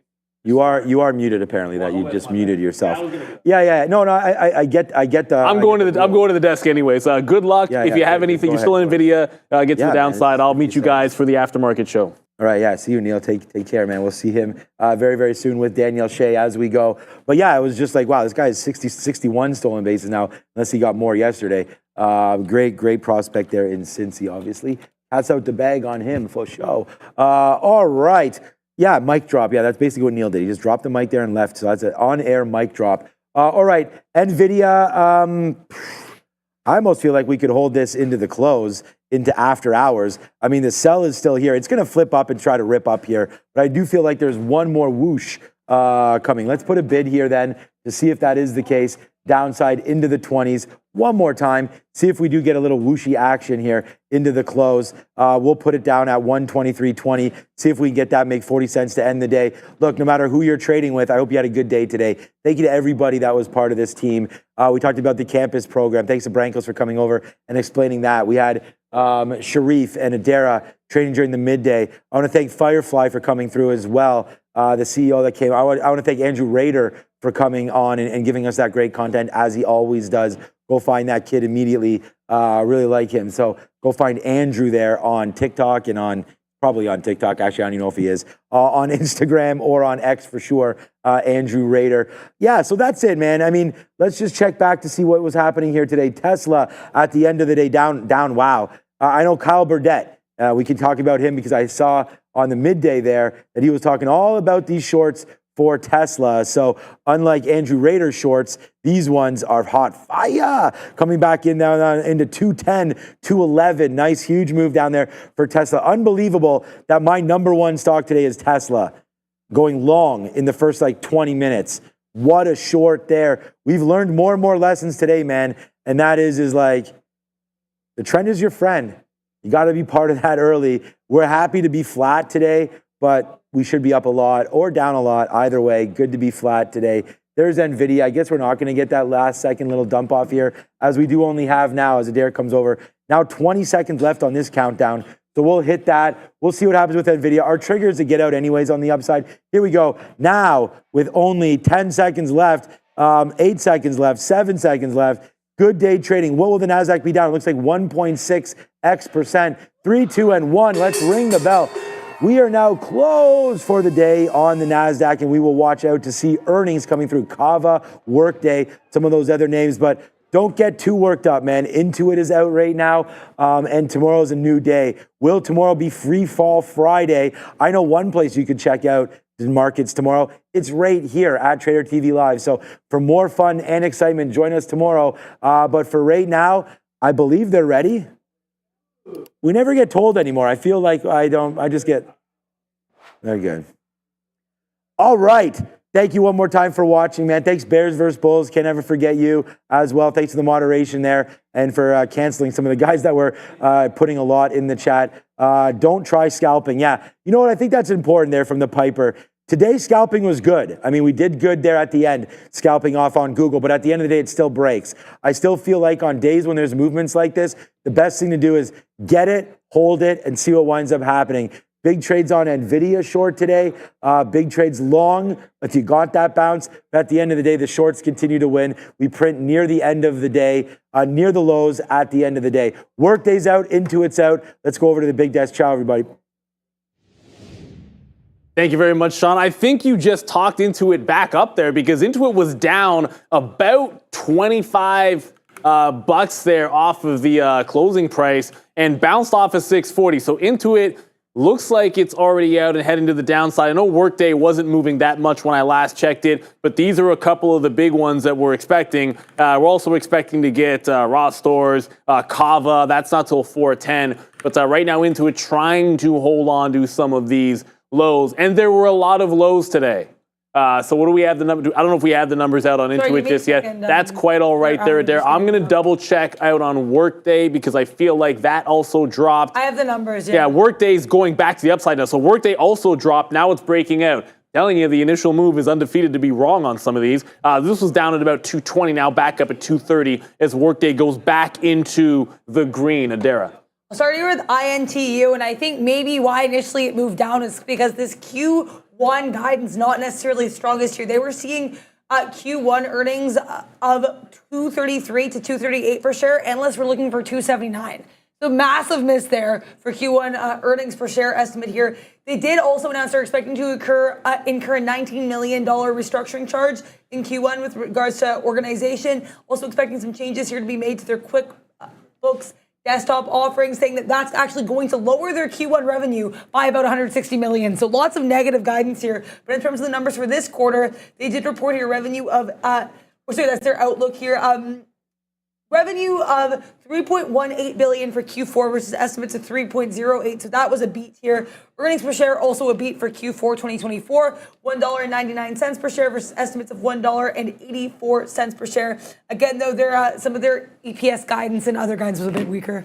Yeah, for an expected move of 6% and a stock that had a triple top on the daily, it is flat right now for Intuit. So I would say pretty good considering what the market looked like. If you're going into earnings with a triple top or maybe even a quadruple top on the daily and it ain't all roses, the fact that you're not dying should be a good thing, at least respectively. I mean, obviously, this was not the kind of day for the faint at heart. Just looking at Workday here, this is now, Workday's actually breaking out here, oddly enough, of a W pattern. That's just too much fun. Workday breaking out the W pattern. This is like 238 on the daily. Wanted to make sure we zoom it out for you guys to see where these stocks are coming from. But now see, initial move down, rinse everybody, and now they're breaking it out back above this big 238 level. And as soon as I say it, I jinx it a little bit. But Workday faring a little bit better on their earnings. At least they're green, Adair. One thing here with Workday, too, they did announce a strategic partnership here with Equifax, set to modernize employment and income verification progress. So partnership announcement made here with earnings. In terms of the numbers, they beat here for Q2 adjusted earnings per share, $1.75 versus estimates of $1.65. As for revenue, it came in at $2.085 billion versus estimates of $2.071 billion. Also going to be a beat. They also announced up to $1 billion in repurchase being authorized here. So once again, a buyback announcement. Not a bad look, up to $1 billion there for their buyback for WDAY. The other thing, too, with Intuit guidance, they actually had higher than expected revenue guidance. There were just some other aspects of their fiscal year guidance that were pretty weak. Well, apparently they're not starting that buyback right now on Workday because that just dropped like $15. So it's all over the place here on Workday. You're up at 240. You were down at 220. You're back to 230. You're just kind of chilling out in the middle. Very, very choppy price action. Could just be it has something to do with that level that it was trying to break out. So maybe we get a false break. You know, the good thing about this is a trader tomorrow, a triple top at 238. I don't have to care about which direction it's going because you can trade off that level in either direction, which is a heck of a lot of fun. It's it's about 2% short float, which would make it about $1 billion worth of shares short on Workday, which could have been fun for a squeeze. I do believe Bill is out. Adair. So would you be shocked to hear another buyback announcement here? I'm seeing that apparently they've announced a $300 million share repurchase program. Not super surprising there, given kind of the trend we've had with a lot of these buyback announcements, especially this quarter. In terms of their actual numbers here, they reported net income $63.9 million versus estimates of $51.8 billion. Million, not billion. Revenue here was also a nice little beat, $343.7 million versus estimates of $327.8 million. Adjusted operating income also coming here above expectations. So pretty strong look here for BILL. Keep in mind, CAVA, that one coming through at 410, we're expecting it. That's the expected to be most volatile, but it's going to have some work to go because Bill just went from 10% to 5%. Nice little move on the daily, but look, this has been a downward trending stock for quite some time. And so it doesn't take much for a bigger percentage move when your daily chart looks like that. It's simple math, right? So Bill was up at $56.57. That was a wick high. Now it's retracing back in. This is a whipsaw action in the pre-market, in the post-market here. None of these earnings names are actually managing to hold cleanly. It's a break of the low, then going higher, or a break of the high, then going lower. So very choppy and wicky aftermarket so far. No clear direction on either one of these. But there was a clear direction today. While we wait for Kava in a few minutes here, yeah, that direction was down. No questions asked about it. We'll get into, do we have more numbers here, Dara? We got Ross Stores here as well, ROST. They're another one. They just came out here reporting Q2 sales, $5.287 billion versus estimates of $5.248 billion. That would be a beat here in terms of their earnings per share, $1.59 versus estimates of $1.50. That would be a beat as well. They're also seeing comparable sales growth here for Q3 and Q4, basically 2 to 3% on top of 5% and 7% gains respectively in 2023. So they're seeing a little bit of additional growth here, it looks like, for their comparable sales. Worded that in kind of a weird way. I love when people word guidance in fun ways. But yeah, generally a beat here for the top and bottom line for ROST. And again, still Kava on watch. Every day I'm hustling. That's right, Ross, do it.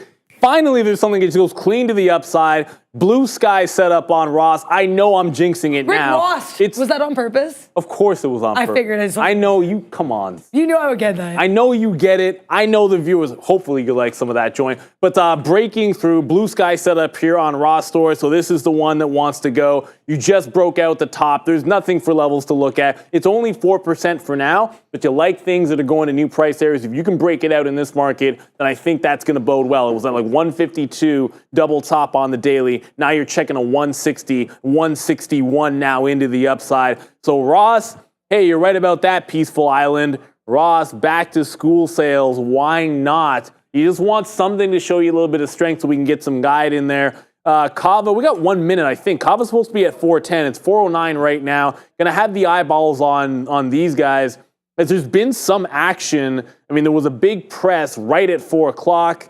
Why do people do this? A lot of risk if there were buyers going into this. Good luck to all of them. It's right back on some of those lows here for Kava. Just to line this one up on the daily chart, this has been this has been the best IPO in quite some time. It's been a strong upward trend here on Kava. But the fact that you're at these highs, man, that seems risky to me in this market for something that doesn't always have the best PE. For lack of a better term, it is an expensive stock, but then so is Chipotle, right? So Kava not out yet, still trading a little bit flat here and just looking for a big move, I think, at some point upcoming. Until that happens, just a quick reminder, we're going to have Danielle Shea come on. We'll talk a little bit about the market moves. There's Kava. Bye-bye. Upside, immediately to the upside to 110. That was a clean break. Look at the gap there. Went 04 all the way to 110. I don't know what the numbers are, but they're looking like they like them here, at least temporarily. First move into 110, now 112. Kava just can't be stopped. This stock has been unbelievable. And remember, it's like 10% short. And it's breaking out all-time highs here. Of course, it's an IPO. What are the numbers here, Adara? These are pretty solid numbers here. Earnings of 17 cents per share for Q2 compared to estimates of 13 cents per share. That would be a beat. Revenue here, $233.5 million versus estimates of $219.5 million.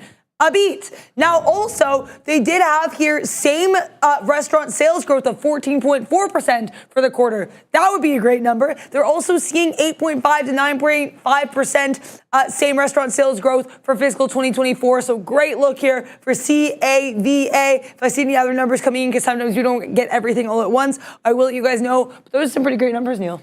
Yeah, initial squeeze right back into 105. So it broke out 105, got to 112. You're right back into that 5 level. Just a triple top on the day here. So would make some sense if support turns into resistance and vice versa. That's where the bots seem to be picking it back up in here. Liking that report from Kava. Strong day, at least for them, in terms of holding out some of those highs. Like some of these things, Like this is at least one of the stocks that it just never broke the low. It's hung on. We're talking about this in the afternoon. Just did not want to break those lows despite trending down. That's how you group things. Like how weak were they relative to everything else? Because it was a red day. You guys can see the sector board here. I mean, even the wheat stocks down. K-Web looking nasty. Oh my goodness, UNG, what are you doing?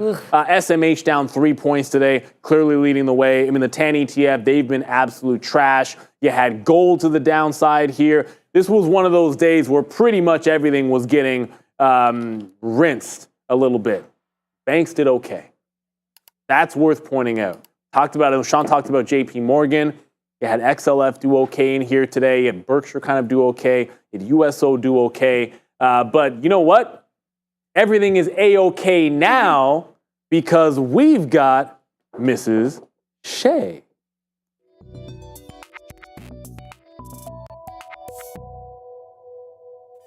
Welcoming in Danielle Shea, Trader Danielle from Simpler Trading. How are you doing, Danielle? Wild market, fun market, especially if you were short early. I don't think I was short early enough. That's what I was read on the day. But how's your day going, Danielle? It's going great. How about you?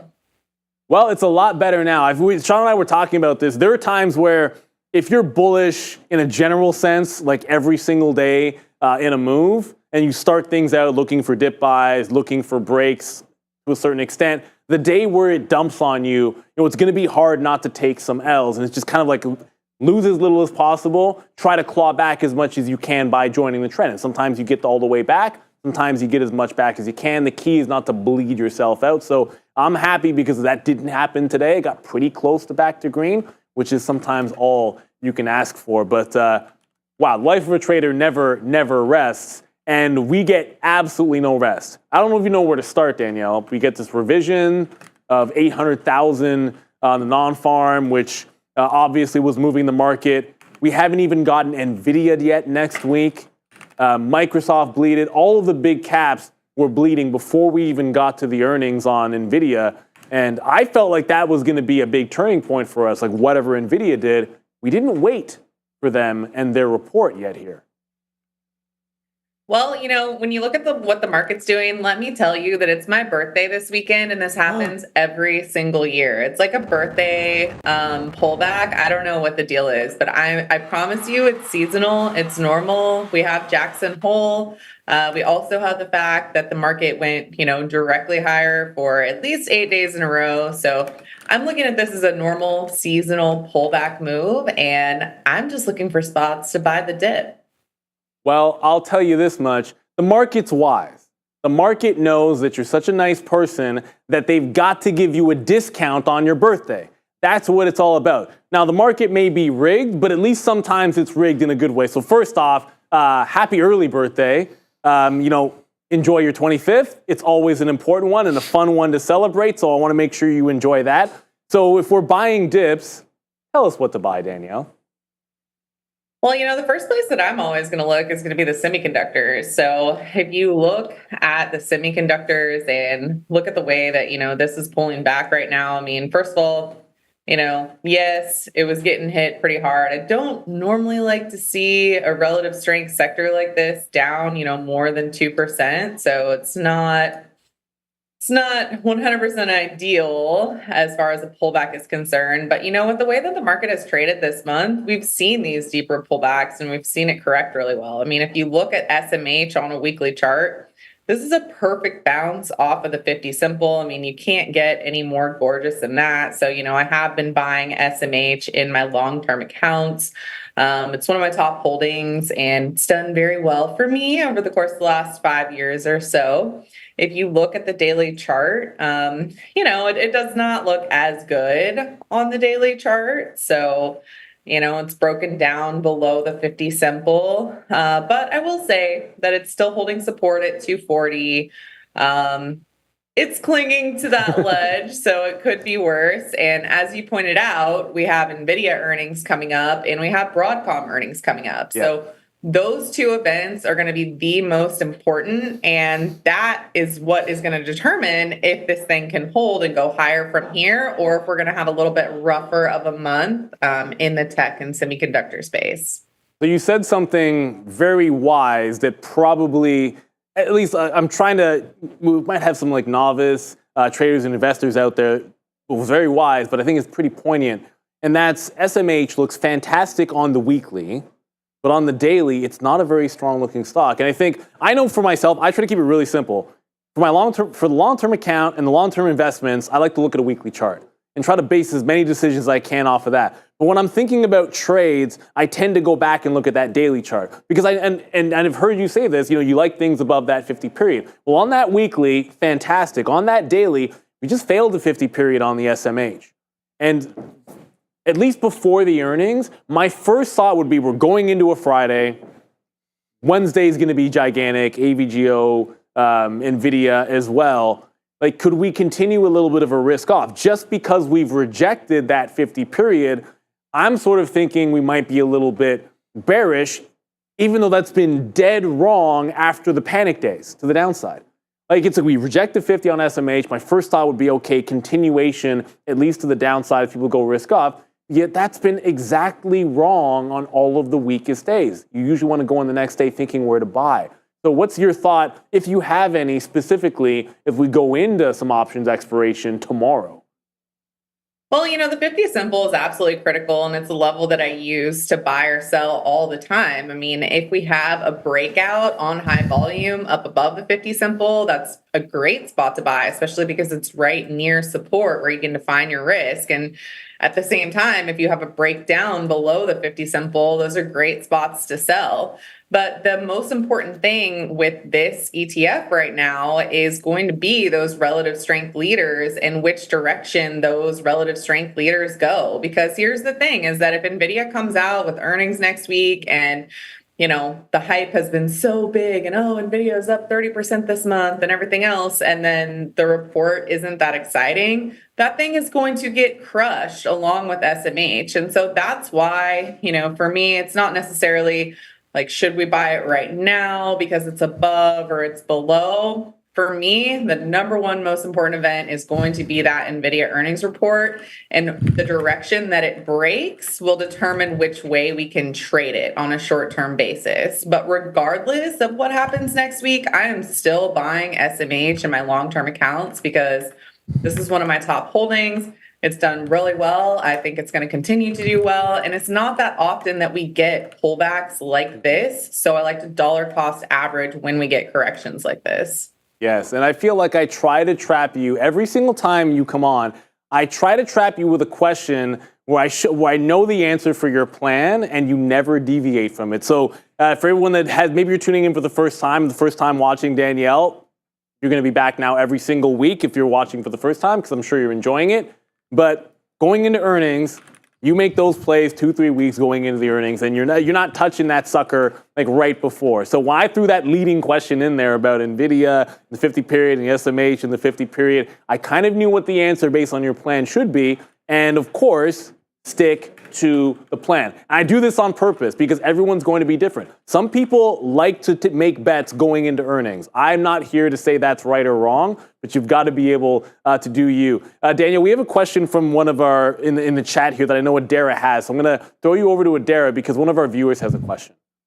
Hi, Danielle. Thanks for being here with us. We have a question from someone in the chat named Elon here asking about the implications of this large candle we had here on the daily chart, of course, with the market. I think a pretty steep sell-off across the board.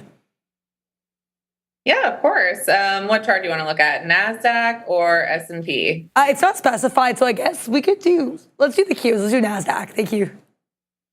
Perfect. I always love to look at the NASDAQ because for me, I know a lot of people look at the S&P, but I just feel like the NASDAQ is always the leading index. So that's typically what I focus on.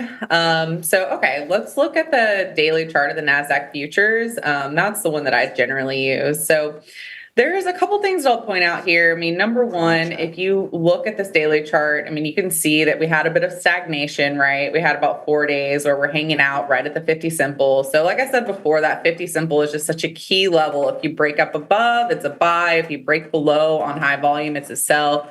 Today, we were down 1.5%. Typically, I would say, 2% or more is a significant move. So while it's not great, it's not that bad. So I don't think that it's that significant. I think that we did break below the 50, but we're still holding the 21. We're still holding the 34. We're still holding the 100 simple. And we're also still holding up above 19,000 and 19,500. So those are really critical levels in the NASDAQ futures.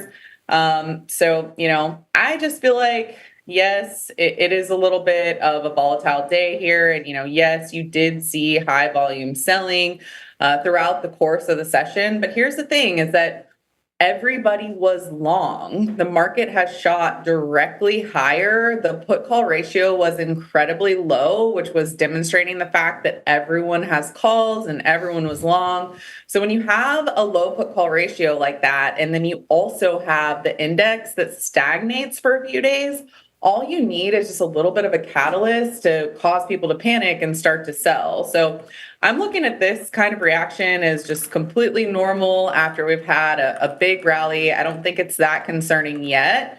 If we do get a gap down tomorrow and then another big flush, which by the way, like I told you, seriously, it happens around my birthday, like every single year, so it's normal.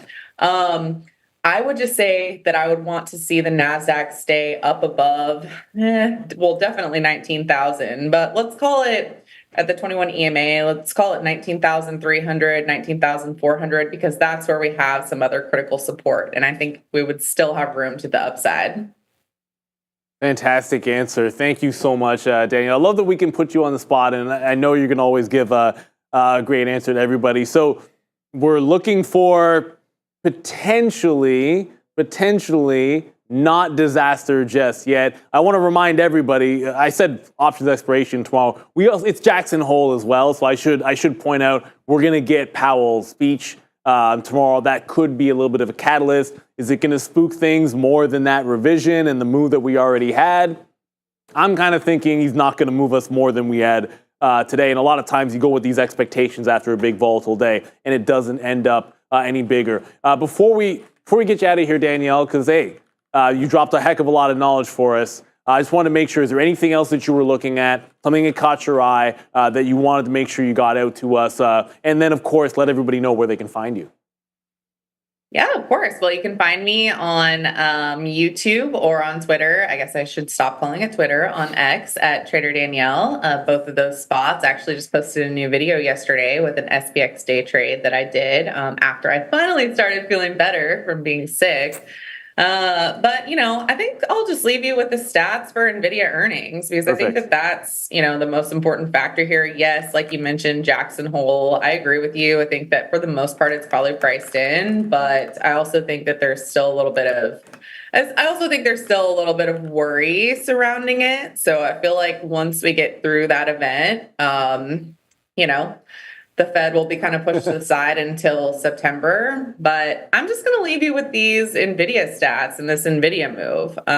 If you look at what Nvidia has done over earnings, obviously one of the main reasons why it's been so strong is because they've been crushing it surrounding earnings. So last quarter, they gapped up 7.5%, had this massive breakaway move. Quarter before that, gapped up 11.2%, massive breakaway move. Quarter before that was pretty much flat, 0.2% as a move. Quarter before that, 6.6%, 26%, 12.9%. So I think that for me, when I'm looking at Nvidia going into earnings, number one, I'm not that concerned about this pullback because, like I said, it's had a massive move. As long as it stays up above 120, I think it'll be okay. But I'll tell you, the number one thing that I'm concerned about here is the fact that expectations are just so high, okay? Because they have been crushing it, because we've had these massive moves higher, they have to crush it. And if they don't crush it, it's going to go lower. So that's my concern. If you look at what Amazon did after earnings, I feel like that was kind of what happened with this stock. You had Amazon 4 quarters in a row where they were crushing it. And so everybody's looking for just these fantastic numbers. And when they announce something that's just not quite perfect, you get a 10% gap down. So I love Nvidia. I'm holding Nvidia, but be careful because the expectations are so high and everyone is so bullish. Yeah, great words there, Danielle. You said it absolutely perfectly. You can't always crush expectations every single time unless you're Danielle Shea on the Aftermarket show every single Thursday. That's the only time you do it there. So thank you so much for your thoughts. We're happy. We're so happy that you're feeling better, especially on your birthday weekend. So from everybody here on the show, I know from Sean, from Adara, myself, Fabian, Ramin, Brennan, who's on vacation, have an awesome trading day tomorrow, of course. Great weekend. Happy birthday. Enjoy it with your family. You deserve it. That's Trader Danielle. We love you. Thank you. All right, take care. That's about as good as it gets. I mean, we get to talk Nvidia, Adara. Oh, yeah. We get to talk about the market. Oh, we still have Danielle there. Oh, there we go. That's all good, Ramin. It's all good. Everyone wanted to see Danielle one more time anyway, so let's be real. Get my ugly mug off there as quickly as you can. Before we get into any roll call, there was news with regards to Uber and GM here. Yes.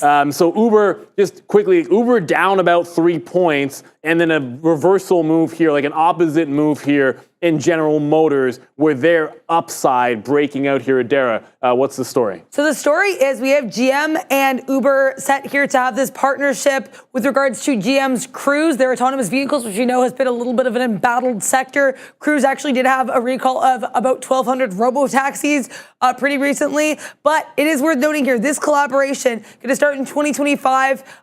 Cruise will be deploying its autonomous vehicles on Uber's app. So once this collaboration starts, basically when you select your vehicle, you'll have the option of selecting an autonomous vehicle when this begins. So nice. Like I think my speculation would be GM popped on that because Cruise has had so many issues. That would my guess would be as to why GM popped. Uber also did run up a little bit earlier in the day on a Josh Brown pump, so that's worth noting as well here. So Josh Brown continuing to send these stocks uptown and not downtown. You know what? At least he's been consistent with Uber. I know he likes them. He always is. But if you just happen to know he's going on talking Uber, usually you can actually get a trade off of that, believe it or not. But before we get into roll call, we were just talking about the long term. And if you like something on the long term, the 200 period moving average, well, guess what stock dropped into its 200 period moving average after falling on earnings, and we just referenced the story, and it's back to the upside. Bouncing almost clean off the 200 period moving average at about $40 was General Motors, now trading at 47. It's not just a pretty, in this case, green line in the chart. I think it's actually a different color on mine back at the desk. It's not just a pretty line. A lot of people look at this for their long term to buy. If you want to buy and hold, there are worse things than the 200 period moving average. But you know what time it is? It is the time where we give thanks to all of our viewers out here. We give thanks, of course, to our fantastic guest, Daniel Shea. We give thanks to Bears versus Bulls, the best moderator out there. And we do so by allowing our favorite roll call reader, Adara, a chance to read your names off, get your names out there. I'm going to get mine on right now, so get them in. Let's have some fun with it and wrap it up with a roll call, Adara. Thank you very much. Shout out to Ramin. Shout out to Fabian, who's out here right now, but shout out to Neil as well. For being here, everyone. I'll shout out everybody. Bears vs. Bulls killing it every single day. We've got Bears vs. Bulls. We have Daniel, JP Swede, Andrew Chow, Alex Diaz, Atef. We have Mahishu. We've got Eli. We have Andrew Chow again here. Michael P, Mr. IN, Joshua Lee Mallory, Easy Trader Lava, Michael, Holly, Robert Vitale. We have Mike Breeze. We've got Neil Roberts in the chat, Chris J, Mohammed. We have Saad. We've got Vince J. We have Travel Buddy Marcelo, Mike, Walter. We've got Swirling Brain, Pillsbury, Giovanni, Wrinkled Hippie. I love that name. Donkey Trader, Yatube, Marcelo. We have Phil. We have Eldana. We've got Hans. We have Paco. We have Hassan. We have Martin, Sam, Marlon B, Marie L, Mohammed. We have Mike Dreiter. We've got Dan McIsaac. We have Bright Awakening. We've got Tay2, Certified The Real Tech Geek. Derek Thompson, Trader Lucy, Janik. We've got Kamanish. We have Josh. We have Sam. We've got Nightmare. I love that. That's a good pun there. And I'm going to start with Amir. Wealthy G Money. Great way to end there. So I'm going to be here with you all. I'm not going to be in the midday tomorrow. That will be Sharif and Obi. But I will be here tomorrow as well for everything else except for the midday. Fantastic. That's right. I actually forgot about that. That's right. We're going to have Obi stepping in on the midday for Adara. Oh, boy. That's the line. It's oh boy. We love Adobe. We'll miss you on the midday, but it's only Sharobi tomorrow, I guess. It's Sharif and Obi. It doesn't work as well because it's not actually a stock. But. I mean, I can't say Shinobi, but no, Shinobi sound. I like the closest you're gonna get. It's close. Shinobi being, of course, a video game, but that's okay. That's well before your time. I've heard of it. I knew it was a thing. I knew when you said it, I knew it was something. Yeah. That's what it's all about. So hey. You guys know the drill. We got the best community out there. It's going to be another one. You saw the volatility today. Take a breath.